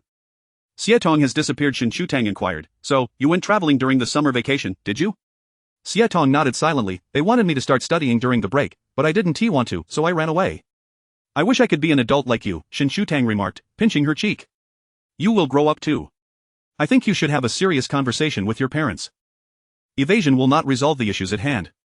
Xiaotong sighed. I know, but I do not know how to approach them. Moreover, having seen the beauty of the outside world, I am even less inclined to take on family responsibilities. Observing her distressed expression, Shen Shutang chuckled. It seems you do have moments of worry. They had known each other for 4 or 5 years, and Shen Shutang had rarely seen her unhappy. She always wore a smile, as if troubles had never touched her life. Of course, so, Tang, you are the fortunate one with 3 older brothers to care for you, with no worries and money to spare. I wish I had an older brother too. Alright, each has its own merits, problems will eventually be resolved. Frowning is not your style. Xiaotong, cheer up, who knows, you might just find an older brother on the way someday. The class bell rang, and Shen Shutang patted her shoulder, urging her to stand. Whether or not she would find an older brother was uncertain, but not long after, Xian called to inform her that Xiaotong was missing. The once serene weekend was abruptly shattered. Shen Shutang hurriedly dialed her phone, but there was no answer. Don't worry, she is probably fine, Shi Qingyu reassured her as he approached. I'll have Shulang send out some people to search. Tears nearly welled in Shen Shutang's eyes. It's all my fault. I should have comforted her more last time. Where could she have gone? The only solace was that Xiaotong had enough money with her, so she would not suffer, but the trouble was that no one knew where she had gone. Unable to reach her, Shen Shutang first went to the Xia residence. Upon arrival, she found Xiaotong's mother with swollen, red eyes, arguing with Shen. It's all your fault. Why did you pressure her? Now that she has gone, are you satisfied? Xian looked equally remorseful. It's my fault, please don't cry. Finding our daughter is the priority now. Miss Shen, Mr. Sure, we need your help. Has Xiaotong contacted you? Shen Shutang shook her head. No, she seemed fine yesterday after school. She had even mentioned bringing her some treats on Monday, yet now she was nowhere to be found. She didn't come home last night, Liang Ying sobbed, her voice quivering. Shen Shutang was taken aback, her volume rising significantly. She didn't come back last night? It's my fault. Xian wiped his eyes. I spoke to her on the phone after school yesterday, but little did I expect. Initially believing she had only gone missing today, Shen Shutang felt a surge of panic upon realizing Xiaotong had been missing since last night, tears streaming down her cheeks as anxiety consumed her. Where could she be? Shen Shutang looked to Shi Qingyu. Let us have your second brother send people to search as well. Alright, don't worry. I informed Shulang to file a police report before we came. Shi Qingyu comforted her, gently stroking her back. Xiaotong is not as fragile as we think, she will be alright. Shen Shutang nodded, rising from her seat and hastily wiping her tears with the back of her hand. Yes, this is not the time for tears. I must go find Xiaotong. In earlier years, incidents of wealthy individuals' relatives being kidnapped were frequent, with cases of ransom demands often ending tragically. Thankfully, such occurrences had diminished in recent times. Those kidnappers sought only monetary gain. Had Xiaotong been abducted, there would have been demands for ransom by now, yet no news had surfaced, nor had the police received any reports. At this moment, the absence of news was the best news one could hope for. Aside from bars, internet cafes, and clubs, locations difficult to search. Every hotel and inn in the capital had been checked, yielding no record of Xiaotong's stay, and the airport personnel reported no information either. With no accommodation and no signs of leaving the capital, where could Xiaotong possibly be? As darkness gradually enveloped the sky, Shen Shutong's heart sank further. She had never imagined encountering such a predicament, unwilling to entertain thoughts of a dire outcome, yet she could not suppress the haunting images that pushed her to the brink of despair, tugging at her frayed nerves. Emerging from a small inn, they remained empty-handed, having heard the same refrain countless times. We haven't seen her, we don't know. Grasping Shi Qingyu's sleeve, her voice trembled. Shi Qingyu. I am a bit scared. Shi Qingyu pulled her trembling hand into his embrace. It's alright, she might just be hiding somewhere. That's why no one can find her. Don't be afraid. She will be fine. Are you tired? Do you want to rest for a while? Shen Shutang shook her head, extricating herself from his hold. She was exhausted, feeling as though she had never walked so far. Her feet ached, her legs felt heavy, yet Xiaotong was still missing. Shi Qingyu felt her pain, but there was little he could do. Shen Shutang was as stubborn as he was. Xiaotong was her dear friend, and he could not persuade her to give up now. All he could do was accompany her, holding her hand as they searched together. Brother Qingyu, let us check the restaurants in the west side of the city. The evening breeze was slightly chilly, causing Shen Shutang to sniffle, her nose reddening from the cold. Alright, Shi Qingyu replied, leading her to the car. The west side was an older part of the city, home to several long-established eateries. Haitang had once taken her there, and they had spent a long time wandering, even getting lost in the alleys. Eventually, Haitang had suggested tossing a coin for direction, heads to the left, tails to the right. Perhaps luck was on their side, for they eventually found their way out, and Haitang had pulled her to the roadside to enjoy some baked goods. It felt as if it were just yesterday, yet so much time had passed. Tears streamed down Haitang's face. She had told herself countless times today not to cry, yet memories of her time with Haitang overwhelmed her resolve. Shi Group gently wiped her tears and embraced her, knowing that no words could alleviate her distress, only hoping they would find Haitang soon. Tang, eat something, you need to be strong to continue searching. At his words, Shen paused her tears, taking a sandwich and starting to eat. Halfway through, she found she could eat no more. Brother Qingyu, do you think Haitang has food to eat right now? Shi Group was momentarily speechless, gazing at her reddened eyes, unable to articulate a response. Shen refused to eat further, and Shi Group finished the remaining half. The hour-long drive felt interminable. Under normal circumstances, Shen would have dozed off, but now she would not even close her eyes. The older district was dimly lit, the streetlights flickering ominously. As she stepped out of the car, the soreness in her calves caused her to stumble, and she quickly grasped Shi Group's arm to steady herself. Let us search for a bit longer. We can't afford to rest just yet, Shi Group said firmly, his tone leaving no room for dissent. Shen recognized her physical limits were nearing exhaustion and nodded in acquiescence. Chapter 68, would you like some roasted sweet potatoes? The old town was vast, and she had no idea where to search. Just as she stumbled once more, nearly losing her balance, Shi Group refused to move any further, standing still and steadying Shen by her arm, his gaze fixed upon her. Brother Qingyu, their eyes met, and in those 4 simple words, Shi Group found himself surrendering. He knelt before Shen after only a moment's hesitation. She leaned forward, wrapping her arms around his neck, sobbing pitifully twice before muttering to herself, I can't cry anymore, otherwise, I won't be able to see where anyone is. Shi Group, torn between amusement and heartache, felt a pang of helplessness. Lin Shulang, accompanied by a team, ventured off in search of answers, while Shi Group carried Shen onward, listening as she proclaimed from behind that she felt they were getting closer, that this place was the one. Yet, she had voiced such sentiments numerous times before, almost at every location they reached. Suddenly, Shen tapped his shoulder and whispered, Brother Qingyu, wait a moment, there seems to be someone inside. It was not unusual for there to be people in a house, but the alley was lined with old courtyard homes, their doors dilapidated, suggesting that no one should be residing there. Shi halted, allowing Shen to descend from his back. She grasped his arm and moved forward, but just as she reached for the door, Shi stopped her. Only after she steadied herself did he step forward to push the door open. The ancient, decaying wooden door creaked ominously in the stillness of the night. A gust of cold wind swept in, and Shen could discern the scene inside. Moments ago, she had caught a flicker of firelight through the crack of the door. It was no mere illusion. A small fire was burning in the courtyard, and 2 figures sat nearby, turning in unison to gaze toward the entrance point. One of them was none other than Haitang. She perched on a wooden stump, a charred sweet potato in hand, her face smeared with soot. After a long pause, she broke into a grin, revealing her blackened teeth. Tang, would you like to eat some roasted sweet potato? Shen dashed forward at lightning speed, leaving Shi no time to restrain her. Haitang, she exclaimed, indignantly punching her shoulder, what do you mean by that? The tension that had gripped Shen throughout the day finally dissipated, and she wept openly, as if expelling all her fears and helplessness from that harrowing day.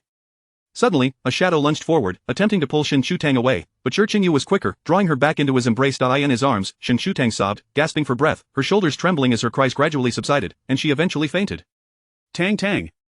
Haitang pushed through the crowd, nearing them. What happened to Tang? Shi lifted her, exasperatedly stating, if you want to go back, then keep up. Haitang paused in surprise, then turned to rally the others to jog along. Where are we going? Why are we running? Why did that person just hug you? And they knocked your roasted sweet potato to the ground. We hadn't finished eating yet. Haitang shot him an irritated glare. Oh, just stop asking questions. If you want to come home with me, then be quiet.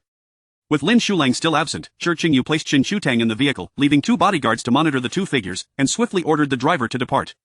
They've left. Why should we follow them? Haitang rolled her eyes. Did you not see Tang faint? If we wait a moment longer, someone will come for us. The autumn air had turned quite chilly at night, and the other individual chose not to inquire further, positioning himself in front of Haitang. Lin Shulang, alerted by the news, arrived promptly, glancing at Haitang, surprised to see she had brought someone, but he refrained from questioning her, hastily ushering them into the vehicle for their return. Assistant Lin, is Tang all right? Lin Shulang, seated in the passenger seat, began typing messages to the group. Miss Shen is fine, but you will soon have your own troubles. From the moment she received the news that morning, Shen had not rested, continuing until now. After hours of searching, she had barely eaten, relying solely on her willpower to endure. Even if Haitang's parents were compassionate and chose not to confront her over the situation, Shi predicament was no easier. By the time Shi arrived home with Shen a doctor was already waiting. The doctor conducted an examination, revealing that Shen already frail, had succumbed to fatigue after a day filled with emotional turmoil, leading to her fainting. Fortunately, there were no severe issues. She was receiving glucose, yet a large blister had formed on her right foot, a shocking sight. While the blister was being treated, Shi Qingyu requested the doctor to expedite the care, bandaging the wound while Shen Shutang slept. Following Shi Qingyu's instructions, Lin Shulang took her back to the Xia residence, escorting the unexpected guest along the way. Xian, astonished and elated to see his daughter return after a day and night of absence, stared at the person trailing behind Xia Tong, momentarily speechless. Who is this? Xia Tong, head bowed, dared not meet their gaze. I found him. Lin Shulang stepped forward. Mr. Xia, I've returned your daughter, but such occurrences cannot happen again. For this endeavor, the bodyguards from both the Shen and Xia families had mobilized in droves, and the police force of the capital had also been dispatched, turning the city upside down for several hours. One might have thought a significant incident had unfolded. Indeed, Assistant Lin, please convey our gratitude to Mr. Shi on another occasion. It is quite late, and you should head home to rest. Lin Shulang nodded and departed in his vehicle. Xia regarded the individual standing protectively in front of Xia Tong. Xia Tong, I will temporarily refrain from addressing your escapade, but what on earth is this person you brought back? Xia Tong sheepishly chuckled, peeking from behind her newfound companion. He's a person, can't you tell? He just looks a bit disheveled. A wash will do him good. I certainly recognize he's a person. Xian exploded. Oh, Dad, I'm starving, I'm cold and hungry, let us hurry inside. With a resigned sigh, Xian led the two inside. Once they reached a well-lit area, he finally discerned the figure Xia Tong had brought back, initially mistaking him for a girl due to his long hair. He soon realized it was a young man. Tall and thin, his clothing was ill-fitting and tattered. Xian inquired, what is the meaning of this? Do you intend to establish a shelter in our home? Liang Ying, having already shed tears of joy, emerged from the kitchen with the meal prepared by the servants. Xia Tong eagerly guided her companion to a seat, handing him utensils. He has no family. I felt sorry for him, so I brought him home. Do you even know who he is?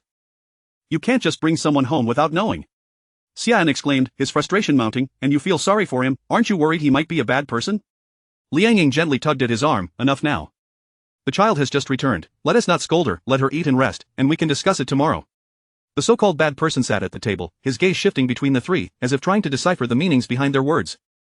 It was only when Xia Tong placed the food before him that he began to eat. Chapter 69. A brother found. Liang Ying felt a profound sense of contentment simply at the return of her daughter. She did not inquire much about the additional person accompanying her and instructed that a guest room be prepared. However, that individual closely followed Xia Tong into the bedroom, only to be pulled out by Xian, who grasped his arm, exclaiming, why did you go in there? And what is your name? Where do you come from? How old are you? Xian asked in rapid succession, but the man simply gazed at him with a bewildered expression, as if he could not comprehend. Xia Tong, you haven't brought back a fool, have you? Xia Tong yawned as he exited the room. Yes, not a fool, Dad. He understands, just a bit slow to respond. I've already asked him those questions, and he doesn't know the answers. Xian retorted, doesn't know, then how is he not a fool? He is not a fool, the man suddenly interjected, catching Xian off guard and causing him to release his grip. Fine, as long as he is not a fool, he should know he cannot enter my daughter's room. There is a guest room next door, he can sleep there. We will find his family tomorrow. Why not? The man looked at Xia Tong. I have no family, she said she is my family, why can't family sleep together? He pointed at Xia Tong, clearly perplexed. Before Xian could scold him further, Xia Tong hastily began to explain, Dad, don't listen to his nonsense, he might just be a bit disoriented right now. Don't take it to heart. And you, stop spouting nonsense. Go to sleep, we'll discuss this tomorrow. Xia Tong said, her voice filled with irritation. She was truly in dire need of rest, feeling on the verge of collapse. He remained motionless, and Xia Tong pushed him towards the guest room, stating, sleep in bed. We will talk in the morning. With that, she slammed the door shut and returned to her room, leaving Xian standing at the door in a state of stunned silence. Dad, it's time to sleep, she called out, followed by another door slam. Xian glared at the closed door, muttering a curse under his breath as he retreated to his own room. Shen Shutang did not awaken until the following afternoon. Upon regaining consciousness, her body felt weak and sore, and Shi Qingyu helped her sit up. Where is Xia Tong? The first question out of her mouth was about Xia Tong. Shi Qingyu felt a surge of irritation but found it difficult to be angry with her. Xia Tong is fine, he replied somewhat helplessly, handing her a glass of water. After she finished drinking, he felt compelled to say, she is fine and currently at home, but you are not allowed to mention her again today. Shen Shutang looked at him with surprise, her eyes practically shouting 4 words. I am jealous. Shi Qingyu slightly turned his head, feeling dissatisfied. To go through such lengths for someone, neglecting your meals, suffering in silence, and injuring your foot. If we hadn't found her, would you have kept pushing yourself until you collapsed? Shen Shutang nestled into his embrace, contradicting herself, I didn't. Brother Qingyu, I'm hungry. Shall we go eat? Shi Qingyu swallowed all his words in an instant, conceding, alright, I can't argue with you. What do you want to eat? After a moment of contemplation, Shen Shutang replied, Dompa pork. The last time Grandpa made it, it was quite delicious. Shi Qingyu smiled slightly, albeit with a hint of reluctance, I can't ask Grandpa to make it today, how about tomorrow, I'll go back and learn from him. Shen Shutang nodded, mumbling a response, fine, then you can make me tomato beef soup today. All right, sure. Chengyu chuckled softly, affectionately patting her back. Just as Shen Shutang finished her meal, Xiatong arrived, led by Shen, carrying a multitude of gifts as both an apology and a means of atonement. Tang Tang, are you all right? Shen Shutang huffed, refusing to look at Xiatong, still upset. Xiatong approached with a cheerful grin. Tang Tang, don't be mad, I'm perfectly fine now. You might be fine, but I was nearly exhausted searching for you, Shen Shutang retorted angrily. I tell you everything, yet you run away without a word. You clearly don't regard me as a friend. Xiatong grew anxious. No, that is not true, please let me explain. Shen Shutang quickly wiped away her tears, fixing her gaze on Xiatong, then explained. Xiatong was momentarily taken aback, having anticipated a lengthy appeasement, but was surprised at how easily Shen Shutang could be soothed. I didn't mean to keep it from you. It was all too sudden. After I got on the bus yesterday, my dad called to discuss some bothersome matters, and while the driver was off buying something, I slipped away. I had no idea where to go, just boarded the first bus I saw. And then I fell asleep on the bus, only to wake up at the final stop, realizing my wallet and phone were missing. Xiatong chuckled sheepishly. You know how I am when I'm upset, I either eat or sleep. I didn't expect to sleep so soundly. Shen Shutang glared at her, feeling a mix of exasperation and affection. You're infuriating. Do you realize I was worried sick? I searched for you for ages. And what was she doing? Eating roasted sweet potatoes. Tang Tang, I knew you cared for me the most. This time it was my fault, but there won't be a next time, I promise. Xiatong pouted and apologized. Shen Shutang knew full well that while she appeared fierce, her heart was as soft as a marshmallow. I wandered around for quite a while too, and somehow ended up at that restaurant we visited previously, but it had moved. I couldn't find my way out of that alley without you. Tang Tang, you are my lucky charm. Shen Shutang pushed her head away. Enough with the nonsense. If there is a next time, I won't speak to you. I swear, I promise. There will absolutely be no next time. Xiatong raised her hand in earnest. It's my fault for making you search for so long, but I can carry you to school. Shen Shutang scoffed. Who needs you to carry me? You go to school by yourself for a few days, I'll be taking a leave. Xiatong wailed, grabbing Shen Shutang's arm. No. Going to school alone is so dull, I'll take a leave too to keep you company, okay? Shen Shutang's lips curled into a faint smile at the thought. Well, that might not work. Oh, by the way, who was that person with you yesterday? Did you really find yourself a brother? Chapter 70 Adoption. Do you remember? Xiatong exclaimed in surprise. I thought you didn't see anything that day. Shen Shutang had fainted so suddenly yesterday that she had not even registered what was happening before she lost consciousness, and shortly thereafter, Shi Group had carried her away. Shen Shutang shot her a glance. I'm not blind, and someone informed me I heard you brought someone back. What's the story? Xiatong replied, well, I encountered him in the alley yesterday. He gave me 2 sweet potatoes, and that's how we got acquainted. It seems he was abandoned, has no family, and doesn't even know who he is, so I brought him home. And then? What do you plan to do? Shen Shutang inquired. Xiatong sighed. I haven't figured that out yet, but he doesn't seem like a bad person now that I brought him home. I can't just let him continue wandering, can I? Unfortunately, he appears somewhat simple-minded. I wonder if there's something amiss with his mind. If there were no issues, she would genuinely consider having him take over her family's affairs. Shen Shutang noticed Xiatong lost in thought and immediately guessed what she was pondering. Pinching her cheek, she warned, stop daydreaming. No matter how much you wish, your uncle and aunt will never entrust the family fortune to a stranger. I already spoke to your uncle and aunt yesterday about your reluctance to take over the family business. You need to have a proper discussion with them. You can't keep disappearing without a word, making everyone worry. I know, Tang Tang, I knew you were the best. Xiatong nuzzled against her. Suddenly pausing, her voice turned soft. Tang Tang, what do you think about having my parents adopt him? Shen Shutang was taken aback, but Xiatong became increasingly convinced of the feasibility of her suggestion. He's not really foolish. He's just slow to react. If my parents adopt him, he won't be a stranger anymore. What nonsense are you spouting, you little rascal? Xian descended the stairs, his face flushed with anger, making an effort to restrain himself in Shen Shutang's presence. This is the Shen household. Don't push me to the point of losing my temper. Xiatong darted behind Shen Shutang on the sofa. Dad, please calm down. Either you have another son, or you adopt him. His anger surged, and Xian rushed forward, his chest heaving with indignation. Xiatong! Come here! Uncle Xia, Tong was just joking. Please, let's all remain calm, Shen Shutang interposed, standing between them. Xiatong, get out here! Hearing the commotion, Shi Group promptly descended from upstairs, approaching the sofa to scoop Shen Shutang up and place her on the other side. Does your leg still hurt? Why are you following her in this nonsense? Shen Shutang replied, I'm fine. If it hurt, I would tell you, brother Qingyu. Shi Group continued to gaze at her, causing her to feel increasingly guilty. She had not mentioned her discomfort yesterday. Xiatong silently noted another point against Shi Group in her heart. Did he not realize Shen Shutang's foot was hurting? She had carefully avoided contact, finally finding a place to hide. Enough! Stop embarrassing yourself here and come home with me. Xiatong stepped back. Dad, please calm down. Let's discuss this rationally. Shen Shutang added, Uncle Xia, please listen to Xiatong, let her finish speaking. Xian glanced at Xietong and sat down on the sofa. Speak, I want to hear what you have to say. Dad, I mean no harm. I'm just feeling lonely. Xietong's bravado suddenly waned. Tang Tang has 3 brothers who play with her after school, but when I get home, I'm all alone. Xian was taken aback, his heart jolting at the sight of Xietong's despondent expression. He opened and closed his lips, finally letting out a deep sigh. You and Mom come home late sometimes, and I feel so lonely at home. I don't expect him to take over the family business. That must remain in our hands for peace of mind, Xietong slowly approached. I just thought that adopting him would be nice. I want a brother, and besides, he seems simple-minded and easy to manage. Our family isn't incapable of caring for another. Think of it as giving me a companion. Would that be so terrible? Xietong said softly, playfully tugging at Xian's arm. Xian felt helpless. How could he not dote on his only daughter? Xietong, this matter requires discussion. Let's talk to your mother about it. Alright, Dad, I knew you were the best. Xietong leaned her head against his arm, beaming with joy. Shen Shutang also smiled, unsure how many people she had praised in such a manner.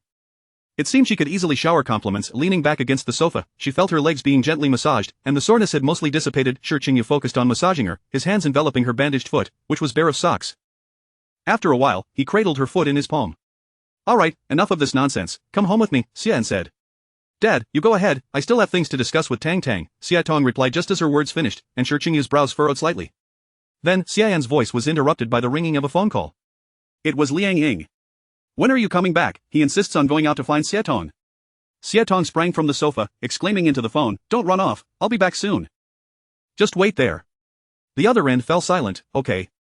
Tang Tang, I'll come back to play with you tomorrow. I have to go now, Xietong said as she pulled Xian's arm toward the exit. Hurry up, Dad. After a flurry of activity, the living room finally fell silent, with only Shen Shutong's soft laughter remaining. Shi Qingyu embraced her. Tang Tang, don't let her come back tomorrow. Why not? Shen Shutang feigned ignorance, her sparkling eyes revealing a hint of mischief. Shi Qingyu said nothing, pressing her close, and leaned down to kiss the top of her head, because I'm jealous. He openly admitted it, causing Shen Shutang to tremble with laughter in his arms. Outside the vast floor-to-ceiling windows, the sun had set behind the mountains, casting a dim glow in the sky while the room remained brightly lit and warm. Shen Shutang softly asked, then, Brother Qingyu, can I stay with you tonight? Shi Qingyu froze momentarily, his throat tightening, before he kissed her head again. No, Tang Tang. The sweet scent wafting from her was comforting and delightful. He inhaled it greedily, occasionally pressing a kiss to her, seemingly satisfied with that alone. Shen Shutang had grown accustomed to his rejections in this regard. The more he said no, the more she wanted to tease him. But I want to sleep together. Her innocent and clear eyes sparkled, prompting Shi Qingyu to chuckle softly, shaking his head in resignation as he firmly declined. Tang Tang, you cannot. Shen Shutang huffed, leaning back into his embrace. Shi Qingyu, you are so heartless. Chapter 71. Obtaining the license, Shi Qingyu responded softly, unaware of how her innocent expression tugged at his heartstrings. With such a fragrant and delicate person nestled in his embrace, he found himself unable to contemplate anything else. Yet, Shen Shutang, undeterred, continued to tease him, eager to witness his flustered reaction. What could he do? He could only indulge her whims and silently wish for time to pass more swiftly. The following day, when Uncle Shen led Xietong into the room, Shi Qingyu regretted having only prayed for time to fly by the previous day, having neglected to pray for Xietong to refrain from frequenting this place. It would have been one thing if she had come alone, but she had brought someone with her. Noticing the discontent on Shi Qingyu's face, Shen Shutang leaned in and whispered a few soothing words, extending her hand to him as a gesture of comfort. Xietong approached with the newcomer, who had tidied his hair and donned fresh attire, exuding an air of coldness and wariness, seemingly intimidated, and only drawing closer to Xietong. Shi Qingyu shot a disapproving glance at Xietong, as if to ward her off, while he proudly grasped Shen Shutang's hand, as if to flaunt it. Xietong, bemused, settled back onto the sofa. Tang Tang, are you feeling any better? Much improved, I'm returning to school tomorrow, Shen Shutang replied, then inquired, were the things you mentioned to Uncle Xie yesterday true? If you ever feel bored, you can come to play with me, you never mentioned it before. Xietong retorted, do I seem like someone who fears solitude? I had to phrase it that way for my dad's approval. It was a strategic retreat. Those words were half-truths at best. I'm quite accustomed to being alone, I relish the freedom at home. Moreover, there was a jealous figure lurking nearby. She could only imagine being scorned within a couple of days. Shen Shutang, momentarily speechless, recalled how she had been worried about guilt just the day before. By the way, Tang Tang, can you come up with names? Shen Shutang looked puzzled, glancing at the motionless figure sitting beside Xietong. Ha? You wouldn't be expecting me to name him, would you? Xietong nodded. Yes, my dad said whoever I brought back is my responsibility, but I'm too lazy to think of a name. Something too casual wouldn't do, and I can't come up with anything. Shen Shutang hesitated, that doesn't seem quite right. Shi Qingyu lifted his gaze, interjecting, think for yourself. Why should Tang Tang be tasked with naming a stranger? His irritation toward Xietong deepened. Xietong felt like banging his head against the wall, wondering if Shi Qingyu was only capable of thinking about Shen Shutang. Come on, it's just a name, and you're getting jealous over that? I'm genuinely at a loss. I can't just call him Xia 1 and Xia 2. What's that to me? Fine. Two voices chimed in unison, and Shen Shutang exchanged a glance with Xietong before both turned their attention to the individual beside them. It's merely a name. It doesn't matter. Xietong was taken aback, stammering, I was just saying it casually. Let us call him Xie. While Xietong had intended to take the easy route, she hadn't anticipated such a casual approach, leaving her momentarily conflicted. Let us use the character for one in uppercase, as in, ... Shen Shutang suggested at the right moment. Xietong quickly agreed, alright, that works. At least it didn't seem so haphazard anymore. With the name settled, Shi Qingyu instructed Uncle Shang to handle the household registration. Xietong was in high spirits, reclining on the seat and gazing at the ceiling. From now on, you'll be called Xie, and you must obey me. Okay. Will we be the closest of companions? Xie inquired. Thinking of the years he had spent abandoned and wandering, Xietong felt a pang of sympathy. Of course, those listed on the same household registration are indeed close. We are family. Xie paused for a moment, then a gentle smile slowly graced his lips. Alright. However, it would take him a long time to understand that this intimacy was not quite as he had envisioned. Shi Qingyu kept him at home for an additional day before allowing him to return to school. By this time, Xietong had already commenced her second day of classes, and Xie had completed his enrollment procedures, attending classes in the adjacent room. He was quite obedient to Xietong, seemingly only heeding her words. If she instructed him not to come looking for her during class, he would comply, only joining her for lunch. Last year around this time, Shen Shutang had been unwell, and Shi Qingyu had postponed a high-level meeting at the Shi Corporation to rush back this year. However, he directly brought her to his side, accompanying her to Haitang. Before arriving, Shen Shutang had discreetly consulted Shen Sikan about what she should do during the meeting, especially since it was her first time attending such an event. Shen Sikan had chuckled, ruffling her hair, advising her to smile, raise her hand when needed, and look to Shi Qingyu for guidance when uncertain about agreeing or disagreeing. She indeed followed this advice, donning a somewhat juvenile yet serious expression, which surprisingly lent her an air of authority. Shi Qingyu had evidently become her little assistant, attending the high-level meeting that primarily consisted of Shi Corporation veterans and some individuals whom Shi Qingyu had mentored later on. They had never seen Shi Qingyu in such high spirits, smiling radiantly at a young girl, akin to a child who had just received a sweet treat. This young lady from the Shen family isn't going to join Shen Corporation. Instead, she has become a major shareholder of the Shi Corporation? Can't you tell, she is still a shareholder now, but it won't be long before she assumes the role of the lady of the house. I think it's not just the lady. She might as well be the master. Before any news had even circulated, a substantial portion of the shares had been transferred, and if a marriage or engagement were announced, wouldn't it mean relinquishing the entire fortune? The executives in the conference room chuckled, commenting that while their president was excellent in every regard, he seemed a bit enraptured by love. Having never been to Haitang, Shen Shutang took the opportunity to enjoy a couple of days before returning home. Shen Suqing, who had been elusive the entire year, surprisingly returned, bringing with him two significant pieces of news. One was his announcement of retiring from the spotlight, transitioning to behind-the-scenes work. During his second year of high school, Shen Suqing had abruptly declared his intention to pursue acting, demonstrating an unwavering resolve. Initially, Shen Gangli opposed this, as the family had charted a military path for him.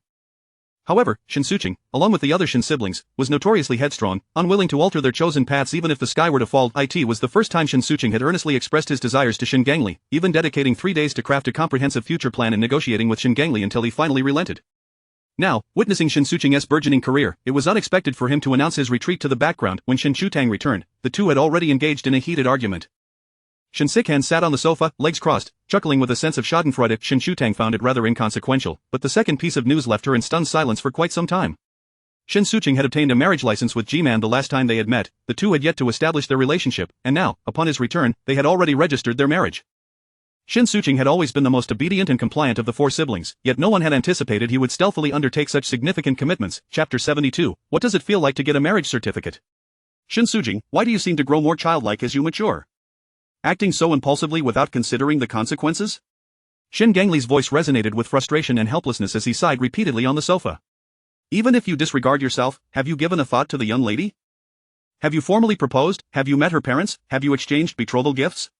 To so casually obtain a marriage certificate, marriage is not a trifling matter. Should any complications arise in the future, what burden will that young lady have to bear? Or do you intend to coerce her? Shen Gangli could hardly believe that his son would act in such a manner, yet the suddenness of the event combined with Shen Suqing's evident affection for the girl left him uncertain. Of course, Shen Suqing would never force her. This was something he had pursued with great difficulty. Father, it may seem a bit hasty, but we do not mind those formalities. I did not pressure her. I will make up for what she lacks. Shen Gangli sighed again. This matter needs to be discussed with your mother. Wait until she returns from her trip. For the next few days, I expect you to reflect on your actions at home.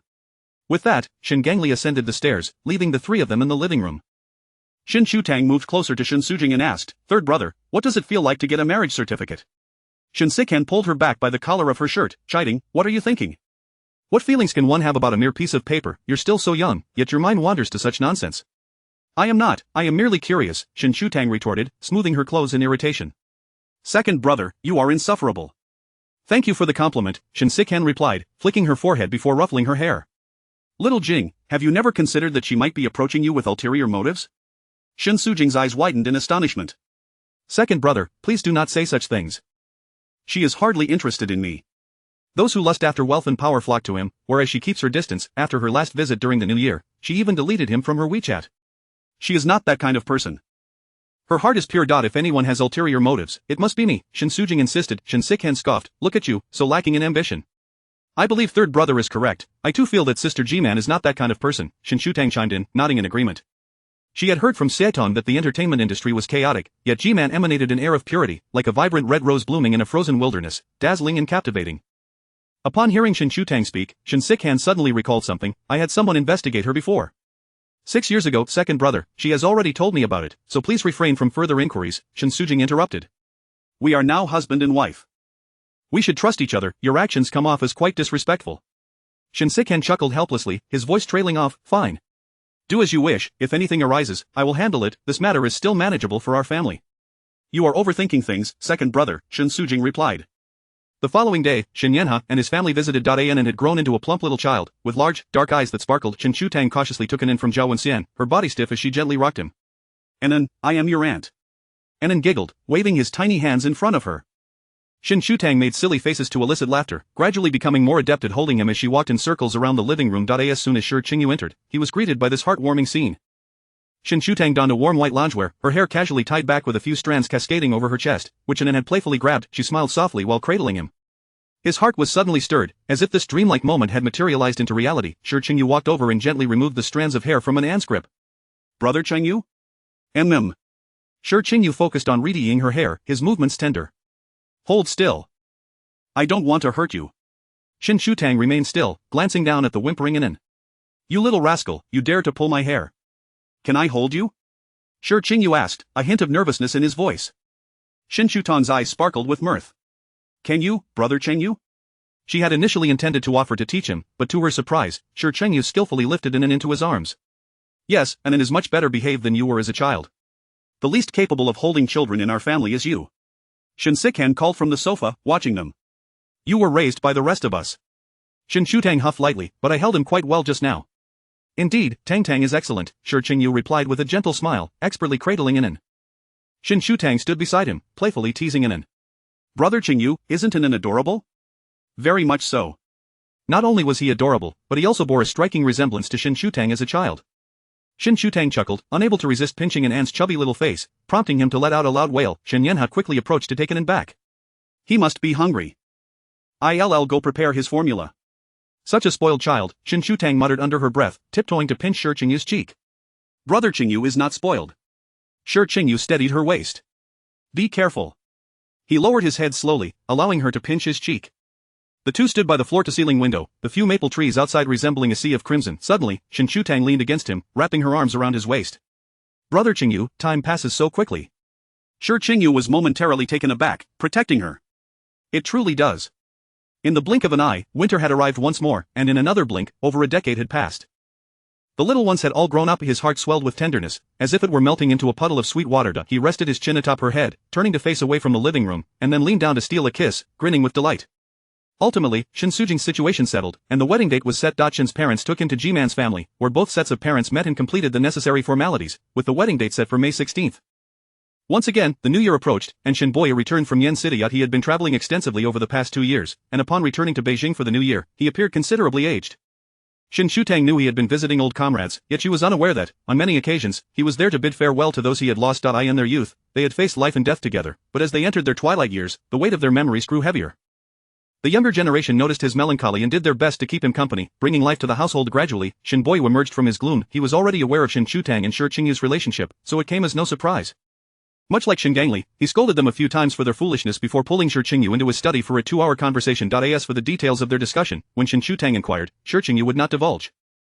Chapter 73 Significant Life Events. Nearly a few days after the new year, old Master Shi was unexpectedly admitted to the hospital once again. During the snowfall of those 2 days, the steps had become icy, and as Shi Qingyu descended the stairs, he slipped and fell.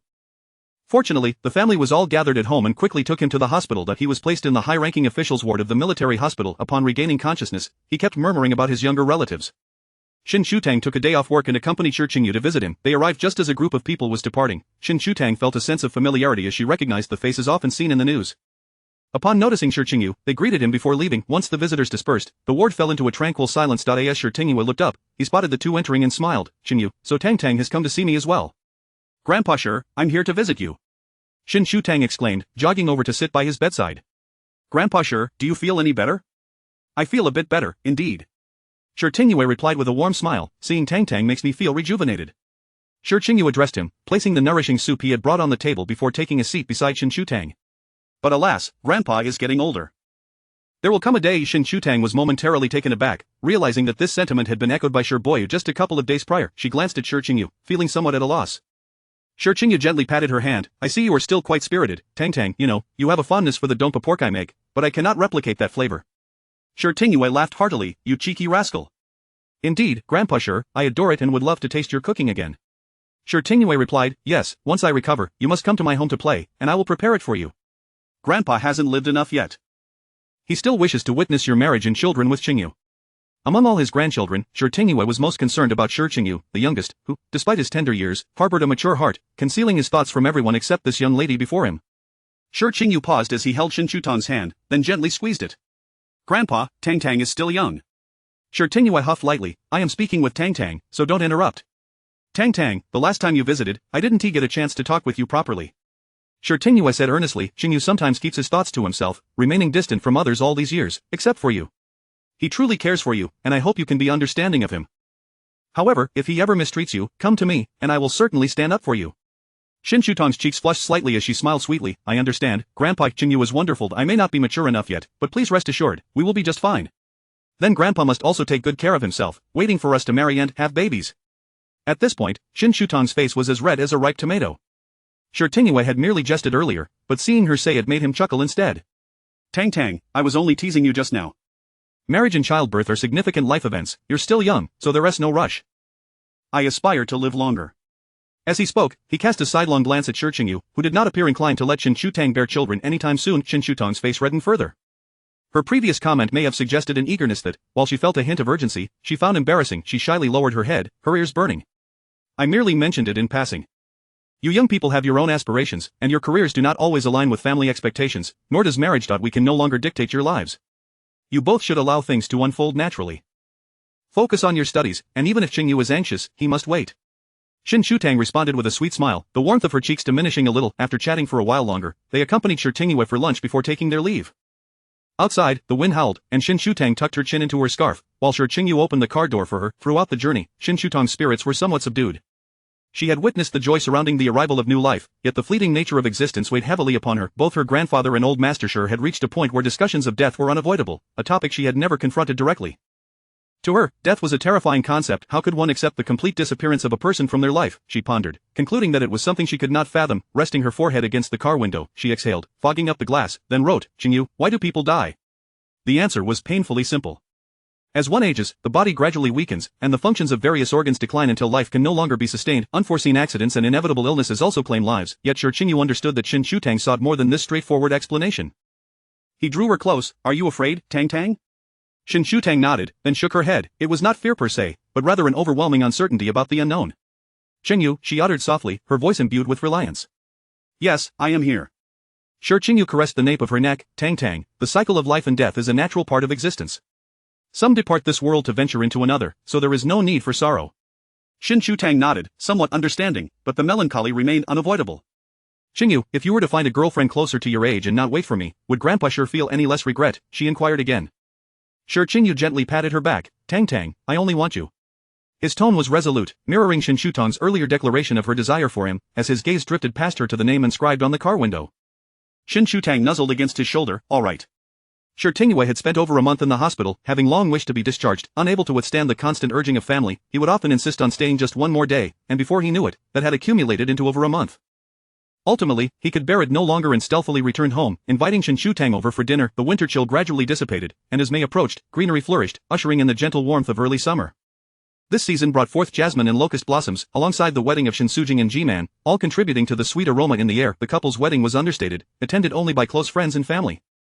Haitang was eager to secure a spot as a bridesmaid, even more enthusiastic than Ji-man, the bride herself. Ji-man, who typically favored vibrant reds in her attire, donned a white wedding gown today, her hair elegantly styled beneath a white veil. Shen and Haitang flanked her on either side, watching as the stylist arranged her veil. Sister Ji-man, wait, you should now be addressed as sister-in-law.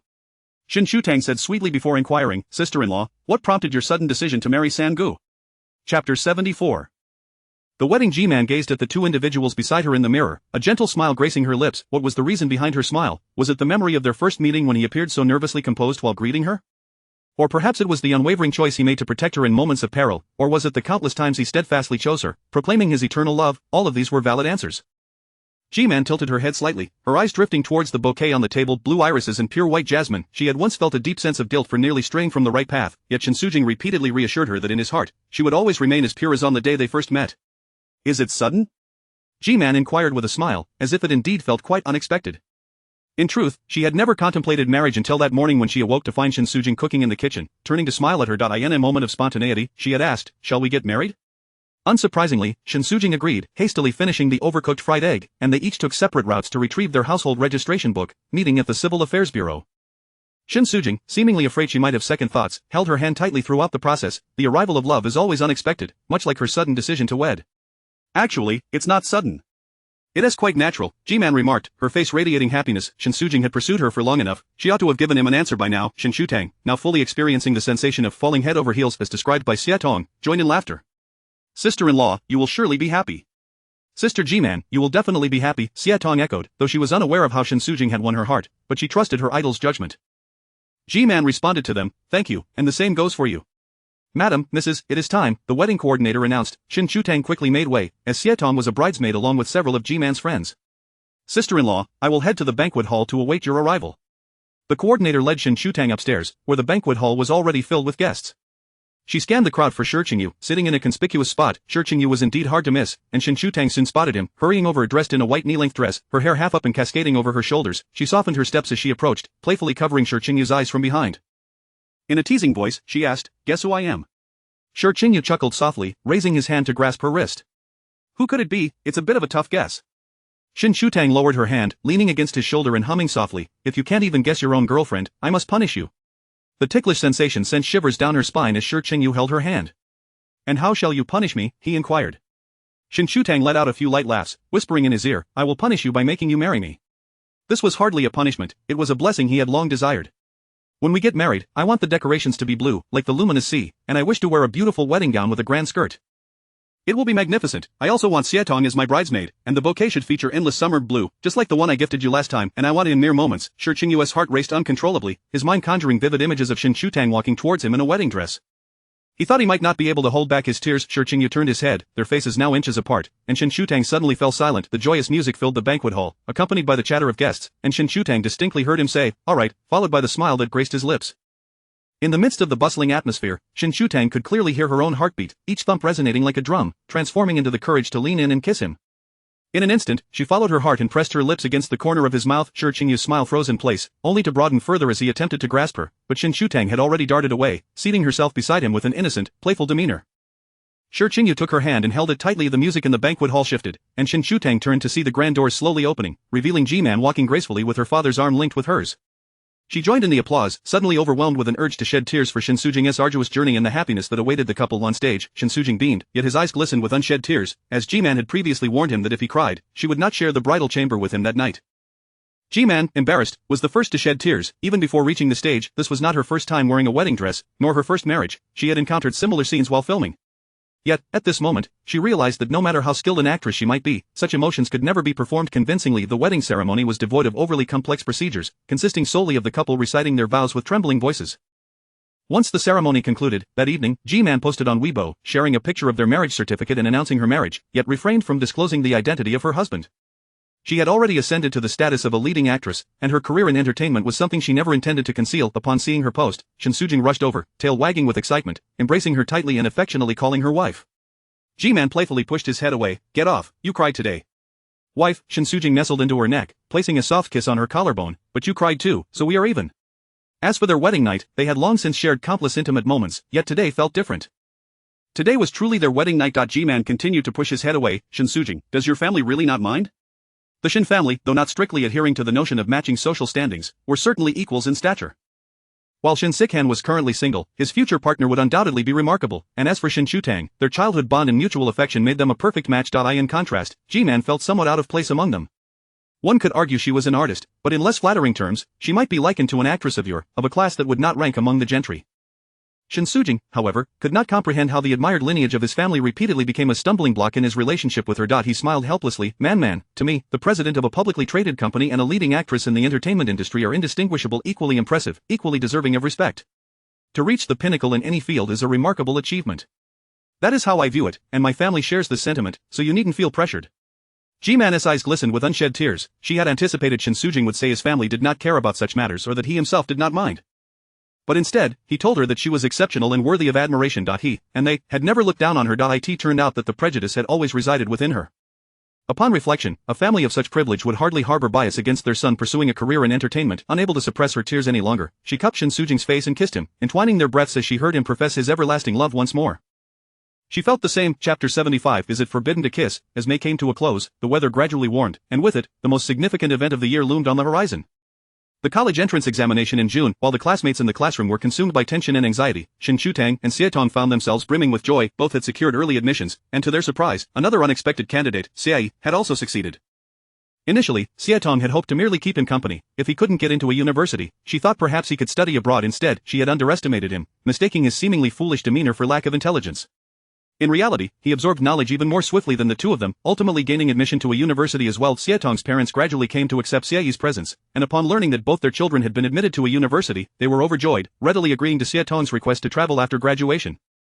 Technically, they were not required to attend classes anymore, but Shi Qingyu had been particularly busy lately, and Shen Shutang found herself bored at home. Thus, the two of them continued to arrive at school punctually every day.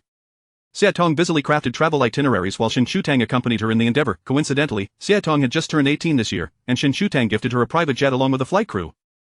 For someone like her, who yearned to explore the world, it was the perfect present. Xietong teased Shen Shutang for finally having a moment of clarity, no longer merely showering her with gifts as she had in previous years, while secretly wishing to devote herself entirely to her. Of course, such devotion was impossible, so Xietong's birthday wish transformed into a desire to be lifelong friends with Shen Shutang. The 2 days of the college entrance examination passed without incident. Once the final exam concluded, they stood amidst the throng, reveling in the exuberance of youth. Such a beautiful age, a once-in-a-lifetime experience, was truly worth cherishing. Shi Qingyu arrived to take Shen Shutang home. Xietong, seemingly oblivious to the reluctance etched on his face, hopped into the passenger seat beside him. Despite any discontent he felt, it was inopportune to voice it today. Instead, he could only cast a look of mild grievance at Shen Shutang. Shen Shutang stifled her laughter, initially intending to tease him a little longer, but upon witnessing his forlorn expression, she could not hold back and informed him that Xietong would be leaving the following day. At this revelation, Shi Qingyu's demeanor softened somewhat. Tang, growing up is wonderful, Xietong exclaimed, indulging in a rare moment of abandon. Upon returning home, she instructed the servants to bring her some beer and had already ordered takeout of marinated delicacies on the way. With a beer in one hand and chicken feet in the other, she beamed. Being grown up means I can do whatever I want. I want to travel, flying on the grand airplane you gifted me. When I reach each destination, I'll take photos and send you local delicacies. Shen Shutang sipped her juice in accompaniment, smiling as she replied, very well, I shall await you, future globetrotter. After downing 3 cans of beer, Xietong succumbed to a tipsy stupor, leaning against Shen Shutang's shoulder, who, in mild exasperation, attempted to push her away. Yet, Xietong merely giggled foolishly. Tang, I need to go home and pack. You're this drunk and still want to pack? He, I'm not drunk, Tang, just a bit dizzy. I'll be fine shortly. Xietong clung to her arm, staggering as they made their way outside. Shen Shutang, unable to manage her friend alone, called for a servant to assist, arranging for the driver to take Xietong home, while also messaging Xiai to come pick her up. After seeing Xietong off, Shen Shutang retreated to the study to find Shi Qingyu. Her cheeks were slightly flushed from the residual scent of alcohol, and upon seeing him, she rushed into his arms, softly calling, Brother Qingyu. Her voice was particularly sweet as Shi Qingyu inhaled the faint aroma of alcohol clinging to her, feeling as if he too were intoxicated. He chuckled softly. What's the matter, are you thinking of me now? Shen Shutang nestled closer to him. I've been thinking about you all along. I've graduated, Brother Qingyu. I'm no longer a child. Shi Qingyu's heart skipped a beat, and he responded softly, Tang is wonderful. Of course, Shen Shutang was not seeking praise. She lifted her gaze to him and asked, Brother Qingyu, don't you want to kiss me? How could he not desire it? Yet, the person in his arms was Shen Shutang, whom he cherished deeply, compelling him to treat her with even greater care and to exert restraint. It seemed she was unaware of the struggle he endured. Shi Qingyu swallowed hard, his voice husky as he replied, Tang Tang, I made a vow with Uncle Shen. Shen Shutang was aware of the vow's content, having heard it from Shen Xiqing, and she felt a twinge of disappointment, burying her head back into his embrace. A year felt like an eternity to her, and with reluctance, she mumbled her acknowledgement. Xie received the message and promptly descended the stairs, politely responding with a thank you. The night air was sultry and unrefreshing as he had just finished showering, droplets of water cascading down his hair. After waiting for nearly half an hour, the car arrived, and Xie Tong, still dazed, sat in the back seat. Smiling, Xie bent down to carry her out, saying, thank you. Though he typically spoke little, he remembered Xie Tong's reminder to express gratitude when someone helped him. He easily detected the scent of alcohol on her and frowned slightly. He carried her upstairs and placed her on the bed, covering her with a blanket, only to have Xie Tong kick it off. He paused for a few moments before retucking the blanket. Xie Tong, still tipsy yet partially aware, recognized she was home and that Xie was beside her. She complained, I'm so hot. Take the blanket off. Xie remained silent, pursing his lips as he stood guard beside her. Once she seemed close to sleep, he gently covered her again. This time, Xie Tong did not protest or kick the blanket away. A hint of amusement flickered in his eyes as he suddenly leaned down and pressed a kiss to her cheek. Xie Tong was not fully asleep. She had merely been too lazy to respond earlier. Now, however, her mind jolted awake, and she pushed Xie away, exclaiming, what are you doing kissing me? Xie's expression turned bewildered, tinged with hurt. Didn't you say we are the closest of friends? Xie Tong was momentarily speechless, only to hear him ask, is it forbidden to kiss? It is, she shouted, wanting to express her anger, yet his utterly confused demeanor stifled her fury. You should leave for now. I need to sleep. Xie Tong's heart raced as she pushed him toward the door and slammed it shut behind him. What was going on? What was he thinking? Cursed be Xie. She wished she could just go out and give him a piece of her mind, yet, feeling dizzy and exhausted, she decided to prioritize sleep or climbing back into bed. She rolled around in frustration, pounding her pillow while muttering curses, before finally succumbing to slumber. Xie stood outside, bewildered, for quite some time, only returning to his room once silence enveloped the space. He spent the night searching for answers, ultimately discovering that their form of intimacy was not what he had envisioned. Kissing was off the table, and becoming lovers was entirely out of the question. He had never encountered a challenge more perplexing than this. However, when the next day arrived and he intended to inquire about Xie Tong's feelings, she had already vanished. Chapter 76, Is Marriage a Good Thing? Shen Shutong was entirely oblivious to the events transpiring around her. She only received a message from Xie Tong stating that she had already set off. It was 5 in the morning, and Shen Shutong was still nestled in her warm bed, savoring the comfort of sleep. She couldn't help but marvel at how Xie Tong was willing to forsake everything for her passions, unaware that she was actually fleeing. During the summer vacation, Shen Shutong had settled into a state of complete leisure. Shi Qingyu adhered to a strict work schedule while she enjoyed her solitude at home, indulging in secret ice cream delights. One day, as she lounged on the sofa relishing her ice cream, she received a call from Shen Yanhang, who disclosed that he was embroiled in a dispute with Zhao Wenxian. Zhao had gone abroad for a vacation, and Shen Yanhang was unable to reach her. He couldn't leave in behind to search for her, and the staff at the municipal hall were all aware of the discord between the director and his wife, as he brought the child to work daily. In desperation and concern for her safety abroad, Shen Yanhang sought Shen Shutong's assistance in contacting Zhao Wenxian. After hanging up, Shen Shutong found Zhao Wenxian's WeChat and initiated a video call. The phone rang for quite a while before connecting, and Shen Shutong quickly said, Sister-in-law, I've been so bored at home these past few days, may I come to CNN? Zhao Wenxian replied, I won't be home for the next few days. If you want to see her, just come directly. It appeared to be nighttime on her end, the room dimly lit. Shen Shutong feigned surprise, asking, Sister-in-law, where have you gone? Are you a spy sent by your brother to gather information? Zhao Wenxian seemed to connect the dots and frowned in suspicion. What? Did you have a quarrel with elder brother? Shen Shutong continued her act of astonishment as Zhao Wenxian's expression fell into one of grievance. He deceived me, mistreated me, he doesn't truly like me at all. It was the first time Shen Shutong had seen her like this, eyes reddened as if lamenting her plight, yet tinged with a hint of playful pouting. How could elder brother do this? It's utterly outrageous, I'll call him and scold him right now. Zhao Wenxian quickly intervened, no, I don't want to tell him. It would be disingenuous to say she wasn't touched. She was amid a rift with Shen Yanhang, and the family urged her not to act recklessly, to care for Anan, to empathize with her husband, to embody the role of a virtuous wife and mother. I'm fine, Tang Tang. I just wanted to take a breather and will return in a few days. Zhao Wenxian wiped her tears, her voice choked. Shen Shutong hastily reassured her, Sister-in-law, please don't cry, I too have been bored at home and long to go out. Just tell me where you are, and I will come find you. I can accompany you for some food and take beautiful photos of you, how does that sound? After a moment's hesitation, Zhao Wenxian nodded and revealed her location.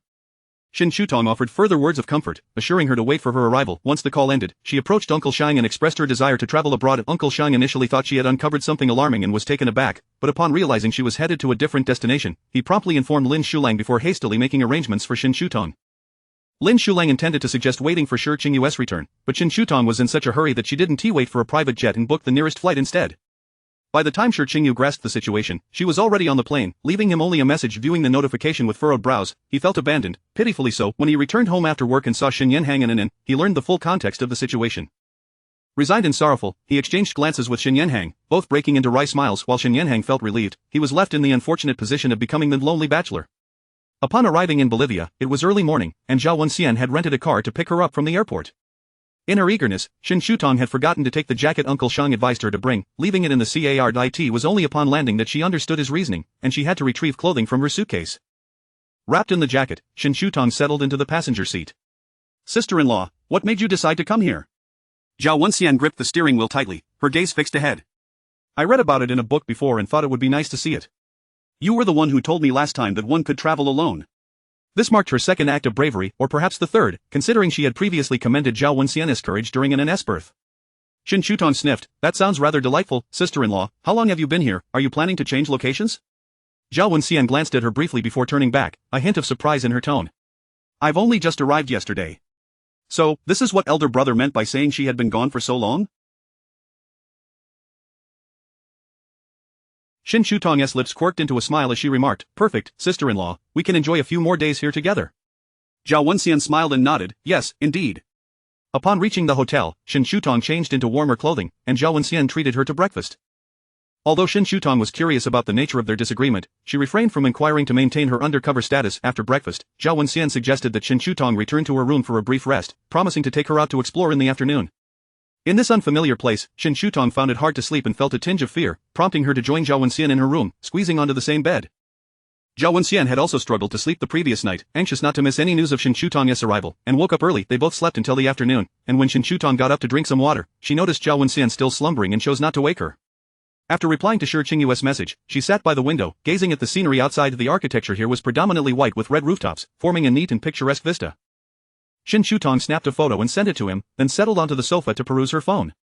"Tang, why didn't you wake me when you got up?" Zhao Wenxian rubbed her eyes as she descended from the bed. "What time is it?" Shen Shutong checked, "It's just past 3. You looked so peaceful asleep, I didn't want to disturb you." "Just past 3? Zhao Wenxian echoed, taking a seat on the sofa. "I had planned to take you to see the Salt Lake, but it seems that might not be feasible now."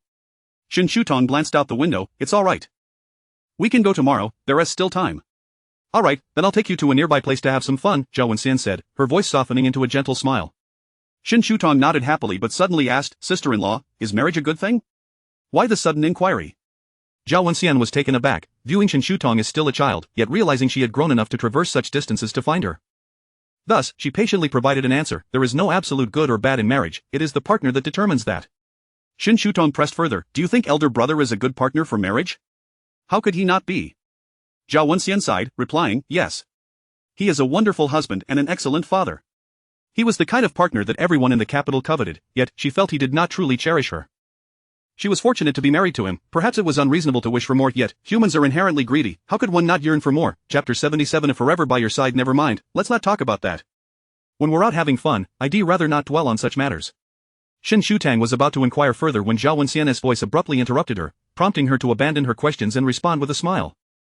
Zhao Wenxian had prepared an itinerary and ultimately decided to take her to visit the Freedom House Museum. She drove at a leisurely pace, and throughout the journey, Shen Shutong anxiously feared that Zhao Wenxian might lose focus, so she refrained from engaging her in conversation. Shen Shutong was aware that Zhao Wenxian taught at a university, yet she was unaware that her subject was history. Most of the exhibits in the museum were familiar to Zhao Wenxian, and she would occasionally gaze intently, absorbed in the details. There was a strong literary aura about Zhao Wenxian, but at that moment, Shen Shutong seemed to perceive something distinctly different about her. Instinctively, she pressed the shutter, capturing that moment in time. Zhao Wenxian turned her head and smiled at her. Having rarely posed for photographs, she appeared slightly unaccustomed, her smile somewhat awkward. Shen Shutong approached her and whispered, "I won't disturb you, sister-in-law. Please take your time to enjoy." With that, she distanced herself, and when Zhao Wenxian was momentarily distracted, Shen Shutong stealthily took a few more shots. Gradually, Zhao Wenxian relaxed, eventually glancing towards her lens. They spent an entire afternoon taking numerous photographs, and after more than 2 hours of exploration, they concluded their visit. On the way back, Zhao Wenxian's mood noticeably brightened, and she chatted cheerfully with Shen Shutong. As they neared the hotel entrance, Zhao Wenxian pressed the brake to wait for the red light. "Tang, thank you for keeping me company." Shen Shutong, engrossed in the photos on her camera, looked up at the sound of her voice. "Sister-in-law, family members don't say thank you." Zhao Wenxian chuckled lightly. As the red light turned green, she eased her car forward. They hadn't traveled far when suddenly there was a loud bang, causing both their bodies to lurch forward. Shen Shutang quickly braced herself with her hands, and the camera fell to the ground. What happened? Zhao Wenxian glanced back. It's nothing. It seems we've been rear-ended. I'll handle it, you stay in the car. With that, she exited the vehicle. Shen Shutang peered out the window, hearing the commotion outside, and promptly followed suit. Upon seeing her emerge, Zhao Wenxian instinctively pulled her behind her as she confronted the individuals from the other car. They had been driving normally when the rear vehicle collided with them. However, Shen Shutang overheard the opposing party demanding exorbitant compensation, and she felt compelled to step forward and argue. Zhao Wenxian grasped her arm and shook her head. The three men opposite them were all male, and even if Shen Shutang stood alone, they were not a pair to take lightly. Sir, your demanded price is utterly unreasonable. This incident is not solely our fault, and we did not carry such a sum of money with us. It's fine, you can leave one person here while the other goes to fetch the money. Shen Shutang frowned instantly and whispered, Sister-in-law, should we call the police? Hey, this isn't your hometown. The police won't arrive as swiftly as we do. One of the men sneered. Zhao Wenxian's hand trembled as she held Shen Shutang's, rummaging through her wallet. Suddenly, the lead man reached out, and Shen Shutang instinctively pulled Zhao Wenxian back a few steps. Infuriated, the man attempted to advance, but then a figure appeared out of nowhere, delivering a swift kick. Shen Shutang looked up to see Shi Qingyu and Shen Yanhang protecting them. Zhao Wenxian's hand trembled more violently. She had never encountered such a situation before or earlier. She had merely been holding herself together, but in truth, she was terrified. Shen Shutang gently patted her back, reassuring her, it's okay, sister-in-law. Big brother is here. The confrontation escalated, and Zhao Wenxian dared not look, turning her head away. The group confronting them had military training, as their instructors were veterans, so Shen Shutang was not overly concerned about their ability to handle the situation. She focused on calming Zhao Wenxian instead. Lin Shulang stood nearby, on the phone, seemingly discussing something. Shi Qingyu and Shen Yanhang swiftly resolved the situation with the other party and rushed over. Shen Yanhang called out in a hushed tone, his heart racing with apprehension. Shen Shutang patted Zhao Wenxian on the shoulder, turning her gently before jogging over to Shi Qingyu. Brother Qingyu, are you alright? Shi Qingyu was rubbing his wrist but then enveloped her in his embrace. You scared me to death. Shen Shutang looked up and, on tiptoes, planted a quick kiss on his chin. But you see, everything is fine now. Brother Qingyu always arrives just in time. Shi Qingyu gazed at her carefree demeanor, feeling a mix of exasperation and amusement, and shifted the topic. Aren't you going to check on Big Brother? Big Brother has someone looking after him, Shen Shutang replied sweetly, preparing to kiss him again, but Shi Qingyu tapped her lightly on the forehead. Has your courage grown so much? You dare to run off after sending a message? While retribution may come late, Shen Shutang felt a twinge of guilt and began to nuzzle against him playfully. Shi Qingyu could only hold her tightly. The police arrived swiftly, accompanied by a few bodyguards, relieving them of any further responsibility in the matter. Shen Shutang retrieved her camera from the car, while Shi Qingyu held it in one hand and her hand in the other. Zhao Wenxian and Shen Yanhang walked ahead, appearing to have reconciled. By the way, since Big Brother is here, where is Anan? Shen Shutang suddenly inquired. Shi Qingyu's lips curved into a smile. With second brother. Second brother? Shen Shutang exclaimed in surprise before bursting into laughter as a thought struck her. Is second brother suitable? Shi Qingyu replied, whether suitable or not, it has to be. Meanwhile, in the country, Shen Xiqing, yet to be married, was already experiencing the trials of fatherhood. Awakened multiple times before dawn, he found himself helplessly rising to soothe Anan, realizing that Shi Qingyu had indeed been mistaken. Shen Shutang had never been this demanding as a child.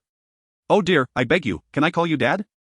Please stop crying, your father has gone to find you a mother, let us behave, or else I'll be the one to perish from your wails. The child, barely over a year old, was oblivious to his pleas, alternating between wailing and babbling. Despite his exasperation, his gentle motions as he cradled Anan were tender. Of course, none of this was known to Shen Shutang and the others, who were seated in the dining hall enjoying their dinner. After the fright, Zhao Wenxian was initially dazed, but after shedding some tears, she felt somewhat better and returned to her room after eating little. Shen Shutang swiftly packed her belongings and looked at Shi Qingyu with innocent eyes. Brother Qingyu, you taught me to give them a bit of space for their romance. It had been quite some time since that lesson, and Shi Qingyu could only smile helplessly as he led her to a new room. Her intentions were evident, her face betraying her thoughts, making it hard for him to feign ignorance. Shen Shutang, satisfied, held his hand, her smile radiant. I wish to sleep alone, Brother Qingyu, but I am afraid.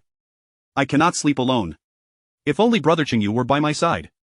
I will accompany you, forever by your side. Shi Qingyu chuckled, ruffling her hair, the soft strands slipping through his fingers, carrying with them a sweet fragrance. Chapter 78, Trust. After completing her evening routine, Shen Shutang burrowed under the covers, leaving only her head exposed. When Shi Qingyu emerged from the bathroom clad in a bathrobe, her gaze fixed upon him, unwavering and impossible to ignore. Shi Qingyu approached the bedside, gently tugging the quilt upward to shield her view. Shen Shutang wriggled free, a smile playing at the corners of her mouth that she could not suppress. Shutang. Shi Qingyu's voice carried a hint of exasperation. Be good, I need to change. Alright, I want tea. Look, Shen Shutang replied, turning away. You go ahead and change. A low chuckle escaped his lips as he returned to the bathroom with his clothes. After donning his pajamas, he slid back into bed, where Shen Shutang, with a touch of feigned grievance, lamented, "Brother Qingyu, you don't trust me, you're guarding against me." Sure Qingyu enveloped her in his arms, assuring her, not at all, his lack of trust was directed inward. He pressed a kiss to her forehead, whispering, "Now, sleep well." Shutang, snuggling closer, Shen Shutang softly inquired, "Sure Qingyu, when will you marry me?" In this regard, she seemed more eager than he, impatiently awaiting an answer. "Shutang, take your time, besides, you're still quite young," he replied, stroking her soft hair and planting a gentle kiss. "I am not quite ready either. Could you bear to wait a little longer for me?" "Fine," Shen Shutang conceded, reluctantly finding a comfortable position in his embrace and closing her eyes. "Good night, Brother Qingyu, good night." Shutang, Sure Qingyu chuckled softly, tightening his hold. At that moment, everything felt like a beautiful dream, but he closed his eyes, only to reopen them moments later to gaze at her, kissing the top of her head repeatedly until the night deepened and slumber enveloped them. They enjoyed a restful night, both feeling secure, rising later than their neighbors. Shen Shutang, still half asleep, sat up in bed, hearing the sound of water running from the bathroom. After a prolonged moment of drowsiness, she called out softly when Sure Qingyu finally emerged. "What's the matter?"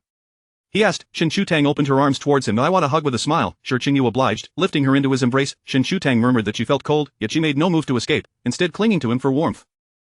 He carried her into the living room with one arm, pouring her a glass of warm water and bringing it to her lips, wiping the corners of her mouth after she drank. Leaning against him, Shen Shutang playfully pouted, "I want to sleep some more and more." "Sleep, is it?" Sure Qingyu teased, already bringing her back to the bed. Shen Shutang refused to let go of his neck, insisting, "I want to sleep together." Sure Qingyu tucked her beneath the covers. "Be good, just sleep a little longer, I'll stay beside you." "Why, we have to head back today. Can't we stay a few more days?" Sure Qingyu adjusted her hair gently. "No, brother has matters to attend to, and is still with second brother." Shen Sikhan had sent dozens of frantic messages, even summoning Chen Muxing back to the capital, fearing he could not care for An properly. "Just relax and sleep," Sure Qingyu reassured her. Shen Shutang murmured in agreement before drifting back to sleep. Later, as he held her on the way to the car and then onto the plane, she remained in slumber. Were it not for his trustworthy character, Shen Yanhang would have genuinely doubted Sure Qingyu's intentions. It was only halfway through the flight that Shen Shutang awoke, nestled in Sure Qingyu's arms, feeling hungry. "If you don't wake up soon, I'll have a hard time explaining things to brother," Sure Qingyu chuckled, pinching her cheek. Shen Shutang had gained a bit of weight during this time, and in her sleepy state, she felt soft and warm.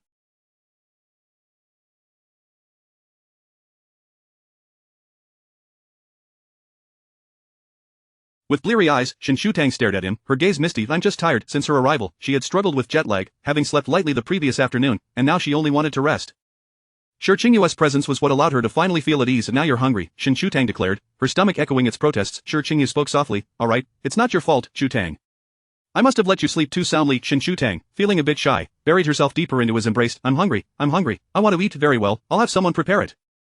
The latter part of the journey passed swiftly. When Shen Shutang had come, she had been alone, enduring a grueling 10-hour flight filled with restless sleep and tedium. Now, on their return journey, they indulged in food and playful banter, teasing Sure Qingyu, and the sofa felt far more comfortable than first-class seats. By the time they landed, her spirits had lifted significantly. Upon learning of their return, Shen Sikhan had eagerly brought An back to Lanjing Court, waiting at the door while cradling her. As soon as Shen Yanhang stepped out of the car, he handed An over, saying, Here, your son is too rowdy." Since yesterday, Shen Sikhan had felt pushed to the brink of madness. Shen Yanhang cradled An, gently rocking her. "Where is An being rowdy?" At that moment, Shen Sikhan had already dashed upstairs, calling out that he didn't need to be summoned for dinner. He truly needed to catch up on sleep. Shen Shutang hadn't seen him like this in ages. He appeared vibrant and carefree. She laughed joyfully behind him, marveling at the wonder of it all. Time is a curious thing, as is love. Love can humble the proud, render the brave timid, and fill the timid with courage. Time takes some things away while leaving others behind.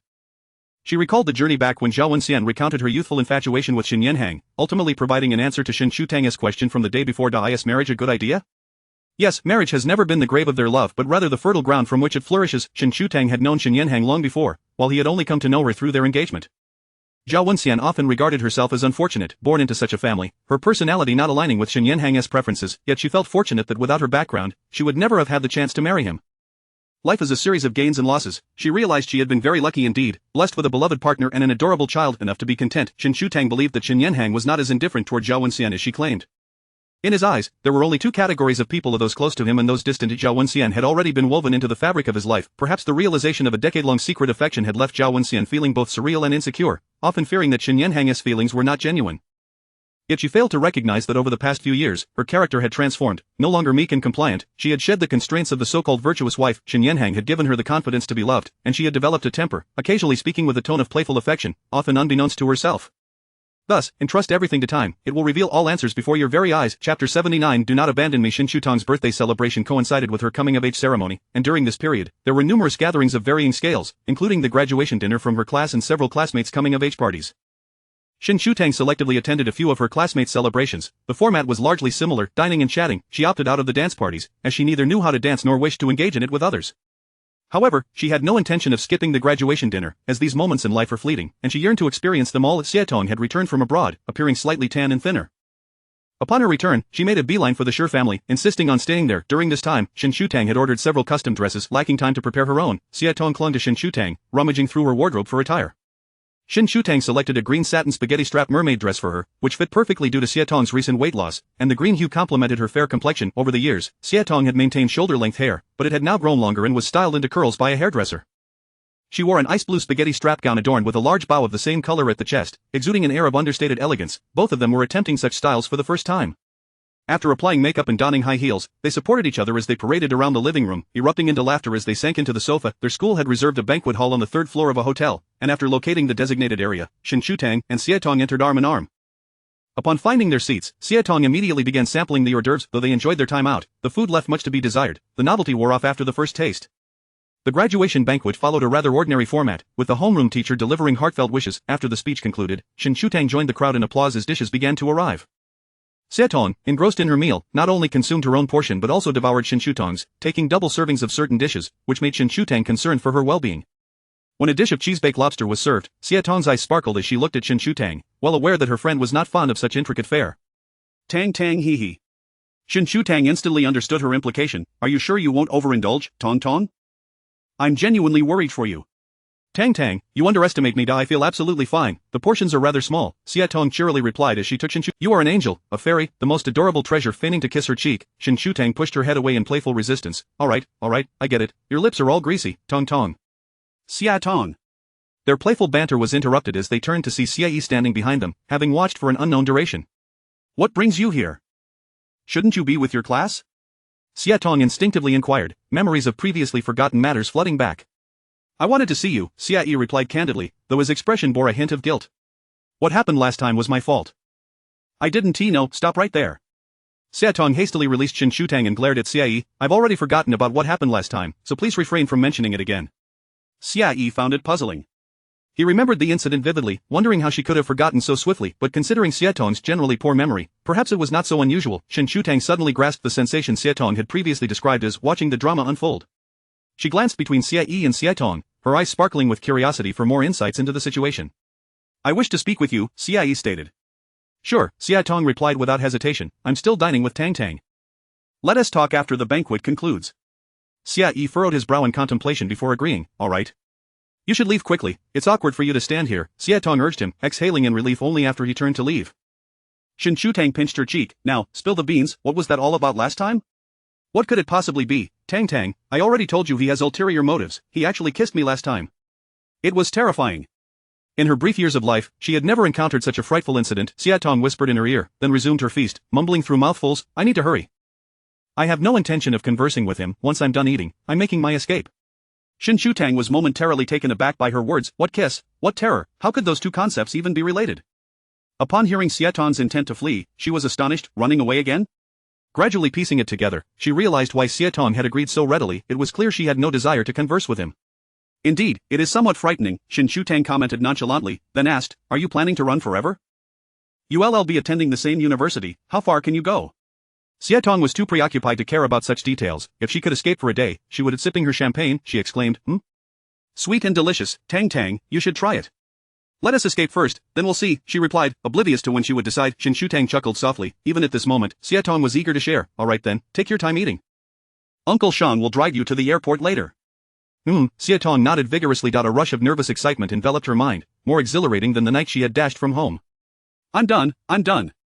Haitang declared, wiping her mouth with a napkin, feeling a pang of anxiety. Let us leave. I am afraid I won't be able to escape later. Shen laughed at her antics, setting down her glass. You running around like this is rather amusing. Tong, let us go. At that moment, the banquet was nearing its conclusion.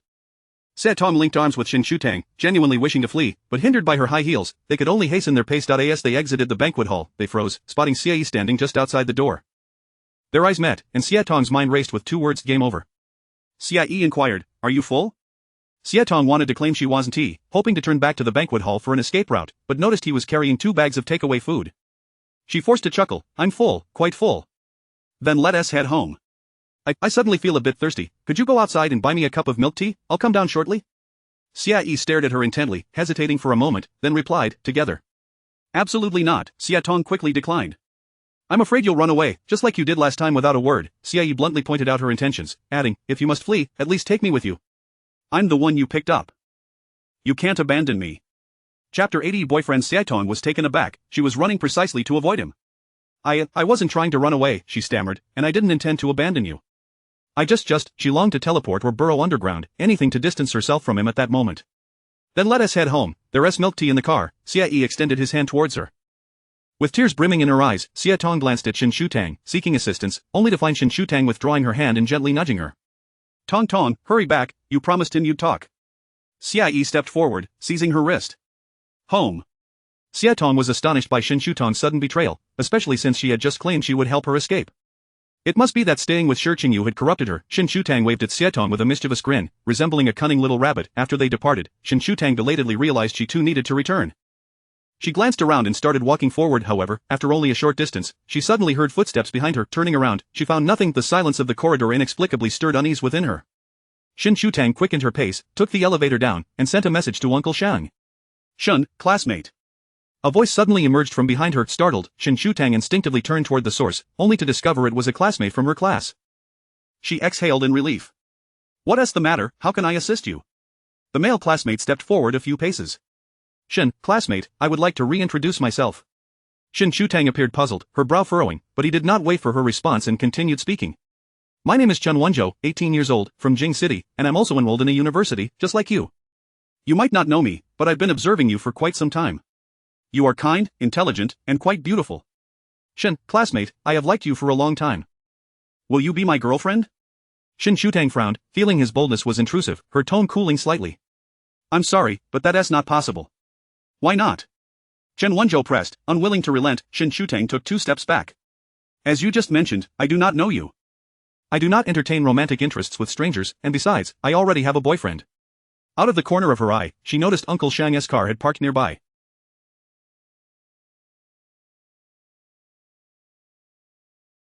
She turned and walked over, opening the door to find Shi Qingyu seated inside. She pouted in grievance as she climbed into the car.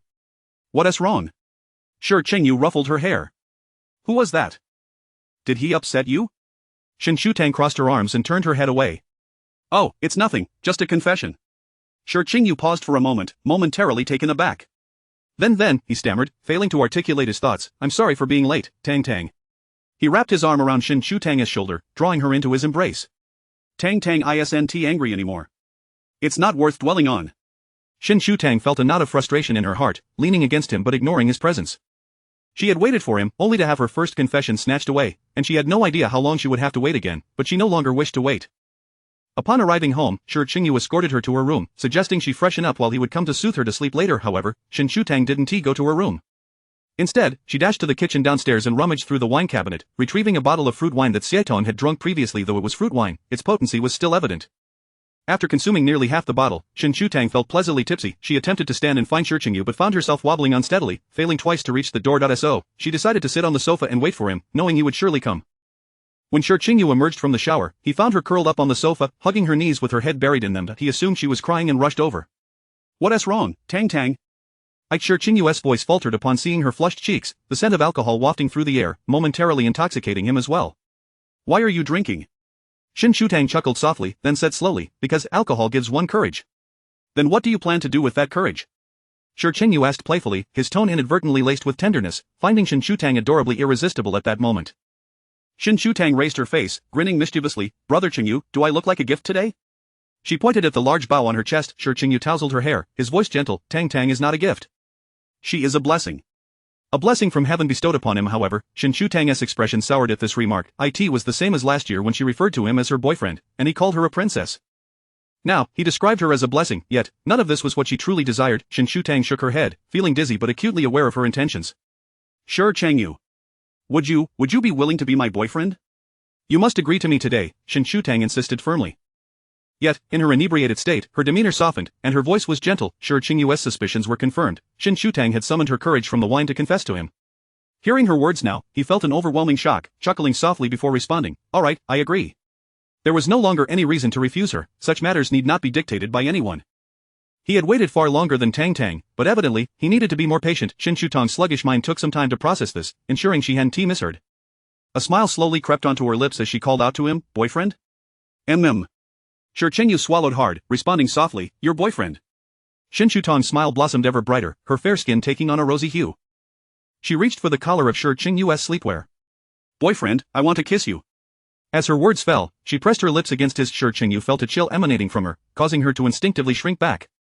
Clumsily, she captured his lips, nibbling gently. Lacking experience in kissing, she relied solely on her instincts, akin to savoring a mousse cake. The moment their lips met, Shi Qingyu completely lost his ability to think.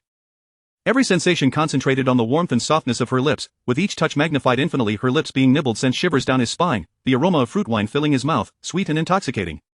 Shi Qingyu grasped her waist, gradually returning the kiss, only to discover he was even more inexperienced than Shen Shutang. Trembling slightly with nervousness, the rapid thumping of his heart brought an unusual excitement, causing him to forget everything else. Mimicking Shen Shutang's earlier actions, he embraced her lips, kissing her tenderly. However, before long, Shen Shutang succumbed to sleep, a smile lingering on her lips. Shi Qingyu chuckled helplessly. She was utterly satisfied, leaving him to endure the aftermath alone. He gently placed her on the bed, leaning down to kiss her lips once, then again. He hadn't anticipated that all his preparations for a confession would go unused. It was an ordinary night, yet his Tang Tang could hardly wait, lacking any grand ceremony, flowers, or gifts, yet it was still profoundly unforgettable. Shi Qingyu lowered his head to kiss her once more, his gaze softening as he murmured, "I'm sorry, Tang Tang, for making you wait so long." He rose and returned to his room, but instead of going to bed, he headed to the bathroom, the sound of running water echoing for an extended period. Chapter 81 Dreams. The following day, upon awakening, Shen Shutang was informed that a plethora of gifts had been delivered, ranging from exquisite flowers to stunning jewelry, including diamonds. Even the items that seemed superfluous were sent by Shi Qingyu, who also presented her with a sapphire necklace of his own design. He did not perceive the act of gifting as wasteful, nor did he contemplate reserving them for a later occasion. Aware that Shen Shutang lacked for nothing materially, he still felt compelled to gather and bestow upon her all the treasures he deemed worthy. Although Shen Shutang had been intoxicated the previous day, she retained a vivid recollection of the events, particularly upon encountering the impressive array of gifts in the living room. Instantly, all her memories resurfaced, as this particular gift bore a profound significance. Consequently, she adorned herself with the necklace, which seemed to nestle against her fair neck like a shimmering pool of blue water, radiating an extraordinary brilliance. During the weekend, Shi Qingyu took her back to the Shi family residence. Shi Qingyu had been recuperating for some time and had regained his health, with several younger relatives visiting to keep him company, thereby enlivening the courtyard. Shi Qingyu engaged the younger ones in playful activities, skillfully instructing them on the assembly of a toy gun model, much to their astonishment and admiration. Seated on a rocking chair, Shi Qingyu fanned himself with a palm leaf, reminiscing. Qingyu possessed such skills even as a child. I once thought he might pursue a career in the military, but he had no desire for that path. Later, we considered a political career for him, yet he was uninterested in that as well. Much like his father, he chose to venture forth and pursue his own aspirations, perhaps emboldened by being the youngest child in the family, endowed with the privilege of choice. With a gentle smile, Shen Shutang found herself lost in thought, recalling a time when she was around 12 or 13, when she first spoke of her dreams for the future, particularly concerning Shi Qingyu's ambitions.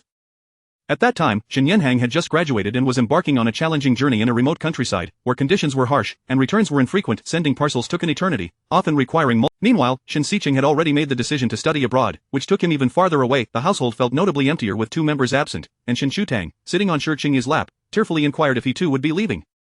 Shi Qingyu wiped the tears from her face and declared that his dream was to always be by her side. Unbeknownst to her, this proclamation had been made numerous times before, yet she had dismissed it as mere jest.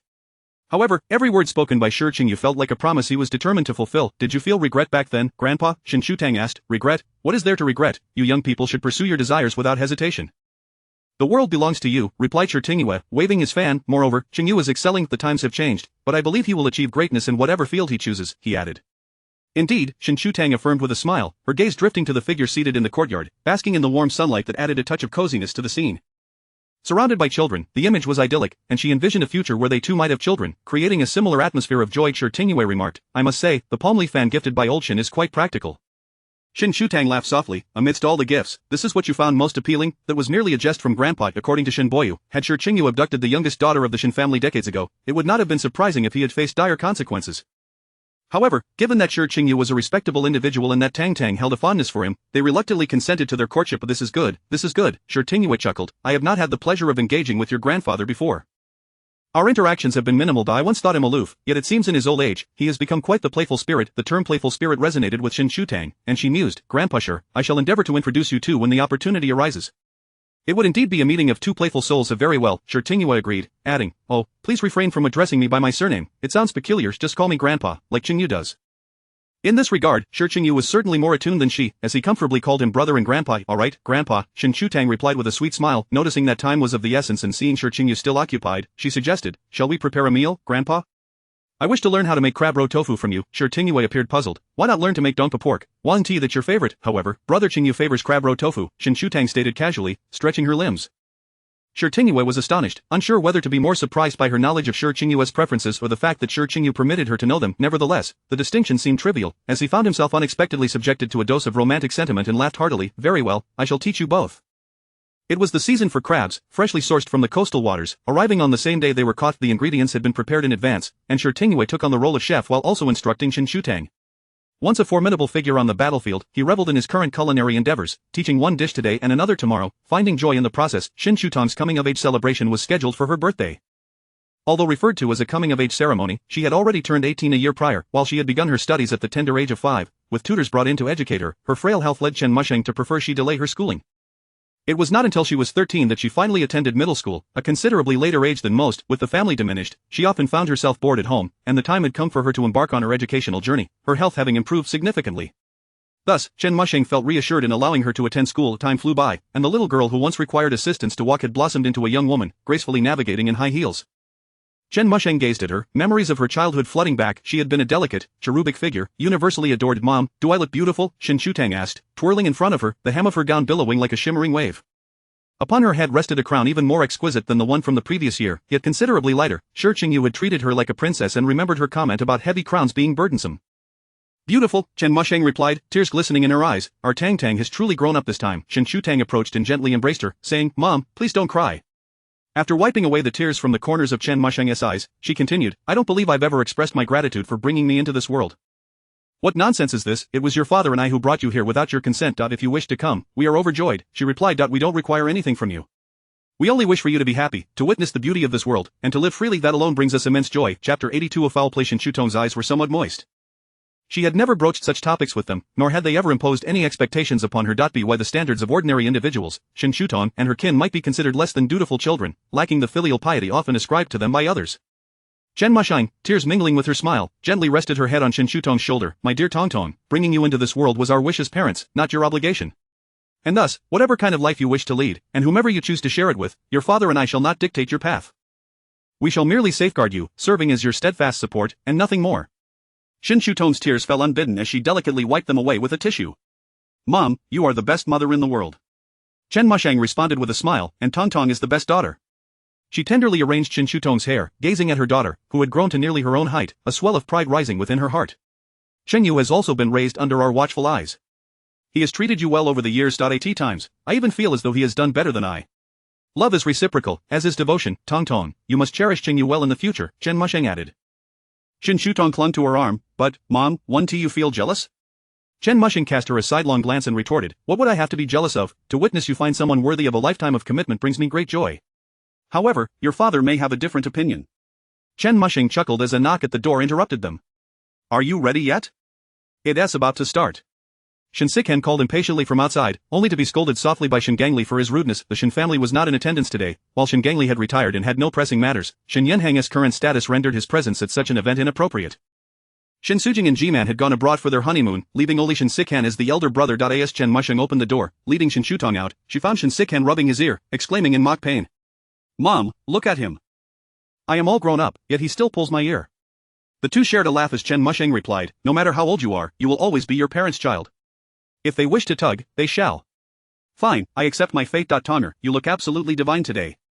Shen Sikhen praised sincerely, how can our Tonger be so stunning?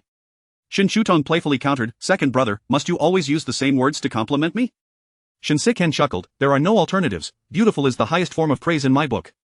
Father is not as good as I am. Shen Sikhen turned to Shen Gangli, inquiring, isn't that right, Dad? Shen Gangli reached to swat him, but the boy evaded with a grin. You little rascal, daring to jest with your father. Shen Sikhen hastily interjected, hey Dad, the banquet is about to begin. Let us hurry and take Tonger downstairs. Only then did Shen Gangli relent, casting a gentle gaze at Shen Shutong. Come along, Tong Tong, let us descend together. Shen Shutong nodded, linking her arm with Chen Musheng's, feeling both anxious and excited. Shen led the way down the stairs. This banquet was quite formal, even featuring a media presence. Prior to this, several news agencies had clamored for the opportunity to cover Shen family's daughter's coming-of-age ceremony, but ultimately, it was the state media that arrived, leaving the others both frustrated and resigned, yet aware that they could not compete, marveling instead at the Shen family's regard for their daughter. Only after the official media released their announcement would the others have a chance to share it. Thank you all for taking the time from your busy schedules to attend my daughter's coming-of-age banquet. My daughter, Shen Shutong, though now of age, retains a youthful spirit and an endearing innocence. I hope for your continued support and understanding in the future. As his words concluded, applause erupted from the audience. Shen raised his hand to signal for silence. Lastly, I hope everyone enjoys the evening. He then stepped off the stage, approaching Shen Shutong and taking her hand in his arm. Tong, let me introduce you to some of the uncles and aunts. Shen Shutong, who had been smiling at Shi Qingyu, quickly nodded and discreetly pointed at Shen mouthing, wait for me. Shi Qingyu nodded in acknowledgement and waved at her. Such gatherings were not merely celebrations of birthdays, those in attendance were prominent figures in the capital city, and introducing Shen Shutong served to convey her significance within the Shen family. Shen Shutong followed Shen around the banquet hall for a considerable time before finally arriving before Shi Qingyu. Were you waiting long? The words carried a unique undertone as Shen raised his glass to clink with Shi Qingyu's. Shi Qingyu had already risen to his feet as they approached, lowering his glass slightly. It was worth the wait, Uncle Shen. Shen likely intended this moment, guiding her to Shi Qingyu. Though the wait had been lengthy, Shi Qingyu was correct. It was indeed worth it, whether it was a matter of minutes or decades. Were it not for the nature of the occasion, Shen might have rolled his eyes, patting Shen Shutong's hand. Alright, it's dull following me. Let Qingyu show you around. Okay, thank you, Dad, Shen Shutong replied with a smile. Shi Qingyu returned the smile. Thank you for your efforts, Uncle Shen. Shen Shutong linked her arm with Shi Qingyu's. Brother Qingyu, I think this is my first time linking arms with you. In their time together, they usually held hands or he would embrace her. Do you like it? Shi Qingyu asked, adjusting her position slightly for her comfort. I do, but I like you even more, Brother Qingyu, Shen Shutong replied with a beaming smile. Shi Qingyu's smile widened, unable to conceal his delight, squeezing her hand gently. If you feel tired, lean on me. Shen Shutong shook her head. No, that wouldn't look good. After all, this was a formal occasion, and she wished to maintain an appearance befitting a young lady of distinction.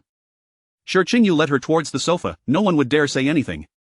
Shen Shutong held her head high, leaning closer to his ear to whisper, but we can't let anyone think that Shi Qingyu's future wife lacks decorum. She chuckled, feeling the sudden pause in Shi Qingyu's stride, as if her words had cast a stone into still waters, sending ripples throughout. Tong, please don't tease me, Shi Qingyu murmured, his tone both indulgent and resigned. Shen Shutong's sparkling eyes regarded him innocently. What do you mean? Shi Qingyu chuckled silently, gently tucking a strand of hair behind her ear. It's just that when I see you, I can hardly contain myself. The spot on her ear where his fingers had brushed began to burn, and Shen Shutong shot him a playful glare, softly admonishing, Shi Qingyu, you're breaking the rules. How could such a typically serious person suddenly speak in such a manner?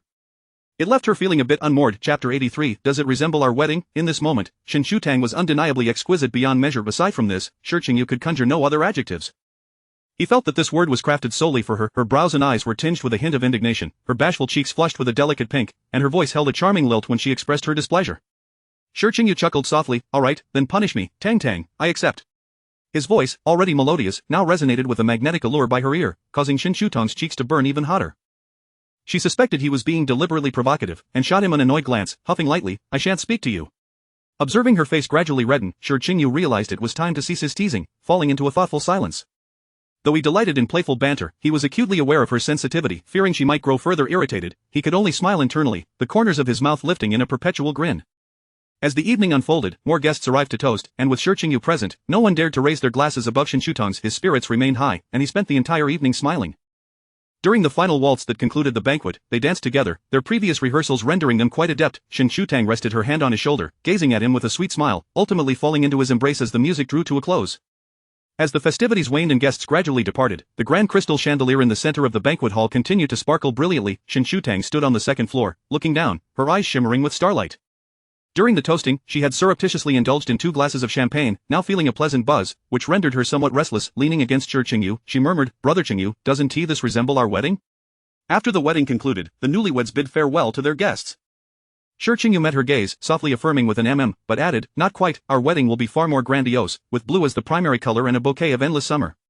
He had envisioned countless details after much contemplation. Shen Shutong giggled, nestling closer in his embrace, and plaintively remarked, Brother Qingyu, my feet hurt.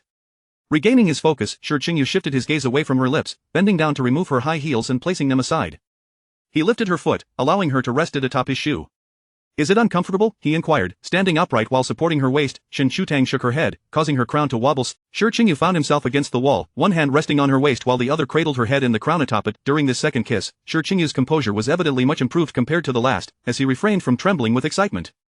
He pulled her closer, reclaiming a measure of control until Shen Shutang could no longer bear it, playfully tapping his shoulder, prompting him to release her. Shen Shutang buried her face in the crook of his neck, too bashful to meet his gaze. The alcohol-induced dizziness enveloped her in a euphoric haze, and she clutched his waist, mumbling, I want to sleep. Shi Qingyu chuckled softly, his voice husky, Tang, you're wonderful. You know to give a heads up. Unlike the last occasion, where she had fallen asleep mid-kiss, suddenly reminded of something, she felt a wave of embarrassment and buried her face deeper, retaliating with Chapter 84. The official relationship in any case, only his face was revealed. If there was any embarrassment or loss of dignity, it was his alone, and he felt no shame. Being kissed by his girlfriend brought him no sense of disgrace.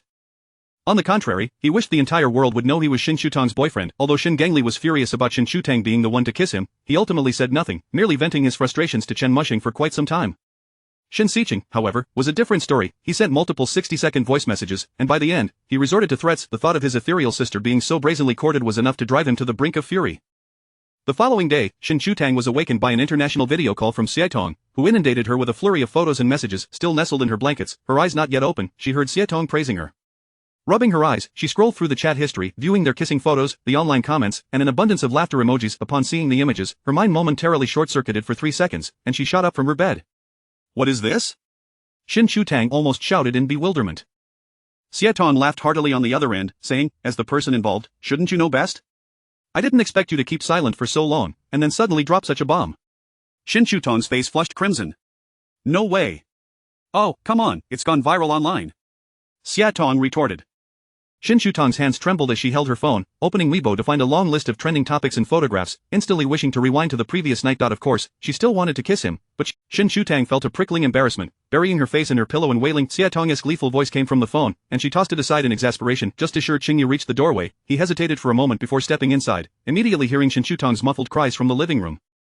He walked to her bedside, pulling her into his embrace. What's wrong?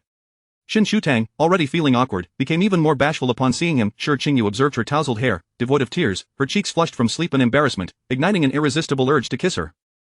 Shen Shutang buried her face against his chest, covering her face with her hands. It's all your fault, all your fault. Now it's my fault? Shi Qingyu chuckled softly, stroking her head. She had been so bold when kissing him, yet now she resembled a timid quail, clearly emboldened by the wine. Alright, in a few days, this will blow over. If it doesn't, we can always find something else to divert attention. Shen Shutang responded with a soft hum, lifting her head to rest on his shoulder. Next time, let us find a more secluded place. Shi Qingyu found her amusing. They hadn't even moved past this incident, and she was already planning for the next. Unsure whether to feel pleased or resigned, he scooped her up and headed toward the bathroom. Fine, but for now, you need to freshen up, then we'll go downstairs for breakfast, and afterward, you can head home.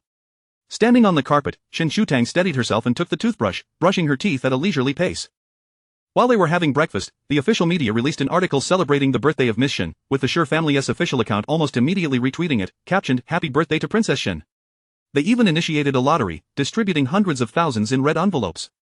Shen Shutang's face turned red again, but her heart swelled with sweetness. It felt as though the two had officially announced their relationship, free from any worries, finally allowed to indulge in their romance.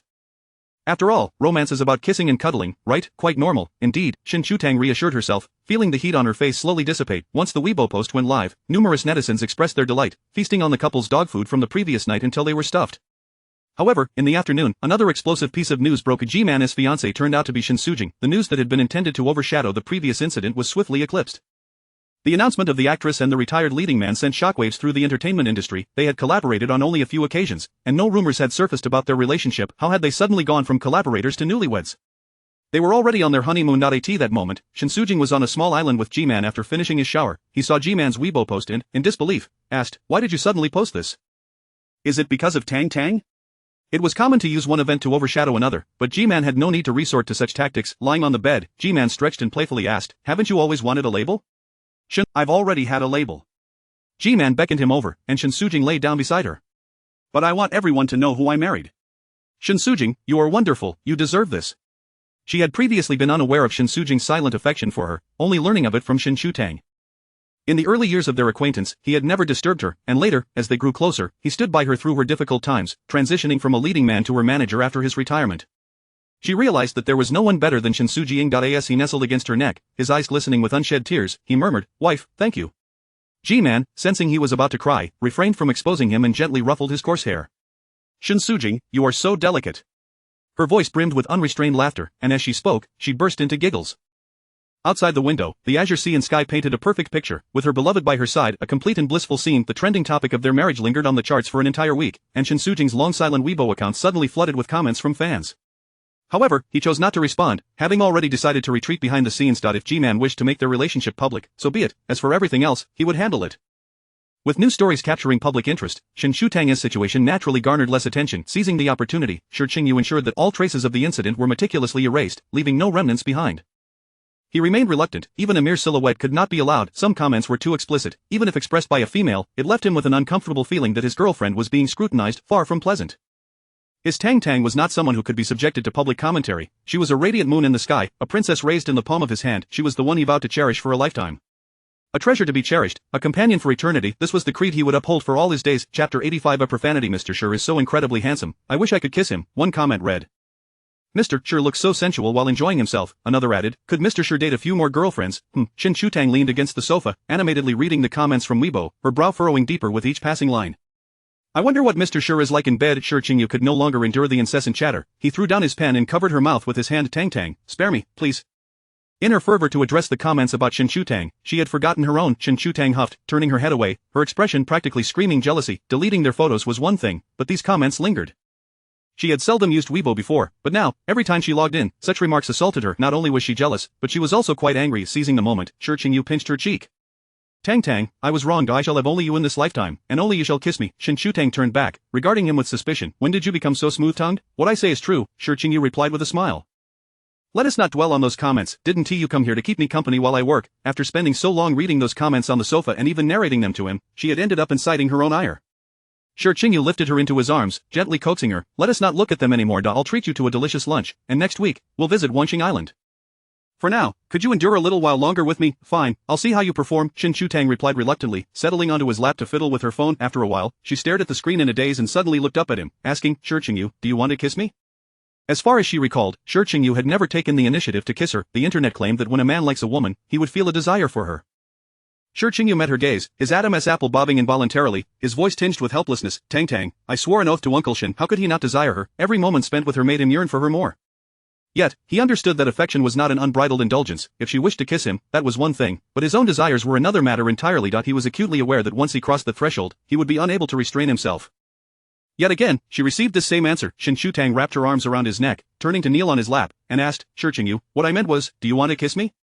Her unwavering gaze bore into his eyes. Shi Qingyu did not respond, but the tumultuous emotions within him were impossible to conceal, providing her with an answer nonetheless. Shen Shutang smiled, for the first time. Brother Qingyu, but I haven't made any oaths. Understanding the underlying implication of her words, Shi Qingyu's lips curled into a slight smile. Tang, it cannot be like this. Yet, Shen Shutang paid no heed to such concerns.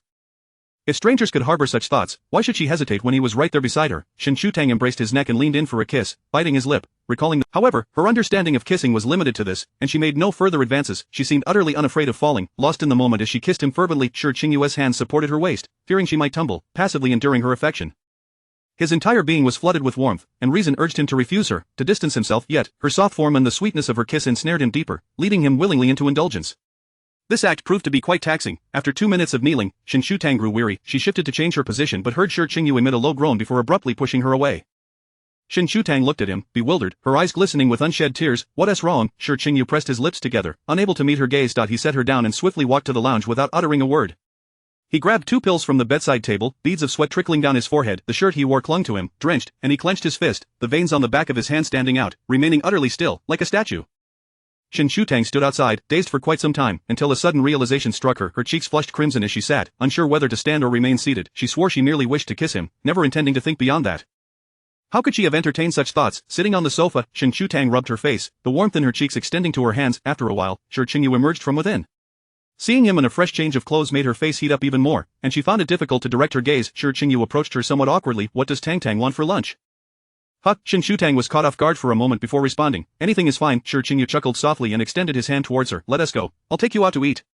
Shen Shutang hesitated, questioning, is that all right? Of course, Shi Qingyu replied, taking her hand in his. He remained composed, as if nothing had transpired, and if Shen Shutang had not been present, she might have doubted whether he was the same person. Brother Qingyu, I promise I won't do that again. I in the car. Shen Tang shyly adjusted the gear shift and then spoke with guilt. I in that instant, Shi Qingyu felt a pang of disappointment and reluctance. He ruffled Shen Tang's hair and said, "There is no blame to be laid on Tang Tang. Tang Tang need not feel guilty, but you mustn't surprise me like that in the future. Allow me some mental preparation." Though it was difficult to endure, he did not wish to see Shen Tang feel wronged. Shen Tang appeared bewildered, failing to comprehend why kissing required mental preparation, but she did not inquire further, nodding obediently. After their meal, Shen Tang took a nap in the lounge. Only then did Shi Qingyu allow Lin Shulang to enter. Mr. Shi, the new medication has arrived. After placing the paper bag on the table, Lin Shulang took a couple of steps back, hesitating before he couldn't help but remind, Mr. Sure, you shouldn't take this medication too frequently. Yet he didn't quite understand. Even though Shi Qingyu had sworn an oath to Shen's parents, they were already a couple, and some things shouldn't be deemed transgressive. Yet, Shi Qingyu had yet to take that step, instead relying on medication to endure, his willpower so resolute he hardly seemed human. Shi Qingyu paused in his perusal of documents, murmuring an absent-minded him. Yet, his mind was occupied with thoughts of Shen Tang napping in the lounge. He had never spent the night there before. Previously, he had only lain down occasionally, but now, that bed would carry her scent and the memories of today. His beloved, his girlfriend, awaited his return from work. A smile unconsciously crept onto Shi Qingyu's lips. Fortunately, the effects of the medication had yet to wear off, or he wouldn't have dared to allow himself such thoughts. Though others might not understand, Shi Qingyu knew all too well that he would rather endure, as he had that morning and before, waiting for the medication's effects to take hold, allowing that sensation to gradually fade, than to act upon his desires while she remained oblivious. That would be sacrilege, not love. Chapter 86. The green-eyed monster Lin Shulang observed him lost in thought and quietly exited the room. Having accompanied Shi Qingyu for many years, he understood better than anyone the significance of Shen Tang in Shi Qingyu's heart. Assistant Lin, is President Shi in there? As Lin Shulang closed the door, he heard someone calling out from behind him. He turned around. Xiao Jiang or President Shi is inside, but Miss Shen is napping in the lounge. If you wish to discuss something, I can inform President Shi to come out. All right. Zhang Yonyan replied with a smile, noting it was the first time he had witnessed Shi Qingyu yielding his space to someone, yet it all made sense. Anything that seemed peculiar about Shi Qingyu became reasonable and normal the moment Shen Tang's name was mentioned. Lin Shulang gently knocked on the door once more and informed Shi Qingyu that Zhang Yonyan was seeking him. Shi Qingyu closed his laptop, stood up, and peeked into the lounge at the slumbering Shen Tang, planting a soft kiss on her forehead before departing. I had thought that during Tang's birthday celebration, we would hear. Having just returned from abroad and missed the event, he had been eagerly awaiting to present engagement gifts, only to discover there was no news, while their photos had instead tormented him as a single man. Childhood sweethearts, deeply in love, perfectly matched, he could find no better words to describe them. Soon. Shi Qingyu replied with a smile, his eyes radiating a gentle joy. The adult celebration of Tang was indeed to be just that, without distractions from other matters. Moreover, since there had been no proposal yet, how could there be an engagement, confession, love, proposal, engagement, and then marriage? Each step was essential. He knew that even if he did nothing at all, simply asking Shen Tang would yield a willing response. But he was reluctant. He wanted to give Tang everything she deserved, for anything less would be a disservice to her. Zhang Yonyan was taken aback, quickly responding, "Then I shall congratulate you in advance." After they shook hands, they both took their seats. Shi Qingyu nodded slightly. "Let us discuss the matter at hand." Zhang Yonyan began, "It concerns the Wu family. He is currently seeking connections to resolve this issue and extricate himself unscathed. He has even approached my father, asking me to inquire about your stance. In the capital city, there were numerous connections to be made, but who had the authority to surpass the Shi family? Since taking over Shi Enterprises, Shi Qingyu had implemented sweeping reforms and cleaned house in the company, maintaining a firm stance and employing decisive measures. Wu Wenjun was employed at one of Shi's real estate companies, and Zhang Yonyan could hardly fathom how, amid so many precedents within Shi Enterprises, he dared to engage in misconduct, embezzling over 100 million from a government project. It was hard to believe that someone who appeared so straightforward could commit such an act, over 100 million, especially from a public welfare project. Fortunately, Shi Qingyu had discovered it in time. Otherwise, once the project was completed and complications arose, the entire Shi enterprise and even the Shi family would have been adversely affected, with consequences too dire to contemplate. Shi Qingyu's expression hardened. "Return and inform your uncle that he has violated the law."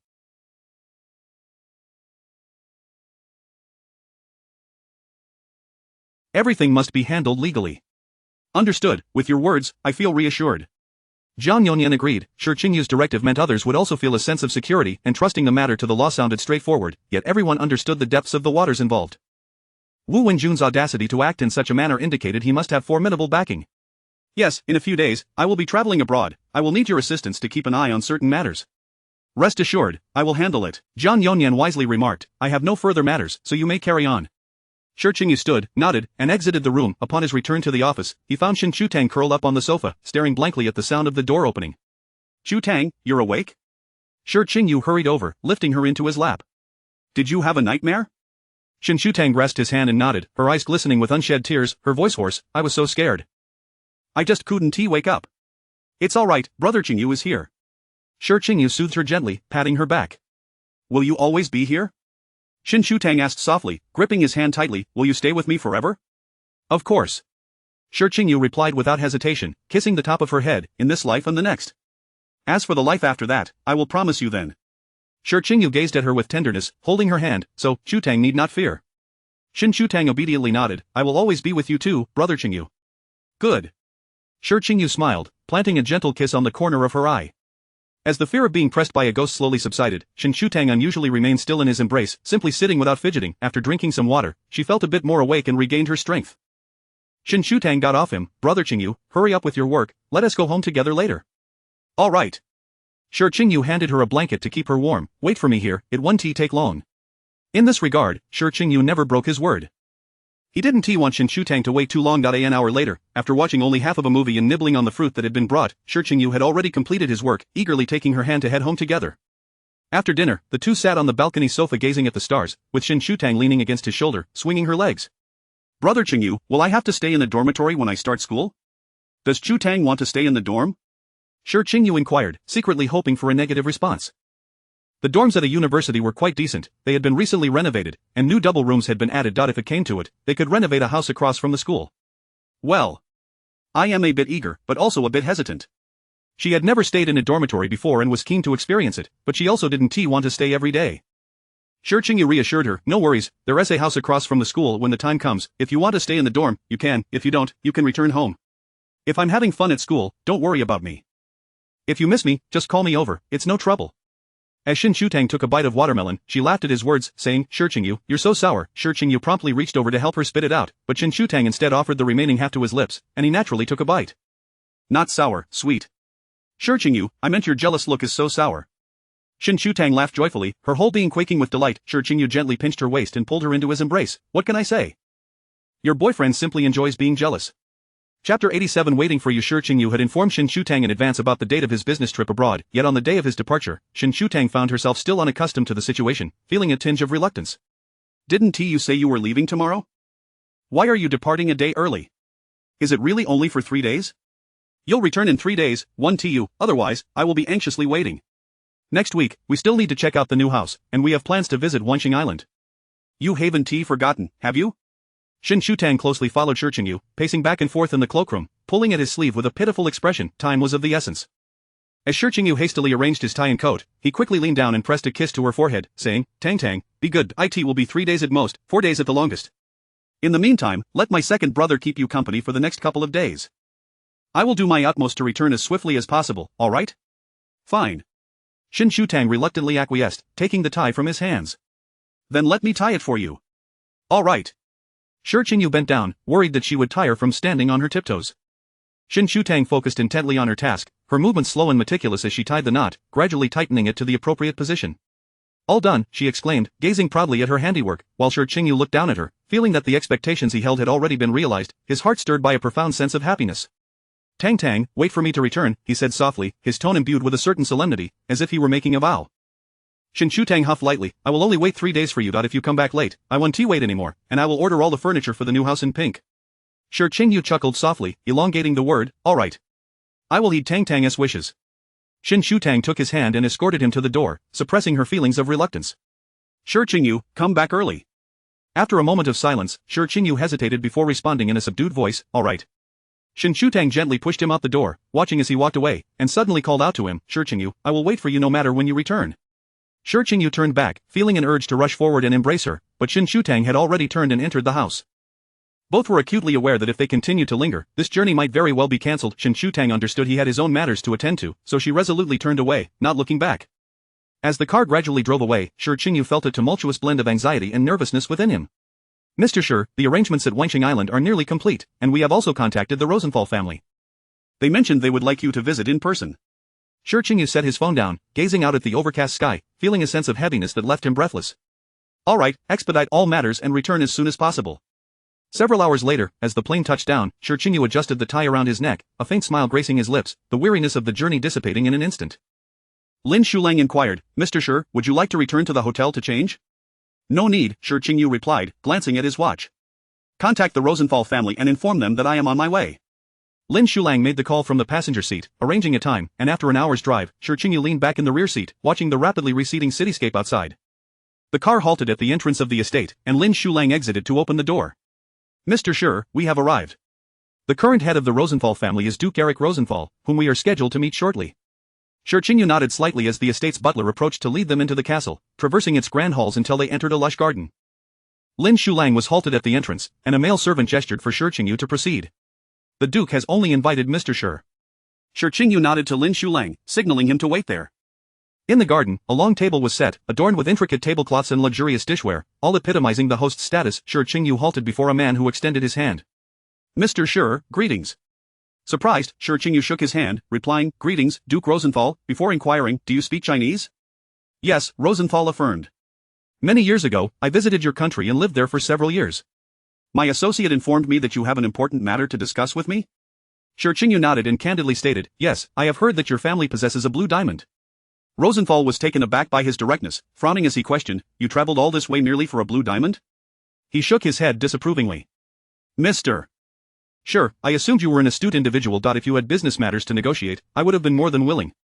Many sought an audience with him. He had initially believed this ambitious young man sought a merger of their two conglomerates, only to discover it was merely for a diamond. Rosenthal sighed internally. Shi Qingyu recognized his thoughts but remained forthright. Duke Rosenthal, I genuinely wish to collaborate with the Loki Group, but my purpose for this visit is solely for the blue diamond. Rosenthal, somewhat perplexed, noted that while blue diamonds were rare, Shi Qingyu did not appear to be motivated by greed.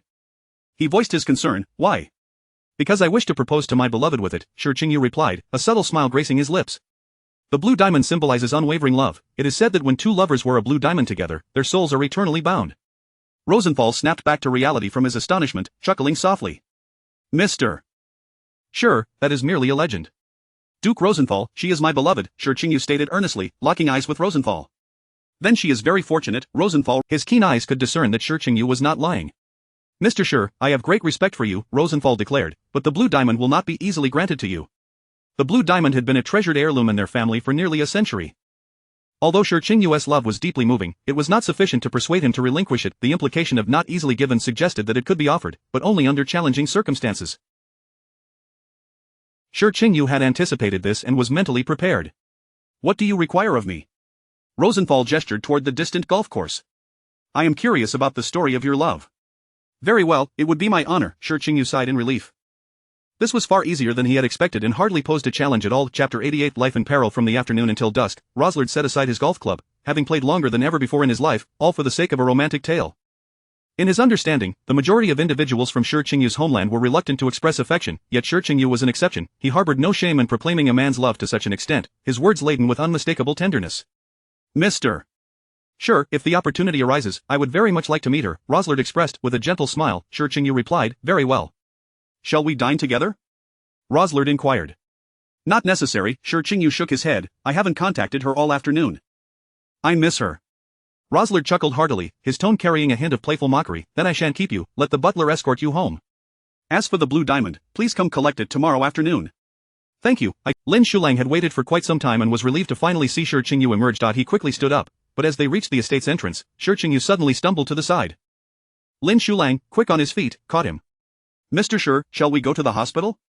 Since the afternoon, Shi Qingyu had experienced sharp pains in his heart, clutching his chest as he waved his hand dismissively. I must have just not rested well. Let's return to the hotel. After an 11-hour flight, he had not adjusted to the time difference. Upon landing, he had come straight to the estate and spent the entire afternoon playing golf with Duke Roslard. Even the fittest of individuals could not endure such strain. Seeing his exhaustion, Lin Shulang felt a pang of concern and helplessness as he helped him into the car. Shall I call a doctor to the hotel? Yeah. After a moment of realizing the impertinence of his question, he quickly shifted the topic. How much will it cost? Perhaps having accomplished a significant task, Shi Qingyu felt a surge of joy and patiently explained, individuals of their nobility disdain discussions of money. They believe that conversing about finances is the realm of ignorant nouveau riches. They prefer to discuss emotions and love. This was precisely why Shi Qingyu had managed to touch Duke Roslard's heart.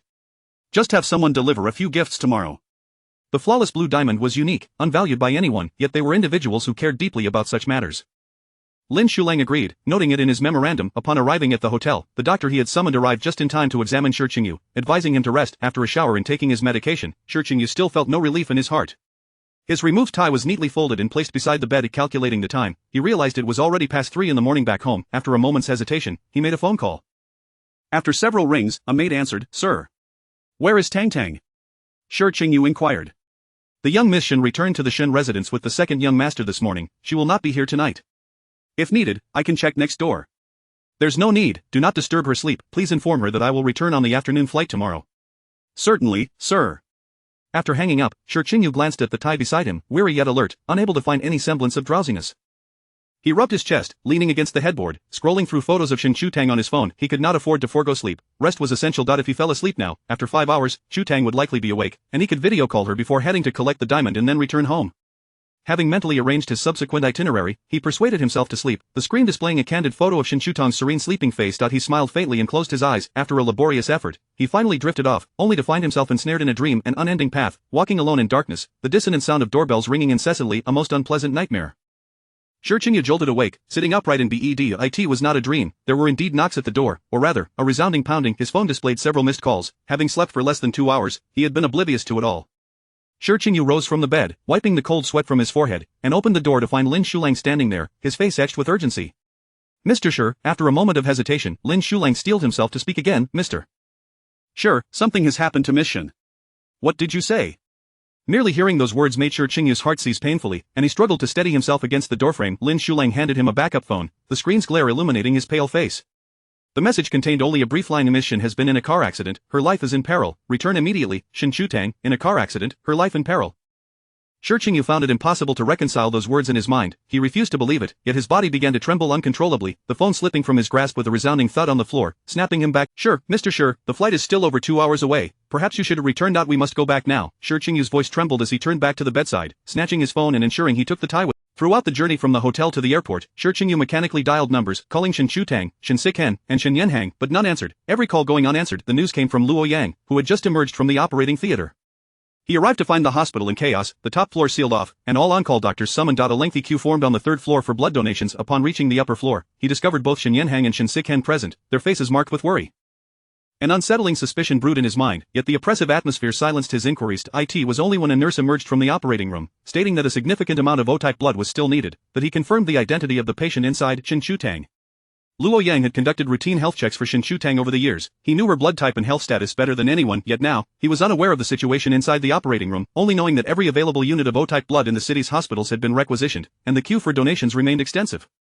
Shen Yanhang had declared that they would spare no expense to save her, and besides blood, the city's best doctors had been summoned to assist. That night was destined to be sleepless. Unable to reach Shi Qingyu, he could only spare moments to message Lin Shulang before being called into the meeting room. The 11-hour journey from night to day was arduous for Lin Shulang, who could only imagine how Shi Qingyu endured those same hours. With no information on Shen Shutang's condition, he could only repeatedly read the fateful words, life in peril, on his phone, each glance a tormenting reminder. Chapter 89, Cardiac Arrest. By the time Shi Qingyu arrived at the hospital, it was nearly dusk. The sun hung low in the sky, casting a warm orange glow that streamed through the corridor windows, reflecting off the tiled floor, bright yet blinding. At the far end of the hallway, the red light above the operating room remained illuminated. As he approached, he discerned 3 figures standing there. He struggled to move forward, and upon closer inspection, he recognized Shen Yanhang among them, yet, disbelief engulfed him. Inside that operating room lay Shen Shutang. Big brother. He yearned to speak, but the words eluded him. In the stillness, a faint sigh broke the silence. In that moment, Shi Qingyu's emotional barriers crumbled, and he took a few faltering steps closer, stammering, Big brother, how is Tang Tang? Shen Yanhang noted the exhaustion etched on Shi Qingyu's face, bloodshot eyes betraying his fatigue. With a hint of reluctance, he replied evasively, Qingyu, you should go home and rest. Shi Qingyu gazed at him, bewildered, shaking his head stiffly. Shi Qingyu struggled to his feet, staggering toward the nurse, inquiring, how is she? The situation is not optimistic, you need to prepare yourselves mentally. What do you mean by prepare mentally? Shi Qingyu asked in confusion, but the nurse offered no further explanation.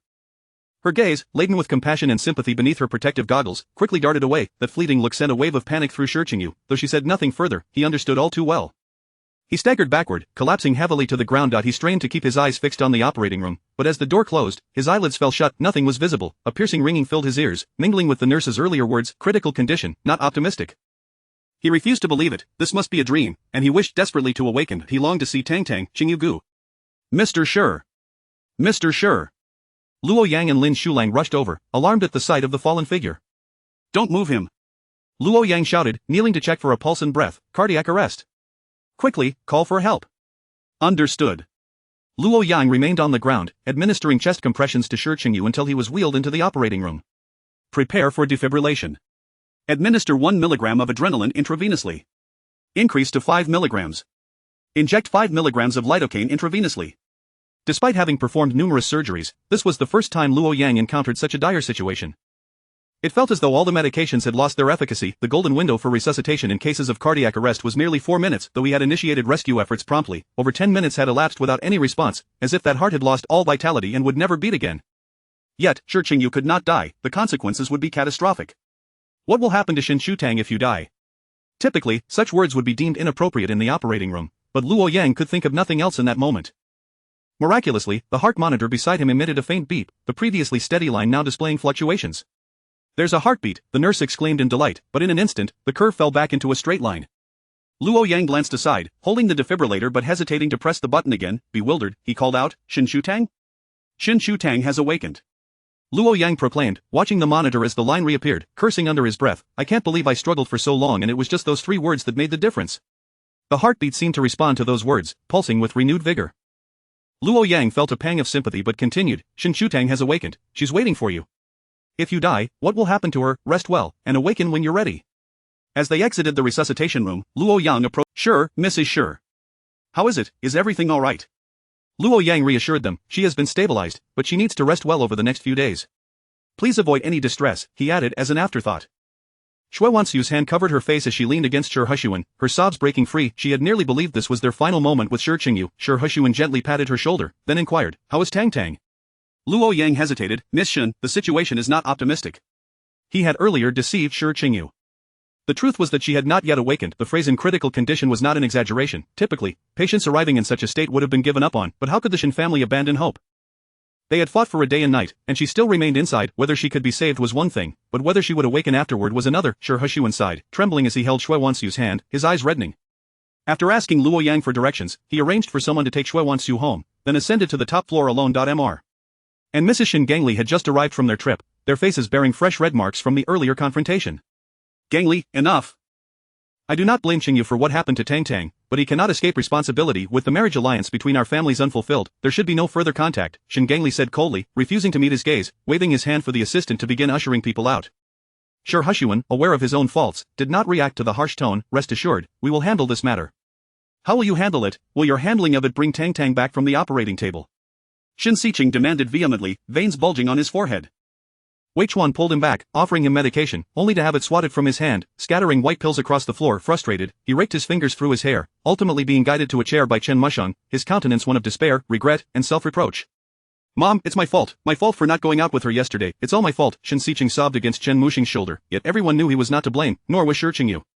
Those who wished harm would always find a way, the ones deserving punishment were them, yet no one could accept the occurrence of such an unexpected tragedy. "Siqing, it is not your fault.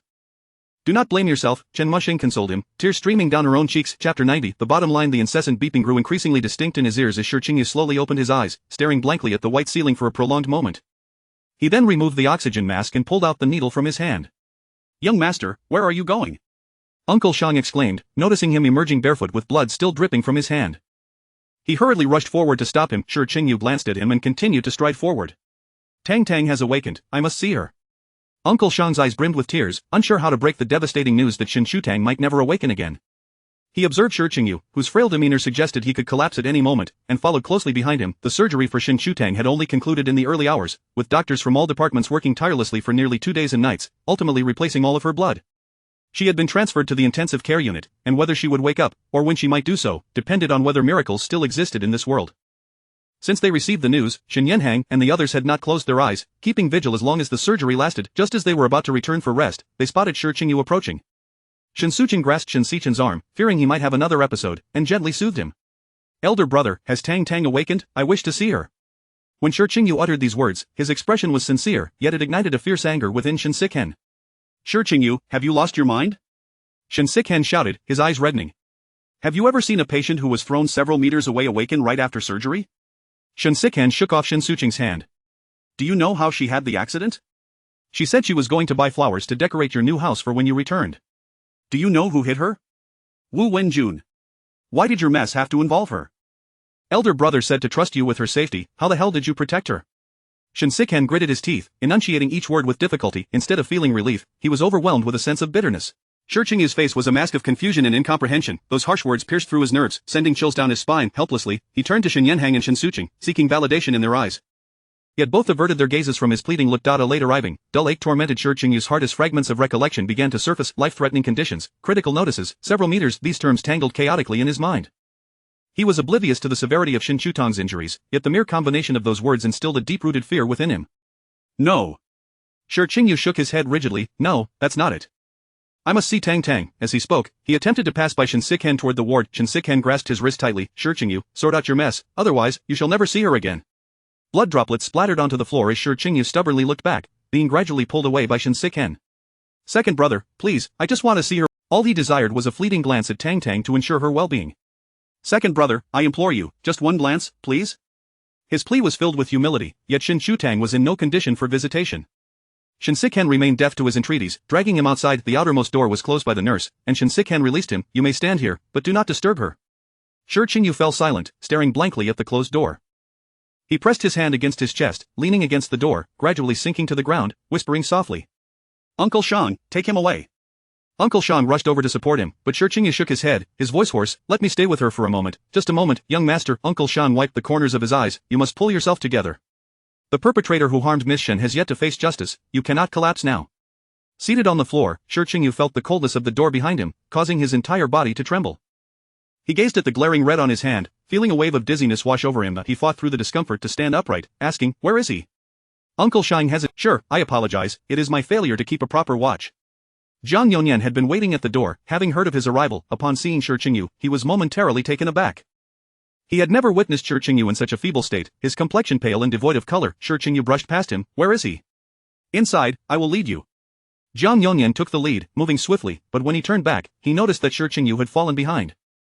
Slowing his pace, he guided Shi Qingyu to the entrance of the boxing gym. Wu Wenjun was bound and thrown to the ground. Hearing the commotion, he lifted his head toward the entrance. Ha ha ha, you've come? Wu Wenjun struggled to sit up. I sought you out so many times before but could never see you. What brings you here now? I have a gift for you. Before he could finish, Shi Qingyu delivered a swift kick, followed by punch after punch landing on Wu Wenjun. His expression remained impassive, exuding an aura of unrestrained fury. Zhang Yonyan dared not intervene, waiting for Shi Qingyu to vent his anger before attempting to pull him away, yet after a lengthy wait, Shi Qingyu showed no signs of stopping. Mr.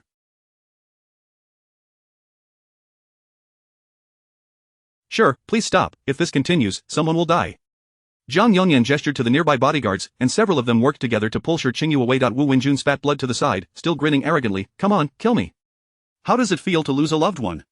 Shi Qingyu's foot pressed firmly on Wu Wenjun's chest as he spoke coldly. Collateral damage does not affect family.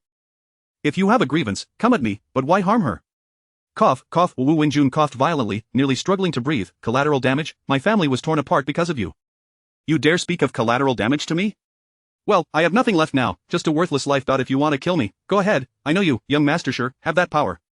You chose this path yourself. Shi Qingyu pressed down harder. Am I the one who forced you to embezzle? You are the one who erred. Why blame others? And why hurt her? She was not even his wife, nor was she his kin. He was a worthless life, but Tang Tang was someone he cherished, someone he had never raised his voice toward. You are a worthless life? Shi Qingyu retorted with a cold smile, adding, I will not let you die, but your parents, your son, and your daughter will all become worthless lives. Shi Qingyu. You cannot do this, you mustn't.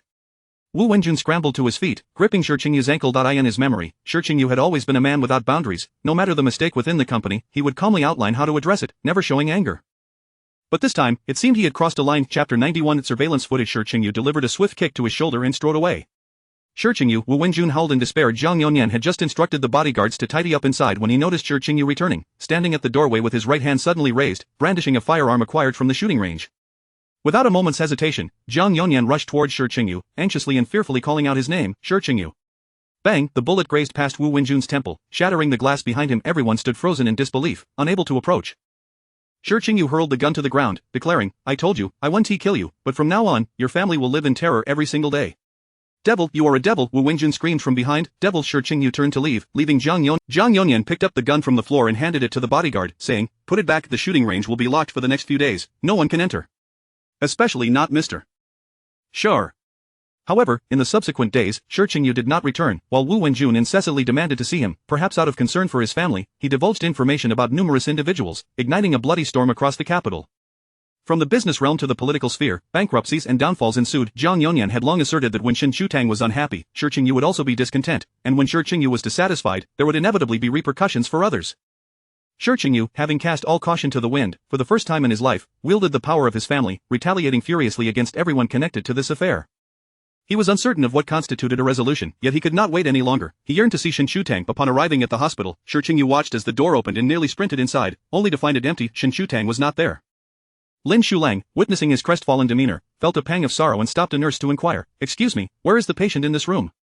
"Miss Shen, she has been transferred to another hospital," the nurse replied. "Oh, by the way, Mr. Shen left something for you." The nurse turned and entered a nearby room. Emerging with a box, she glanced at Shi Group and lowered her voice to Lin Shulang, saying, "Here is the item. Be prepared mentally before you look." Lin Shulang hesitated, unsure whether to hand the box to Shi Group, but Shi Group had already approached, taking the box and placing it on a nearby bench. Upon opening it, his gaze fell upon a dress stained crimson with blood. The dark red marks obscured the original color of the garment. Beneath the dress lay a shattered mobile phone and a sapphire necklace smeared with blood, the very necklace Shen Shutang had worn since the day she put it on. Now, as he held it in his palm, it bore traces of mud and blood. Shi Group's heart ached intensely, the metallic scent of blood invading his nostrils, inducing a wave of nausea. "Mr. Sure, perhaps you shouldn't look anymore." Shi Group grasped the necklace tightly, attempting to warm it in his hand. His phone vibrated in his pocket. Retrieving it, he saw a video sent by Shen Shutang. An unsettling premonition gripped him as his fingers trembled. Double tapping to open the video, with the footage was silent, taken from a distance, and the quality was poor. The moment Shen Shutang's figure appeared, Shi Group's heart halted, and he even forgot to breathe. He watched as she stood at the intersection holding flowers, lowering her head to inhale their fragrance. Though far away, he felt as if he could see the smile on her face. As the light turned green, Shen Shutang danced forward joyfully, crossing the crosswalk towards home. Yet in the next instant, a car sped towards her, showing no signs of slowing down, crashing into the person on the crosswalk. Shi Group watched in horror as the vehicle collided with her. Her body swept up like a butterfly caught in a tempest, soaring through the air before crashing heavily to the ground. Was it a dozen meters? Shi Group did not know. All he could see was that Shen Shutang's figure had vanished from the frame, only to witness the blood gradually pooling at the edges of the video. The footage ended there, only to restart. Lin Shulang caught sight of the video and felt a jolt of fear, hurriedly snatching the phone away. "Mr. Shi, stop watching." Shi Group appeared as though he had lost his soul, his eyes wide with anguish, unable to utter a single syllable. "Tang Tang, I want to see Tang Tang." After a long while, Shi Group's hoarse voice repeated this phrase, as if fearing that he would collapse if he could not see her in the next moment. Lin Shulang had already searched through the contacts, ready to investigate. It would merely take some time. In desperation, he sent a message in their assistant group, ultimately reaching out privately to Shen Shutang's assistant to obtain the hospital's address. The Shen family had already taken Shen Shutang abroad, her condition dire, unable to maintain even the most basic vital signs in a vegetative state, necessitating better medical facilities overseas.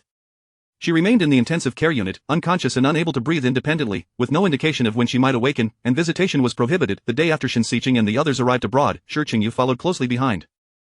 He was not surprised but had not anticipated his arrival would be so swift. That same night, the Duke of Rosser called to inquire why he had not collected the diamond, to which Lin Shulang tactfully alluded to some unforeseen circumstances. The Duke expressed regret, suggesting that he should wait for Shi Group to bring his beloved to collect it next time. Shi Group had previously been unaware of the severity of Shen Shutang's injuries. After viewing that surveillance footage, he realized that it was not a matter of being denied visitation, it was simply impossible. Unable to see her, he sat on the bench outside the hospital room, day and night, losing track of time. Sometimes it was dawn, other times it was the middle of the night, or perhaps he had sat through the entire night, resembling a soulless shell. Shen Shutang acted as though he did not see him, occasionally sitting at the door for a while without speaking, nor acknowledging Shi Group's presence. Others had also tried to persuade him, but to no avail. There were times when he fainted from exhaustion, only to be taken back to rest, yet upon waking, he would return to the hospital door, as if that was his true home. The Shi family had lost its backbone, descending into a state of paralysis, much like Shi Group himself, who had lost his spirit. From the moment he learned of Shen Shutang's accident, he could no longer function as a normal person.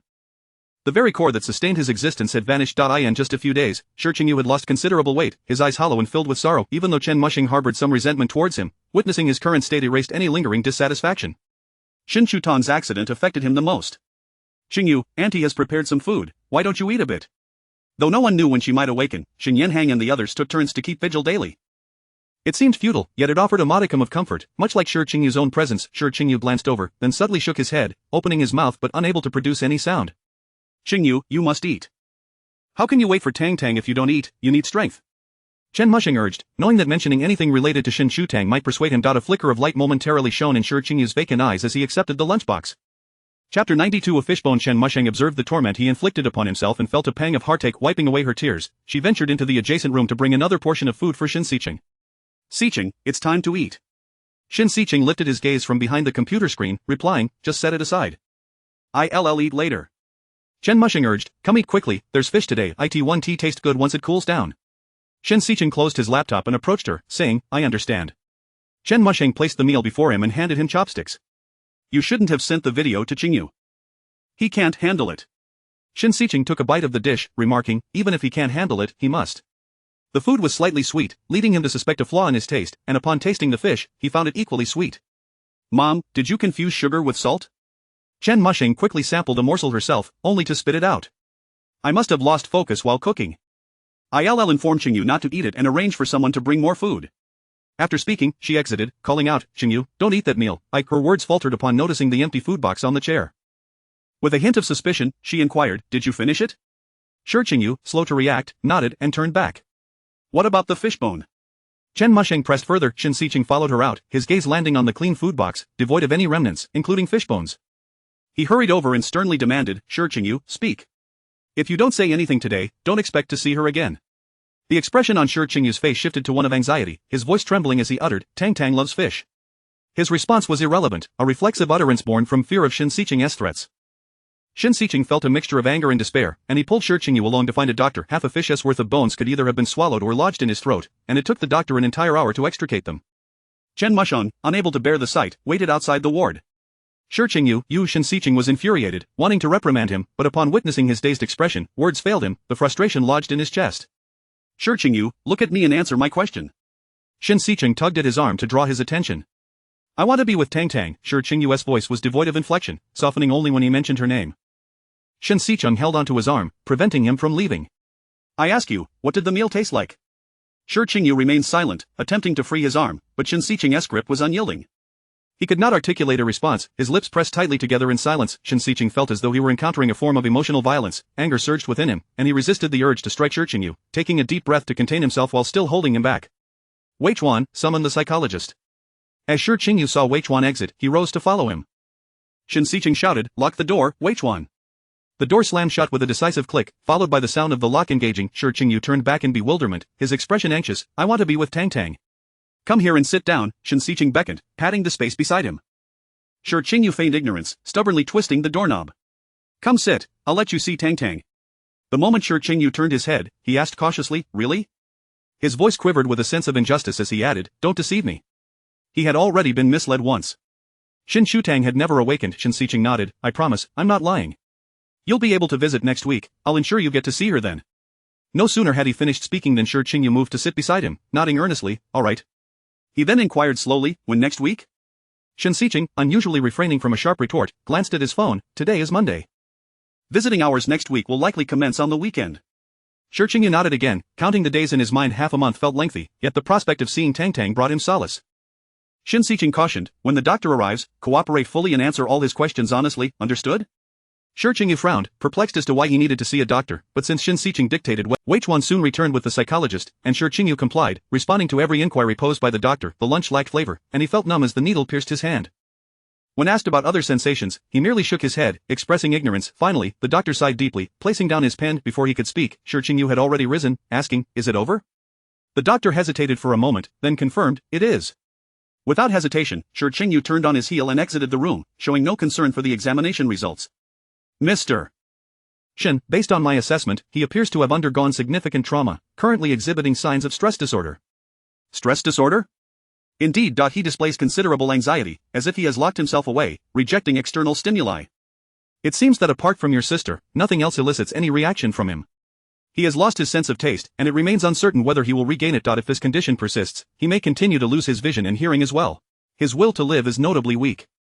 The phrase will to live is notably weak echoed repeatedly in Shen Xiqing's mind as he emerged from the lounge, casting a quiet gaze upon Sure Qingyu, who stood at the ward's end. The door to the ward featured only a small window, akin to the size of a book. From the outside, one could merely see the door, rendering the interior invisible, yet, Sure Qingyu stood there persistently, seemingly content merely to be closer to the person within. Shen Xiqing approached. Sure Qingyu, there is no need for you to stand vigil here every day. The three of them would visit occasionally, taking turns, but he remained there day and night, apart from the hours spent sleeping.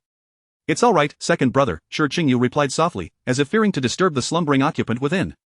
If Tang Tang wakes up, I'll be the first to know. Otherwise, she might be frightened if she wakes alone. Setting aside the fact that the sounds from within were inaudible through several barriers, the mere notion of Shen Shutang waking was a distant hope.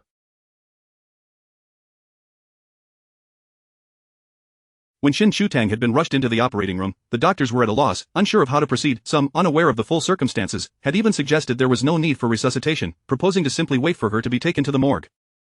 In a fit of rage, Shen had subdued that individual, making it clear that this was the daughter of the Shen family, and she could not die as suddenly. Shen realized he had never witnessed Shen Shutang in her injured state and remained ignorant of the gravity of her condition. In that instant, he began to regret granting Shi Qingyu permission to visit her. He sighed heavily, uncertain how to help him come to terms with the harsh reality that Shen Shutang might never awaken again. Chapter 93. A visitation. A week later, the intensive care unit allowed visitation, but it was restricted to once every 2 days for a mere 15 minutes. The first to enter were the Shen couple. Upon emerging, Chen Musheng wept to the point of fainting, while Shen Gangli, initially holding back his tears, ultimately succumbed to sorrow, appearing to age decades in an instant. Xie Tong also arrived. She exited in a hurried manner, as if fleeing, her pace quickening while her sobs grew louder. Shi Qingyu observed them entering one by one and then emerging in tears, resembling prisoners awaiting judgment, his heart feeling as if it were being flayed, piece by piece. Shi Qingyu's visitation was scheduled for Sunday. Shen Xiqing had delayed the inevitable day after day, yet it was a confrontation he could no longer postpone. Just before entering, Shen Xiqing advised him to brace himself psychologically and even offered to accompany him, but Shi Qingyu declined. Following the nurse into the sterile ward, he underwent disinfection, donned a protective gown, and traversed multiple doors. The overhead lights flickered intermittently, and the only sounds were the mechanical clicks of opening doors and the hushed rustle of the isolation gown. Wearing a germ-resistant mask, he could distinctly hear his own labored breathing, soon accompanied by a faint beeping sound in his ears. When the final door swung open, the blinding brightness compelled Shi Qingyu to instinctively shut his eyes, as the nurse gestured for him to enter. Various instruments emitted a cacophony of sharp beeping noises, and Shi Qingyu felt himself stiffen, inching toward the bedside. In that fleeting moment, he yearned to flee. The figure on the bed lay peacefully, her head swathed in bandages, a breathing mask obscuring her face save for her swollen eyes. Countless tubes extended from her body, emerging from beneath the patient gown nearby. The heartbeat monitor displayed a rhythmic yet abnormal peak, a pattern that no living person should. Bracing himself against the bed, he struggled to remain upright, his legs refusing to budge. He had prepared an abundance of words to share with her, yet now, gritting his teeth, he could no longer bear the weight of it all and collapsed to his knees. He longed to grasp her hand, to caress her face, but was at a loss as to how to begin. Her visage bore the marks of injury, her left hand wrapped in bandages while her right arm was encased in a cast. He raised his hand, hovering above her cheek for an eternity, only to let it fall, too afraid to make contact. Kneeling beside her, he placed his hand near her little finger, separated by a small distance, his blood running cold, his heart aching to the point of numbness. A suppressed cry of anguish gradually filled the room, yet he could not utter a single word, and so it remained until the nurse entered to urge him to leave. Shi Qingyu did not resist. He rose from the floor, slowly shuffling away, changing out of the isolation gown, and washing his face at the sink, exiting the ward with an unsettling calm. Shen Xiqing had anticipated a breakdown or a refusal to leave, but when he saw Shi Qingyu emerge seemingly unfazed, he was taken aback. Shi Qingyu brushed past him, moving mechanically, but after a short distance, he suddenly collapsed to the ground. Shi Qingyu. Shen Xiqing rushed over, recalling the last time he had experienced cardiac arrest, and quickly summoned a doctor. Thankfully, this time, he was merely unconscious. Shi Qingyu lay in that state for an entire day and night, prompting Shen Xiqing to add a sedative to his medication to ensure a restful sleep. Shen Xiqing genuinely feared that Shi Qingyu might succumb before Shen Shutang, yet upon awakening, Shi Qingyu's calm demeanor surprised him. He seemed to revert to normalcy, no longer rigidly stationed at the ward's entrance, but instead seeking information from doctors regarding Shen Shutang's condition, maintaining an expression devoid of any change, even upon hearing the worst news. Though he often resumed his post at the ward's entrance, he began to eat and sleep regularly, preparing diligently for the weekly visitation. His demeanor was almost unnaturally composed, devoid of joy, anger, or sorrow, an emotional void. As autumn approached, Shen Yanhang, accompanied by Zhao Wenxian and Anan, visited. The doctor suggested that speaking to the patient might help awaken her consciousness. Anan stood by the bedside, calling out Auntie numerous times, sharing tales of new friends and delightful treats. Upon exiting the ward, he pouted and innocently asked, "Why isn't Auntie talking to me?" His words rendered everyone present silent. Auntie even promised to buy me a new backpack, but she hasn't done it, Anan continued, expressing disappointment over not receiving the new backpack he had anticipated upon starting kindergarten. His innocent gaze was filled with confusion, questioning why his aunt had failed to keep her promise. He glanced at the man beside him whose hair was a mix of black and white. In his young mind, only the elderly had white hair, yet this man bore no wrinkles. Remembering his mother's advice to address the young, he asked in a childlike voice, "Uncle, why are you crying?" Shi Qingyu snapped back to reality, wiping the tears from his face, his voice thick with emotion. "Anan, tomorrow Uncle will buy you a new backpack." Anan shook his head, "Uncle, I just want Auntie to buy it for me. Here, have this candy. My aunt told me to eat a piece when I'm feeling down." Anan said, lowering his head and quietly adding, "But it doesn't seem to work." Shi Qingyu accepted the candy, holding it in his palm. "Thank you, Anan." Shen Xiqing lifted Anan into his arms. "All right, let us go. Uncle will take you to play over there." "Qingyu," Anan speaks without a filter, "don't take it to heart." Shen Yanhang approached, patting his shoulder, a myriad of emotions swirling within him as he regarded Shi Qingyu's white hair. "Take good care of yourself. Your health is of utmost importance." "I understand, brother," Shi Qingyu replied. As the crowd dispersed, Shi Qingyu unwrapped the candy, feeling its warmth gently melt in his palm. He lowered his head to taste it, only to be met with a wave of bitterness. If only he had not insisted on going to England, if only he had taken her along that day, if only he could have returned sooner, perhaps things would not have turned out this way.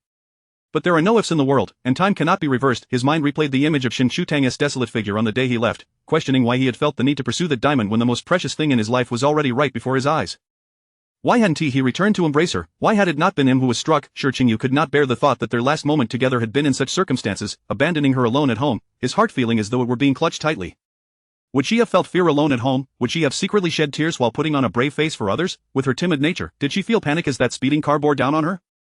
These unanswered questions tormented him, each one a painful reminder of his regrets. The anguish and remorse knotted his soul, yet he clung to this suffering as evidence that he was still alive. Shen Xiqing and the others often urged him to rest, but he dared not. Each time he closed his eyes, he was haunted by the image of Shen Shutang at the intersection, longing to reach out to her, to sprint forward and push her away from danger. Yet all his efforts felt futile. He even fantasized about returning to that day he planned to leave, rushing down to hold Shen Shutang in his arms, telling her he would not go. But upon opening his eyes, he was met only with the bloody reality and his unconscious beloved. Chapter 94 Bodhi Prayer Beads. Qingyu? Shi Group gazed at Shi Qingyu, who was seated on the bench, his voice laced with uncertainty, unable to believe that the person before him was indeed Shi Qingyu. The tale of turning grey overnight was not merely an exaggeration. Shi Qingyu slightly turned his head. Dad? Qingyu, you. Shi Sun's eyes brimmed with tears in an instant, his voice choked with emotion. Shi Qingyu calmly shook his head. Dad, I'm fine. I'm sorry. Ever since Shen Shutang's incident, he had cast aside all other matters. Approaching retirement age, Shi Sun had returned to the Shi family business. His voice carried a hint of anger. I am your father, do not utter apologies to me. Fortunately, your mother did not come, otherwise, seeing you in this state, I cannot imagine how she would react. Shi Qingyu uttered another apology, then lowered his head, fixating on the water stains on the ground in a daze. Qingyu, you need not worry about the company's affairs. Shi Sun sat beside him, gently urging, but you cannot allow yourself to deteriorate to this extent. Shi Qingyu silently nodded, yet his mind was filled with the image of Shen Shutang lying on the hospital bed. Do not be overly self-reproachful regarding Tang's situation. Regardless of circumstances, life must continue, and your grandfather is still awaiting your return. Upon finishing, Shi Qingyu abruptly stood up, knelt before him, and bowed 3 times. Dad, I am sorry. What is the meaning of this? I am unfilial. When Tang awakens, I will accompany her home. But what if Tang never awakens? Shi Qingyu fell silent, his gaze dimming yet revealing a certain resolve. Shi Sun understood better than anyone what that gaze represented. The decision he had made could not be altered by anyone. Perhaps with time, he would come to terms with it, perhaps eventually accept reality. A tremor ran through Shi Sun's heart, and he ceased his persuasion, helping him to his feet. Get up. Qingyu, I can support you for a while, but I cannot do so for a lifetime. Shi Qingyu instinctively frowned. He detested anyone speaking with certainty about Shen Shutang's inability to awaken. He would wait. It mattered not if Tang did not wait for him, he would eternally await her. He thought this way, and he acted accordingly. Half a year after Shen Shutang's incident, everyone else's lives returned to normal, save for Shi Qingyu. Shen Gangli purchased an apartment near the hospital, moving in with Chen Mushang from abroad. Shen Yanhang could not frequently travel due to work commitments, visiting every 2 months, while Shen Xiqing came every week. Shen Sujing was often traveling the world due to her job with G-Man, yet she would always visit whenever she had the chance. Only Shi Qingyu devoted all his time to a single task, accompanying Shen Shutang. The weekly 15-minute visitation became his motivation to persevere. When the first winter snow fell in Jing City, news arrived from home that Dadae had passed away.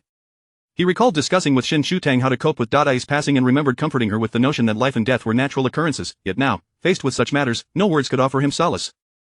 That day was not his scheduled visitation. He stood at the entrance for a long while, simultaneously apologizing and praying within. Due to Shen Shutang's frail condition, many surgeries were performed separately. Over the course of an entire year, she underwent numerous operations, each requiring a stay in the intensive care unit for 10 days to half a month, rendering visitation impossible.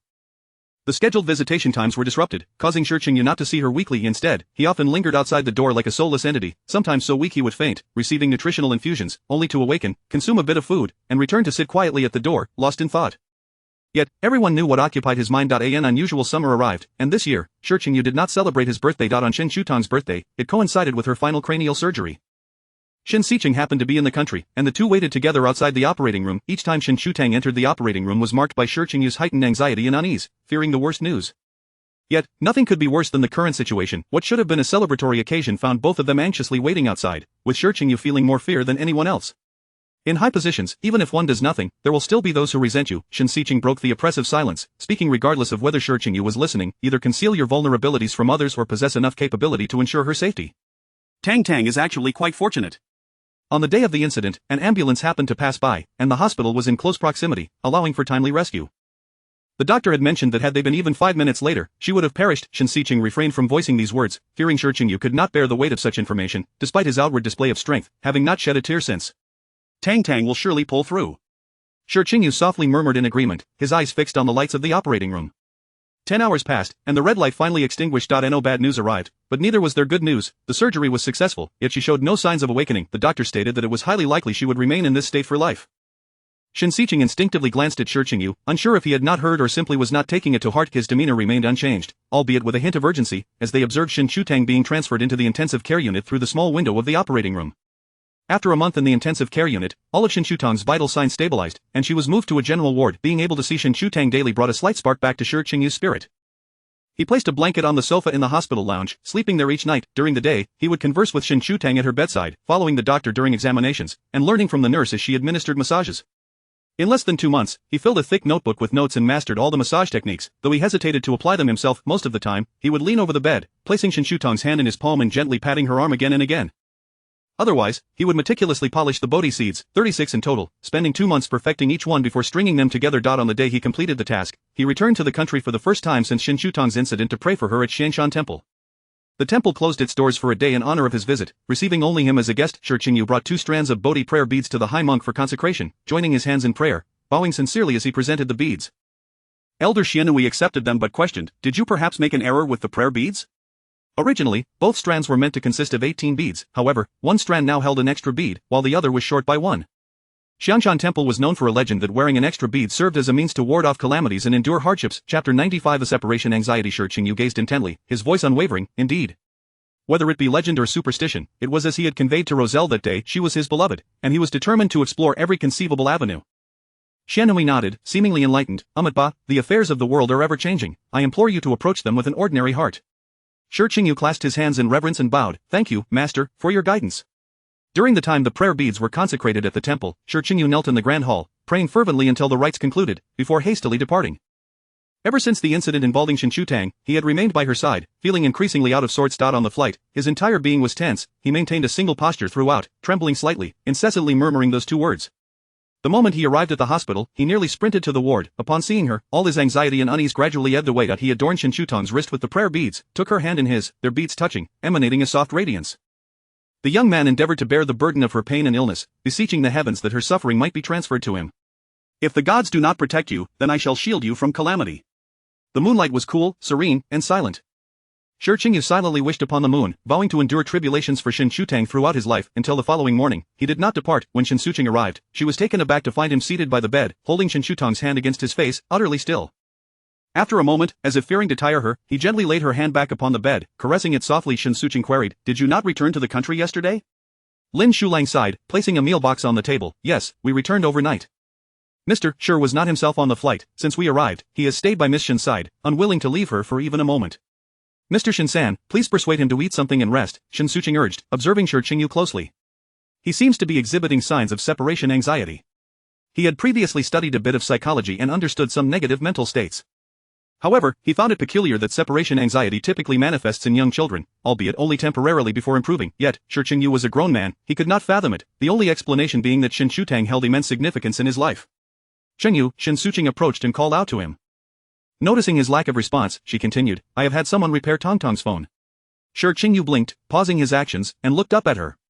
"You should go eat and rest, I will have someone bring it over," Shen Shutang suggested, attempting to mimic her second brother's threatening tone, but failing to replicate Shen Shutang's gravitas, nervously swallowing her words, nearly unable to resist retrieving the item for him at that moment. Shi Qingyu lowered his gaze, gently tucking Shen Shutang's arm beneath the covers, his voice hoarse yet tender. "Tang, I will rest for a while, I shall return shortly." To Shen Shutang's surprise, this reassurance proved effective. Shi Qingyu ate, bathed, and obediently lay down on the sofa. The ward was spacious, with 2 additional lounges apart from Shen Shutang's room, yet Shi Qingyu refused to go, preferring the proximity of the sofa, which was merely a wall away from her room. Before drifting off to sleep, Shi Qingyu reminded her to wake after an hour, and upon awakening, he wished to see Shen Shutang's phone. The device lay in Shen Shutang's pocket.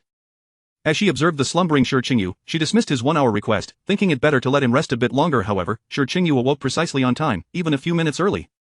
He opened his eyes, sitting up from the sofa, perplexed by Shen Shutang's presence and the absence of any belongings on the nearby table. Just as he was about to express his frustration, Shen Shutang hurriedly produced the phone, saying, "Here it is." Shi Qingyu took the device without glancing at it and returned to the bedside, instinctively reaching to smooth Shen Shutang's hair. Upon seeing her bare scalp, he paused momentarily, then tucked the covers around her, saying, "I am back, Tang, your phone has been repaired. All the data has been restored, and you can continue using it once you wake." The desolate ward was filled only with the sounds of various monitoring machines, devoid of any response from her. He maintained his composure as he massaged Shen Shutong's hands and arms, his technique remarkably skilled. Shen Suching was astonished. It had been a long time since she had witnessed Shi Qingyu speak so much. Yet, she was unaware that each day spent with Shen Shutang, he would share countless words. Reluctant to intrude further, Shen Suching quietly exited the room. After finishing the massage, Shi Qingyu finally picked up Shen Shutong's phone. It had undergone data recovery at the research institute and had been replaced with a new device, but all previous data remained intact. Unlocking it, he was greeted by an image of his own profile, and for a fleeting moment, his heart halted, then he froze, switching hands to hold the phone while grasping Shen Shutong's hand with the other. Tang, looking at this in front of you does not count as peeking, he murmured softly, then opened the photo gallery. He scrolled through the images, including Shen Shutong's selfies, various playful expressions, most of which he had already seen, as she was always the first to share them with him. There were pictures of the kittens at the cat CAF and various landscapes they had visited together. Among them, the most numerous were his own photographs from different angles, even videos, some capturing Shen Shutong's gentle voice.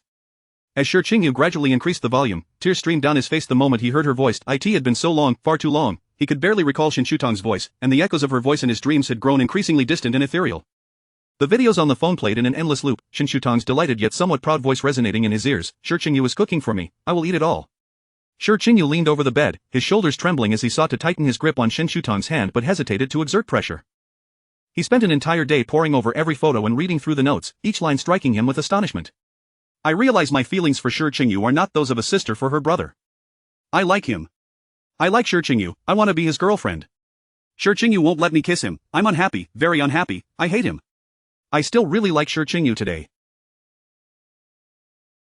Today, Shi Qingyu is my boyfriend, my wish for my 17th birthday has come true. I have made a new wish. From those words, it felt as though Shen Shutang, in her youthful innocence, was expressing her affection. The fervent, overwhelming love transcended the vastness of time and space, crashing into him, leaving him utterly shaken. Chapter 96 The Elusiveness of Affection, additional chapter. For him, it was all bearable. However, what truly shattered him and became unbearable were the chat logs between the two. He had perused them numerous times on his phone without ever noticing anything amiss, but viewing them from Shen Shutang's perspective plunged him into a profound shock and disarray, leaving him feeling as though he had fallen into an icy abyss. Shen Shutang would send him numerous messages, to which he would respond with just a single line. Although there was always a reply, it was invariably a curt string of words nestled among her long messages filled with images and emojis, appearing so distant, so perfunctory. This was the first time Shi Qingyu observed their interactions from Shen Shutang's viewpoint, and he could discern not a shred of love. Ultimately, he could no longer contain his tears, the pristine sheets stained with his sorrow, as he choked out repeated apologies. From that moment on, Shi Qingyu's emotional state oscillated between highs and lows. For a time, he would engage actively in life, adhering to regular meals and sleep, returning to a semblance of normalcy. Yet, there would be periods when he sat listlessly on the edge of his bed, indistinguishable between day and night, silent and devoid of communication with anyone. He yearned for normalcy in eating and sleeping, but the sight of anything would evoke memories of Shen Shutang, drawing him into a chasm of endless anguish and self-reproach. Only in her presence did he find a modicum of solace. On the day of her birthday, a year after Shen Shutang's incident, Shi Qingyu rose early, or perhaps it was more accurate to say he had not slept at all. As dawn broke, he returned to the hospital room with fresh flowers purchased from a nearby florist, meticulously trimmed and arranged in a vase by her bedside. He also bought a cake, inserting a silver candle atop it, its tiny flame flickering as he clasped his hands in prayer, wishing before extinguishing the candle. There was no flavor, merely the cloying sweetness of cream lingering on his lips, which he consumed entirely. It was yet another day devoid of miracles, and the occasion of Shen Shutang's birthday bore no special significance. Shi Qingyu spoke to himself, striving to share amusing anecdotes with her, yet after more than 2 years by her side, he found little of interest to recount. There were some phrases he had repeated countless times, uncertain if Shen Shutang had grown weary of listening. As night descended, Shi Qingyu tenderly wiped Shen Shutang's face with a soft cloth. Deprived of sunlight for over 2 years, her skin appeared unnaturally pale, her body cold regardless of the season. Yet, he gradually acclimatized and accepted this. He gently caressed her cheek, his fingers grazing her lips before he leaned down to plant a kiss upon them. In that fleeting moment, he felt her faint breath, her lips curving slightly upward. But in the next instant, a question abruptly surged in his mind. Had he ever initiated a kiss with Tang? The sudden query rendered him rigid as he scoured his memories of their time together. The answer was no. Had he ever confessed his love for Tang? The answer remained the same. No. He recalled his previous rejections toward Shen Shutang, uttering no and you mustn't. Each time, it had been Shen Shutang who initiated the kisses. He had never pushed her away, yet he had never taken the initiative himself. His thoughts drifted back to their chat logs, the photos on his phone, and the notes he had stored. He could vividly sense Shen Shutang's affection for him, but what of Shen Shutang? Did she know of his love? He did not know, nor did he dare to ponder further. The tumultuous thoughts chilled his blood, a bone-deep coldness washing over him as he trembled, breathless as he dashed from the hospital room into the bathroom, shutting the door behind him and sliding down the wall until he sat on the floor. It was only today that he realized he had never taken the initiative with Shen Shutang. It was she who had pursued him, who had expressed her feelings, who had kissed him each time. If Shen Shutang could not sense his love, if she never awakened again, he dared not continue the train of thought, sitting on the cold tiles with his head bowed low. He could shoulder the weight of the Shi family, could uphold a vast commercial empire, yet in this moment, a fleeting thought bore an indescribable weight, bending his spine, rendering him unable to sit upright. Shi Qingyu covered his face, an overwhelming sense of regret unraveling his spirit, every bone in his body aching as the suppressed emotions of 2 years erupted forth. He was not the bastion of strength others believed him to be, nor the emotionless CEO they described. He was merely an ordinary man, fearful and terrified in the face of his unconscious beloved, weeping helplessly, and praying devoutly to the divine from the depths of an interminable night. He sat until dawn broke, sunlight streaming through the window, bringing a hint of warmth. His legs had grown stiff and numb, but he pushed against the wall to rise, tidying himself before sending a message to Lin Shulang, requesting breakfast. This marked the first time he had actively expressed a desire to eat since Shen Shutong's incident. Lin Shulang, fearing a sudden change of heart, hastily procured breakfast and delivered it. When he arrived, Shi Qingyu was by Shen Shutong's bedside, a faint smile gracing his features. Lin Shulang rubbed his eyes in disbelief, suspecting he was hallucinating. Yet it was true. Shi Qingyu not only smiled but also leaned down to kiss Shen Shutang gently, whispering a soft good morning to her. Lin Shulang's eyes widened in astonishment. Had it not been for Shen Shutang still being asleep, he would have believed she had awakened, prompting such a transformation in Shi Qingyu. His expression was so overt that as Shi Qingyu passed him, he remarked, "I'm fine," before taking a seat at the dining table to begin his meal. Shi Qingyu's demeanor had improved.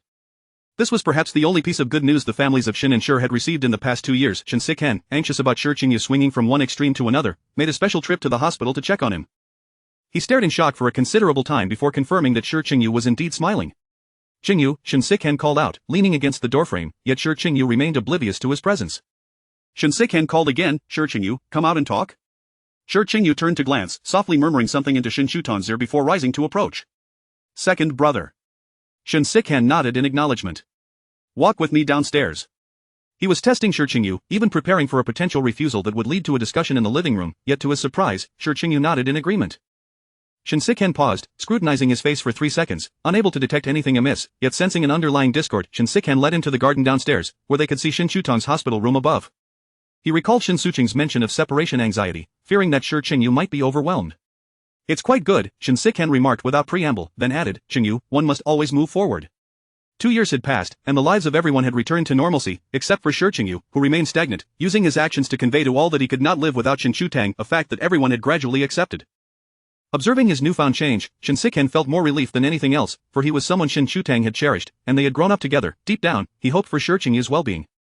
Shi Qingyu remained silent, his gaze fixed on the roses in the flower bed ahead. Chapter 97 A Significance. You still have family. Uncle Shi and Aunt Shi have only you as their son, and you still belong to the Shi family. Shen Siqing languidly reclined against the back of his chair. "No one blames you for this. Those who should feel remorse and face consequences are others."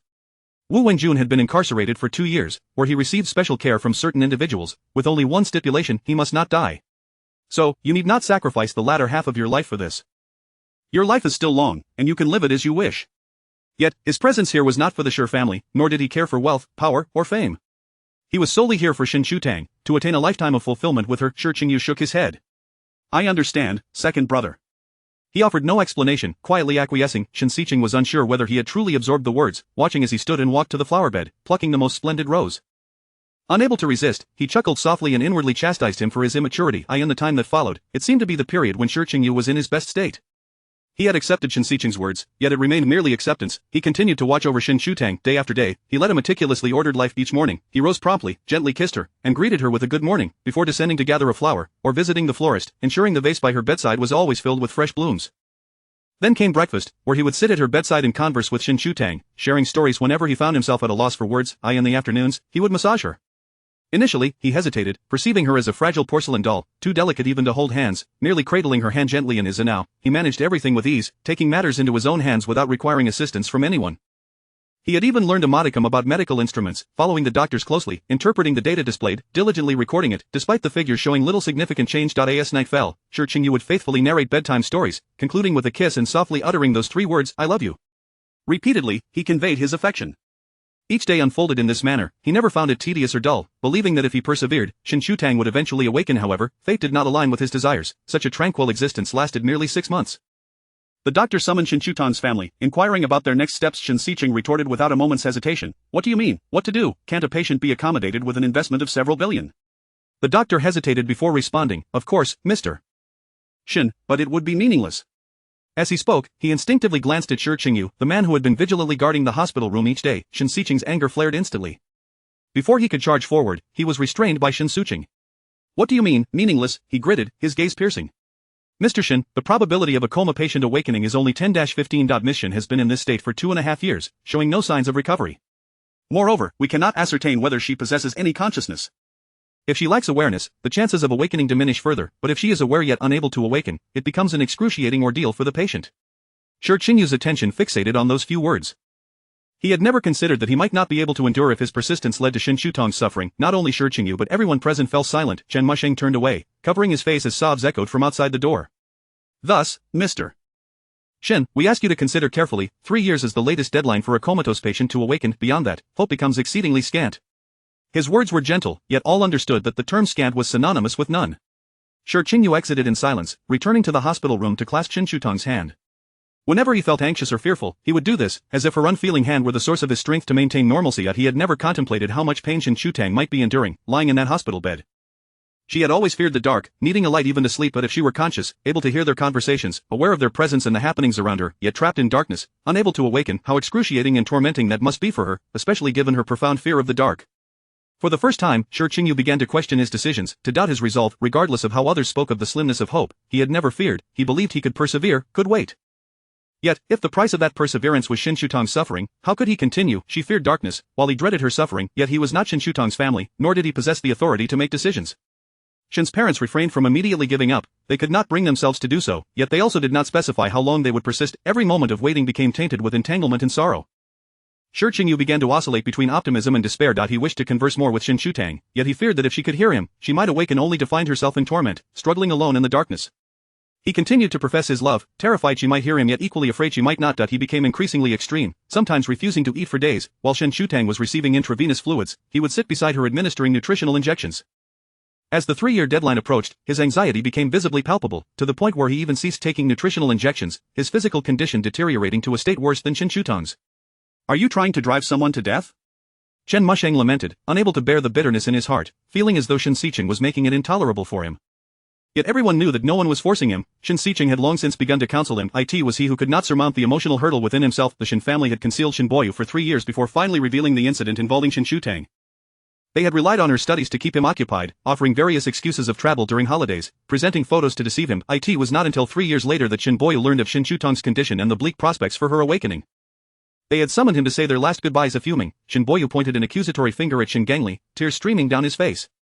You all take advantage of me being an old man, don't you? You think I'm useless. 3 years, I was waiting for Tang Tang to return to the villa to see me, and now you tell me she cannot be treated. Does the Shen family lack this little bit of money? Unfilial son. Unfilial son. In the hospital room, Shi Qingyu slowly lifted his head, listening to the commotion outside. His sluggish mind pondered the meaning of those words and the intent behind the Shen family's summoning of Shen Boyu. His pallid face bore no trace of color, his entire being appearing as though he might collapse at any moment. Chapter 98, Let It Go. Chen Mushing gently dabbed at the corners of her eyes and softly called out to him, Qingyu, could you spare some time to chat with Auntie? Shi Qingyu stiffened, as if sensing something ominous.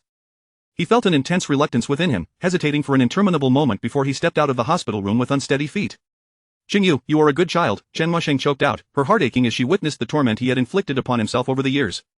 Uncle and I do not blame you. Come back home. Shi Qingyu's expression turned helpless in an instant. Auntie, have I done something wrong? Chen Musheng shook her head. It was not that he had erred, but rather that he had been too good. Auntie does not wish for you to confine yourself here for the rest of your life because of Tang Tang. We all hope you can start anew and live your own life. Everyone urged him to embrace his own existence, yet without Shen Shutong, life held no significance for him. Shi Qingyu abruptly rose to his feet. Auntie, Tang Tang needs to bask in the sunlight. He fled in disarray, as Chen Mushing's tearful voice echoed behind him, Qingyu, let it go. Shi Qingyu remained impervious to her words, returning to the hospital room, pushing the bed onto the balcony where the afternoon sun warmed the air and the scent of flowers wafted up from below. Tang Tang, Auntie and the others came today, along with Grandpa. He cried, he misses you dearly. As he massaged her legs, he spoke to her as if in a trance. He misses you. The sun is splendid today, there is a newly planted purple rose in the flower bed below that you would surely adore. Silence enveloped him, even the whisper of the wind seemed muted, and no one responded. He ought to have grown accustomed to this, yet today he could not suppress the injustice swelling in his heart. Grasping Shen Shutong's hand, he implored, Tang Tang, please wake up. A bead of moisture appeared on Shen Shutong's face, only to be swiftly wiped away. Shi Qingyu's voice grew thick with emotion. Tang Tang, I miss you so much, so very much, could you just open your eyes and look at me, just once? Still, no one answered him. Tang Tang, I'm angry now. Please comfort me. Though he claimed to be angry, his tone was steeped in entreaty and sorrow. Tang Tang, do you not want me anymore? He clutched her tightly, each word painstakingly articulated, his heart aching with grief.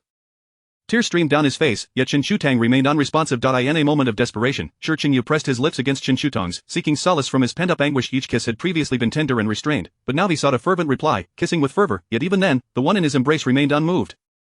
Deflated, he held her closely, burying his head in her shoulder, aimlessly expressing his sorrow, his tears gradually soaking her clothing. He remained silent, cradling Shen Shutang until dusk began to settle. In the stillness of the night, Shi Qingyu's hoarse voice broke the silence. Tang Tang, if I let go, would you blame me? About a week later, on a sun-drenched afternoon, Shi Qingyu attempted suicide for the first time. He was resolute in his intent to end his life, swallowing an entire bottle of sleeping pills and slashing his wrist, the wound inflicted on his forearm leaving no room for retreat. Blood pooled around him as he sat on the floor, leaning against the side of the hospital bed, one hand clasping Shen Shutang's, while lying beside the pillow. Everything he owned was left to her. He still clung to a flicker of hope that Shen Shutang might awaken, yet he could no longer endure the agony of living. It had become too burdensome. Fortunately, the nurse conducting her rounds discovered him in time and rushed him into surgery. When the news broke, everyone was taken aback, hastening to his side, only to realize that Shi Qingyu was prepared to relinquish all hope, yet he had never intended to forsake Shen Shutang. He sought to abandon himself. In a world devoid of Shen Shutang, he chose to forsake his own life. This decision was not foreign to him, he had contemplated it many times before. This time, he had believed he could offer Shen Shutang happiness, but ultimately it was a regret that burdened them both. Shi Qingyu remained in a coma for 2 days before awakening, devoid of surprise or uproar, as calm as still water, without a ripple of emotion. He rose from the bed and walked out, as if the people in the room were mere phantoms. Shi Hushuan dashed forward, delivering a sharp slap to his face. Shi Chengyu. Chen Musheng and Shui Wanqiu hurried to steady him as he turned his head, momentarily stunned. Do not strike the child. Shen Gangli urged Shi Hushuan, attempting to soothe him. Do not be angry. Chengyu acted impulsively. I see no impulse in his actions, he has long harbored such thoughts. Shi Hushuan retorted, how long will you continue to torment yourself? Shi Qingyu straightened, the vivid imprint of the slap stark against his pallid skin. He replied coolly, I wish to see Tang Tang. In the face of death, he felt no fear, only the desire to gaze upon Tang Tang once more. Shi Hushuan was nearly at a loss for breath, pointing an accusatory finger at Shi Qingyu, struggling to find words before finally surrendering his hand. Shi Qingyu had always maintained a detached demeanor towards people and matters, a fact they were aware of, yet they never anticipated he would love someone to such an extent. The incident involving Shen Shutang had shattered 2 families, a conclusion no one wished to confront. Shi Qingyu weaved through the crowd, his frail figure appearing as if a gust of wind could topple him, yet he moved with determination. Upon finally seeing Shen Shutang, he longed to warm her hands, only to discover his own were scarcely warmer than hers. Shen Yanhang followed him to the bedside, taking a seat on the sofa opposite. Shi Qingyu caressed Shen Shutang's hand, his voice laced with self-mockery. Elder brother, have you come to persuade me? Indeed, none wished to witness him depart this world before Shen Shutang, yet Shen Yanhang understood that what he needed now was not admonition, but rather hope. Shen Yanhang replied, no, I merely wished to chat with you after so long. The last time they had spoken was on the day Shen Shutang had been discovered kissing him. Although Tang Tang is my sister, I must ask, why do you love her? Such love transcended life and death, surpassing their understanding of affection. It is a love that has endured for over a decade, filled with acceptance and care, reaching a depth that sometimes even we struggle to comprehend. Shi Qingyu's gaze softened as it rested on Shen Shutang's face. Elder brother, love is reciprocal. You are aware of my childhood circumstances. During that time, you were all at school while I remained at home alone. Tang Tang, at such a tender age, filled with the spirit of playfulness, chose to stay with me, reading and daydreaming. Shi Qingyu spoke slowly, reminiscing as he continued, when I expressed my fondness for flowers, she secretly spent her pocket money to build a flower house in the yard. When I was reluctant to interact with others, she would take me out, introducing me to new friends and teaching me to engage with the world. When I was bullied, she, despite her small stature, stood resolutely in front of me. I was terrified when she jumped from the 2nd floor that year, and she, in turn, asked me if I was hurt. There are countless things that Tang Tang has done for me, never less than what I have offered her. Chapter 99. Take me away. Additional chapter. His eyes glistened with unshed tears as his voice grew increasingly choked. Tang Tang was born into the Shen family, and they have provided her with enough affluence and comfort for a lifetime. She lacks nothing, not even love. It is I who needs her, she stays by my side. Shen Shutang had long since woven herself into every facet of his life, becoming an integral part of his world and existence. It was never Shen Shutang who depended on him, rather, it was he who could not bear to be without her. Shen Yanhang observed him in a daze, whether in the past or present. Shi Qingyu had always treated Shen Shutang with unwavering tenderness and warmth. Now that Shen Shutang was in distress, he continued to care for her with meticulous attention day after day. At times, one might mistakenly believe he had no boundaries or temper, only to later realize that Shen Shutang was indeed his only boundary. In truth, I once struggled to comprehend your attitude towards Tang Tang. I often questioned myself, can one truly love another to such an extent? Back then, I could not provide an answer. However, after finding my own beloved, I believe I can now respond. Love indeed has the power to inspire such devotion. If one cannot achieve this, it simply signifies that their love is insufficient. Qingyu, I have faith that you will fulfill the role of husband far better than I ever could. So, do not give up. Shi Qingyu turned to him, his eyes filled with astonishment, quickly morphing into confusion. Do not give up, but how does one persist in such turmoil? He acutely felt the sensation of teetering on the brink of death, plunging into an abyss of darkness, unable to breathe or cry out, his consciousness gradually fraying. The pain he could not articulate, the despair that Shen Shutang likely faced daily, weighed heavily upon him. The light in Shi Qingyu's eyes dimmed gradually. To agree was not an option, nor could he refuse. After this ordeal, no one dared to suggest he relinquish hope. As long as there was life, there remained a glimmer of hope. Shi Qingyu's condition deteriorated further, each day marked by agonizing turmoil and struggle, his mind adrift, his spirit lost. Autumn arrived quietly, the leaves outside the balcony turned golden in the autumn breeze, only to wither away in its embrace. The flower beds no longer bore any blossoms. Winter was approaching, yet at that moment, Shi Qingyu remained unaware that Shen Shutang's awakening would precede the harsh cold. His frail body could hardly support him as he leaned over the edge of the bed, gently patting the back of Shen Shutang's hand. In times of her discomfort, he would always do this, assuring her that a simple pat would suffice, that everything would be all right. Now, however, he sought to comfort himself, whispering that Tang Tang would awaken, that she would indeed awaken. Nearby, the record player spun Enya's Anywhere Is, a dreamlike melody infused with a potent vitality. His long-neglected stomach began to ache, and Shi Qingyu closed his eyes to gather himself. Suddenly, he felt a gentle touch on his fingers. He opened his eyes to find Shen Shutang gazing at him with hazy eyes. Tears fell from Shi Qingyu's eyes in an instant. At this moment, he could not discern whether he was dreaming or if this was reality. This scene had appeared in his dreams countless times. Tang Tang, I miss you so much, he lamented, tears streaming down his cheeks. Shen Shutang's vision blurred, the sounds around her felt ethereal. She could not clearly see the person before her, yet her instinct told her it was Shi Qingyu. Brother Qingyu. I'm sorry for scaring you. Shen Shutang's voice was hoarse and dry, each word a struggle. Her body remained rigid, unable to move, even unable to muster a smile. She managed to wiggle her fingers, feebly grasping his pinky. You've lost weight. Shi Qingyu forced a bitter smile, shaking his head, convinced that his delusions had worsened. Shen Shutang could speak now. Hearing her apologize filled him with both affection and guilt. He choked on her name, unsure of what to say. Suddenly, the monitoring equipment emitted a series of urgent beeps. Shi Qingyu's consciousness began to return as he glanced at the person on the bed, who had closed her eyes. Shen Shutang gently held his pinky for a brief moment, his heart stopped. His gaze was drawn to the flat line on the monitor, and he understood all too well what that meant. Before he could press the call button at the head of the bed, the doctors rushed in, having already begun their approach the moment the data fluctuated. Several doctors and nurses pushed the gurney toward the operating room, with Shi Qingyu trailing closely behind. His broken body suddenly erupted with remarkable strength, as he called out for Tang Tang, a blend of pain and despair. Family of the patient, please wait outside. A nurse blocked his path, nearly colliding with him. Shi Qingyu heard nothing but the fact that Shen Shutang was being taken into surgery. He cried out, watching the operating room doors close slowly, and lunged forward, colliding with the door. Tang Tang, I beg you, Tang Tang, don't leave me, Tang Tang. His cries were heart-wrenching, as he relentlessly pounded on the door.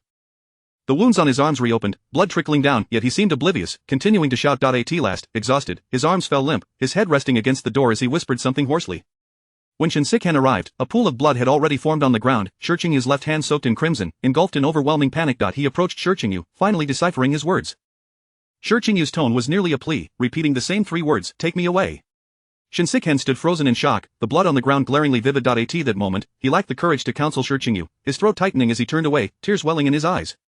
Those three words, though softly spoken, echoed relentlessly in Shen Shutang's heart, leaving him profoundly shaken. He suddenly understood that Shi Qingyu had never truly improved, from beginning to end. His singular thought was this. If Shen Shutang lived, he would live alongside her. If Shen Shutang died, he would accompany her into death. No one knew whether a miracle or a tragedy awaited beyond the operating room doors, but if Shi Qingyu remained in such a state, it was certain that the latter would come first. Shi Qingyu resembled a marionette devoid of a soul, and Shen Shutang effortlessly lifted him from the ground, guiding him to a chair and summoning a doctor to tend to his wounds. 3 hours later, the lights of the operating room extinguished with a snap, akin to the tolling of a judgment bell. Shen Shutang sprang from his seat, taking a few steps before realizing that Shi Qingyu remained motionless. A doctor emerged, and Shen Shutang hurried to meet him, anxiously awaiting news. Congratulations, Miss Shen's vital signs are all improving. We have performed the final surgery on her, and within a week, she will awaken. Shen Shutang bowed awkwardly to the doctor, stumbling over his words of gratitude. He then turned and quickly approached Shi Qingyu, placing a reassuring hand on his shoulder. Shi Qingyu, you have waited long enough. Shen Shutang gazed into his bewildered eyes and added, Tang Tang is going to wake up. Upon finishing, he burst into laughter, tears streaming down his face as he wept, as if to release 3 years of tension and repression. Chapter 100 Awakening. After shedding tears, Shen Shutang's hands trembled as he typed the 4 characters Tang Tang has awakened on the screen. The phone fell silent for a moment before erupting with a flurry of messages. On my way. Shen Shutang set down his phone and heavily patted Shi Qingyu's shoulder, exclaiming, why aren't you smiling? Shi Qingyu's bloodshot eyes were fixated on him as he replied, don't deceive me. Shen Shutang gave him a light punch, saying, what on earth would I gain from lying to you? As a heavy burden lifted from his heart, Shen Shutang's demeanor became noticeably more relaxed. Stop tormenting yourself. Tanger has awakened and is waiting for your care. Shi Qingyu rose from his chair and gazed towards the operating room, which was now devoid of people. Lowering his gaze to his pinky finger, he attempted to smile, but the next moment, he suddenly collapsed to the side. Shi Qingyu. Shen quickly caught him, cursing inwardly as he gestured for a nurse to bring a stretcher to lift him onto it. He clapped his hands together, silently congratulating Shi Qingyu on achieving his long-held wish. By the following day, the Shen family had all gathered, including Shi Hushuan and Shui Wanqiu. After Shen recounted the events, he called the doctor over to inquire in detail about Shen Shutong's condition. Hearing the doctor's assurance that Shen Shutong would awaken within a week brought a collective sigh of relief, and tears of joy flowed freely knowing that Shen Shutong would soon awaken. Shi Qingyu dyed his hair back to black, meticulously grooming himself for the first time in over 3 years, waiting each day in the hospital room with renewed vigor. After lying in the intensive care unit for 2 days, Shen Shutong was transferred to a regular ward on the 3rd day. The room was filled with visitors eager to witness her awakening. When it became too crowded, Shi Qingyu would wait in the lounge outside. The doctor's words felt like a soothing balm, alleviating his anxiety and unrest. The sky outside was somewhat overcast as Shi Qingyu sat on the sofa, occasionally glancing towards the ward. If you want to go in, just go. There's enough space for you, Shen teased. Shi Qingyu shook his head. It's alright, I can stay here. Shen chuckled softly, not revealing his friend's secret. As he approached the sofa to sit down, a voice emerged from within. Tang Tang? Tang Tang has awakened. Shen instantly sprang from the sofa, while the cup in Shi Qingyu's hand fell to the floor with a crisp sound. He remained frozen in a bent position until Shen pulled him back to reality. As Shen Shutong opened her eyes, everything was a blur. Squinting, she vaguely perceived a circle of people standing in the room but could not see Shi Qingyu. She glanced around, attempting to speak, but found her mouth unable to open. Chen Muxing's voice trembled as she said, Tang Tang, it's Mama. Shen Shutong slightly nodded, parting her lips, yet no sound emerged. Chen Muxing discerned her intention and turned to look at Shi Qingyu, who stood frozen at the doorway, eyes reddened.